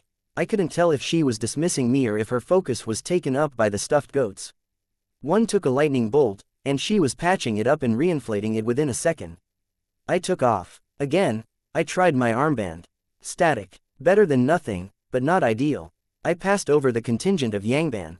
Just getting near them, I could feel my powers swelling, my range growing, a crackling at the periphery of my attention. And then it was gone. I was leaving them behind, eerie, uncomfortable, even, with the recent reminder of how my powers were feeling vaguely out of my control. A boost in range wasn't worth any surprises on that front. Bugs were almost useless here, more bugs wouldn't make a difference. Revel was in Dispatch's company, alongside a cape in white, with a starburst worked into his helmet, radiating from the eye holes and the gap for his mouth. She was lying down, using a piece of rubble for cover. She stirred as the ground rumbled, marking Behemoth's rapid footsteps. Not a run. It felt off, saying something like him was running. But a lope, like how a gorilla might move, that fit. She conscious? I asked, as I landed. She is, Revel answered for herself. She seemed to have to work to focus on me. Weaver, I found what Behemoth is after. Who can I talk to? Dispatch stepped out of the way, so the man in white with the starburst helm was free to act. Me, the man in white said. I'm Exalt, interim leader, the Texas Protectorate leader, Houston Protectorate, yes, a local cape has gathered up a whole mess of energy. Enough to wipe India off the map. He's planning to hit Behemoth with it, in 2 or 3 minutes. It won't work, Exalt said. I know it won't work. But he's going to try, no matter what we do, and we need to distract the Endbringer long enough to give it a chance. He exchanged glances with the others. Hurry, I thought. I was panting, my mouth thick with the taste of ozone. Even with my lenses, my eyes were watering from the peripheral smoke. Go, Revel said. Expend it, expend. It's too soon, Exalt said, and we don't have all the informat, no time. Decide now. I saw him hesitate. Swearing under my breath, I turned on my heel and flew away. I was burning bridges, but that was a hell of a lot better than everyone here dying. How long did I have? I couldn't even begin to guess. 2 minutes. 8. Big difference between the two. Fuck it, a waste of time. I'd burned precious minutes finding them, and they'd been too slow to help. I wasn't sure I could work with the Protectorate, with the wards. Not if they failed us like this at this crucial juncture. Assets. Didn't have enough resources here. We needed to pull something decent, something that could. I had no fucking idea. How were we supposed to keep Behemoth sufficiently still and distracted, controlling a detonation that had the potential to level a continent? The Chicago wards were arriving, minus Wanton. I signaled them with bugs to fine-tune the direction they were traveling, putting them en route to the Undersiders. And behind me, as if they were feeling guilty, Exalt and Dispatch were giving chase, rapidly catching up.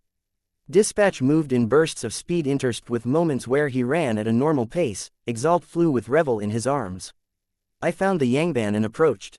They were reacting even before I'd landed, turning, hands raised to attack. There were 20 of them, or close to. English, I asked the Yangban. They were silent, almost cold in response. They were nationalist capes. I was a foreigner, maybe an enemy by default. English, please, this is it, the deciding moment. Your help, it's essential. No response. Exalt, Revel and Dispatch were slowing as they approached me. I drew an arrow in the air with the few bugs I had left and pointed them to the Undersiders. They ignored the instruction, setting down just behind me.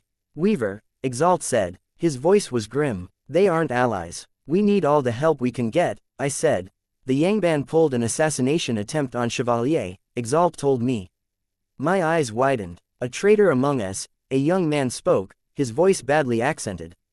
Another snapped something at him, and he responded in Chinese. None of the heroes replied. I couldn't bring myself to speak, couldn't think of a single thing to say that would be remotely diplomatic, in the midst of this. We do need all the help we can get, Exalt said, not taking his eyes off the group. You want to make amends? The English-speaking one translated for the others. I fidgeted nervously. How many minutes, now? Why hadn't I asked for more time? Shida. One cried out. Shida. The group called out in unison. That's a yes, Exalt said. He was already turning, taking flight. 20 Yangban members. Exalt. A dazed Revel. Dispatch. The Chicago wards. The Undersiders. Citrine. Me. The sum total of our defensive line. And Behemoth was getting too close. 150 feet. 120. He was swiftly approaching the 100-foot mark we'd been warned about, where he could close the distance with a single leap. There were so few heroes capable of holding him back. He was covering ground at twice or thrice the speed he had been earlier, and the Undersiders didn't have the means to know. They were on the ground, blinded by the ambient smoke and the dust of the hundreds of buildings that had fallen across the city. Run, my bugs communicated. But nobody responded, nobody reacted. Too much ambient noise. Run, they spelled out words, shaping letters with their bodies.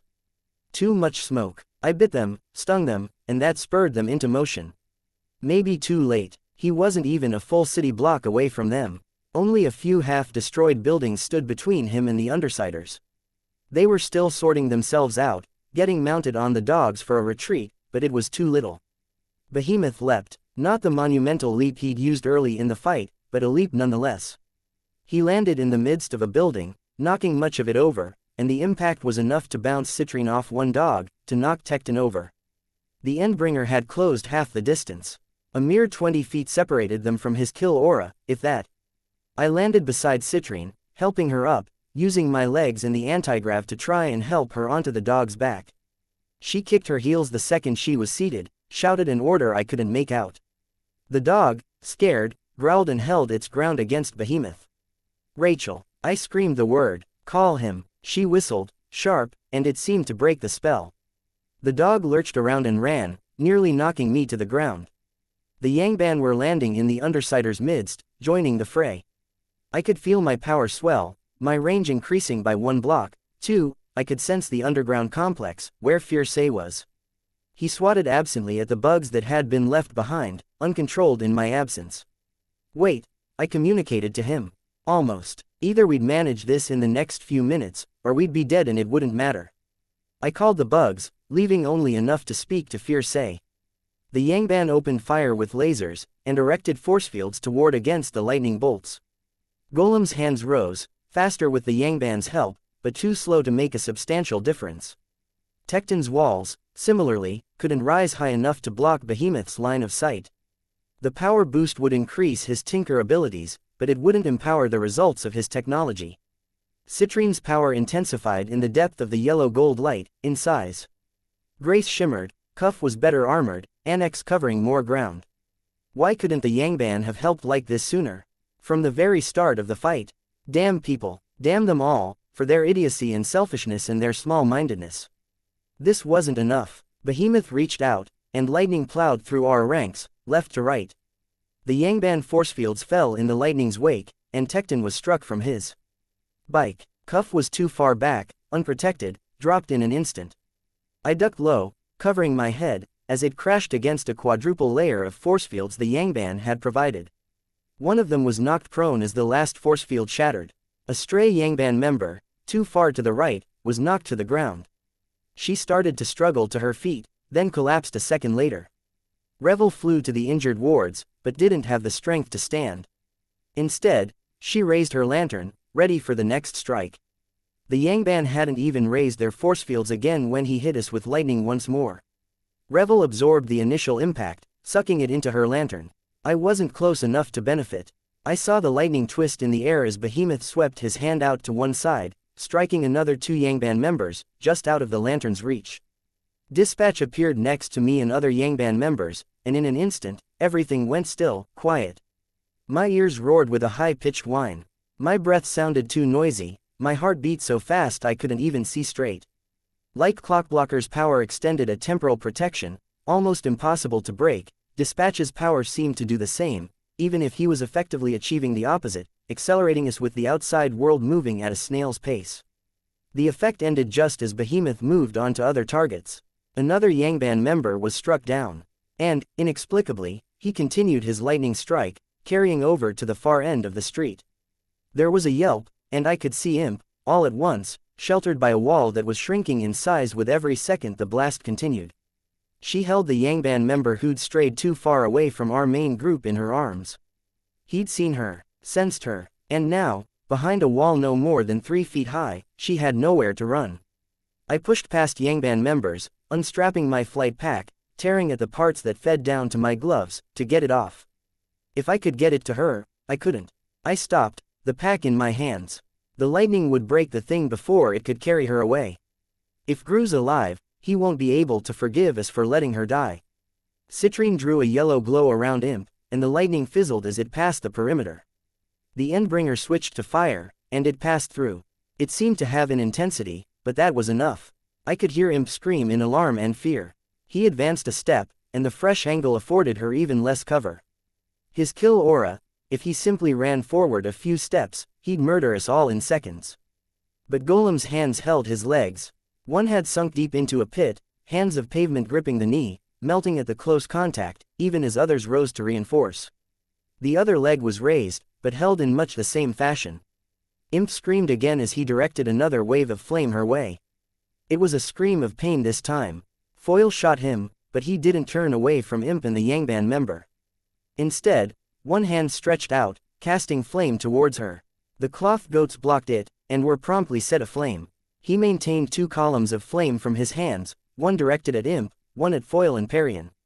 Revel launched a mess of spheres at his chest, and the surviving Yangban followed up with lasers. Behemoth simply maintained the assault, almost uncaring as the lasers and disintegration spheres ate into his torso. Negligible damage, in the grand scheme of things. Fuck it, Regent said, his voice almost inaudible. He was looking at Imp. Regent, I said. When he rose to his feet, I raised my voice, Regent. Hey shitcrumb, Regent hollered, backing away from cover. Easy, Behemoth dropped the flame attack. I could see Yangban members raising force fields as he reached out, casting a bolt of lightning in Regent's direction. The force fields did nothing, not even softening the blow in any measurable way. Regent was snuffed out, dead. A small sound escaped my mouth. But there was no time to react. Reeling, grieving, it would cost us. He'd done what he did for a reason. The anti-grav on the flight pack kicked in. I waited until it started to drag me, then let it go. It skidded across the gap, across the road, to Imp. She caught it, and I controlled the motion of it to drag her away. Retreat, I called out, and my voice was strangely ragged. Citrine, cover. We need force fields too. And Exalt. We needed whatever power he could bring to the fore. Eidolon landed between us and Behemoth. He said something I couldn't make out, then raised his hands. A force field, taller than Behemoth, separated us. For seconds, Behemoth was muted. He swiped his claws at the force field, fell short. He couldn't advance, with the way Tecton and Golem had him held with one leg buried up to the knee, couldn't reach far enough to touch the force field. One claw dashed a hand of asphalt to pieces. Golem started to raise another to replace it, but Behemoth torched it, turning it to a liquid or a glass. Something flat, shiny. We pulled ourselves together. I changed Imp's direction, brought her to us. She let go, and the thing careened dangerously, striking the ground a little too hard. She crouched by Regent, touched his throat. She shouted something, a string of swear words, insults aimed at Regent. Come on, I screamed the words at her. It took me a second to get the flight pack going again. I steered it, like a fish on dry land, towards her, as Rachel hauled me up onto a dog's back. Weaver, Fierce said, almost half a mile away, still in the room with the monitors, if he advances any closer to me, I won't have any option but to strike. Wait, my bugs communicated. Reluctantly, Imp reached for the flight pack, hugged it to her chest. Not the best option, given the options I had for controlling it. Still, it was a way to get her moving towards us. Some heroes were pelting Behemoth from another direction. So little, in terms of effect, but it was a distraction. We needed to regroup, needed to form some kind of plan, however haphazard. Fuck it, Foil had the face mask, who else? Citrine and Foil, the back of the head of the dog they rode. Dispatch wore a helmet, but I could use bugs to draw an arrow on the ground. That left Annex, where the hell was he? My bugs couldn't sense him. My eyes could. In the midst of the smoke, I saw the bike Tecton rode was lighter than the rest. Annex was inside it. I pointed them in the same direction I'd sent the others. We converged on the same point. Dispatch, I called out. Huddle. He reached the midst of our group, and his power surrounded us. Silence, stillness. The buzz of my power at the periphery of my consciousness was a fraction of what it might otherwise be, limited to the bugs that crawled in the recesses of my costume. There was only the press of bodies, 2 dogs and all of the rest of us in an area smaller than my jail cell. I tried to speak, and emotion caught my voice. It threw me, as if it didn't match how I felt, didn't match the composure I felt like I had. Nobody cut in, nobody used the silence to venture an opinion. When I did speak, I did it with care, shaping each word, speaking slowly, so I wouldn't embarrass myself again. How long? This? Dispatch asked. His voice was low, grim. This many people, those dogs. 4 minutes, maybe 2, if we're all breathing this hard. Once we run out of air, I gotta cut it out. I nodded. Think. Sorry about your pal, Tecton said. I shook my head. A denial. He was important to me, but, what, then? Was I wanting to focus on the situation? Not now, I said, sounding angrier than I meant to. Need a plan. A plan? Dispatch asked. We run. We pray. Last I heard, Cyan was nowhere near, Foil said. Nobody to pray to. Not funny, Dispatch said. This isn't the time to fuck around on the subject of God. I shook my head again. Plans. Options. I had an idea, half-formed in my head, and I couldn't bring it to the fore. Some missing element. Rachel, you wanted revenge on that motherfucker. Yeah, she said. Leviathan killed my dogs. Behemoth killed your friend, Tecton added. And Leviathan killed my dogs, Rachel said. They both pay, I agreed. What the hell's Exalt's power? Aerokinesis and telekinesis, Dispatch answered me. But he spends a charge, takes a day or days to build it up again. Which explained why he hadn't helped. Fuck, Eidolon's power, he chooses what powers he gets. He gets the powers he needs, Dispatch said. He can be receptive to new ones, hold tighter to ones he wants to keep, but that's it. I nodded. He was at the mercy of his passenger, it seemed. I glanced to my right. Foil, can you use your power on just the tip of an arrow? Yeah, but why would you want me to? Fucks up the trajectory. Just thinking, I said. You have a plan, Rachel said. There was a measure of smugness in her voice. No, I was reading her wrong. Satisfaction, maybe. Yeah, I said. I glanced at the space outside the bubble. The people were moving at a glacial pace, heads turned our way. Eidolon flew in the sky above. We need to hurt Behemoth, and hurt him badly enough that he gets distracted. Then I signal xianxia, and hopefully we aren't vaporized in the wake of all that. Explain, Dispatch said. Each of us has a role to play, I said. Timing's essential, so's luck. The bubble burst, and we moved into action. Behemoth had barely advanced from his position. The others were still running. We'd earned ourselves 2 minutes to think, to plan and discuss. I'd gathered countless bugs through my journey across the city. I'd briefly lost track of them when I was teleported away from xianxia, but they were still there. Relatively few had died, even from the start, their lives thrown away to test the boundaries of fires or gushing water, or shielding people from the roar. A lot of bugs, held in reserve. Golem, I called out. Metal hands. Doesn't matter how big, find a way. He glanced at me, still jogging away from the Endbringer. Still, he managed to find a shop with a metal shutter at the doorway. He plunged his hand inside it, and hands appeared in various places across the street.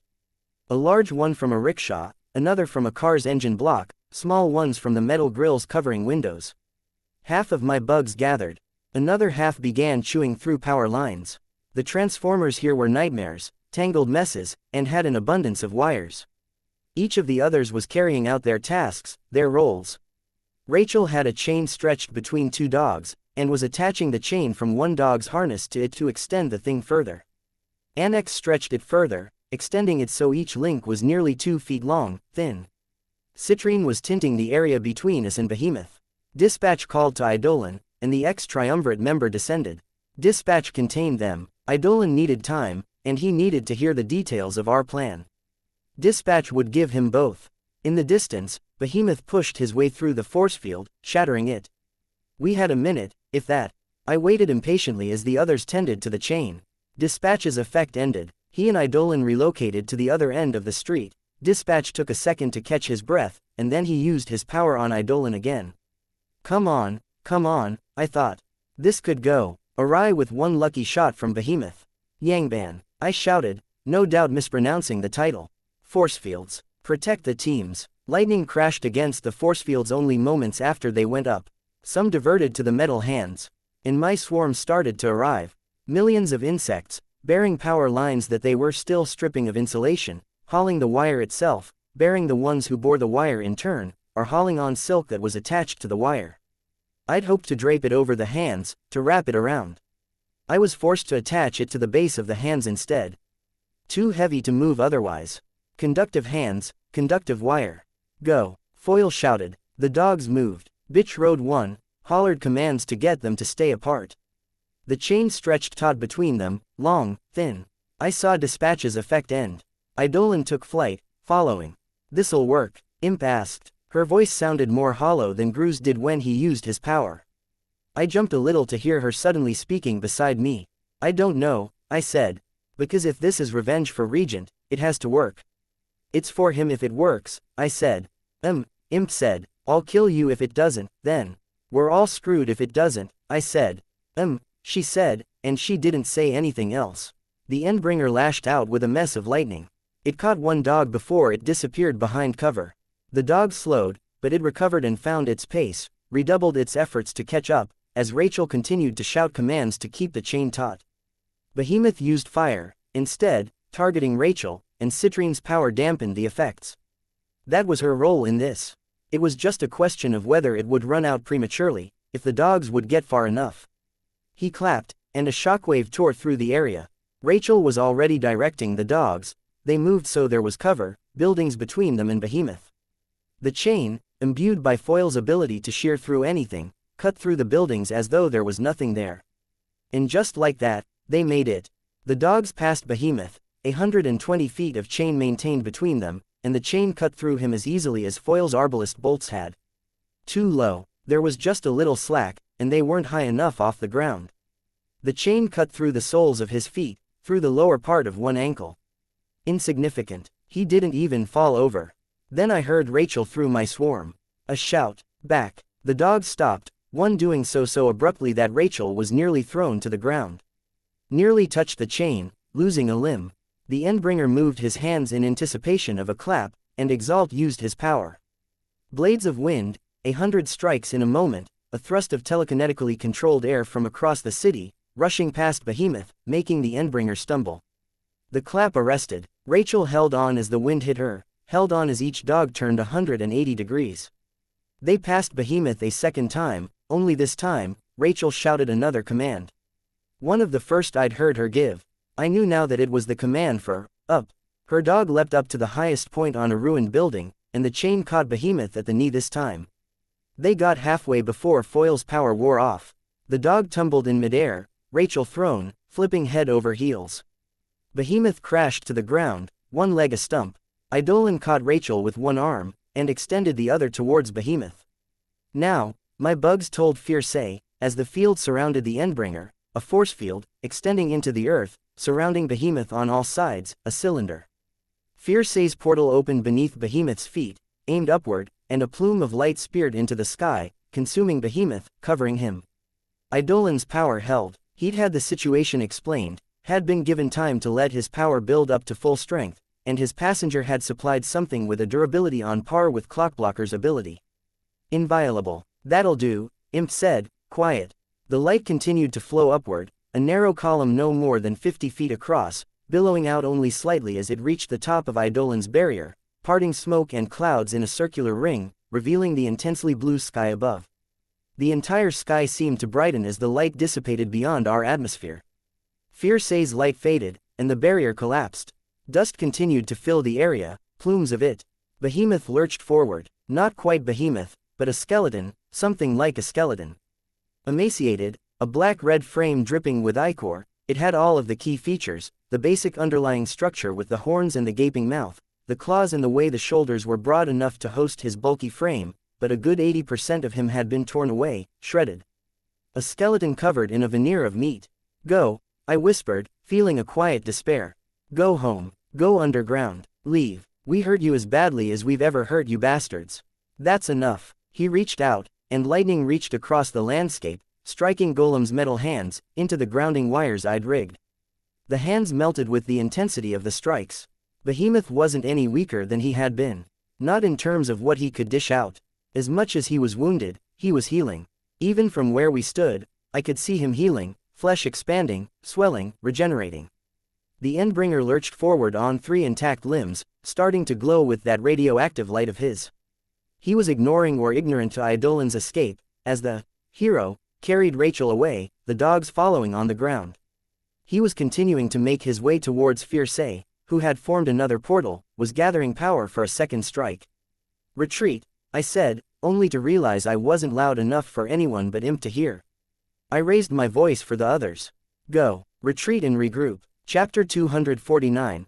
Rushed 24.5. The damage Behemoth was wreaking in New Delhi was, I thought, a microcosm of what was happening all over the world. 3 or 4 attacks a year, since the Simurgh had appeared. The fight with Leviathan in Brockton Bay had been a good day. We'd lost people, we'd lost good capes, but we'd more or less bounced back, made it 3/4 of the way back to where we needed to be, in a matter of months. There had been ugliness, infighting, a hell of a lot of doubt, but we'd started to make our way back to where we should be.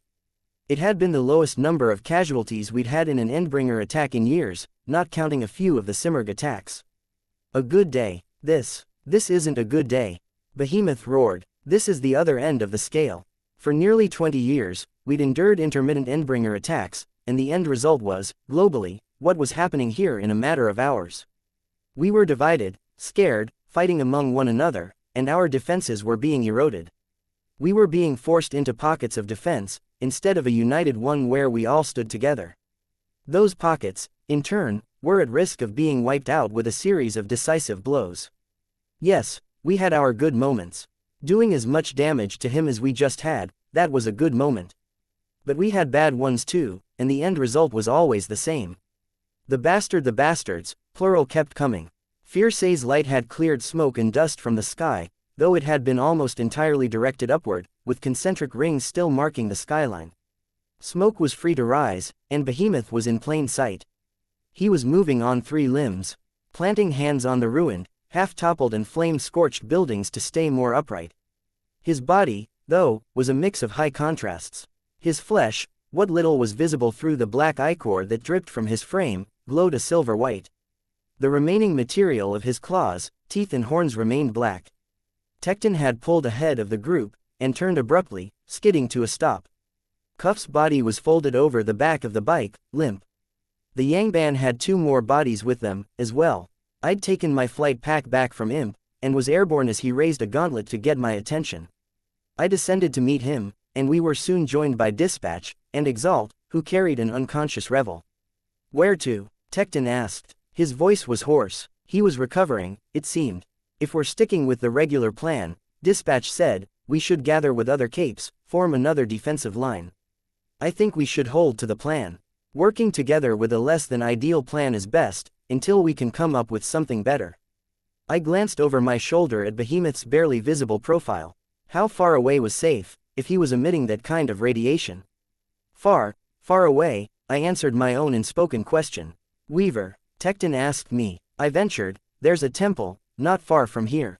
Tattletale's there, medical facilities. Direction he's moving, he's headed in that general direction. We protect them, hold position, see if we can't figure out a way to keep him away from Fierce.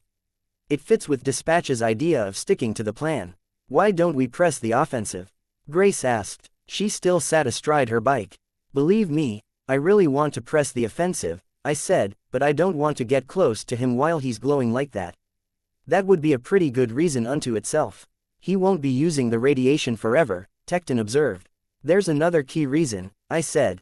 "Our guys are scared, maybe a little desperate. It's not a good mindset for fighting."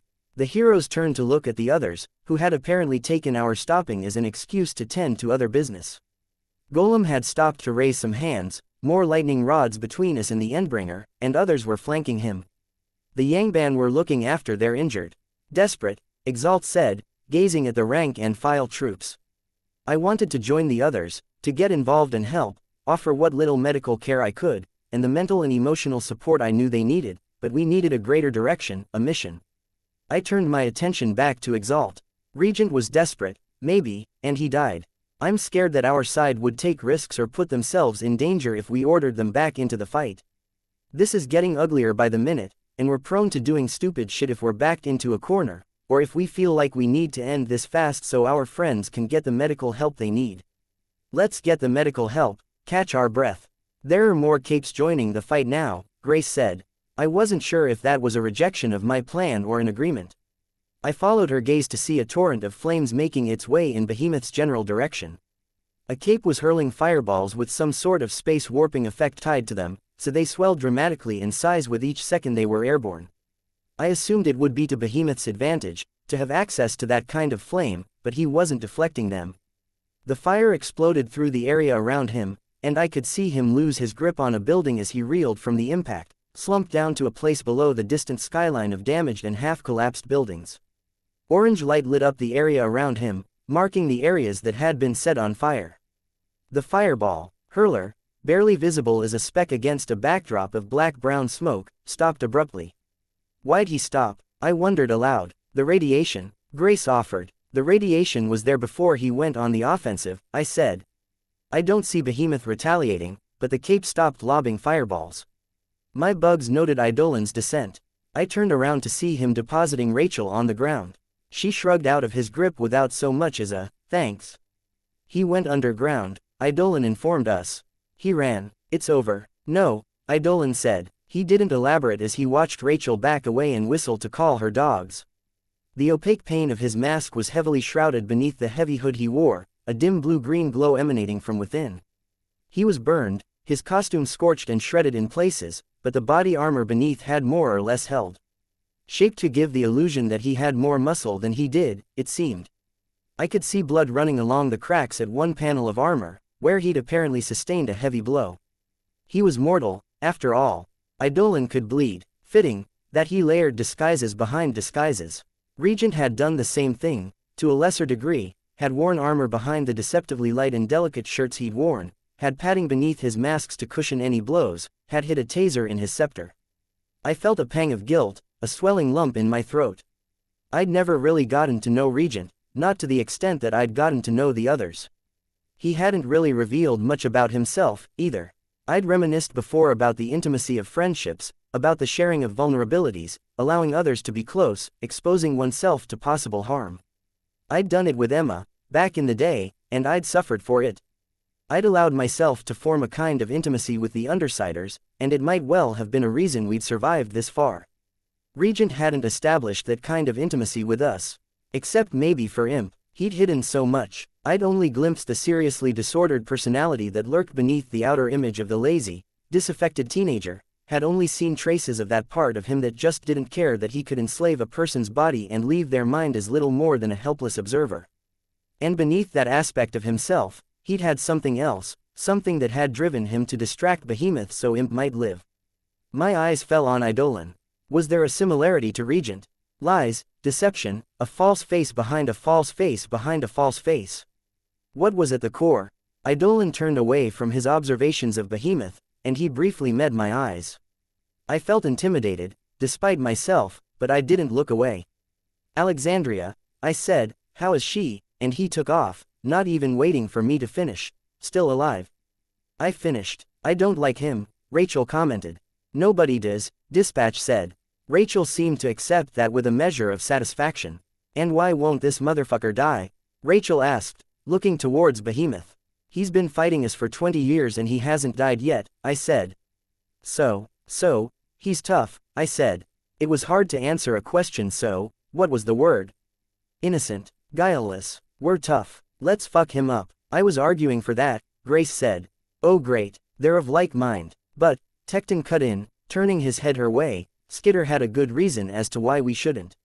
We need to recuperate. Other heroes are picking up the slack, applying some pressure. Or they were until he burrowed, Rachel snorted. We do the chain thing again, cut him in half at the middle instead. Or cut off his head. Honestly, I spoke up, I'm not sure he'd die if we cut off his head. And correct me if I'm wrong, but he could go after the people that carry the chain.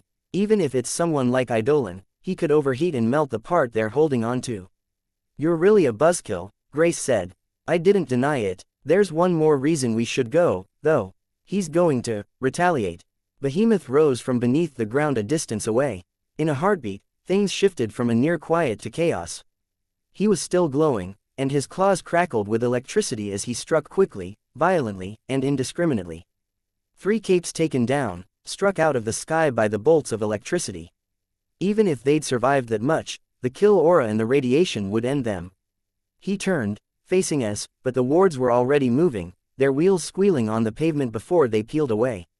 It's the Endbringer's pattern. We hurt them or stall them enough, they change tactics, hit us back. Go, I shouted. Rachel moved, climbing astride her dog in an instant. She whistled for her other dogs, directing them to Imp, Parian, Foil and Citrine. Golem's hands absorbed some of the lightning that crackled around us. Not one stream, but a storm, with Behemoth at the eye of it. And he was standing. He didn't necessarily have a full leg, but he had the ability to stand upright, now. And Rachel, as I saw her making her way to the Undersiders, looked determined. Was it weird that she seemed more comfortable in the here and now than she had before the fight started? It wasn't that she didn't look scared, I could see the way her entire body was rigid, her hands clenched, white-knuckled. But she had a role here, she fit into a dynamic. We took off, moving behind cover, running, as Behemoth crashed through a line of buildings. Heroes from even half a mile away were lobbing attacks, and the stray shots that missed the Endbringer crashed down around us, tearing through buildings, turning stone to liquid, igniting non-flammable materials, one doing little damage but detonating so violently with the impact that my mounted teammates were nearly thrown free. Behemoth roared, and I could see the wards and Undersiders suffering. A dog shook its head in an attempt to shake off the noise, and lost its sense of direction. It crashed into a bike and sprawled. Parian, Foil and Grace were dismounted. Grace landed on her feet and physically ran, reaching for Tecton's outstretched gauntlet. He extended a piledriver to give her something to hold onto. Few bugs had managed to keep up, much less the ones with wires, but I brought a curtain between us and Behemoth. I was past the point where I wanted to conserve them. If it was lightning, I could only hope that Golem's makeshift lightning rods and my wires would protect us. But it was flame. It sheared through my swarm, and it splashed down around Parian, Foil and the dog. The Endbringer had more aim than I'd expected. He wasn't blind, despite the fact that his eye socket was empty. But he wasn't entirely on target otherwise. Was he relying on another sense? The Yangban intercepted the attack, raising force fields. Parian did something with her thread, slapping the dog's hindquarters, and it bolted. They were carried off, tied to its side, a flame still burning on Parian's sleeve and the hem of her dress. Someone, an Indian cape capable of getting inside Behemoth's kill aura, closed the distance, and Behemoth was momentarily distracted by orange cords that bound his head, lashing him to the cape. With that, the others had a chance to escape. Regroup, I called out, as I descended to the midst of the Undersiders and wards. All point the way. The sound of the fighting stopped with a crash. Where was the motherfucker? I rose higher to check, but saw neither Behemoth nor the cape who'd been binding him. He'd burrowed. It was quiet, all of a sudden, if not quite silent. The defending capes were spreading out, and were hovering in place or holding positions, rather than bombarding the landscape. The lightning and fire had stopped, and no shockwaves ripped through the city. The rumbling was intermittent, mild when it wasn't almost imperceptible. The ringing in my ears was louder than the ambient noise. This was his new tactic, burrowing, surfacing. But where was the retaliation? Their whole damn pattern centered around repaying us twice over for any abuse we inflicted on them. The armband crackled, and I jumped, despite myself. The first message didn't come through the static, but the second was clearer. Be advised, seismic activity suggests the Endbringer is still local. Regroup and form defensive lines. I did a little mental math, then pressed the button on my armband. Armband, note that Behemoth may have a likely target, roughly 8 to 15 miles north-northwest of India Gate. At least, that was my best guess, judging by the flight speeds Defiant had noted for my flight pack and the time it had taken me to travel. Every armband in earshot repeated my message. Keep going, I called out. Keep moving. Surely he couldn't keep up with us while moving underground. I didn't want to underestimate his intelligence, but was he even capable of holding a grudge? What was Behemoth really doing? The travel was uneventful, uninterrupted and eerily quiet, as we made our way to our next destination. 3 times, we stopped to pick up wounded, fashioning another quick sled for the dogs to accommodate all of them. We reached the temple and delivered the sled to the temple doors. The Chicago wards stopped to park their bikes off to one side. I waited for the Yangban to gather, extending my range, before I reached out to Fierce. He's underground. He may be coming for you, I informed him, speaking through my swarm. I assumed, Fierce responded. Thank you. You need to leave, soon. I have a way out. I'll leave when trouble begins. Could you rid me of the bugs? When you leave them, they fly about me, and I cannot afford distractions. I hesitated, then removed the bugs, shifting them to nearby rooms and corridors. I left only a pocket of them to communicate with. Be safe. You as well, Weaver. Thank you, for the cooperation. Have you gained a bit of faith? Faith gained in this, perhaps, faith lost in another. I know what you mean. Goodbye. If we both live, perhaps we talk again, in a less dangerous time. Goodbye, I responded. I drove the remainder of my swarm from his chamber. It once again became a blind spot, an emptiness in my power's range. You okay? Tecton asked, as he caught up with me. He held Cuff in his heavy armored hands, as though she were a small child. Saying goodbye to a self-professed madman. Is she okay? She's breathing, but I can tell she's hurting. I nodded, glancing over my shoulder as the others caught up.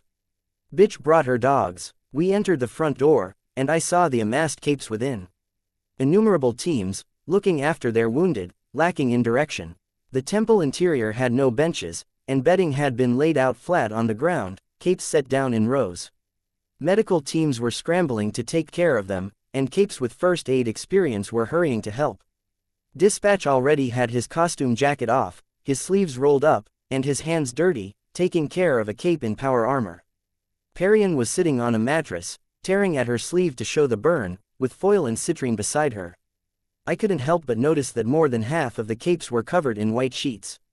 That wasn't counting the innumerable capes left lying dead in the streets, like we'd done with Regent. Behemoth killed more easily than he wounded. Clockblocker had fallen. I looked for him in the crowd of injured. I didn't see him. Then again, I had my suspicions already. This only helped justify them. Too many others I needed to track, to watch for. But I couldn't use my bugs, and the dust and smoke had desaturated the colors. Blood, in other places, marred the colors further. Miss, a local man in white said, in an accented voice, "You cannot bring these animals." He was talking to Rachel, who glowered in response. "Leave the dogs outside," I said. "I'm not leaving my fucking dogs," she said, her voice hard. Damn it, my eyes roved over the crowd, but I couldn't see Gru or Tattletale. I didn't want to use my bugs, not in a sterile environment. It was left to me to rein her in some. "You can come and look for Gru and Tattletale with me, or you can stay outside with the dogs." She scowled, and for a second, I thought she'd stride out of the doors. Instead, she pointed, barking out orders, "Out. Go guard." The dogs filed out of the double doors of the temple. I could see the man relax visibly. "Don't let Gru be dead. Don't let Gru be dead," I thought. Tattletale was okay, she was okay the last time I saw her. My friends, they were stable, I told the man in white. I saw Tecton crossing the room to lay Cuff out on one of the thin mattresses, turned my attention back to the man. "They were here since a little while ago." "Where are they?" "Stable. They were better. Mostly better. Up," he said, pointing at the nearest stairwell. I used my flight pack without thinking, to give myself extra speed as I headed to the stairs. Rachel was just behind me, her boots thudding on the floor. There were more wounded above, recuperating in a long, narrow room with beds on one side. In a grim twist, like a reminder of how close they'd come to dying, the opposite side of the room had more mattresses on the floor, more bodies. How many dead, all in all? 15 in this room alone, placed side by side, their shoulders touching. "Skitter," Gru said, as I approached. Tattletale stood at his bedside, her phone in hand. There were no curtains here. No privacy. This was all improvised, care facilities hashed together with what the locals had on hand. He still wore his helmet, but he had his jacket off. He noted the arrival of the others. "Imp, bitch, it's Weaver now," I corrected him. "Yule, I know," I said. I looked at his arm. The burned flesh had angry blisters. "You okay?" A hand pushed at me, moving me out of the way. "Imp." She approached her brother's bedside. "Hey kid," he said. Beside him, I could see Tattletale's reaction. She was silent, silenced by the damage to her throat, but she communicated well enough, that she'd drawn the full conclusion from our presence. Her eyes closed, her head lowered. There was no smile on her face, as she heaved out a whistling sigh through the plastic tube taped to her throat wound. "Regent's dead," Imp said. I could see Gru go still. As if reminding us of the culprit, there was a distant rumble. It grew steadily in intensity, then stopped abruptly. As far as I could tell, with bugs spread out over the area within 2,000 feet or so, the Endbringer wasn't moving any closer to us. "I should have been there," Gru said. "Yeah, well, you weren't," Imp retorted. I put a hand on her shoulder. She tried to knock it away, and I dug my fingers in as I refused to cooperate. It must have hurt. My old costume's fingertips had clawed points. She didn't say anything on the subject. "No, Gru," I told him. "You want to feel bad. That's allowed, but I forbid you from taking the actual blame for this." "You can't do that," he said. His voice was hard. "I'm team leader, not you. I'm supposed to pick up the slack, remember? I'm supposed to manage these guys. So, don't turn around and decide shit like this, when you left." I dropped the ball. I didn't move fast enough, I got hurt, and because of that, I wasn't there to help, to lead. "You're not allowed to take the blame, because if you start, then I've got to own up to it too," I said. My breath hitched. It caught me off guard. I had to stop and take a deep breath. Staying calm, composed, with my words carefully measured out, I said, "I was there, and there was nothing I could do. And if you're saying you could have done better, I've got to think I could have too. So I'll match you 1-for-1 on any guilt trips." He sighed, heavy. Fuck, Imp echoed him. "Fuck," Rachel followed, from the entrance to the room, as if we were toasting Regent in our own messed up way. Tattletale was nodding. "Fuck," I agreed. "Christ," Gru said, "what do you even say to that? How do you even pay your respects to a guy like him? He was a jerk, and worse," I said. I saw Imp bristle, but held on to her shoulder, "and he died for Imp's sake." Gru looked startled at that, as much as one could look startled with an all-consuming costume like the one he wore. Tattletale, beside him, was unfazed. She frowned a little. Christ, he said, again. So maybe we respect him by respecting that. There was no response to that for a few seconds. Yeah, Imp said, her voice small. I'm going to fucking kill his dad for him. That's not what I meant, I said. I meant we should remember the best part of him. That part of him would have killed his dad too, Imp said. I sighed. I wouldn't win here. I changed the subject, seeing how quiet Gru was. You should know, Gru, we got ours back. We heard him. Behemoth. Gru raised his head, meeting my eyes with the empty black eye sockets of his mask. The others will explain, I said. I let my hand fall from Imp's shoulder. You wouldn't believe how much I want to be an Undersider again, right this moment. Fuck me, I want to remember the guy, to reminisce. But this isn't over, and I've got another team to help look after. Wheel, Gru started. He stopped as some doctors came barreling in, wheeling in beds with unconscious capes. Out. One of them shouted at us. No more visiting, there isn't room. Asshole. Imp snarled, jumping out of the way as someone moved the bed beside Gru's, nearly sandwiching her between the two. Go, Gru ordered her. Go irritate someone who isn't loaded with painkillers. A way of remembering Regent? She asked, as if she were trying to be funny, but there was a break to her voice as she altered the pitch to make it a question. Exactly, he said. Fuck it, she said, under her breath. Fuck it, fuck it. We left the room, with only Gru and Tattletale staying. The three of us made our way down the stairs, Rachel just to my right. I glanced over my shoulder at Imp. Her head was lowered a fraction, her arms folded. Her gaze was on the rows and columns of injured and dead capes in the main hall. We hadn't brought Regent's body. We'd left it lying in the streets, too busy trying to stay alive to collect it. Was that what she was thinking about? There was a rumble, with a shaking that affected the whole structure. Something distant, beyond my power's range. A heavy crash, somewhere in a northwesterly direction. Fierce, I thought. Had that been his complex? At the entrance to the temple, heroes were gathering. Our last stand. I could see the Chicago wards at one corner. Tecton was talking to Wanton, who was on crutches. Wanton's right arm ended in a stump at the elbow, bandaged with crimson on the end. Bad luck, I thought. I joined Tecton, only to realize that Rachel had accompanied me. I supposed she didn't have anywhere else to go. Imp didn't either. Another glance showed her, lagging behind the group, clearly lost in thought. I lowered my voice. Rachel, maybe you can do me a favor. I ordered my thoughts, then voiced them. Gru and Tattletale are too injured to help out. I'm focused on other stuff, and Parian and Foil are looking after each other. Can you keep an eye on Imp? Rachel made a face. I thought you wanted me to do something. This is key, I said. She needs someone to be there, right now. That's all. I don't know what the fuck I'm supposed to do. What if she gets? Rachel trailed off. Emotional. Support her, Tecton cut in. I suppressed the urge to wince. He went on, she's your teammate, right? How the fuck do I support someone? She asked. Stupid. Not my thing. I started, but Tecton was already talking, his voice deeper, his conviction stronger. Grace was listening in as well, now. Empathize, he said. Rachel glowered at him, unimpressed. He tried again, earnest. Okay, here's a cheat I learned in a leadership seminar. It's called active listening. Someone says something, a complaint, or a criticism, or they're excited about something that happened to them. For a lot of us, our instinct is to offer a solution, or expand on an idea, to fix or offer something. The key is to think about how they're feeling, be receptive to that, and parrot it back to them. They just got a new car, and they're happy about it. A simple, that's excellent, or, you must be so proud, works. It leaves room for them to keep talking, to know you're listening. For your teammate who just lost someone she obviously cared about, just recognizing that she's upset and she's right to feel upset, that's enough.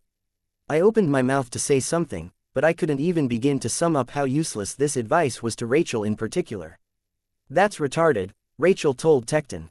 It works, and I know Grace is going to say something to me about it being fake or false, but the thing is, you do that, and you start to do it because it's genuine, because you care about their feelings, or because, I cut him off. Tecton, he fell silent, turning my way. We don't have time to get into anything complicated, I said. It's retarded anyways, Rachel added. I turned to her. Rachel, Did you ever have a dog with a deep attachment to another person or dog? Someone they lost, before they found their way to a shelter, or to you, where they were still dealing, after the fact. She gave me a one-shouldered shrug. How would you treat that dog? I asked. Dunno, depends on the dog. Basically, though, you'd just be there, right?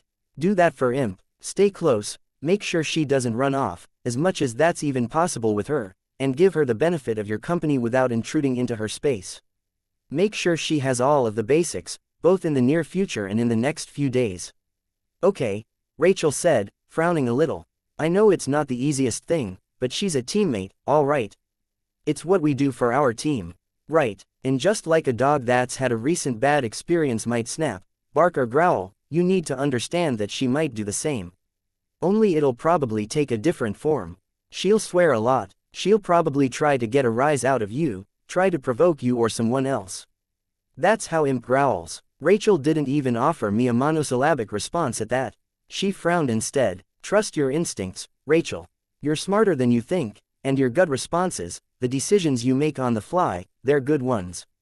Turning around and using the chain for a second cut, back there. That was good. Anyone else might have accepted the praise with a smile, but her frown only deepened. How was your advice better than mine? Tecton asked. He sounded a touch offended. Customized to the individual, Grace said. Don't be a sore loser. I'm not sore. I'm just usually pretty good at this, and I got called retarded. The advice was called retarded, I said. Don't worry about it, I'll explain another day, if we make it through this. How's Cuff? Skin's badly burned, but the burn didn't go much further than that. She'll have the most amazing scars, too. No serious internal or mental damage, as far as we can tell, but her muscles convulsed so badly they broke a bone. I winced. She'll make it to tomorrow, provided this doesn't turn ugly, Tecton said. I nodded. I sensed a rumble. I couldn't tell how distant the attack was. Where the hell was the bastard? I was a little caught off guard by how quiet things had gone. He was giving us a chance to regroup. Or was he letting us gather, so he could take us all out at once? Don't suppose you can sense seismic activity? I asked. Not with my suit. My computers got toasted. I'm running purely off the basics, and my intuitive understanding. Stuff I reinforced, so I wouldn't get trapped in my suit like I did with Shatterbird. I nodded. Generally, though, he's taking his time. If he was massing his strength for one good retaliatory hit, how would he do it? Volcanoes. Earthquake. Let's go, I said. Go. I've got a bad feeling, I said. I turned to look for Rachel, saw her a distance away, her arms folded as she stood beside Imp. They were looking at the sea of injured capes. Rachel. I saw her attention snap to me. Go. Get your dogs, I said. I turned to the Chicago wards. Bikes. You're serious, Tecton said. Everything I know about Endbringers, about basic parahuman psychology, it demands retaliation. What's he done so far? Saturated an area in radiation.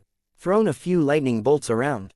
You're expecting worse. I've been waiting for the other shoe to drop. Go. Spread out. We might need to respond to an attack on another location, with no time to spare. Tecton nodded. He turned to his wards. Go. I pushed my way through the gathered crowd. I could see Defiant, with Dragon beside him. Weaver, he said. Dragon says that was you, with the blast. I shook my head. I helped coordinate, nothing more. You heard him. We heard him. And he's burrowed. He's looking for a target, and I can't think of a better place for him to hit than this. We'd be able to put up a fight. We have defensive lines. Probably, I agreed, but my guys are moving out anyways. We've never done this much damage to him, and yet he's sticking around. What I'm wondering is, why? Defiant glanced at Dragon, then spoke. The ground shuddered. Again, as before, the rumbling intensified. This time, it didn't stop. It got worse with every passing second. Reinforce. A cape hollered. Someone else took up the call in an Indian language. Hindi, Punjabi. I could see Annex flowing into the entryway, soaring through the wall surface to the ceiling. Golem created his hands, protecting the rows and columns of injured capes. There was a press as the bodies flowed out the door. I used my flight pack to fly over their heads, but even then, I bumped shoulders with others who could fly. I wanted to help, but there was little I could do inside. Eidolon and Alexandria had arrived at the building. Eidolon touched the exterior wall, and an emerald green glow started to surround the structure. The rumbling reached the point where capes were unable to keep their balance. I raised off the ground, but the movement of the air in response to the shuddering was enough to make me sway. Tattletale, Gru, Parian, Behemoth emerged with a plume of gray-brown smoke, and the landscape shattered. It was Tecton's natural power, taken to an extreme. Fissures lanced out in every direction and disappeared into each horizon. Secondary fissures crossed between each of the major ones, like the threads of a spider's web. As far as the eye could see in every direction, terrain shifted. Hillsides abruptly tilted, standing structures fell like collapsing houses of cards. A full quarter of the temple collapsed. The bugs I'd kept to the edges of the room could sense it as a small share of the capes who were in the entry hall were caught beneath the falling rubble. The ones furthest towards the back. Eidolon's protective effect kept the remainder intact. Behemoth emerged from the smoke. He was more robust than he had been, but that wasn't saying much. 70% burned away, perhaps. The regeneration had slowed, but it was still functioning to a degree. He'd recuperated, built his strength, and he'd used the time to, burrow through strategic areas. Had the distant rumbles been controlled detonations or collapses at key areas? The temple was the one building that stood. Everywhere else, there was devastation. How many refugees had just died, with this? How many had stayed within their homes, rather than try to evacuate? I felt hollow inside, just standing there, stunned, trying to take it all in. The area around us was still settling, sections of land tilting and sliding like sinking battleships sliding into the water. How many of us were left? 70, 80. How many of them were hurt, exhausted, their resources spent? Could we even coordinate, with so many of us speaking different languages? Last stand. A male cape I didn't know hollered the words, his voice ragged with fear and emotion. Behemoth, 300 or 400 feet away, responded to the shout with a lightning strike. Our capes were too slow to erect barriers, and the protection insufficient. Capes died. For the first time, I averted my eyes. I didn't want to know how bad the casualties were. Our numbers were too thin. I saw our protectorate, what remained of it, stepping forward to form our defensive line. Our last defensive line, the major ones, the ones I'd been introduced to, too many had died, or were injured. These were unfamiliar faces, the ones who were second in command, if that. Eidolon landed to one side. The triumvirate had often posed in that classic V formation, with Legend in front, Alexandria to his left, Eidolon to the right, the lesser members in the wings. Eidolon was now apart from the rest of the group. His cape didn't billow, his posture was slightly slumped. He was tired, on his last legs. There were murmurs as Alexandria advanced from within the temple. Unlike so many of us, she didn't flinch as Behemoth struck out with lightning, the barriers holding this time. Golem had raised lightning rods on either side of the road, fingers splayed as if he could gesture for Behemoth to stop. Alexandria found her way to the end of the crowd opposite Eidolon, to our far left. Satirical and the other Vegas capes followed her. Only a small fraction of them remained. Others had apparently been injured or killed in battle. Alexandria glanced over our ranks, and her eyes moved right past me, not even recognizing me. For the briefest instant, I met her eyes behind that steel helmet of hers, and I saw that one had a pink iris. That answered my question, I supposed. Pretender couldn't take over a corpse, but there was no reason for him to take over Alexandria if she was alive and well. Cauldron had collected Pretender, and they had him controlling her because she was no longer of any use to them on her own. Our side was busy getting sorted into groups, spreading out so he couldn't hurt too many of us at once. We were finding our formations, as our toughest capes absorbed and redirected the lightning he was throwing in an almost experimental manner. He changed tacks, throwing flame, and a team composed entirely of pyrokinetics caught and redirected it with a concerted effort. I backed away, and found Tecton at my back, with the remaining Chicago wards. Bitch stood just off to one side, her dogs ready. One structure among several 100,000 still stood, and our adversary was wounded, though undiminished. Our ranks had been thinned in the most violent ways possible, through fire and lightning and a roar that could render organs to mush. We weren't stronger than we'd been at the start of all of this. I couldn't even say that the weak had been thinned out, or that we'd been united through hardship or loss. Behemoth had picked off some of the strongest of us, and the trust between our factions was thin at best, with some eyeing the Yangban, others watching Satirical's contingent. We were just less. Hold the line, Exalt called out. Other capes translated for him, echoing his words with only a few seconds of delay, in 4 or 5 different languages. We defend until the ones inside can be evacuated, and then we leave. There's nothing left to protect here. A thin heroism, but that was heroic, wasn't it? Protecting the wounded, defending the ones who'd put everything on the line to stop this monster.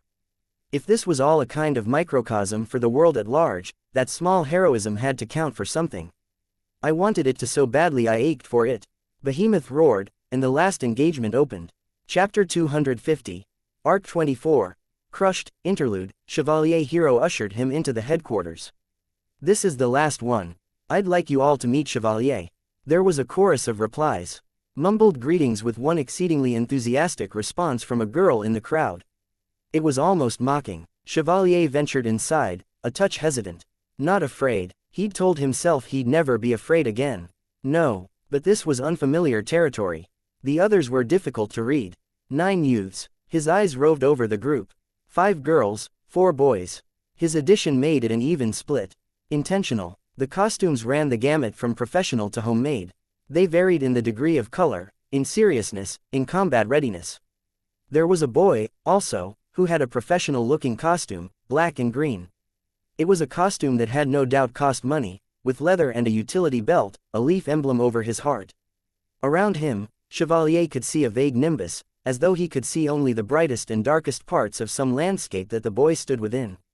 It was a subtle thing, an image that Chevalier could make out in the same way his perspective on something might alter if he had only his left eye closed, as opposed to his right. A girl beside the boy with the leaf costume wore a less expensive-looking costume, but she'd apparently gravitated towards him, a hopeful lackey or a romantic interest. In the same way that the forest seemed to hang in the periphery of the boy, an older woman loomed just behind the girl.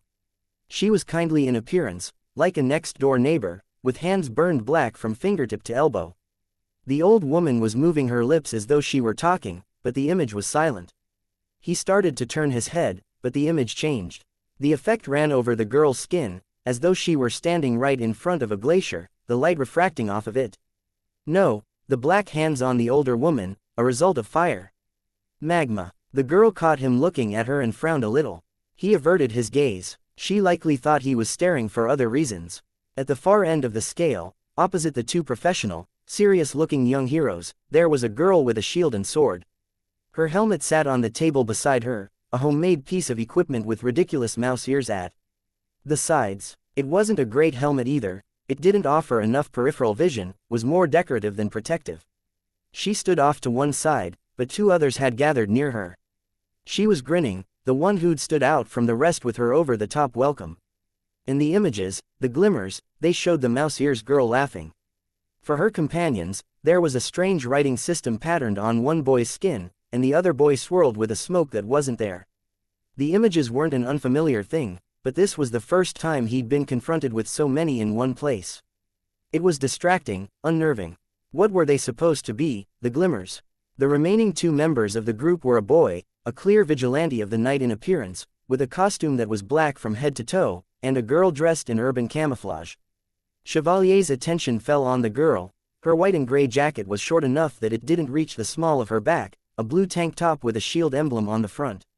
Her scarf, a complementing shade of blue, was wrapped around her lower face, bearing the same emblem. She sat in a chair, elbows on her knees, toying with a knife. Odd as it was, she was more grim than the boy who was trying to look dark and disturbing. "Take a seat," Hero said. He laid a gentle hand on Chevalier's shoulder. Such a minor thing, but it felt somehow critical. What clique did he identify with? What direction would he take? He glanced over the rest of the group, at the images that had changed, and his eyes fell on the one with the knife. In that instant, the knife disappeared, and there was a flare. The images were suddenly distinct, glaring, an image appearing in a flash, so brief he might have missed it. A cluster of children, blood, their faces stark with fear and in one case, pain. It faded as quickly as it had appeared, and the girl held a gun, now. She'd caught him looking. Meeting his eyes, she changed it again. The image that flickered was of her, holding a gun with a silencer on the end, pointing it. Her expression was one of desperation. She'd changed the gun for a machete, apparently unaware. He made his way across the room, and seated himself in the chair beside her. She didn't even glance his way. her attention on the weapon as she ran her thumb alongside the flat of the blade. Army girl doesn't even speak English, you know, the boy in the nice costume said. She speaks some, Hiro said. It's fine, I'm just saying, the boy said. I think we all know what you're saying, Hiro answered. You've made arguments about what you want the team to be, your desire to be taken seriously. Chevalier watched the exchange carefully. His eyes fell on the figure behind Hiro, and he tried to focus his attention on it. It moved with glacial slowness, a four-legged creature with legs so long that the window around Hiro didn't even show its main body. Finger-like appendages at the base of each leg carved diagrams and ideas into the soil beneath as it walked. We've got the serious part down, the girl with the mouse ears said. She drew her sword, thrusting it into the air, huzzah. So bogus, was the mumbled response. As if her group has the majority. I'm sure you'll figure it out, Hiro said. A lot of you have been through a lot, and some of you have only just stopped. Stopped running, stopped fighting, stopped dealing with a long series of crises. Hiro's eyes briefly fell on Chevalier. Chevalier lowered his eyes to the floor. The important thing to remember, Hiro said, is that you've got time. You have time to figure out who you want to become, time to figure out what this team will become, time to breathe. To be kids again. Hiro paused, glancing over the room. He sighed. And you have zero interest in that, I'm sure. You're in a hurry to grow up, to be heroes. You'd better believe it, boss, the mouse girl said. Just be careful, Legend said, as he strode into the room. He was accompanied by Eidolon and Alexandria. This is about training, not thrusting you into the midst of trouble. That comes later, the mouse girl said. If you decide you want it, Legend answered. The sheer presence of the heroes here was changing the energy of the room. The listless teenagers had perked up. They were paying more attention, more alert. It was no longer one more act in a long sequence of hoops and events. This was the main capes of the Protectorate, all here in one place, for them. Well, Hiro said, clapping his hands together. I'm not good at the formalities. Being in charge isn't my thing, as much as those three like forcing the job on me. So what do you say? Let's crack open the soda bottles, cut the cake and celebrate our inaugural wards team. The mouse girls team cheered and whooped. Nobody else really joined in with even half of the enthusiasm, but there was more of a response than there might have been before the rest of the Protectorate had showed up. Chevalier even allowed himself a cheer, joining in with the clapping. It was exciting and a little scary. Like stepping out over a chasm. As the others made their way to the table, Chevalier stood from his chair, then glanced down at the army girl. You want cake? She raised her head. Yes. What do you want to drink? I think there's cola, ginger ale, Sprite, the brown drink, she said. Coke. Then, he left her sitting in the chair, paying far too much attention to her weapon, and grabbed 2 paper plates. I'm curious why you sat next to Hannah, Hiro commented, as he served himself some cake. Chevalier glanced at the girl with the weapons. He felt uncomfortable. People are making it a bigger deal than it is. It was just me sitting down. I didn't put much thought into it. Maybe, Hiro said. He laid a hand on Chevalier's shoulder. But it's good that you did. She could use a friend. Might make a world of difference, in the long run. Chevalier shrugged, stepping up to the tray and placing a slice of cake on each plate. We're all ignoring the obvious reason, the girl with the mouse ears said, getting in Chevalier's way as she reached for a plastic fork. He thinks she's hot. He wants the poontang. Hiro cleared his throat in a very deliberate way. Don't be juvenile, the leaf boy told her, from the front of the line. Chevalier shifted awkwardly. The girl with the mouse ears was in his way, and he couldn't move down the table to get a drink. She wouldn't budge until this was resolved. I got the vibe she and I are similar, Chevalier said. It was honest. The images he'd seen, of the girl, and it was apparently the wrong thing to say, because mouse ears was only more insistent, now. She smiled, cooing the word, similar. You didn't figure it out yet. Chevalier's the vigilante that went after the snatchers, the leaf boy said. Hiro turned around, and his voice was a little hard. Read. That's not your story to share. It's okay, Chevalier said. They'd find out eventually. Mouse girl looked confused. The snatchers, are they supervillains? No, Chevalier said. He used the distraction to push past her and get to the area where the 2-liter bottles of soda were lined up. He poured the drinks for himself and Hannah. They were ordinary people. Bad people, but ordinary. Except maybe the leader. Maybe, Mouse girl asked. I didn't give him a chance to show me. Her eyes widened. Chevalier felt strangely calm as he spoke. Not like that. Alexandria caught up with me at the very end. When I was trying to decide what I'd do with him. She told me she'd stand by and let me kill the guy, if I really had to, but I'd go to jail afterwards. That, or I could come with her. Come here. Hiro frowned, glancing at Alexandria, who had gathered at one corner of the room with Eidolon and Legend. They were looking at the kids, talking, smiling. I'm glad you made the right choice. Chevalier shrugged. I'm not sure I did. He was still angry, still hurt. His little brother's absence was still a void in his life. Maybe now you can stop asking questions, Reed told the mouse girl. Never. Reed sighed. Everyone has their baggage, Hiro said. Sometimes it's in the past, sometimes it's in the present, other times it's fears for the future. But this is a fresh start, understand? I'm pretty mellow, believe it or not, but I'm going to be upset if I hear that anyone's holding any of that stuff against a teammate, or if you're letting it hold you back. Understand, this is a second chance for everyone. You're here to support one another. There were silent nods from Chevalier, Reed and the mouse girl. Good. Now go. Eat cake, drink soda, be merry. And when the party is done and us adults are gone, with you kids left to your own devices, check the empty room, the one that isn't assigned to any of you. I stocked you guys with video games and movies.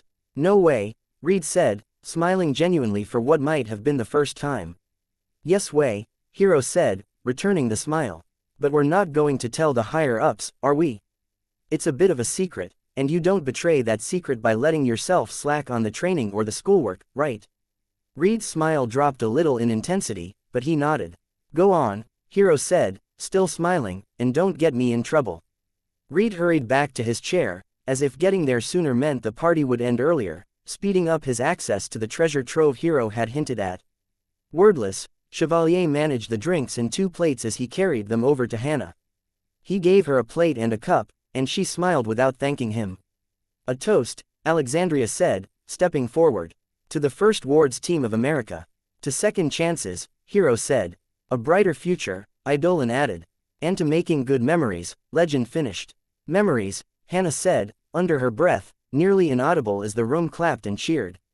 She was looking down at the machete that she'd placed across her lap, the paper plate with the cake balanced on the flat of the blade.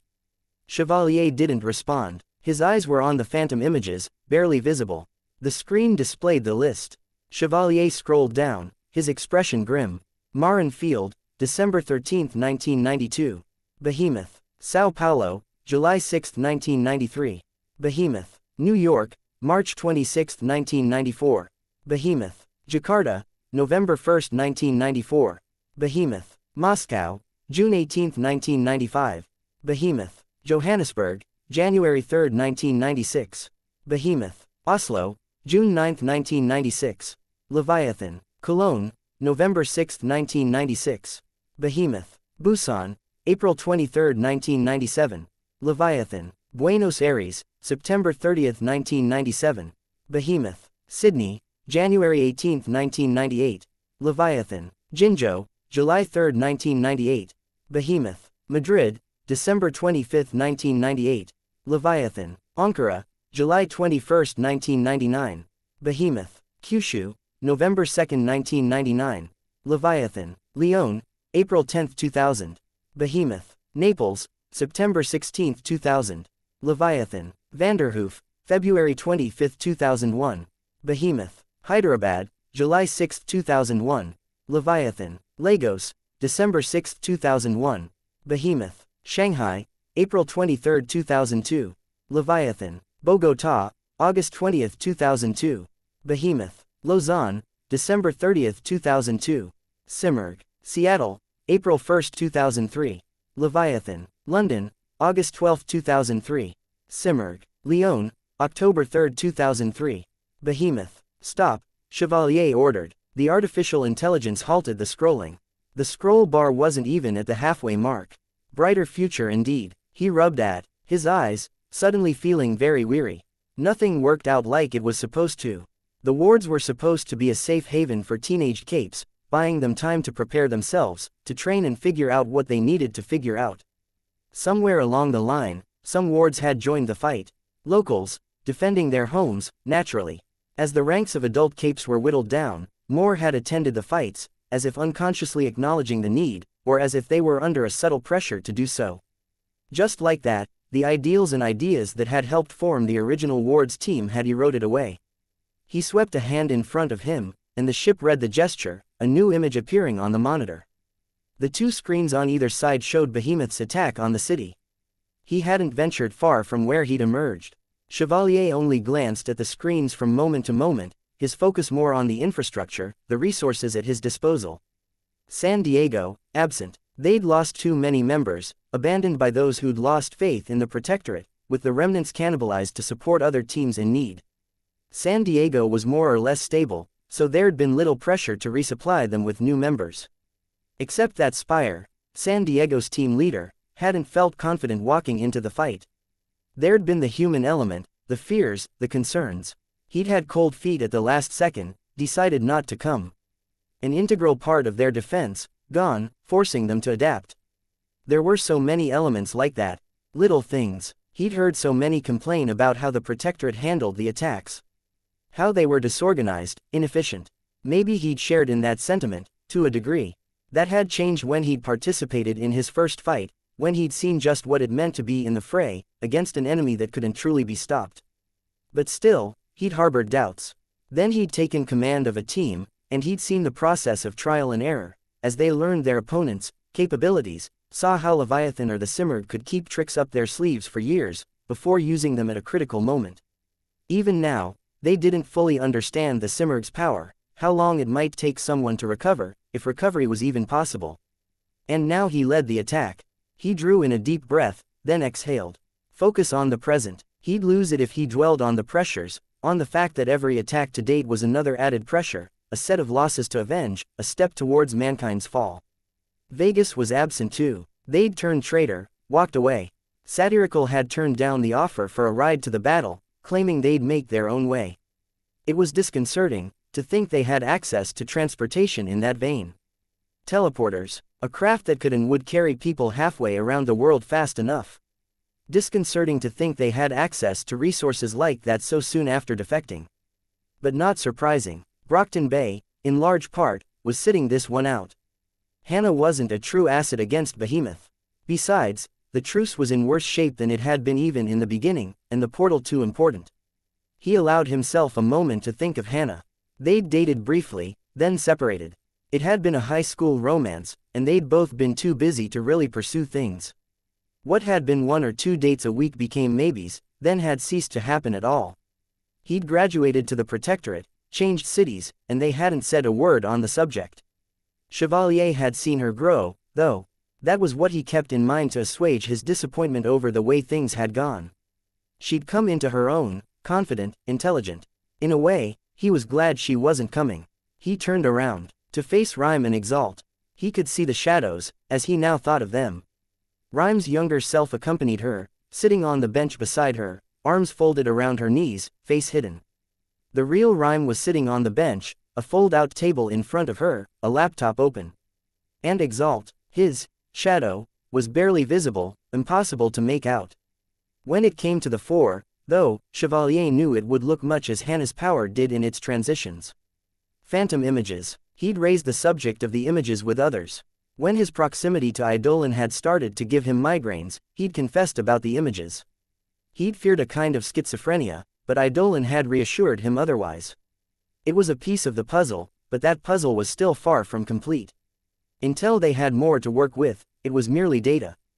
Glimmers of memories and dreams, the conclusion had been, after long discussions with Eidolon and the parahuman researchers. An effect of the thinker power required to manage his own ability, tied to trigger events in some fashion. Except now he was wondering if he'd been misled. Eidolon was a traitor, one working for a group that clearly had some deeper understanding of powers. Maybe it had been in Cauldron's interests for Eidolon to lie about this. Record numbers. Lots of capes are coming, he said. Rhyme and Exalt both looked up. But, Exalt said, he seemed to reconsider before finishing his sentence. But we're disorganized, Chevalier finished it for him. People we should be able to count on are gone. Plans we had are falling apart because those people aren't there. Exalt nodded. PRT wants us to play this up, Chevalier said, I'm supposed to involve you guys in leadership aspect of things. If you're willing, I'm not going to dwell on it. Exalt arched an eyebrow. You're team leaders. You've got the experience, at least to a degree. But I don't want to dwell on peripheral stuff. We're focused on the fight. All right, Rhyme and Exalt nodded. I'll lob a few of you some softball questions, then we get right to it. Right, Rhyme said. The ship altered course. Chevalier felt his heart drop. Silk Road's power wasn't giving them any forward momentum anymore. They were close. Landing in a minute. You ready for this? Being leader for the first time? Exalt asked. No, not for one this important. Everyone who's paying attention knows this is a crucial one. Maybe even the point of no return. We lose this, we lose New Delhi, and there's no going back. We'll never get to the point where we can consistently beat those motherfuckers, never recoup what we've lost. I screw up here, and the world will know. They can't blame you, Rhyme said. They damn well can, Chevalier retorted. She frowned. The ship descended, 4 legs absorbing the impact of the landing almost flawlessly. He turned to the swords, set into the floor of the craft. There were 2. In truth, there were 3. The largest was 30 feet long, running from the ramp at the back to the cabin at the front, almost entirely set into the floor. There was no decoration on it, only mass, sturdy craftsmanship, and the mechanisms necessary for the cannon that was set inside the handle and blade. It would have been too heavy for the ship to carry, except he'd already used his power, drawing it together with a second blade, an aluminum blade a mere 4 feet long. Lightweight, his ability to see the shadows about people was an extension of this power. He could see the general makeup of the 2 weapons, the phantom images, the underlying physics, in lines and shapes and patterns. It was about perspectives, relationships. He'd drawn them into one blade, with the appearance of the larger, the properties of the smaller. The third blade was decorative, with a ceramic blade, gold and silver embellishments and inlays in the blade. The thing was 10 feet long from end to end, and again, it had the cannon set within. Combining the first blade with this one proved more difficult. He granted the weapon the appearance of this blade, gave it the cutting edge, but retained the lightweight mass and the durability of the largest weapon. Fine balances. He adjusted it, tuning its size for convenience's sake. The heft remained the same, as did the effective weight as it extended to the rest of the world. His armor was the same, only it was too large to bring on the craft. A veritable mountain of construction-grade steel, as light as aluminum, with the decoration of a third set. It had required some concentration to maintain the balances he'd set, but he was confident he could fight outside of the kill ore's range. He glanced at Rhyme and Exalt, then nodded. The ramp opened, and the 3 of them emerged. There were heavy thuds and the sound of metal striking metal as the other ships landed, forming a ring, with the doors and ramps pointing inward. A fortification to guard the arriving heroes. The Protectorate and Ward's teams were gathering, with a degree of organization. His new Protectorate had gathered into the general positions they held at the conference table. Rhyme to his left, Exalt to his right, their teams behind them. And he couldn't help but notice the gaps. San Diego, Vegas, Brockton Bay. 3 of the more prominent teams in the United States. Defiant, Dragon and Weaver were among the last to arrive. They joined the unofficial Capes who'd filled the void that should have been occupied by the San Diego Capes. The ships have all arrived, Chevalier said, breaking the silence, starting his speech. It was only after the Yangban were out of sight that Chevalier could breathe a sigh of relief. You know your roles, he said. To the Capes who remained he searched the rooftop, and found who he was looking for. Mr. Keen, walk with me. The dark-skinned man nodded assent, falling in stride. He wore a neat suit with a PRT pin, official identification on a lanyard around his neck. Morgan Keen was the PRT's liaison and ambassador to unofficial teams across the world. Chevalier could see the glimmer of a power there, suppressed but there. The fact that the man was a parahuman employee of the PRT wasn't so unusual. The fact that it was a well-kept secret was. The power was out of sync, however, which was stranger still. Since Chevalier had chanced to make Morgan Keen's acquaintance, years ago, the man's shadow had changed. The core elements were the same, but the appearance of it had changed enough that he'd wondered if the man had managed a second trigger event. He would have assumed so, except there was no intensity to corroborate the idea. It left him suspicious, but it wasn't a suspicion he could act on. In an ideal world, Chevalier hoped to replace Mr. Keen. In reality, the situation was too chaotic, and Morgan Keen too entrenched in things. You're upset about the Yangban. I don't like surprises. I sent you a number of emails, 3 voice messages. Can we trust them? No. But they're still an asset. Alexandria wanted them on board. When you installed your new administration, they said to keep going. Chevalier sighed. Our thinkers are on board to advise with the concentrated defense. I've coordinated the foreign capes, arbiters handling some of the translations. Okay. And our less legitimate thinkers? Accord and Tattletale. Yes. Rhyme set them up with access to the PRT databases. Connection is slow but remains strong. Chevalier nodded. I'll talk to them. Of course, Mr. Keen answered. Chevalier made his way to the downstairs room. He paused at the entrance. Tattletale's shadow peered around with a dozen eyes all at once, each set different in design, in appearance and apparent function. A mosaic. Accord's was a glimmer of an old computer, the edge of a desk that wasn't there. It wasn't as meaningful as it had appeared to be at first. They were only figments of ideas that had been codified and collected in times of stress. Ideas imprinted on a malleable surface during trigger events, or moments when trigger events had been on the verge of occurring. As an individual's power waxed and waned, the images grew more distinct, shifted between the images personal to the cape in question, and the stranger, dream-like aspects that seemed to relate to the powers. Accord. Tattletale. Do you have something constructive to offer? Yep, Tattletale said. Your defensive lines are a disaster waiting to happen, Accord said. Straight to the point, Tattletale commented. A disaster? Chevalier asked. I'm wondering if you've done this on purpose, Accord stated. His eye moved critically over Chevalier. You're going to fight the Endbringer in a melee. Yes, Chevalier said, and you've picked the new Protectorate team with the idea that they would support you. The core team is all ranged. Yes, Chevalier said. Ego? Tattletale asked. Chevalier shook his head, then thought for a moment. Perhaps. Well, ego's a part of the job. Question is, can you live up to it? I can try, but more than anything, I'm not going to put people on the front line if I'm not willing to go there myself. Foolish, Accord said. Everyone has their place in the grand scheme of things. You do yourself and everyone else a disservice if you try to put yourself where you don't belong. Chevalier shook his head, but he didn't reply. There would be no convincing this one. Accord continued, there are only 2 ways you could make this plan work. The first would be using a sword long enough to reach past his Manton effect bypass, the second is to somehow within that range and survive. Accounted for, Chevalier said, a touch irritated. He didn't need this. Not now. Usher, Tattletale supplied. Ah, I see, Accord said. And if Usher were to be struck down by a chance lightning bolt? We have fallback plans. Accord shook his head. I'll develop better. Chevalier grit his teeth. I'm watching him fight, Tattletale said, and something's off. I've been watching old videos of the Endbringer fights, looking over maps, and it doesn't fit together. What doesn't? Her finger tapped hard on the map she'd printed out. Location, pacing. They're toying with us. Acting. You're crediting them with more intelligence than they have. Are you telling me that because you really think they're dumb, or because you don't want to? Chevalier could sense the attacker by the movement of the shadows. He whirled around, only to find himself face to face with a cloud of the shadows. The Yangban, one of them. An assassin, he couldn't even make out the figure, behind the layers of images.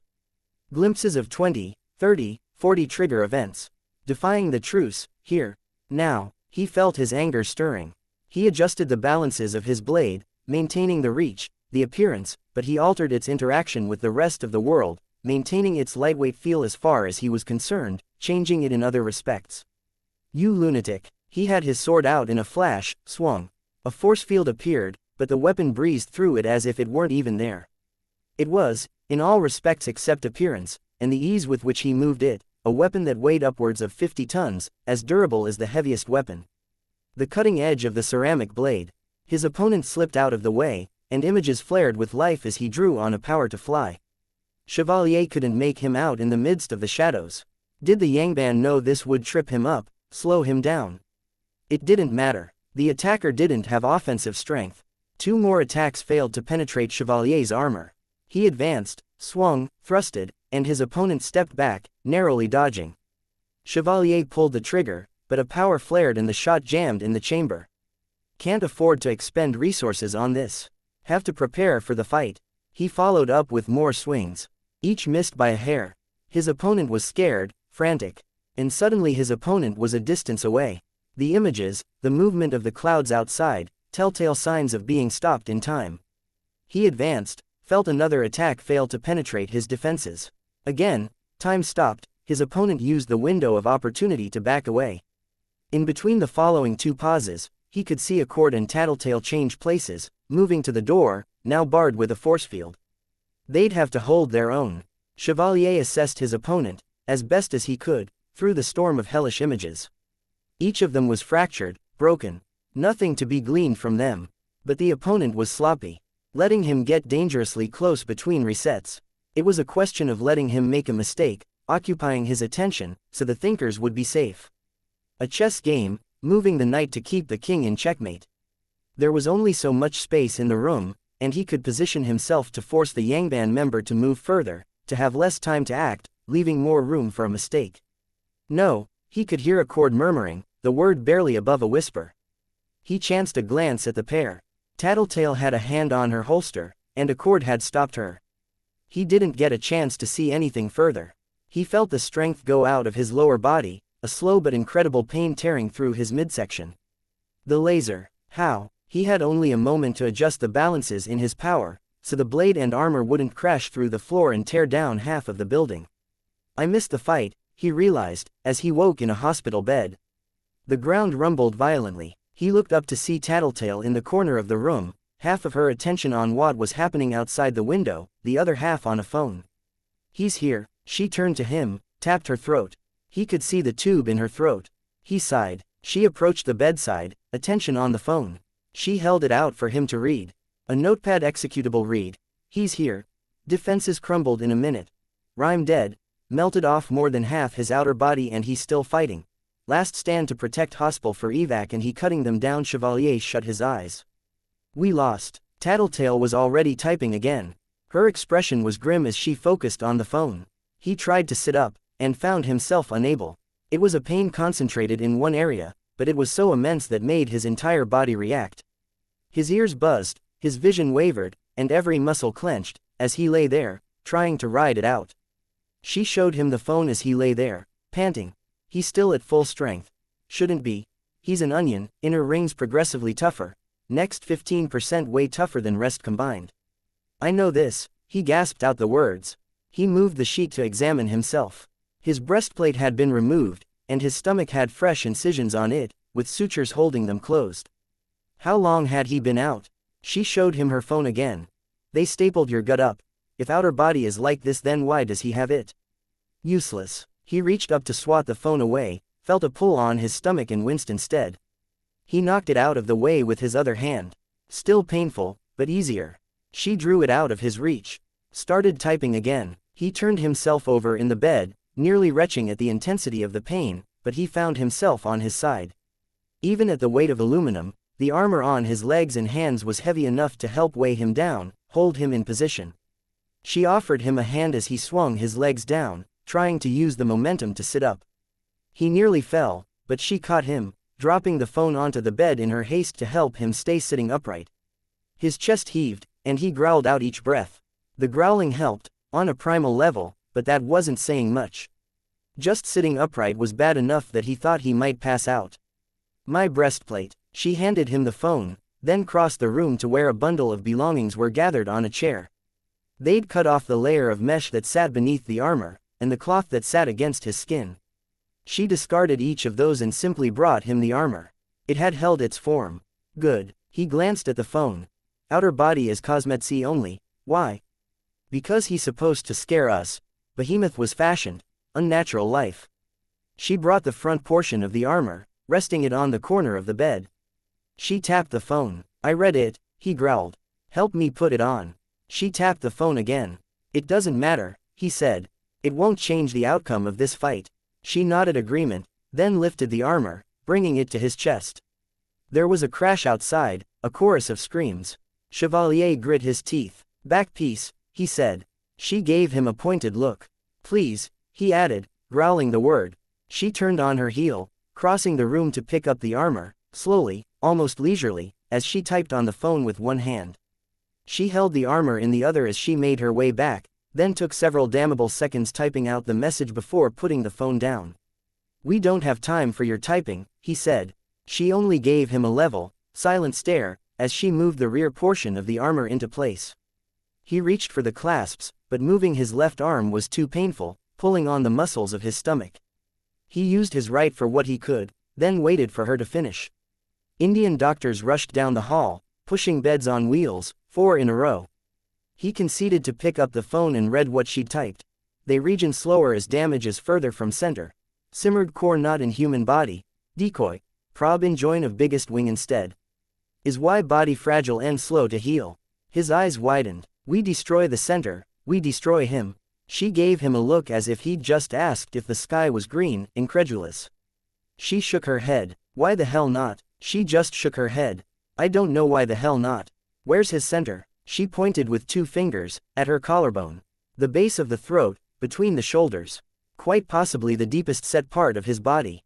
Help me stand. The entire building rumbled. For a moment, he thought the entire point would be rendered moot as the structure collapsed.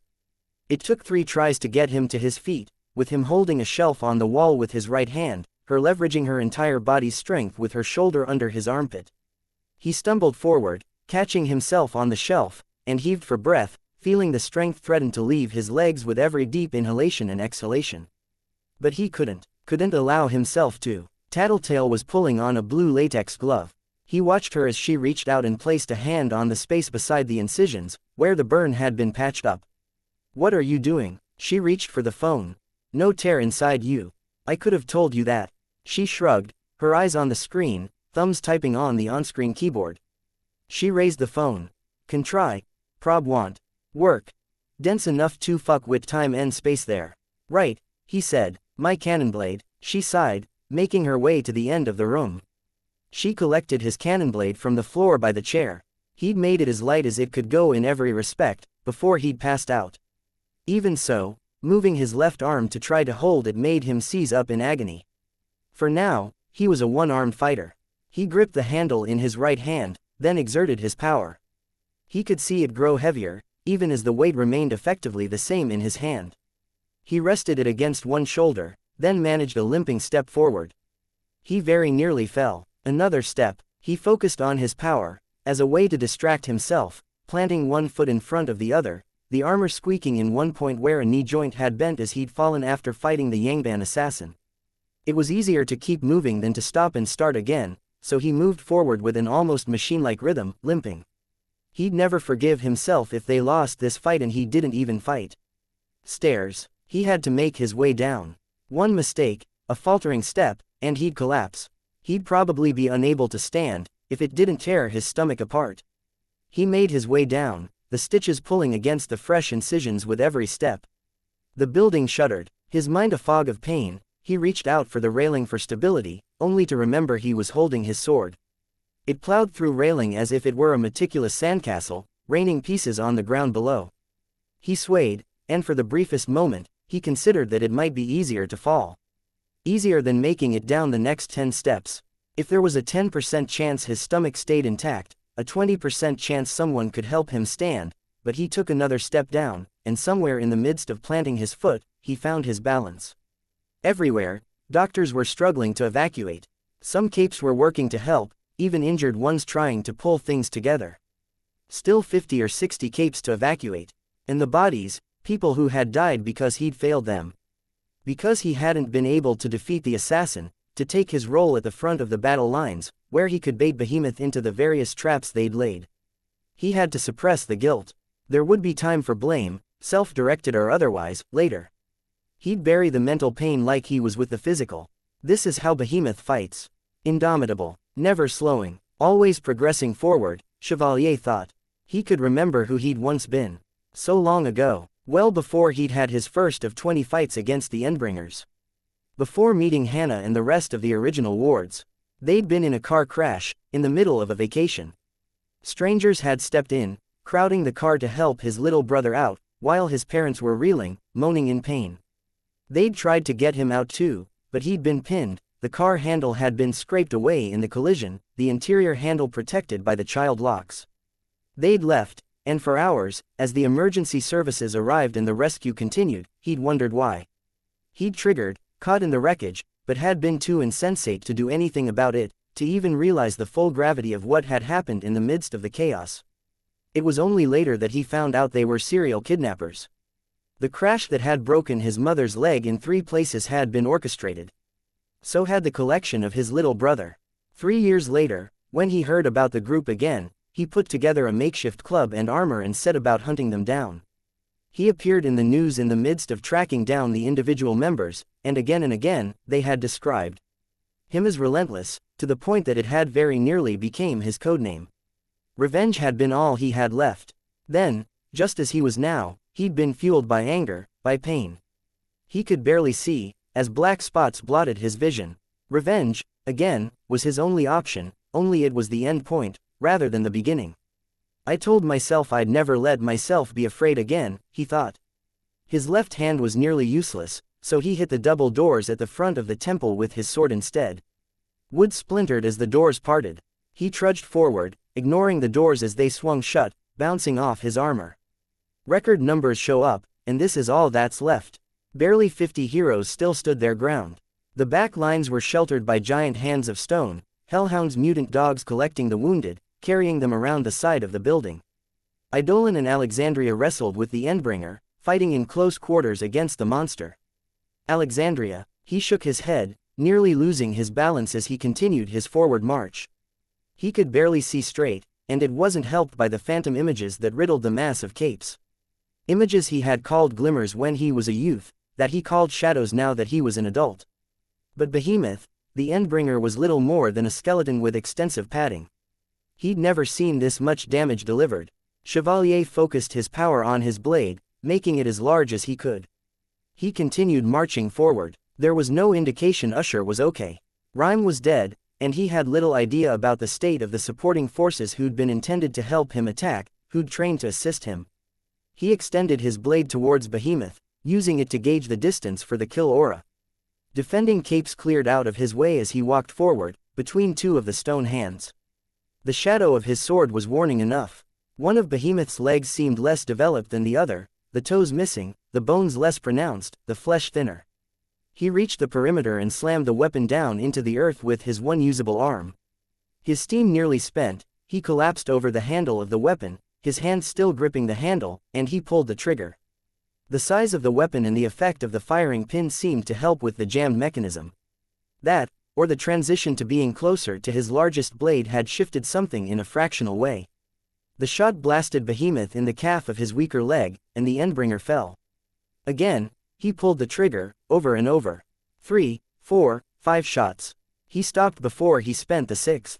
He'd dealt damage, but it was precious little. Flesh had torn at the leg, not quite as dense as it should be, by all reports. Had the regeneration not finished rebuilding the complete structures? Rendered effectively one-legged again, Behemoth crawled forward on 3 limbs. Alexandria struck him from above, driving him face first into the ground. Why was she here? She was supposed to be functionally dead. Chevalier could feel a sensation crawling through his body, an energy. It didn't invigorate, not on its own, but he could feel a kind of relief. Usher was alive, and Usher's power coursed through him. With luck, he'd be immune to Behemoth's power, or at least partially immune. Nobody had received the benefit of Usher's ability and been brave enough to venture into Behemoth's kill range. Chevalier pulled his sword from the ground, swayed, and very fell over. Defiant caught him. Old friend, Chevalier thought, though he didn't have the breath to speak. Anyone else might have spoken up, told him he didn't have to do this, that it was madness. Defiant was silent, supporting Chevalier, helping him right himself. Defiant understood this much: the need, the drive. Chevalier took his first step with Defiant's help. The second was only partially supported. The third was on his own. He closed into the kill area, and he could feel the heat touch him. It heated the armor, but didn't reach him. Usher's power at work. He tried to inhale, and found no air. Choking, he forced his mouth shut. Holding his breath, Chevalier brought the sword down on Behemoth's shoulder, a blow from above much like Alexandria had delivered, followed by another. His aim wasn't good, the blows off target.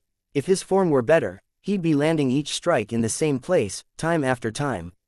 Not so, with the blade this big, the margin for error so great. With that in mind, Chevalier shrunk his sword as he closed the distance, shut his eyes as lightning crackled around the Endbringer. With the scale smaller, the effective edge was that much sharper. The blade bit just a fraction deeper each time. He couldn't stop walking without falling, couldn't stop swinging the weapon in the same road motion without risking that he'd never be able to raise it again, however light it might be. His goal was the spot Tattletale had mentioned. The core. Behemoth swiped at him, but he was already shifting the balance of his armor, moving to block the blow with the flat of the blade. The sound of the impact was deafening, and it wasn't something Usher's power protected against. But Usher's power was finicky at best. Unreliable. At the very least, it was holding up here. He found a measure of strength, then swung the cannon blade, driving it for the deepest part of the wound. Behemoth lurched, changing position, and the painstakingly created notch in his shoulder shifted well out of Chevalier's reach. He let up on the intense heat, turned to radiation instead. Heroes scrambled to retreat from the ominous glow. Bastard, Chevalier swore. He released a sound somewhere between a moan and a groan, exhaling the last of the air in his lungs, greedily sucking in air. Something flew past him, shearing straight through Behemoth's chest. A wheel of metal, thin, with 2 bars sticking out of the center. It cut through the Endbringer like he wasn't even there. Dazed, lungs fit to burst as he held his breath, barely coherent, Chevalier turned. He saw Tecton with his piledrivers extended, Weaver just behind him, along with 2 of the new wards, the white supremacist's child they'd picked up in Boston and a boy in a white cloak. They stood all the way at the back lines of the battlefield, by the temple, along with a character he didn't recognize. A girl in black. His eyes settled on Weaver, surrounded by the nimbus of her power, which glowed with an intensity that surpassed any and all of her teammates.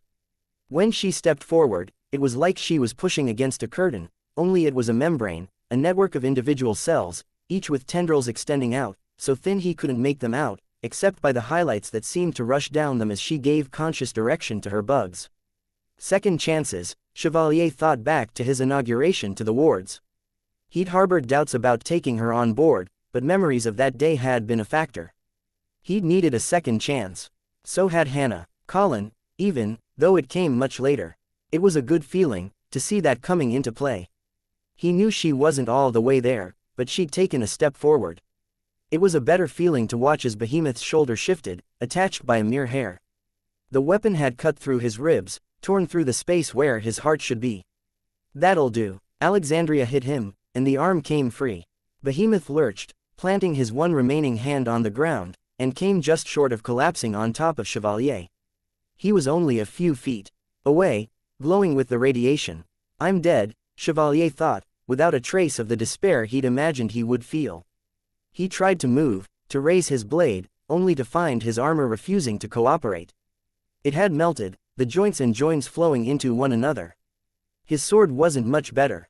The ceramic properties he'd applied to the edge were heat-resistant, but the remainder of the weapon were growing more nebulous in shape, the hottest parts of the metal flowing down to obscure the edge. He concentrated, and found his power beyond his reach. Too tired, his stamina gone. Trapped in a hot wreck of metal, an explosive death just a short distance away. It had been his starting point, and it had been the end. It would be the optimal time for a second trigger event, the thought passed through his thoughts. Of course, the joke went that you couldn't get a trigger event by trying to have one, so even thinking about a second trigger event was enough to banish any possibility. Not so funny, in this moment. His power worked best with similar things. Differences made it slower. It was why he had the same firing mechanism at the core of each of the 3 weapons he used for his cannon blade.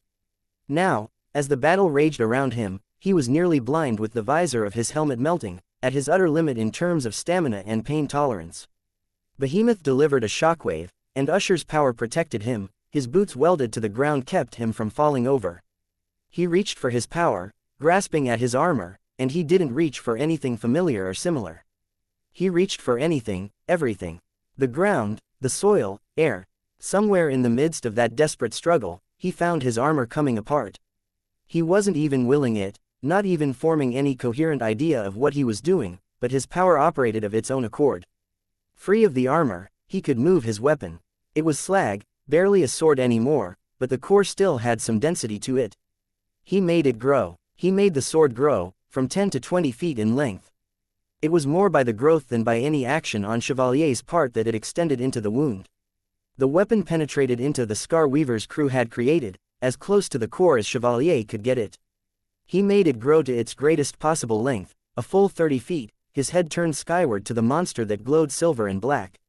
Space and time distortion were supposed to protect it. He'd fight fire with fire.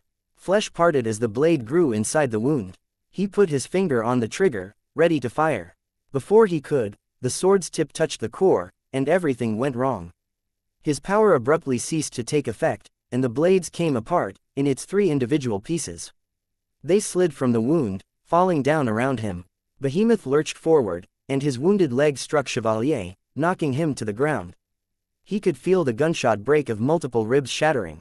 Supine on the ground, unable to breathe, but for tiny pants, Chevalier stared at the sky, unwilling to look directly at the ensuing scene, even if he could have managed to turn his head. There was a horrible crash as a sweep of one claw shattered the stone hands. Glowing silver, he loomed over the defending capes, scorched and electrocuted those who'd fallen within his instant kill range. One of Hellhound's mutant dogs, Dragon. Others he couldn't make out in the midst of the clouds of dust. Rendered to ash and melted armor in heartbeats. They were the lucky ones, Chevalier thought. The radiation was generally observed to be concentrated, limited to a certain range, manipulated to strike only those within 100 feet or so of Behemoth, to saturate the landscape and render it uninhabitable. These capes were close enough. Their deaths would be slow, painful. A failure. Hopefully the ones in the temple had been evacuated, and the capes at the rear of the battle line free to retreat. The ground rumbled violently, churning and smoking. Behemoth was burrowing. The fight was over. Chevalier stared up at the shifting smoke of the sky above, struggling to breathe, not entirely sure why he was bothering. Maybe he wouldn't die of the radiation, thanks to Usher's power. Long moments passed as the rumbling of the earth faded in intensity. The air was still filled with the screams and shouts of the various capes and doctors fighting to save the wounded, the dull roars of distant helicopters, carrying the evacuated capes away. Chevalier watched as the worst of the smoke cleared, and he imagined he might have seen the glowing blur of the sun through the clouds. Not the sun, it was a figure. Xian. He would have laughed if he could. Too late. You showed up too late. Xian lowered himself to nearly ground level. His golden hair moved in the wind as he gazed over the battlefield. His white bodysuit was smudged here or there on the sleeves, but otherwise seemed so pristine that it seemed to glow in the gloom. No, part of that glow was real. The faint light touched Chevalier, and he could feel his breathing ease. It was reaching out to everyone present. A consolation prize, a bit of healing, maybe a helping hand against the radiation, for the others. He managed a soft laugh. The glow was making the pain easier to handle. He could almost breathe, now. He closed his eyes, and he felt a tear roll down from the corner of his eye. He suspected he wouldn't have been able to tear up without the healing. Not sufficient to fix the broken bones, or the damage to his stomach, perhaps. He opened his eyes to look at Xian, to ask a question. But Xian was gone. A noise rose up from those who remained in the crowd. Gasps, cheers, shouts of surprise.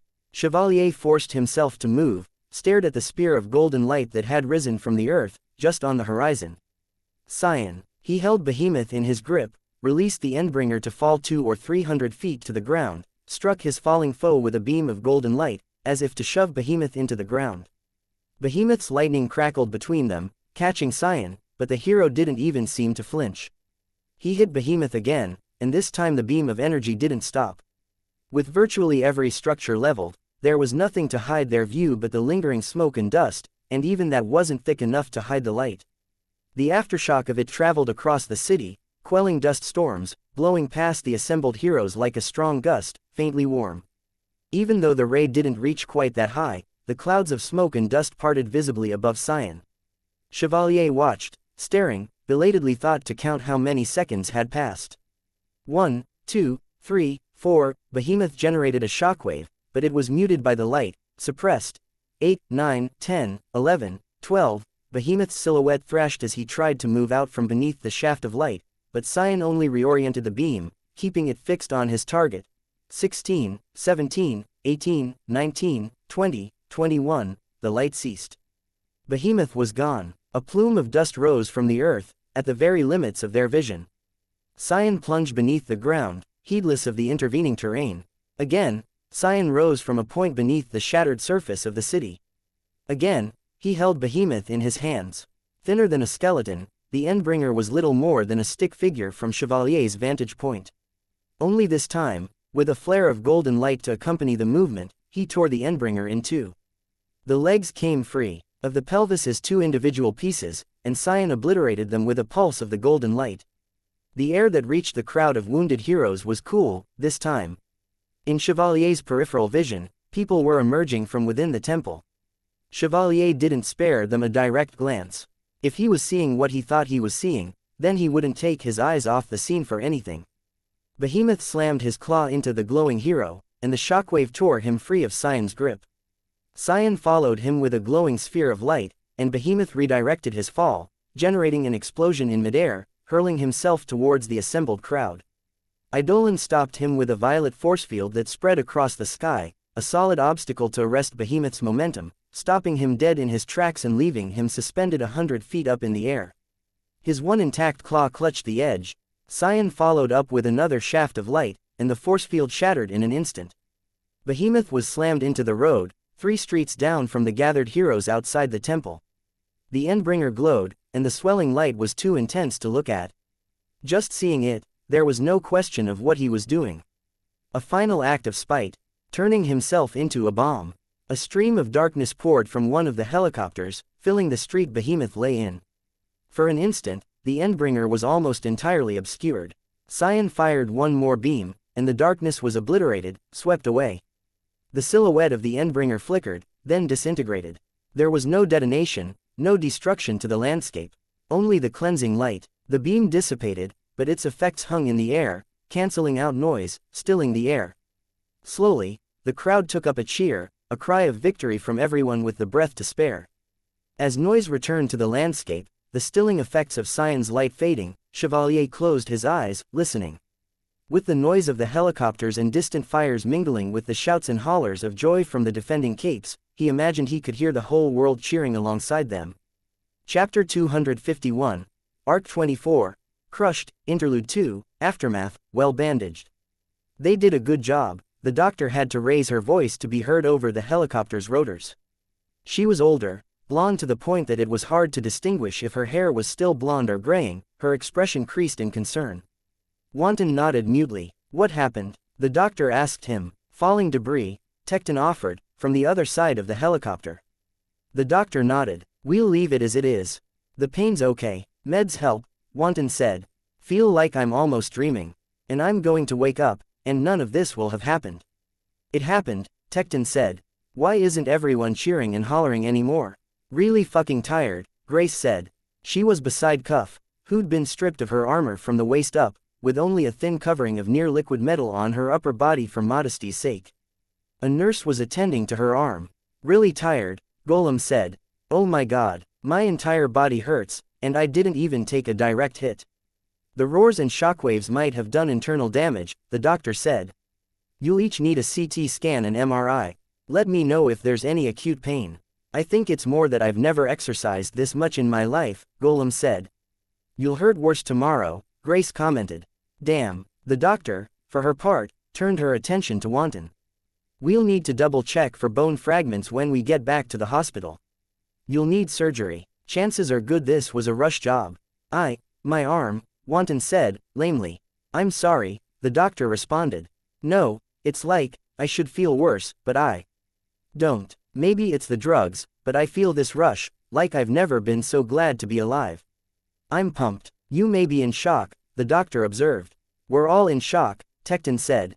There were murmurs of agreement across the helicopter. Is anyone else a little freaked out? Cuff asked. Freaked out? The doctor asked. Cuff shook her head, not responding. Her attention had shifted to her arm, as the doctor bound it. Tecton ventured a reply instead. I think I understand what Cuff means. It's hard to believe he's gone. It's like, you're 5 years old, and Leviathan appears for the first time, and your parents have to explain that a bunch of people died, and it's because of these monsters and yet nobody has figured out why. Yeah, Cuff said. What happens next? Leviathan or the Simurgh? We kill them, stop them from blowing up or doing their version of blowing up. I can't really imagine that we'd beat them, give our all and hope that science shows up and fights like that again, kill them, and then have everything be okay. You just got powers, barely a month ago, and you're already this grim? Wanton asked. I've been dealing with the aftermath of the Endbringer attacks for a while, Cuff said. Her eyes were on the floor, and an expression of pain crossed her face as the doctor cut away a tag of burned skin on her shoulder. The scar was like a snowflake carved into the skin's surface, angry and red. Her arm seemed to tremble involuntarily. "It's okay to worry," Tecton said.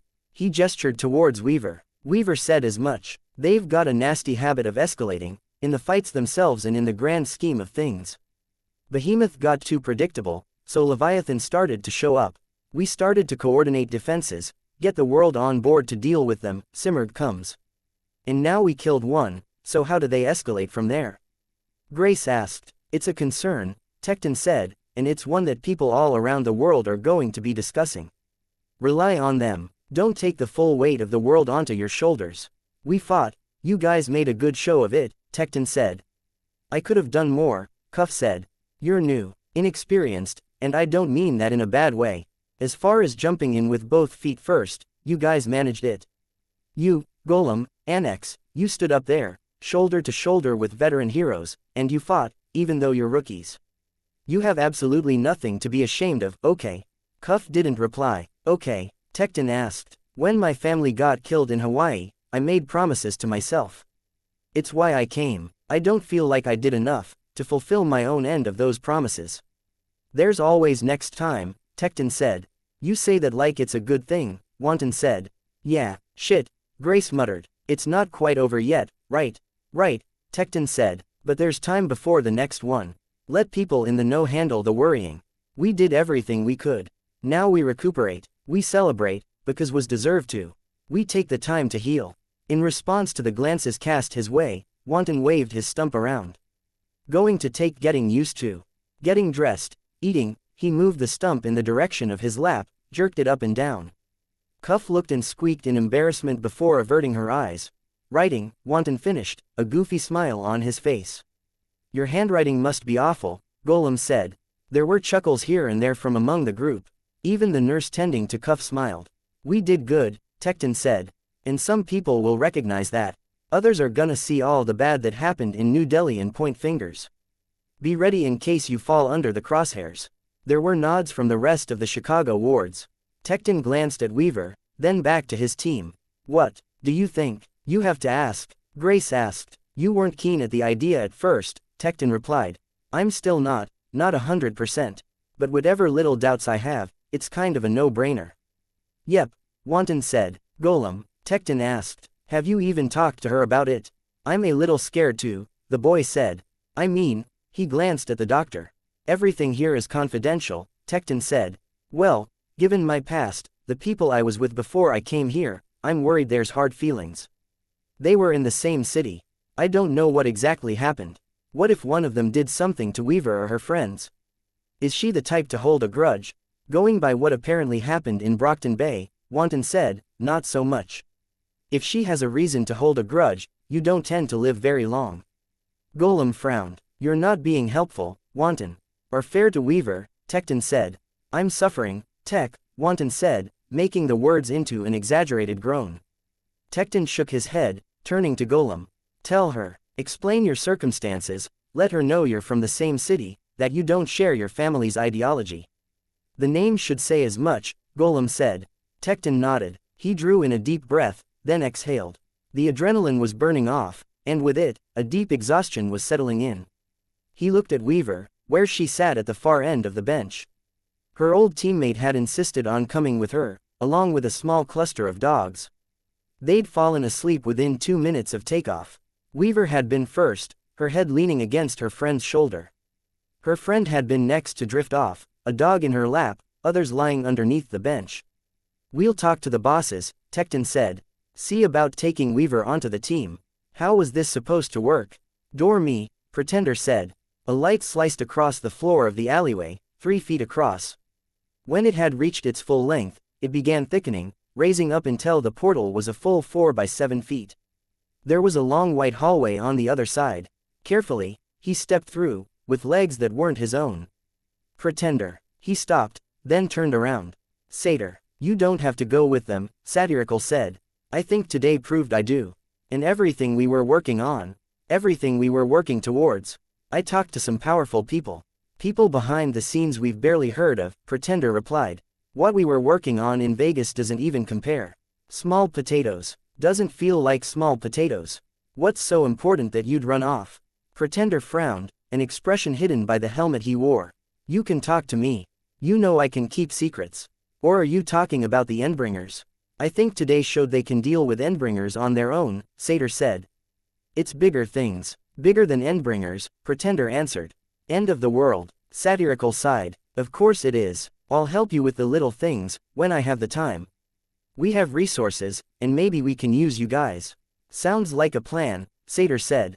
He approached Pretender, extending a hand. Pretender shook, gingerly, unsure of the full extent of Alexandria's enhanced strength. Satyr held on to the hand, caressing it. They say you should marry your best friend, and now that you're a woman, Pretender chuckled a little before withdrawing his hand from Satyr's. That line again, I don't think that's what they meant. She's yours for keeps. Brain dead, her body's peculiar. Doesn't really age, hair doesn't grow, nails don't grow. Wounds don't really heal or get worse. She used cosmetics to look older, to throw people off. Only the brain was left pliable, adaptable. Even then, most of it was hardened, protected, those duties offloaded to her. Agent. Satyr studied Pretender's new body without shame. His eyes rested on Pretender's forehead. I see. And with that plasticity, the brain was left more vulnerable. Only a little, enough to be an Achilles heel. She's a case 53, I suppose. All of us maybe. All cauldron capes. Pretender nodded, to some degree or another. Satyr seemed to take that into consideration, rubbing his chin. When he spoke, though, he spoke of something else. What you did, you knew that they'd figured you out, and that I was next in line, that I'd get questioned too. You killed her for my sake, to buy me time. Are you mad? Satyr shook his head. We've killed before, selfishly, selflessly. Only difference is you got caught. Well, I got away. In a fashion, yes. You got away, Satyr said. You've even reached a higher position in life. Wearing someone else's skin, living their life, Pretender replied. Yes, well, that was always going to be your fate, wasn't it? Pretender chuckled. I've missed you, buddy. Likewise, you freak of nature, Satyr responded. Just because we're doing different things now, it doesn't mean goodbye. Good. We stay in touch, Pretender said. I'm sure my new group can use you, and you can draw on our resources, I'm sure. Our goals are more or less aligned. Only difference is scale. Well then, good luck with saving the world.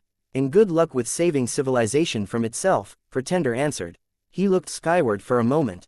Close the door. The portal closed, connecting to AG Chat. Parahumans Online 016.par. 6667 inches, attempt 1 of 55, resolving host name connected. Using identity, Iblis, Nick, Iblis, welcome to Parahumans Online chatroom number 116, the holdout. Rules here, behave, obey the ADS, reuse, shorthand for seismic activity, earthquakes, crickets, any word on deaths yet divide, no word on deaths. This is Behemoth. It's normal to see a radio silence like this. Divide. They can't report deaths because the armbands get knocked out. Spiritskin. Hi Iblis. Iblis. Word is first capes are returning home. Aloha. Loyal. Who? Names. Demos. How is New Delhi? Deadman. I'm in contact with main channel. Can pass on details if you can verify. Deadman. PM me. Iblis. Loyal. Not sure. Iblis. Demos. City hit bad. Iblis. Deadman. Not sure how to verify. Only have texts on phone. Sending PM. Poit. They made it bad samurai. How bad? Ultracut. Poit. Nobody's saying they aimed at Poit. They stopped him or they wouldn't be leaving Demos. No. New Delhi hit bad. Aloha. Iblis. Texts I'm getting from Cape Wife friend are saying Cyan finished Behemoth off. Iblis. Absolute annihilation. QWERTY D. Troll groupies. No fucking way. Aloha. Demos is now known as Absolute Annihilation. Deadman. Verify now or ban. Absolute annihilation. Fuck yay Cyan. RC. OMG what? Iblis. Sending PM with texts. Colin shifted his weight restlessly, watching the screens. There was a process, he knew. He'd been filled in on the details, forewarned. That didn't make this any easier. Too many years he'd spent alone. Too many years, he'd had nothing to care about. Nothing and nobody to hold precious. A dad who worked 2 jobs, a mother who traveled. They'd divorced, and virtually nothing had changed in the grand scheme of things. They'd looked after him, but they hadn't been there. They had been occupied with other things, with dreams and aspirations that had never included him. Colin knew he had been the weird child, had never made friends, had convinced himself he didn't want or need them. He was efficient in how solitary he was. He'd even prided himself on it, for a time, that there was nothing to hold him back. That he could, should the mood strike him, pick up and leave at any time. He'd modeled his life around it, had led a spare existence, devoid of the little touches of home, of roots. He'd saved money so he had the ability to travel, to get a new place in a new city if the mood struck. It had even been an asset when he had joined the Protectorate, the ability to relocate, take any open position. It was only now, a full 15 years later, that he started to wonder what he'd missed out on. Did most people know how to handle this sort of thing? The absence of someone they cared about? Did they have an easier time handling the moments when they weren't sure if they'd ever see those people again, or was it harder? He'd altered Dragon's code. It wasn't a tidy thing. Tinker work rarely was. There were too many factors to consider, and a tinker who didn't specialize in a particular area would never be able to plumb the depths. Too many things connected to other things, and the full extent of the connections was impossible to fathom in entirety. At best, he could study each alteration as much as was possible, act in ways that could minimize the damage.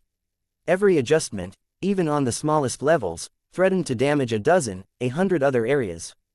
And now he would find out if Dragon's backup would restore properly. Error. Temporal modeling node 08 has failed to load. Attempting child routines to bridge. Error. Horror spectral analysis node 1119 has failed to load.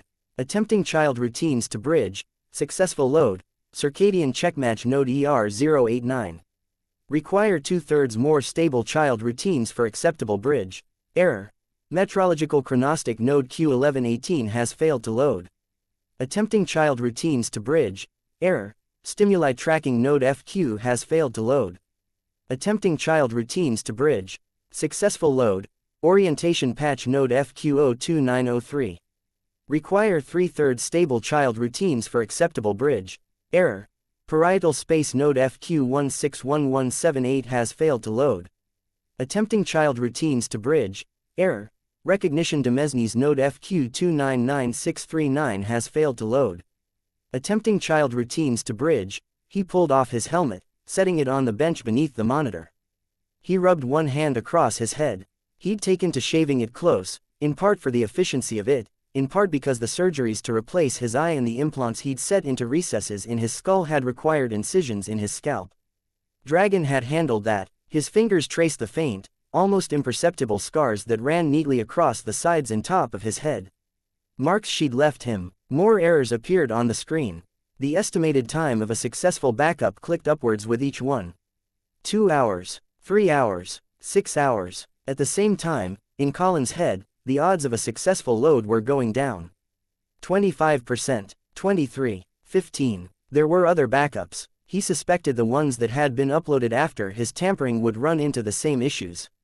The same errors. The ones before he'd altered anything. It would be a different Dragon than the one he'd come to know. She would watch the video feeds, listen to the tapes, even experience some of those things for herself, where the system had taken it all online. But she wouldn't be the same Dragon he knew. The organic AI architecture would develop in different ways, with different nuances. So many things connected to so many other things with each new experience, and the connections would occur in a different fashion. No, he realized, even worse. He would have to head her off before she got access to the data. If he had to load that backup, he would be loading her as she was before he freed her of the PRT's shackles. She would be obligated to fight him. He'd managed a sneak attack the first time. The second, she'd see what he did, force him to try another means. And he'd have to be more ruthless. Knowing he was doing harm to her, injuring her to her core. He couldn't bear to watch further. It was too soon to try another backup, both in terms of the system's ability to handle the task and his own ability. But sitting here, watching the list of errors grow, it was angering him, and it was an anger without a focus. Touching 2 fingers to his lips, Colin moved those fingers to the monitor's frame, pressing them there. The gesture was sentimental enough it felt unlike him, somehow false. Doing nothing would feel wrong too. That was his current state, stranded inside his own head, in the midst of his own feelings. Uncharted territory, in a way. He pulled on his helmet and stepped outside, and hopped up onto the nose of the Tiamat 2. New Delhi loomed before him. Ruined, damaged, impossible to recover. The sun was only now setting, and the sky was red, mingling with the traces of clouds that still remained in the sky. He wanted to contact Chevalier, to know that his friend was okay, that the Protectorate was okay. He didn't trust himself to stay calm, to keep from saying something about Dragon, from venting, being emotional. Chevalier would understand, he suspected. But Colin's masculinity would take a hit, and it would only cause more trouble than it fixed. Staring out at the city, and the crowds of people in hazmat suits who were moving in for relief, for search and rescue, he frowned. He and Dragon had had some intense discussions on the subject of what it was to be a man. To be human, to be masculine, feminine. Dragon had been pissed when he'd suggested she was the feminine ideal. That, in the eternal crisis that any woman faced between being the Virgin, the Madonna, and being sensual, sexual, she was both. He wished he understood why she'd been so angry. To be a man, though, it wasn't much easier. The standard society set was just as high. To be a provider, a rock, to be sensitive, yet to avoid being emotional.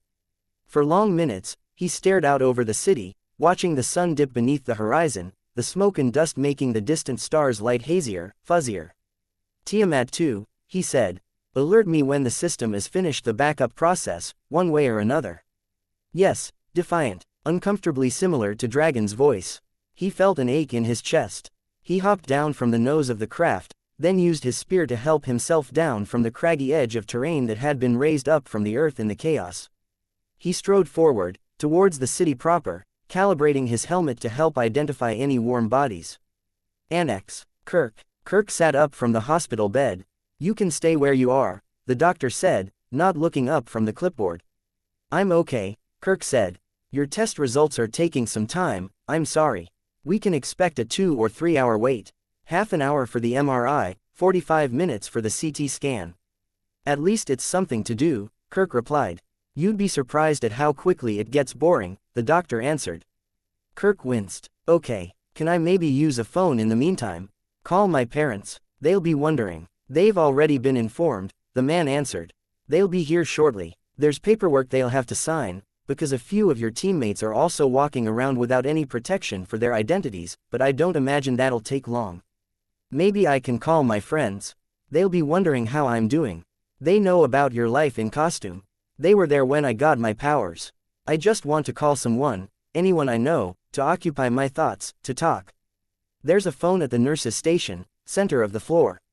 Ask and they'll punch in the number to dial out. Okay, Kirk said, smiling. He gripped the side of his hospital gown to bind it shut. The doctor started. He stopped and frowned. Kirk had halted in his tracks, shifting his weight to keep his bare feet from making too much contact with the cold floor. Odd, in a way, that he had to. But his power tended to be all or nothing. I shouldn't tell you this, and I'm not naming names, but the first test results have come in, for some of the others who were at your side in New Delhi. Here, and in other cities. The tests for radiation are coming back negative. Kirk blinked. No promises it'll be the same for you, but, a bit of hope. Kirk asked. With luck. Thank you, Kirk said, smiling for the first time. Thank you. I should be the one saying that to you, the doctor said. Just, don't be too disappointed if the answer isn't what you wanted, okay? Deal, Kirk answered. Further reports are coming in from multiple sources. The Endbringer behemoth has been reported as being slain in New Delhi. Yes, Lisbeth. Video footage is always scarce when dealing with the Endbringers, but verification has been consistent from multiple sources. It seems the footage seen earlier of the Great Shaft of Light was an attack from an unknown party, debilitating the Endbringer. Defending forces held the injured monster off until Sion could arrive, delivering a finishing blow. Earlier in the year, for those of you who don't remember, Chevalier boasted of a new protectorate, clear of the sabotage and interference from its own leaders. Today may serve as a testament to that boast. All around the world, people seem to be celebrating, but it's a markedly cautious celebration. Early polls on the UKCC website suggest that a full 18% of people who voted are waiting for more information or verification before celebrating the hero's victory, and 10% of people don't intend to celebrate at all. Not at all. No, Lisbeth. In the comments thread of the poll, a common trend seems to be the feeling that he isn't or can't be dead, that the heroes were mistaken, or that this might even provoke a response from the remaining Endbringers. Amazing. We're just now getting more information, Dad. Taylor. Oh my God, you're alive. I wasn't sure if you wanted me. Are you hurt? I'm okay. I just got the tests back, and there's no sign of ambient radiation or any of that.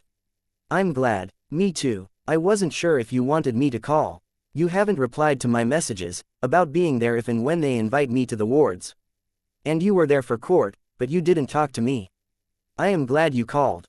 About my knot. We killed him. The words were blurted out. There was silence on the line.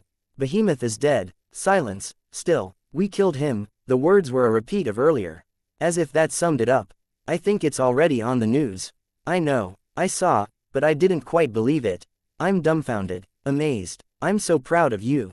Wow. I wanted to tell you before you heard from others, but there's so much goddamn bureaucracy going on, and they wouldn't give me a phone in the hospital room. Did you help? Were you a part of that? Yes, of course. I'm trying to wrap my head around it. Wow. There was a silence on the other end, this time. Taylor, I've had a lot of time to think, to wonder why you didn't come. Why you haven't visited me. You're afraid of me. Taylor, it's true, isn't it? And all of the doubts I had before dialing the phone and calling you, they were right. This makes it worse. I have a rap sheet that's like 80 pages thick, and I killed a man, and then I killed Director Tag in Alexandria. She is dead, by the way. If you see her on the news, it's just a cape that stole her body. Her corpse. And now you hear about me fighting Behemoth and it makes it worse. I can't even talk about what I did without digging the knife in deeper. Taylor, no, it's not fear. I saw some of your friends, not long ago. I wanted to talk to your employee, Charlotte, and the others came. And I saw this whole other life, this side of you I couldn't recognize at all. Little things that I recognized, yes, and then big things that I could barely fathom. I've never been able to handle loss well, with Annette, and now feeling like I maybe lost you. I want to get my head around this, and then I can visit and things will be like they were. Things aren't going to be like they were, Dad. I don't want them to be. I'm trying to put as much distance between the person I was then and the person I am now as I can. I'm sucking pretty hard at it, but I'm trying. Except maybe today, I found a middle ground. And it worked, in a way that makes me proud and terrified and amazed and confused, and apparently I'm in trouble for something I did. I'm in trouble because I was wearing a camera and they saw the footage and I was walking that middle ground between the person I was and the person they want me to be, and I did a lot of borderline sketchy shit just to get by and they don't understand. There was a note of emotion in the last word, a break in the rant. Taylor, one word, and then silence. The voice was calmer this time, more measured. I'm sorry. I'm really tired. I'm going in soon. To talk to them. They've made it clear they aren't happy. Except I think they're a little bit afraid of me too. Afraid of me like my own dad is. That's not fair. Deny it. There was a pause. I'm not afraid, Taylor. If there's any fear, my love for you outweighs it by far, understand? But the phone was already steadily buzzing with a dial tone.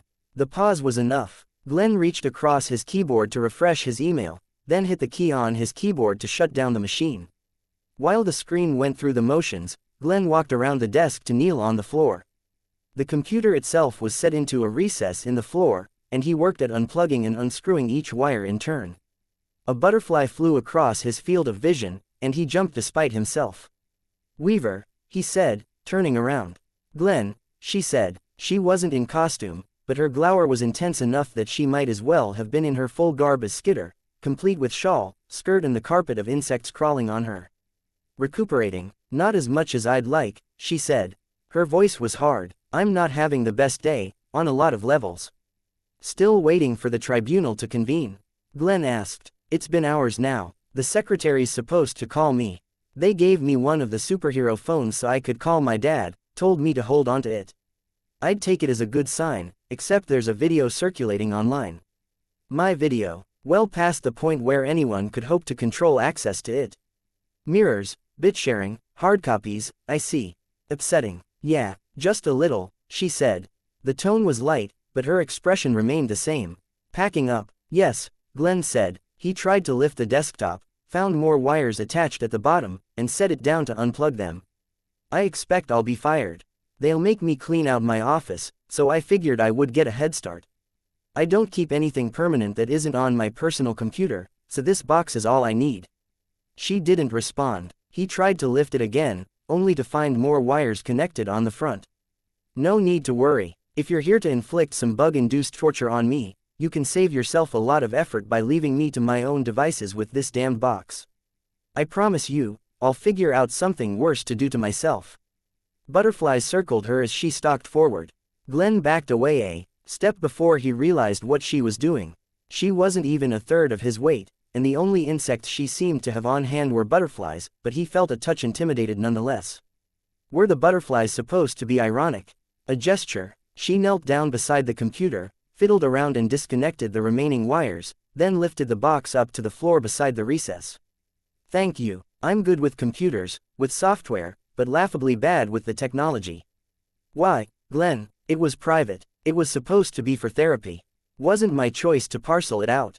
Dragon was killed, by all accounts, and Director Wilkins made the call to hand it out, for your pending conduct review. And you made the call to release it online. I suppose Tattletale informed you. Do you know how frustrating it is to be a mere human being among powers like you and your friend? I dunno, she said. I figure you can relieve your stress by uploading their personal videos to the internet. Glenn sighed. You're tired. You're not being rational. Oh, yeah, that's totally the way to talk to a girl. Glenn stepped forwards, resisted the urge to flinch as the butterflies briefly invaded his personal space. He met her eyes, waited for her to look away, then snapped, right in front of her. Her eyes locked onto his, and she looked even more irritated. Stop, he said, look me in the eyes. I want to talk to Weaver the strategist, not Taylor. She didn't move a muscle, but he wondered if the butterflies changed course. She remained silent, glowering. I know you're tired. Today took a lot out of you, Glenn said. But think, what purpose does it serve to upload the video?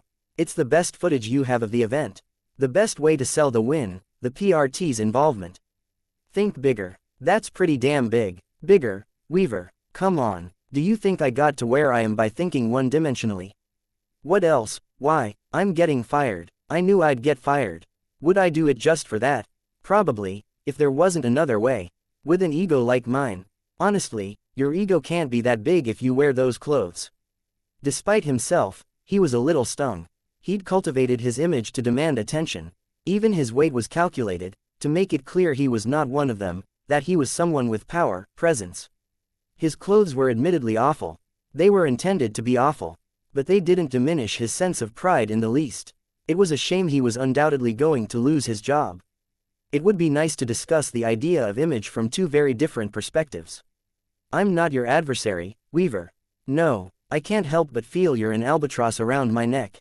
I keep hearing that you've done stuff to help, but I keep experiencing this. I'm your ally, Weaver. You think I don't recognize the issues in the PRT? The corruption that's still at the core. The need for change. There has to be some sacrifice, and there has to be someone to step forward, a harbinger for that change. Chevalier may be the hero of the day, he can lay the groundwork for change, but he can't be that harbinger. He's too entrenched. You want me to be the harbinger. It'll be hard, but I think you'll manage with that. Putting this video online, it's going to achieve a lot of things. I think, seeing you in the thick of it, it's going to change people's opinion of you. There'll be controversy, some will hate you. But others, this will be their first view of what it's truly like on the battlefield.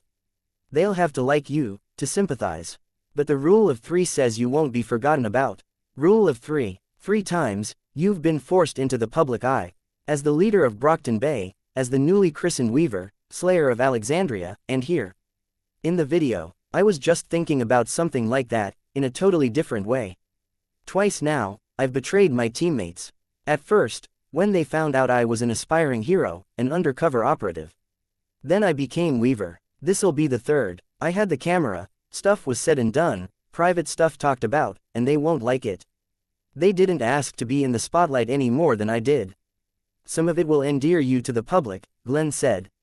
Being worshipped as a god wouldn't be worth hurting them again, Weaver retorted. Her voice was hard again. Gru believes that image and reputation are a kind of protection. Being seen as soft, when he's dealing with people in the criminal underworld. It could get him killed. They'll forgive you that setback, I'm sure. They'll understand you didn't choose to do it. Rachel's not the understanding type. I've fought an uphill battle to get her trust, and if she feels hurt by this, or if she registers that others are hurt, and that I'm the culprit in any way, with luck, public opinion and an insight into the bond you have with the team will make it easier to interact with your old team. You'll have more chances to fix any damage. Weaver shook her head, staring down at the ground. It's an honest look into what the heroes do, Weaver. What you capes face every day. Why there's so much gray in the moral palette. With this, Chevalier's new protectorate won't be something that exists in name only. You could have asked. You would have said no. And there was no time. We needed to make it absolutely clear just what you and the rest of the heroes did on the field, so Cyan couldn't overshadow you. We needed to do it right away. Cement the idea into the public mind so it was the first concrete piece of information they got. She stared at the ground. The lines in her face were deep with exhaustion. The butterflies had landed on her shoulders and arms. He let the idea sit.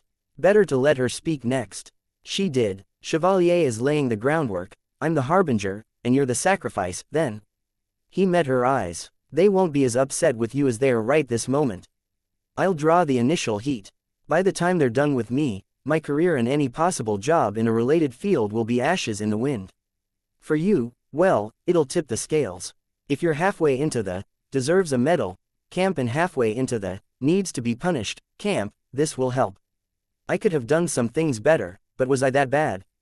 Consorting with villains you were supposed to avoid, putting wards on the line to help them, dealing with fierce without contacting any superiors. You ignored the rules regarding image, took gambles, I had to. All of that, I was told that rules are relaxed on the field. You can't seriously expect me to use butterflies against Behemoth. Of course not, Glenn responded. Do you think I'm stupid? I know this, but there's a lot of people paying attention to this. Many people who will be in that room won't know these things, won't fully understand. Some won't even watch the video before they pass judgment on what occurred in it. Never underestimate the stupidity of people. Weaver made a sound, halfway to a sigh, halfway to a laugh. Glenn smiled a little. The video burns one bridge. No more butterflies, though they won't hurt, because it makes it a hell of a lot harder for any common criminals to complain about an excess use of power, but I'm digressing. Weaver's phone beeped. A moment later, Glenn's vibrated. He checked it, convening to discuss Weaver's conduct in room F. Please attend. He closed the message window. Thank you, Weaver said. I think I'm supposed to go now. Me too. Join me, Glenn asked. Weaver nodded. Her collection of butterflies led the way out of the office. Glenn spoke without looking at her. I don't expect you to like me. Never really did. One of the first and biggest problems you ran into was with your image. It's a problem even now, I suspect. It will continue to be a problem, especially now that you're in the limelight. Glenn reached into his vest pocket and withdrew a case. He opened it, removed a business card, and handed it over. My number, in case you need advice. Well, use my cell. My work number probably won't be mine for much longer. Weaver stared down at the card. She didn't need to look up as she walked, as the butterflies checked her path for her. Other bugs had joined them. Just do me a favor, Glenn said. Weaver glanced at him. Make friends with whoever they hire to replace me. Listen to them. You're allowed to hate them too, but hear them out. Can't hurt. She nodded. She looked down at the card again, then looked up at him. Can I call this in now? It's about my dad. Defiant. Defiant couldn't move, as he held a heavy concrete slab out of the way for emergency crews. He used the cursor embedded in his eye to select the answer command, and shut the vents around his mouth. Tiamat 2, hold off on any reports for now. Can't take it, not right this moment. It's me.